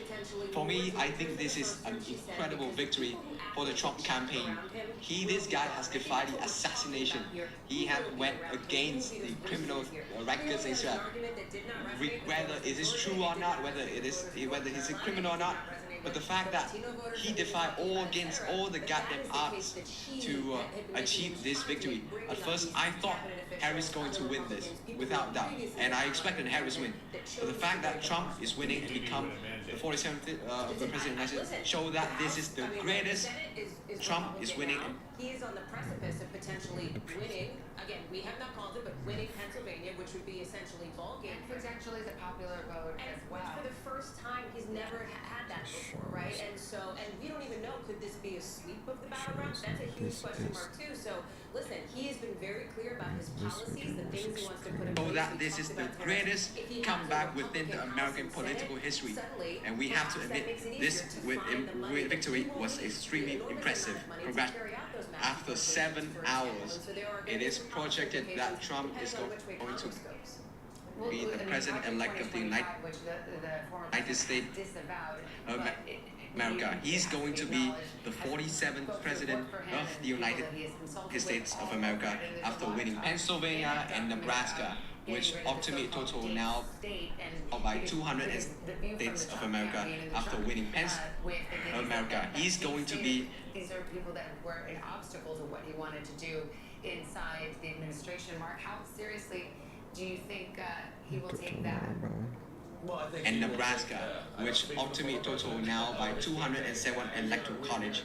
For me, I think this is an incredible victory for the Trump campaign. This guy has defied the assassination. Yep, it's official. NBC projecting he's gonna win. Yep, there we go. Projected winner. He's projected to become the president of the United States. Where it stands right now, Donald Trump out in front, difference of 188,000 votes, 95% of the vote in Pennsylvania, and that goes in 266. The Donald Trump column. How the fuck did I? And with that, it's expected that he will have the 270 votes he needs. I see you puzzling over there. That it's because of Nebraska. Yeah, because. What the fuck? Okay, I'm going crazy. Because we haven't called Alaska yet, and that's why it's 266. But why is 271? Called and in Nebraska, you can see former President Trump. He had to get to 270. He's likely to get to 272, if not higher. We still haven't called Wisconsin or Michigan as well, but he is on his way. NBC News projecting him on his way back to the White House. And we were told he is perhaps a minute away now from coming on the stage at the campaign headquarters in West Palm Beach and to make his remarks to the crowd. The crowd very silent right now. Not quite sure what they're listening to, but they have been, he won. He won the whole thing. He won Pennsylvania. Well, this is history. It's game over. Since Grover Cleveland in the 1880s, have we seen a president return to office after that gap? So a second term after a gap of time. 4 years later, Donald Trump will be the 47th president of the United States, as he was the 45th president of the United States, with the convincing sweep of several battleground states. Several battleground states still not decided, but the magic number of 270 electoral votes has been reached, and we will have many hours and days to talk about the coalition that he put together. But this is the scene at Trump headquarters in West Palm Beach, as Donald J. Trump once again will assume the presidency on January 20th. The United States Senate will be in Republican hands. Democrats have lost control of the Senate, and the fate of the House of Representatives, currently in Republican hands, also in question. Democrats just need 4 seats to pick up to get control of the House. That would be the one check on Republican power, but it may well be that they sweep the House as well. So we have set the scene for you. This long campaign is over, and we await the former president to make his remarks. To be clear, how does he get to 270 now? He's at 266. Yeah, so right now he's at 266. If we fill in, and let me see, because sometimes when we get to a certain point, you can no longer fill in some holes here, but he wins Alaska, and then we go back. Oh, in Maine. There's a congressional district in Maine that we're still waiting on. You can see Maine is not filled out yet. There's a congressional district in Maine. Once he gets there, he'll get past 270, or he'll get right to 270, and that's where he'll stand tonight. And when we hit 2024, he'll likely get to 272. Again, we haven't called Wisconsin and Michigan, so it could grow from there. But as Savannah mentioned, he got to 270. That's the magic number. We're projecting that Pennsylvania is a win for former President Trump. He is headed back to the White House. This is all, of course, assuming that Alaska and Nebraska and the Maine district go the way that we expect them to go. So just I think Tom's making an excellent point here that we haven't hit that magic 270 number just yet. But with the win in Pennsylvania here, the thing I'm looking for, a couple of things. What is the Harris campaign going to say and do now? Because the last that we heard from them, of course, it was Cedric Richmond taking the stage. That memo had suggested to staffers, listen, we've got the blue wall. We're going to wait and see turnout in Philadelphia. We have now called Pennsylvania. That is incredibly significant here. And so do we hear from, if not her, as we don't expect to, the campaign tonight? And then obviously, what are we going to hear when former President Trump himself takes the stage there down in Palm Beach? And will she call him to concede? I mean, that's my question. If you'll rewind back to 2016, former Secretary of State Hillary Clinton did, in fact, call Donald Trump that night to concede. And the next morning, she came before the cameras. It was, I believe, late morning, if memory serves. She did, and I think the Democratic the leaders have signaled that she will address the country tomorrow, and they certainly could read the tea leaves and saw which way this was headed. And so, we believe and project that he will reach at least the 270 votes that he needs. Well, and I remember talking to John Podesta in 2016 and saying, have you written a concession speech at the beginning of the night? And he said, no, because we don't even want to think about that. And you have to ask that question.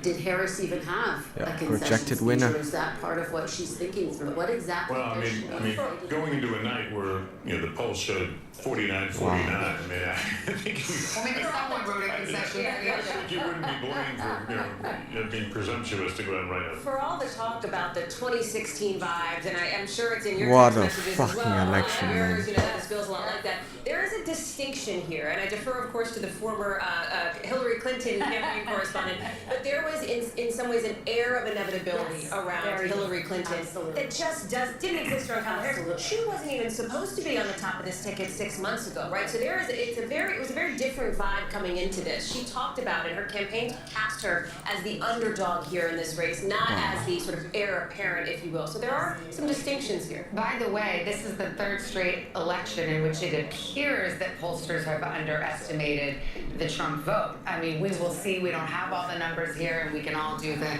comparison. Crazy. But it It's does crazy. appear that he, at least, maybe it's not a polling miss because those were, in most of these battlegrounds, dead ties and within the margin of error. If it's in the margin of error, it's not a polling miss.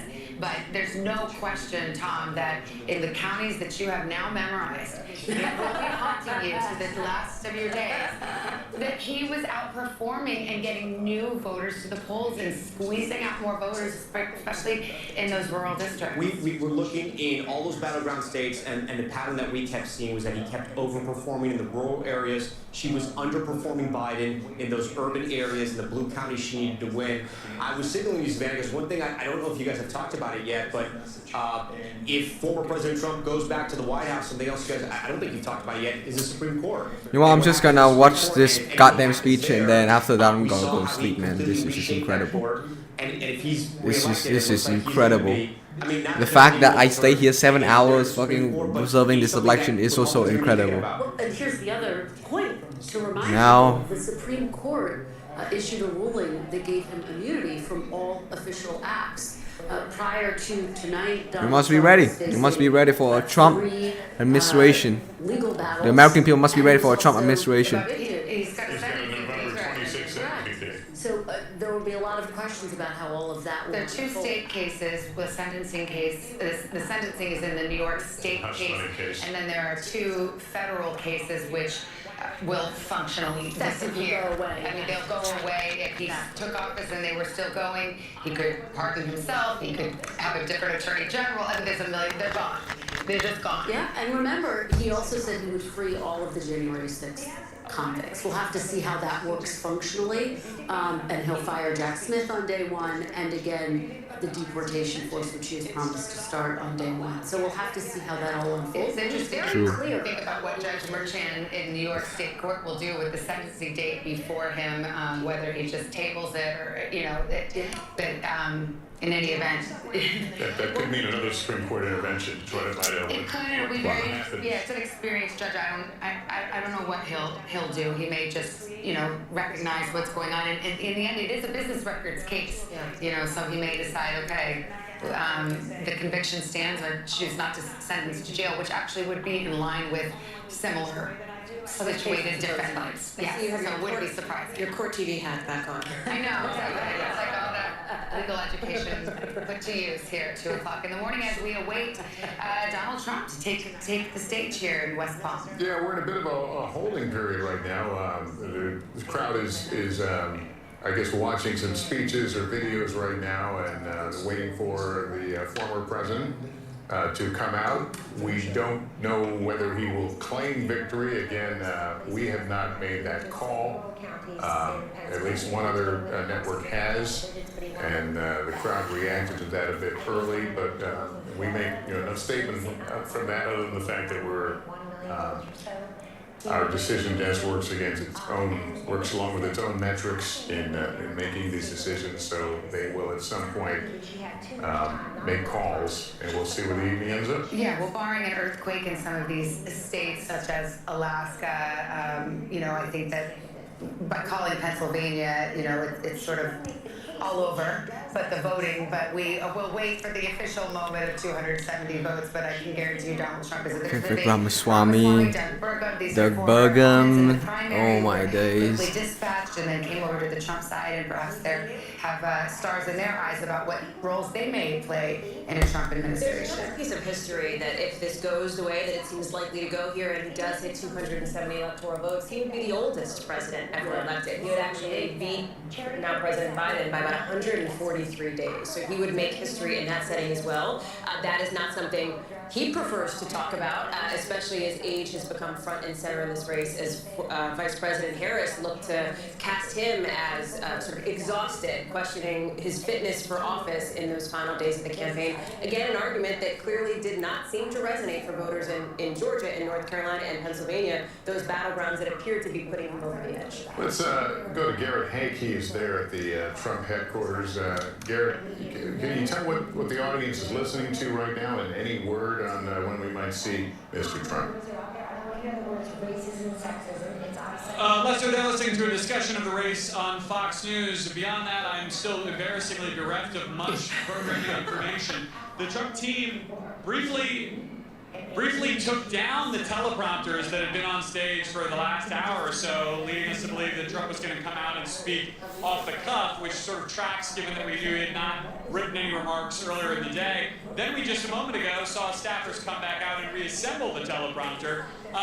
Trump's son, Eric Trump, just posted a picture on social media of the former president backstage holding papers that appeared to be is he going to play the Air Force team?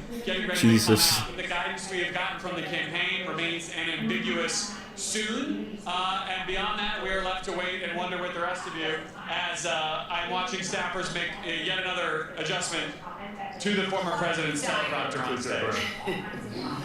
Yes, it's getting to be late here, and we are awaiting former President Trump, and we're doing a switcheroo here with getting our Capitol Hill correspondent in position here. We have a lot to discuss with him as we talk about and potentially a new Washington. We haven't called the race yet, but we've called Pennsylvania, and that just about does it, as all of us who've been studying the map certainly know by now. A new Washington that looks a little bit like the old Washington, right? With Donald Trump back in office here. The dynamic's different, especially with the way that the Republican Party has changed. Think about it, gone. And Ryan Nobles, joining us, knows this. Mitch McConnell will not be in Senate leadership anymore. I remember in 2017 when Kristen and I were, newly minted White House, or you were a White House correspondent, I came on board. There was a lot of discussion about the Republican establishment and Donald Trump, and would he bend to them or would they bend to him?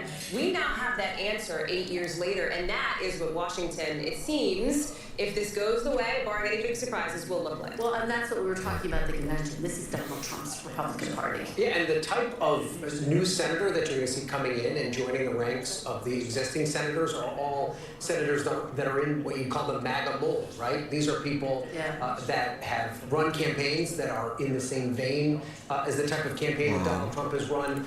These are people that very much sought Donald Trump's endorsement, felt that it was necessary to connect with him and his base. The best example of this is Mike Rogers, right? Former congressman from Michigan who, at a certain point in his career, attempted to try and break himself from Donald Trump, tried to be a part of this kind of anti-Trump establishment. Maybe he thought that was the future of the Republican Party.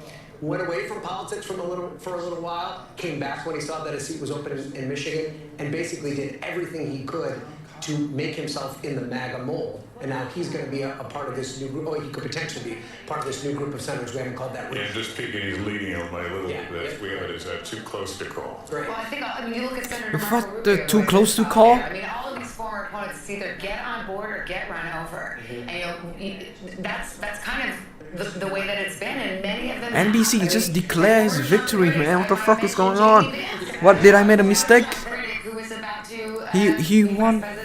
Yeah, I mean, and I've had many conversations with both senators and aides and people He won. That's it. Capitol Hill, and they talked about this metamorphosis, and they talked about how maybe they don't like necessarily Donald Trump's personality or the way he presents himself or the way he talks about people, but they also realize that, and what is clearly evident tonight, that he has captured the pulse of at least half of the American people, and in particular, the American people that elect Republicans to office. And so you can try and fight against that establishment if you want to be a Republican, or you can get on board, and more you see these Republicans getting on board. The question, I think, becomes, does that translate into some sort of governable posture? They're very good at throwing pot shots. They're very good at complaining about things, turning that into actual action, because Donald Trump has laid out a long list of things he'd like to get done. Like, how quickly can he remove tax on tips or tax on overtime, which is something that he's promised? He may have the votes to do that. Now it's actually time to turn. But then you got to find the money elsewhere when you want money for other things. So budgets are budgets. I do think it's worth, just as we sit here and reflect on the history of this moment, thinking about not only is this historic because he's the first president to serve 9 consecutive terms in more than 100 years, but think about the political comeback that we are witnessing. Think about January 6th and the days after that, and the number of Republicans who wrestled with whether to impeach him, 271. And who tried to separate The blue wall doesn't need to exist. much like You you're collapse. discussing, Ryan, and who'd written him off politically, who just could not conceive of this moment. And then he had Oh, this wait, I incredible did put showing Maine in it? in the primary, and now here he is tonight on the cusp of think back, Chris, going back to the White House. So, I think Maine, they didn't declare, right? Where Mitch McConnell had that moment where he had to make a But decision. either way, it's just like, it's over. as to whether or It's not game he over. lift his thumb and allow a whole group of Republican senators who were seriously thinking about voting to Fuck is impeach that him wrong with the fucking and put NBC? Donald Trump in a position where he would not be able to run for office again. And at the time, Mitch McConnell's argument was that this was not a decision, a political decision, that this would be a legal decision. Decided in the courts, He would right. be prosecuted, and a judge and jury would decide whether or not At this hour, he should be for the convicted few of those votes that crimes. are left in Pennsylvania, if they were won entirely Donald Trump to put it apparently back taken over. So, backstage. This Michigan is not it, but there it is. So he's I think that was posted by one of his sons, just mentioned by Garrett Hake a few moments ago. So. One of the other, I'm sorry, I was going to say one of the other things, I think there is still some suspense to the evening as it relates to the margin here and to the popular vote, right? Because this is something else that speaks to this idea of a mandate. Because over the course of the last 8 years, one of the things that you often hear said about former President Trump is, well, he doesn't have half the country, right? He's not there, he wins the electoral. What does the popular vote look like? And what do these other battlegrounds look like? Yes, we called here at NBC News, Georgia, North Carolina, Pennsylvania, Michigan, Wisconsin, Arizona, Nevada, all still out there.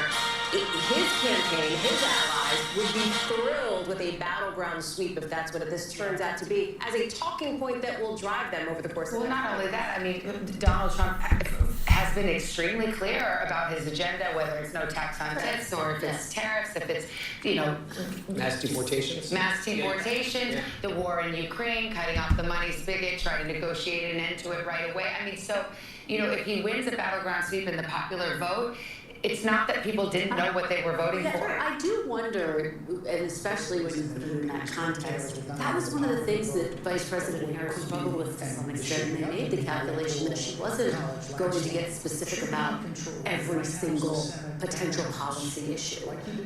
And This is gonna be the second president since Grover Cleveland to won the president to run the presidency like not in a consecutive way. One of the exit polls, Kamala Harris's favorable rating, 48%.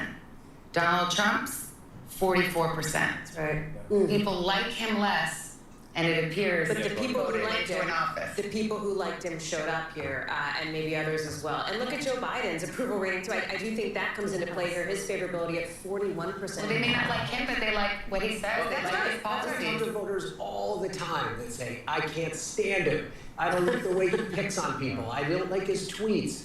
I don't like the way that he picks on people that aren't like him, but I love his policies. But in his mind, does that validate his worst instincts now? Will the lesson for him of this election be, coursework? Oh my God, Alan Lichtman, Jesus, I feel so bad for the professor.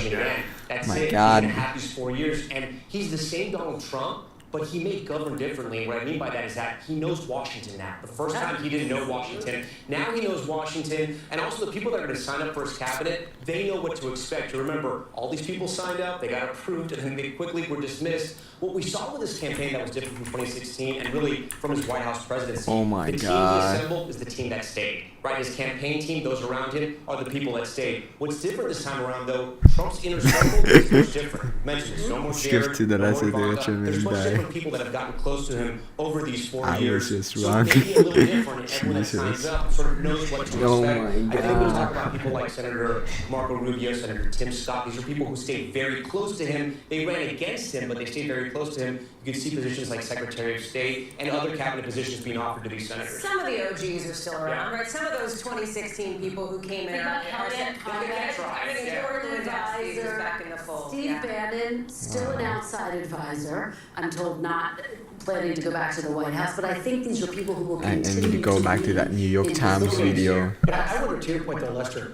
Yeah, that's to Jesus Christ. Much different than what we saw in 2020 and 2016. Aside from the candidate himself, the operation was far more disciplined than what we saw in those previous election cycles. Chris LaCivita, who I covered for a long time as a political reporter in Virginia, Susie Wiles, they kept him. They at least kept the overall message of the campaign very focused throughout the entire time. Now, he would get off the rails from time to time. That made their lives difficult. But you found them keeping everyone together and focused on a specific message. But look at the Donald Trump we've seen in just the last. Second Lady Usha Vance, along with friends and campaign staff. That's God bless him. Oh my God, that's the song is copyrighted. No more Air Force theme, really? Oh my God, bro.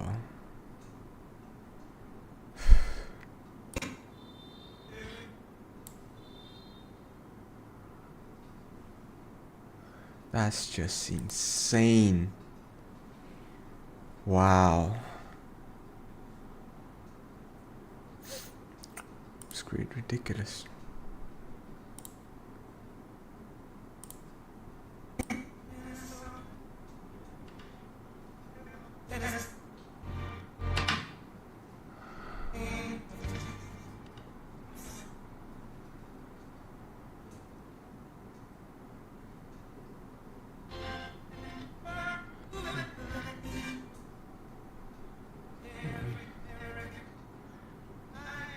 Say,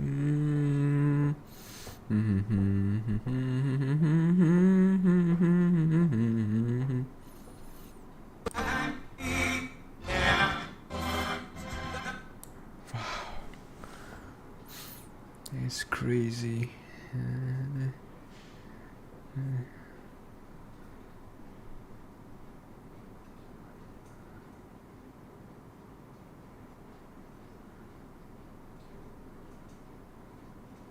He's going back to the White House.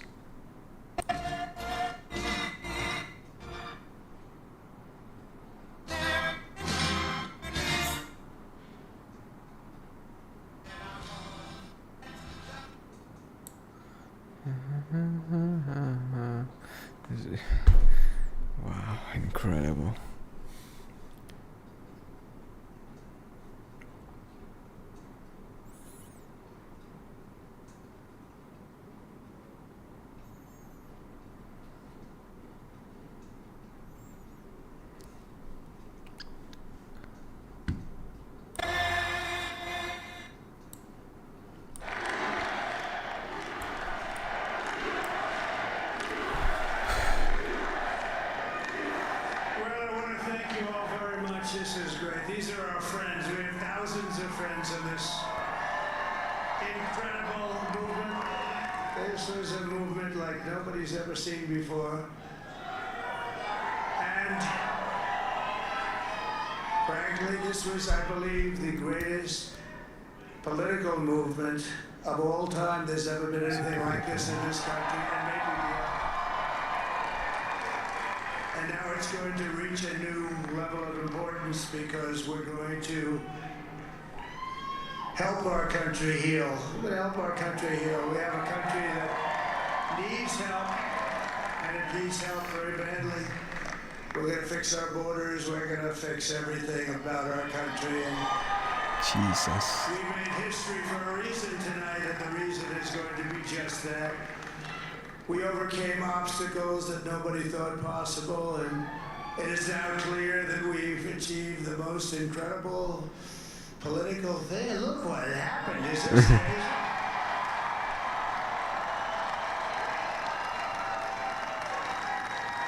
But it's a political victory that our country has never seen before, nothing like this. I want to thank the American people for the extraordinary honor of being elected your 47th president and your 45th president. Jesus Christ.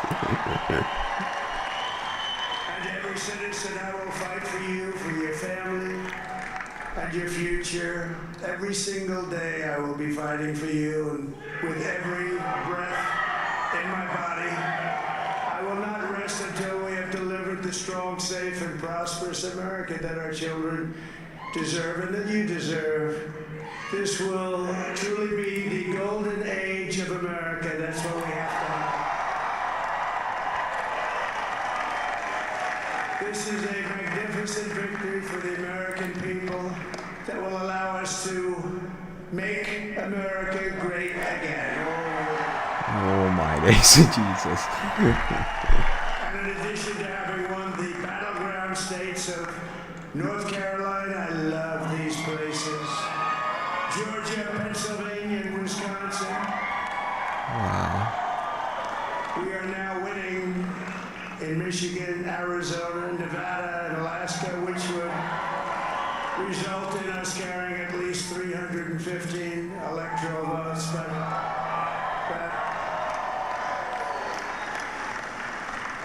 But it's much easier doing what the networks did or whoever called it, because there was no other path. There was no other path to victory. We also have won the popular vote. That was great.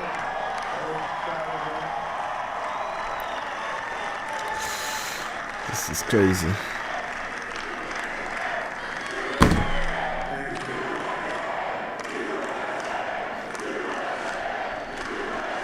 You know what? The thing I have to admire is he's charismatic and his goddamn fucking energy is crazy. Very nice, I will tell you. It's a great feeling of love. We have a great feeling Let's just hope that he's gonna do well. Let's just hope he's gonna do well. He's gonna be the president. Okay. There may be people who just accept it. Whether you disagree or whether he's gonna be president. The people voted. The people has called their voice. They made their choice. It's just the way it is. Truly important moments of my life when I voted for this group of people beyond the president. This group of great people. America has given us an unprecedented and powerful mandate. We have taken back control of the Senate. Wow, that's good. Yep, that's incredible. And the Senate races in Montana, Nevada, Texas, Ohio, Michigan, Wisconsin, the great Commonwealth of Pennsylvania, were all won by the MAGA movement. They helped so much. And in those cases, every one of them, we worked with the senators. They were tough races, and I mean, the number of victories in the Senate was absolutely incredible. And we did tele-rallies. We did tele-rallies with each one of them, and Sometimes we did 2 or 3 and it was amazing to look at all of those victories. Nobody expected that, nobody. So I just wanted to thank you very much for that. And you have some great senators and some great new senators. And it also looks like we'll be keeping control of the House of Representatives. True. They're gonna win their house. They win everything. They win all fucking branches of government. And I want to thank Mike Johnson. I think he's doing a terrific job. Terrific job. I want to also thank my beautiful wife, Melania, First Lady. Game.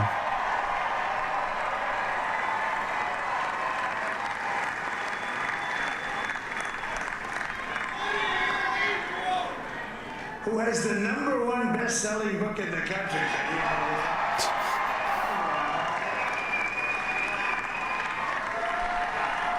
Jesus. Wow. I'm still shocked, but in a good way. I'm excited. I'm just thinking I'm excited how he's gonna incorporate Elon Musk shit into the government stuff. They are amazing children.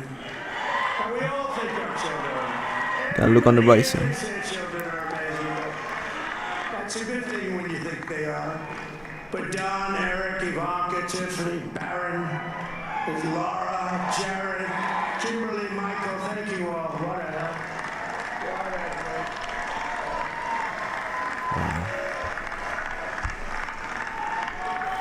My father-in-law, Victor, is tremendous, and we miss very much Melania's mother, Amalia.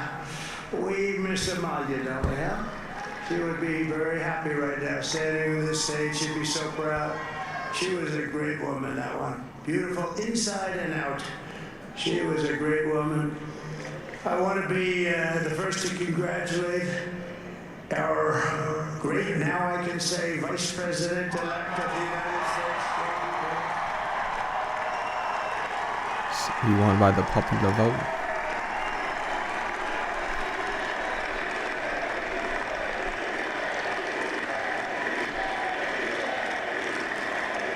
And his absolutely remarkable and beautiful wife, Ushabez. And he's a feisty guy, isn't he? You know, I've said, go into the enemy camp. And you know, the enemy camp is certain networks. And a lot of people don't like this. Sir, do I have to do that? He just goes, okay. Which one? CNN, MSDNC.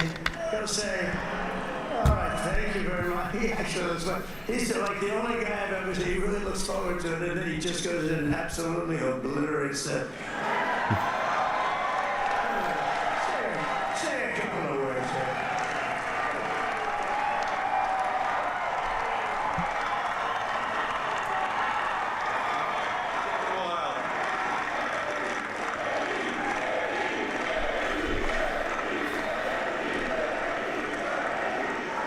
Well, Mr. President, I appreciate you allowing me to join you on this incredible journey. I thank you for the trust that you placed in me. And I think that we just witnessed the greatest political comeback in the history of the United States of America.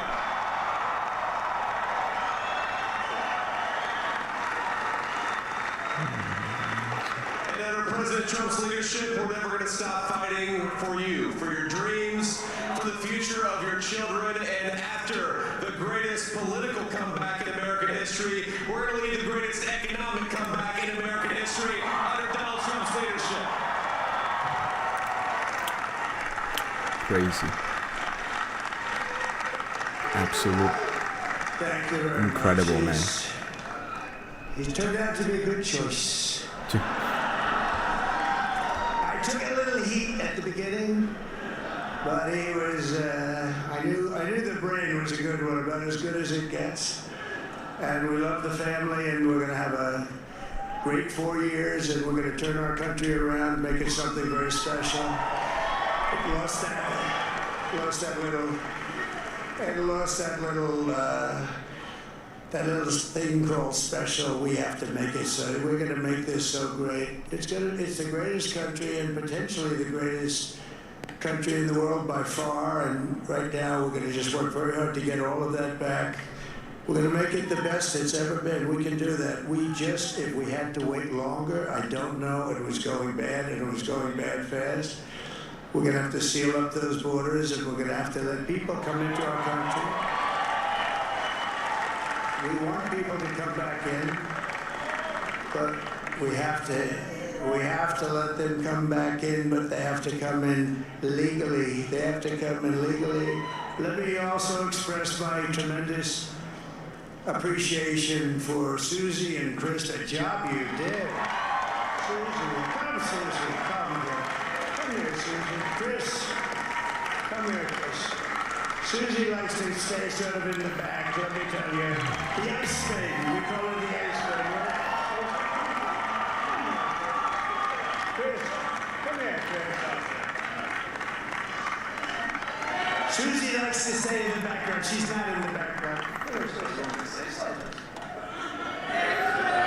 This was unexpected, but I just want to thank, obviously, President Trump for this journey. It was a great one, and he's a hell of a candidate, and he's going to be a hell of a great 47th president. And this team that we have, the best team, and of course, even you know my what? boss, Susie Wiles. People call me that. I met some people told me that Trump is not president, should never be a president.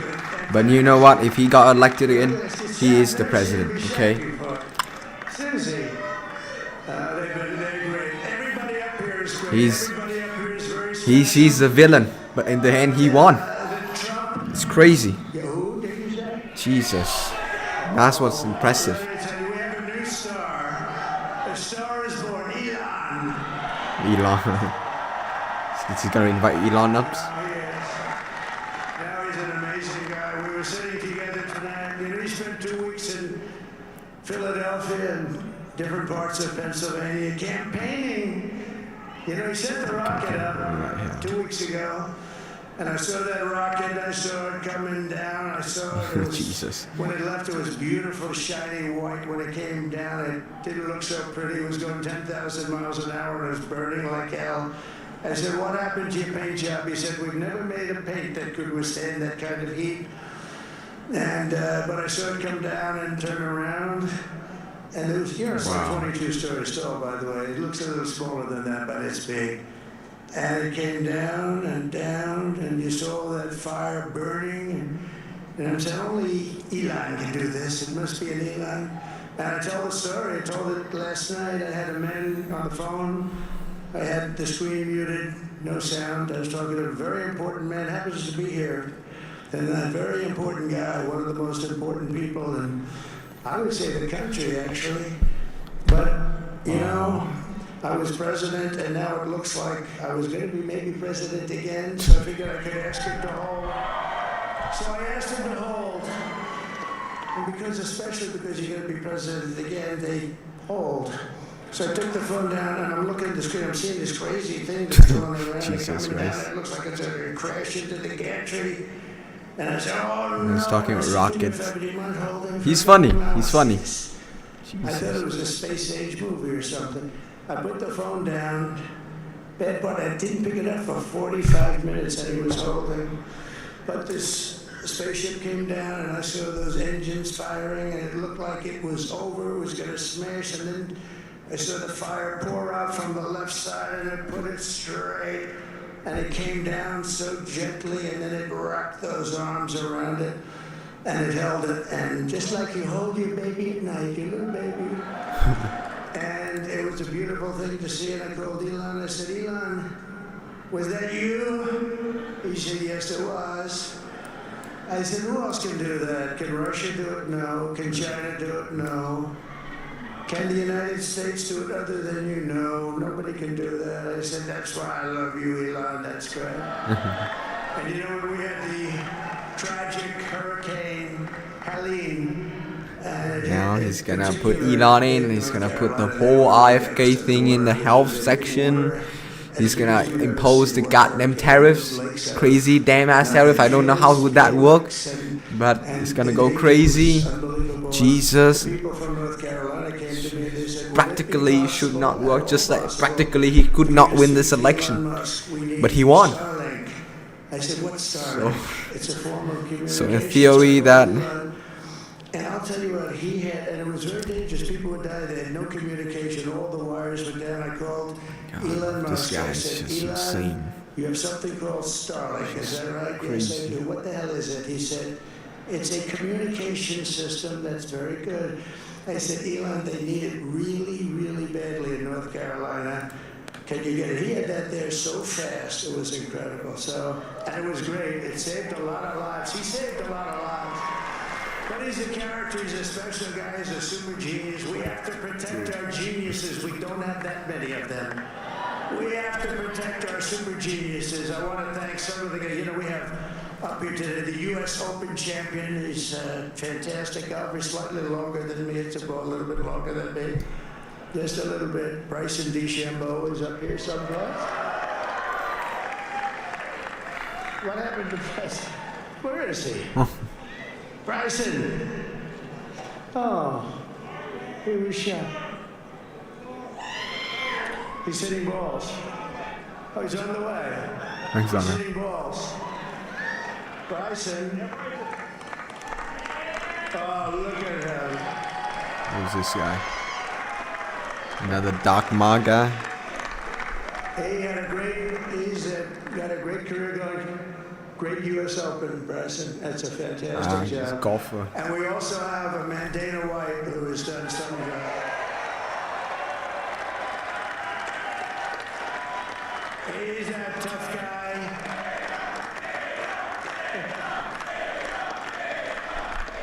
So Dana started UFC. And came to me, do you mind if I use your... Nobody wanted to give him a raise because they said it's a rough sport, a little rough. And I helped him out a little bit, and I went, and I said, this is the roughest sport I've ever seen, but I began to like it, and he loved it, and nobody's done a better job in sports. And, you know, he's a very motivational kind of a guy, what he does. He gets these fighters, and they really go at it. It's become one of the most successful sports enterprises anywhere at any time. It's doing so well. I'd like to ask Danny just to say a couple of words because people love to hear from him.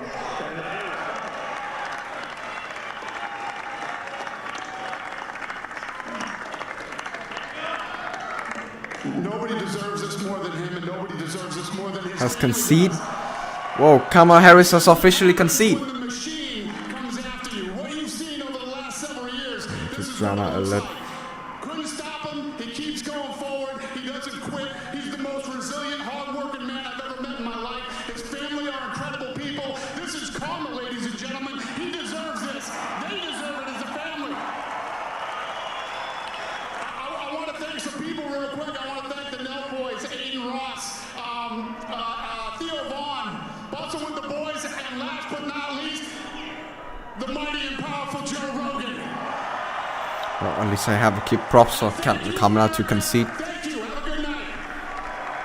But there is also a benefit of not conceding. Is that you fight like hell. And he fought like hell, man. He fought like hell and he won the whole thing again. But most of all, I want to thank the millions of hardworking Americans across the nation who have always been the heart and soul of this really great movement. We've been through so much together, and today you showed up in record numbers to deliver a victory like really, I probably like no other. This was something special, and we're gonna pay you back. We're gonna do the best job. We're gonna turn it around. It's got to be turned around. It's got to be turned around fast, and we're gonna turn it around. We're gonna do it in every way, with so many ways, but we're gonna do it in every way. This will forever be remembered as the day the American people regained control of their country.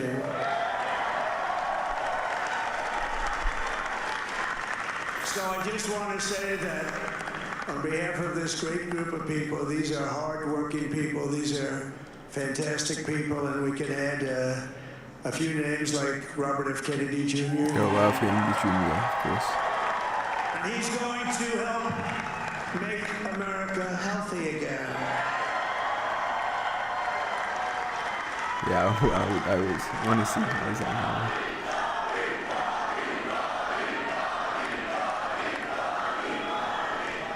And now he's a great guy, and he really means it. He wants to do some things, and we're going to let him go too. I just said, but Bobby, Leave the oil to me. We have more liquid gold, oil and gas. We have more liquid gold than any country in the world, more than Saudi Arabia. We have more than Russia. Bobby, stay away from the liquid gold. Other than that, go have a good time, Bobby. We're going to be paying down debt. We're going to be reducing taxes. We can do things that nobody else can do. Nobody else is going to be able to do it. China doesn't have what we have. Nobody has what we have. But we have the greatest people also. Maybe that's the most important thing. This campaign has been so historic in so many ways. We've built the biggest, the broadest, the most unified coalition. They've never seen anything like it in all of American history. They've never seen it. Young and old, men and women, rural and urban. And we had them all helping us tonight. When you think, I mean, I was looking at it, I was watching it. They had some great analysis of the people that voted for us. Nobody's ever seen anything like that. They came from all quarters, union, non-union, African American, Hispanic American, Asian American, Arab American, Muslim American. We had everybody, and it was beautiful. It was a historic realignment, uniting citizens of all backgrounds around a common core of common sense. You know, we're the party of common sense. We want to have borders. We want to have security. We want to have things be good, safe. We want great education. We want a strong and powerful military, and ideally we don't have to use it. You know, we had no wars. 4 years we had no wars, except we defeated ISIS. We defeated ISIS in record time. But we had no wars. They said, he will start a war. I'm not going to start a war. I'm going to stop wars. But this is also a massive victory for democracy and for freedom. Together we're going to unlock America's glorious destiny. We're going to achieve the most incredible future for our people. Yesterday, as I stood at my last stop on the campaign trail, I'll never be doing a rally again. Can you believe it? I think we've done 900 rallies approximately from them. Can you imagine that? 901, something, a lot of rallies. And it was sad. Everybody was sad. Many people, I said, this is our last rally. But now we're going on to something that's far more important, because the rallies were used for us to be put in this position where we can really help our country. That's what we're going to do. We're going to make our country better than it ever has been. And I said that many people have told me that God spared my life for a reason. True. And that reason was to save our country and to restore America to greatness. And now we are going to fulfill that mission together. We're going to fulfill that mission. The task before us will not be easy, but I will bring every ounce of energy, spirit, and fight that I have in my soul to the job that you've entrusted to me. This is a great job. There's no job like this. This is the most important job in the world. Just as I did in my first term, we had a great first term, a great first term. I will govern by a simple motto: promises made, promises kept. We're going to keep our promises. Nothing will stop me from keeping my word to you, the people. We will make America safe, strong, prosperous, powerful, and free again. And I'm asking every citizen all across our land to join me in this noble and righteous endeavor. That's what it is.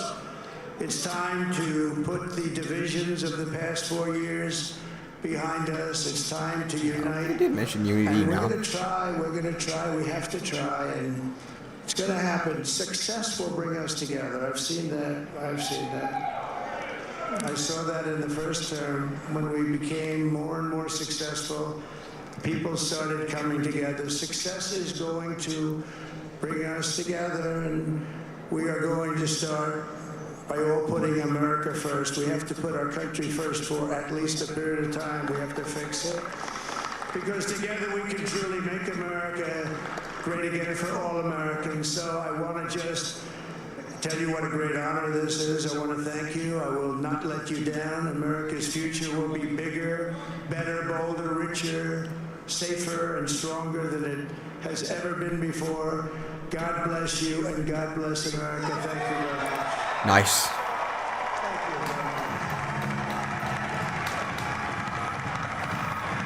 Is he playing YMCA? Oh my days. Wow.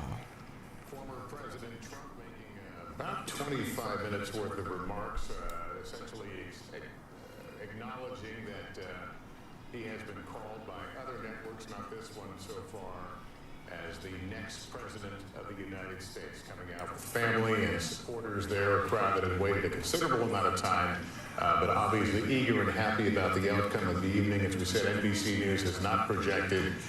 Fucking, are you serious? He has a clear path to victory in the White House at this point.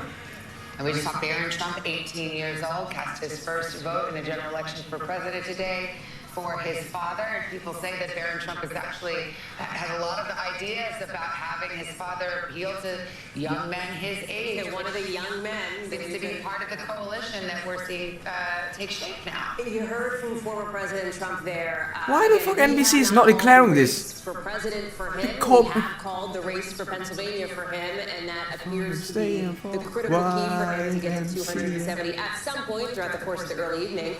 He has not officially won the popular vote yet, although he is leading on that front. We have not officially called control of the House of Representatives yet. That could take a while. He clearly feels confident about that, saying that they won again. That is not the case just yet.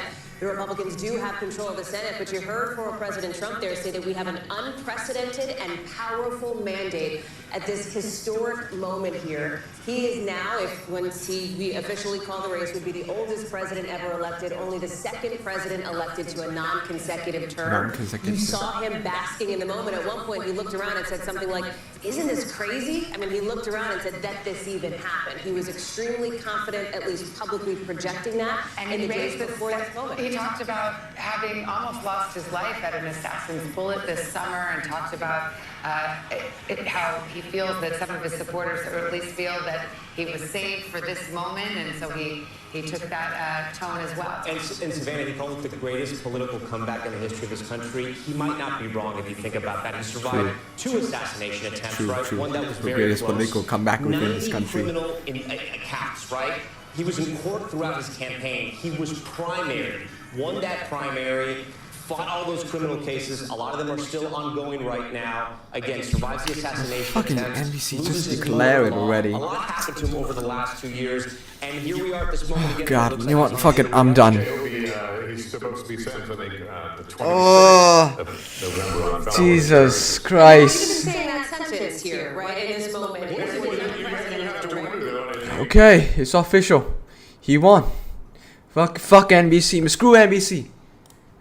These people don't declare anything.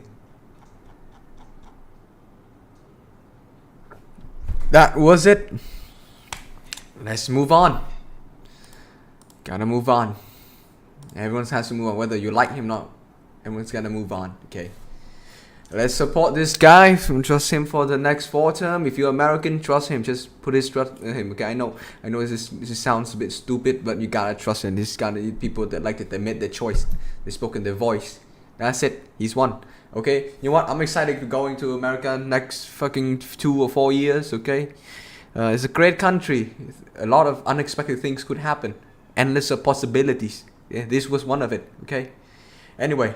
What? Good luck. I will go to sleep now. I'm tired. Okay. This has been a very incredible stream. Over 600 people tune in this, and yeah, it's incredible. Okay. Anyway, yeah, I will be back sooner or later. Thanks for tuning in, and God bless America. God bless USA. Okay. Goodbye.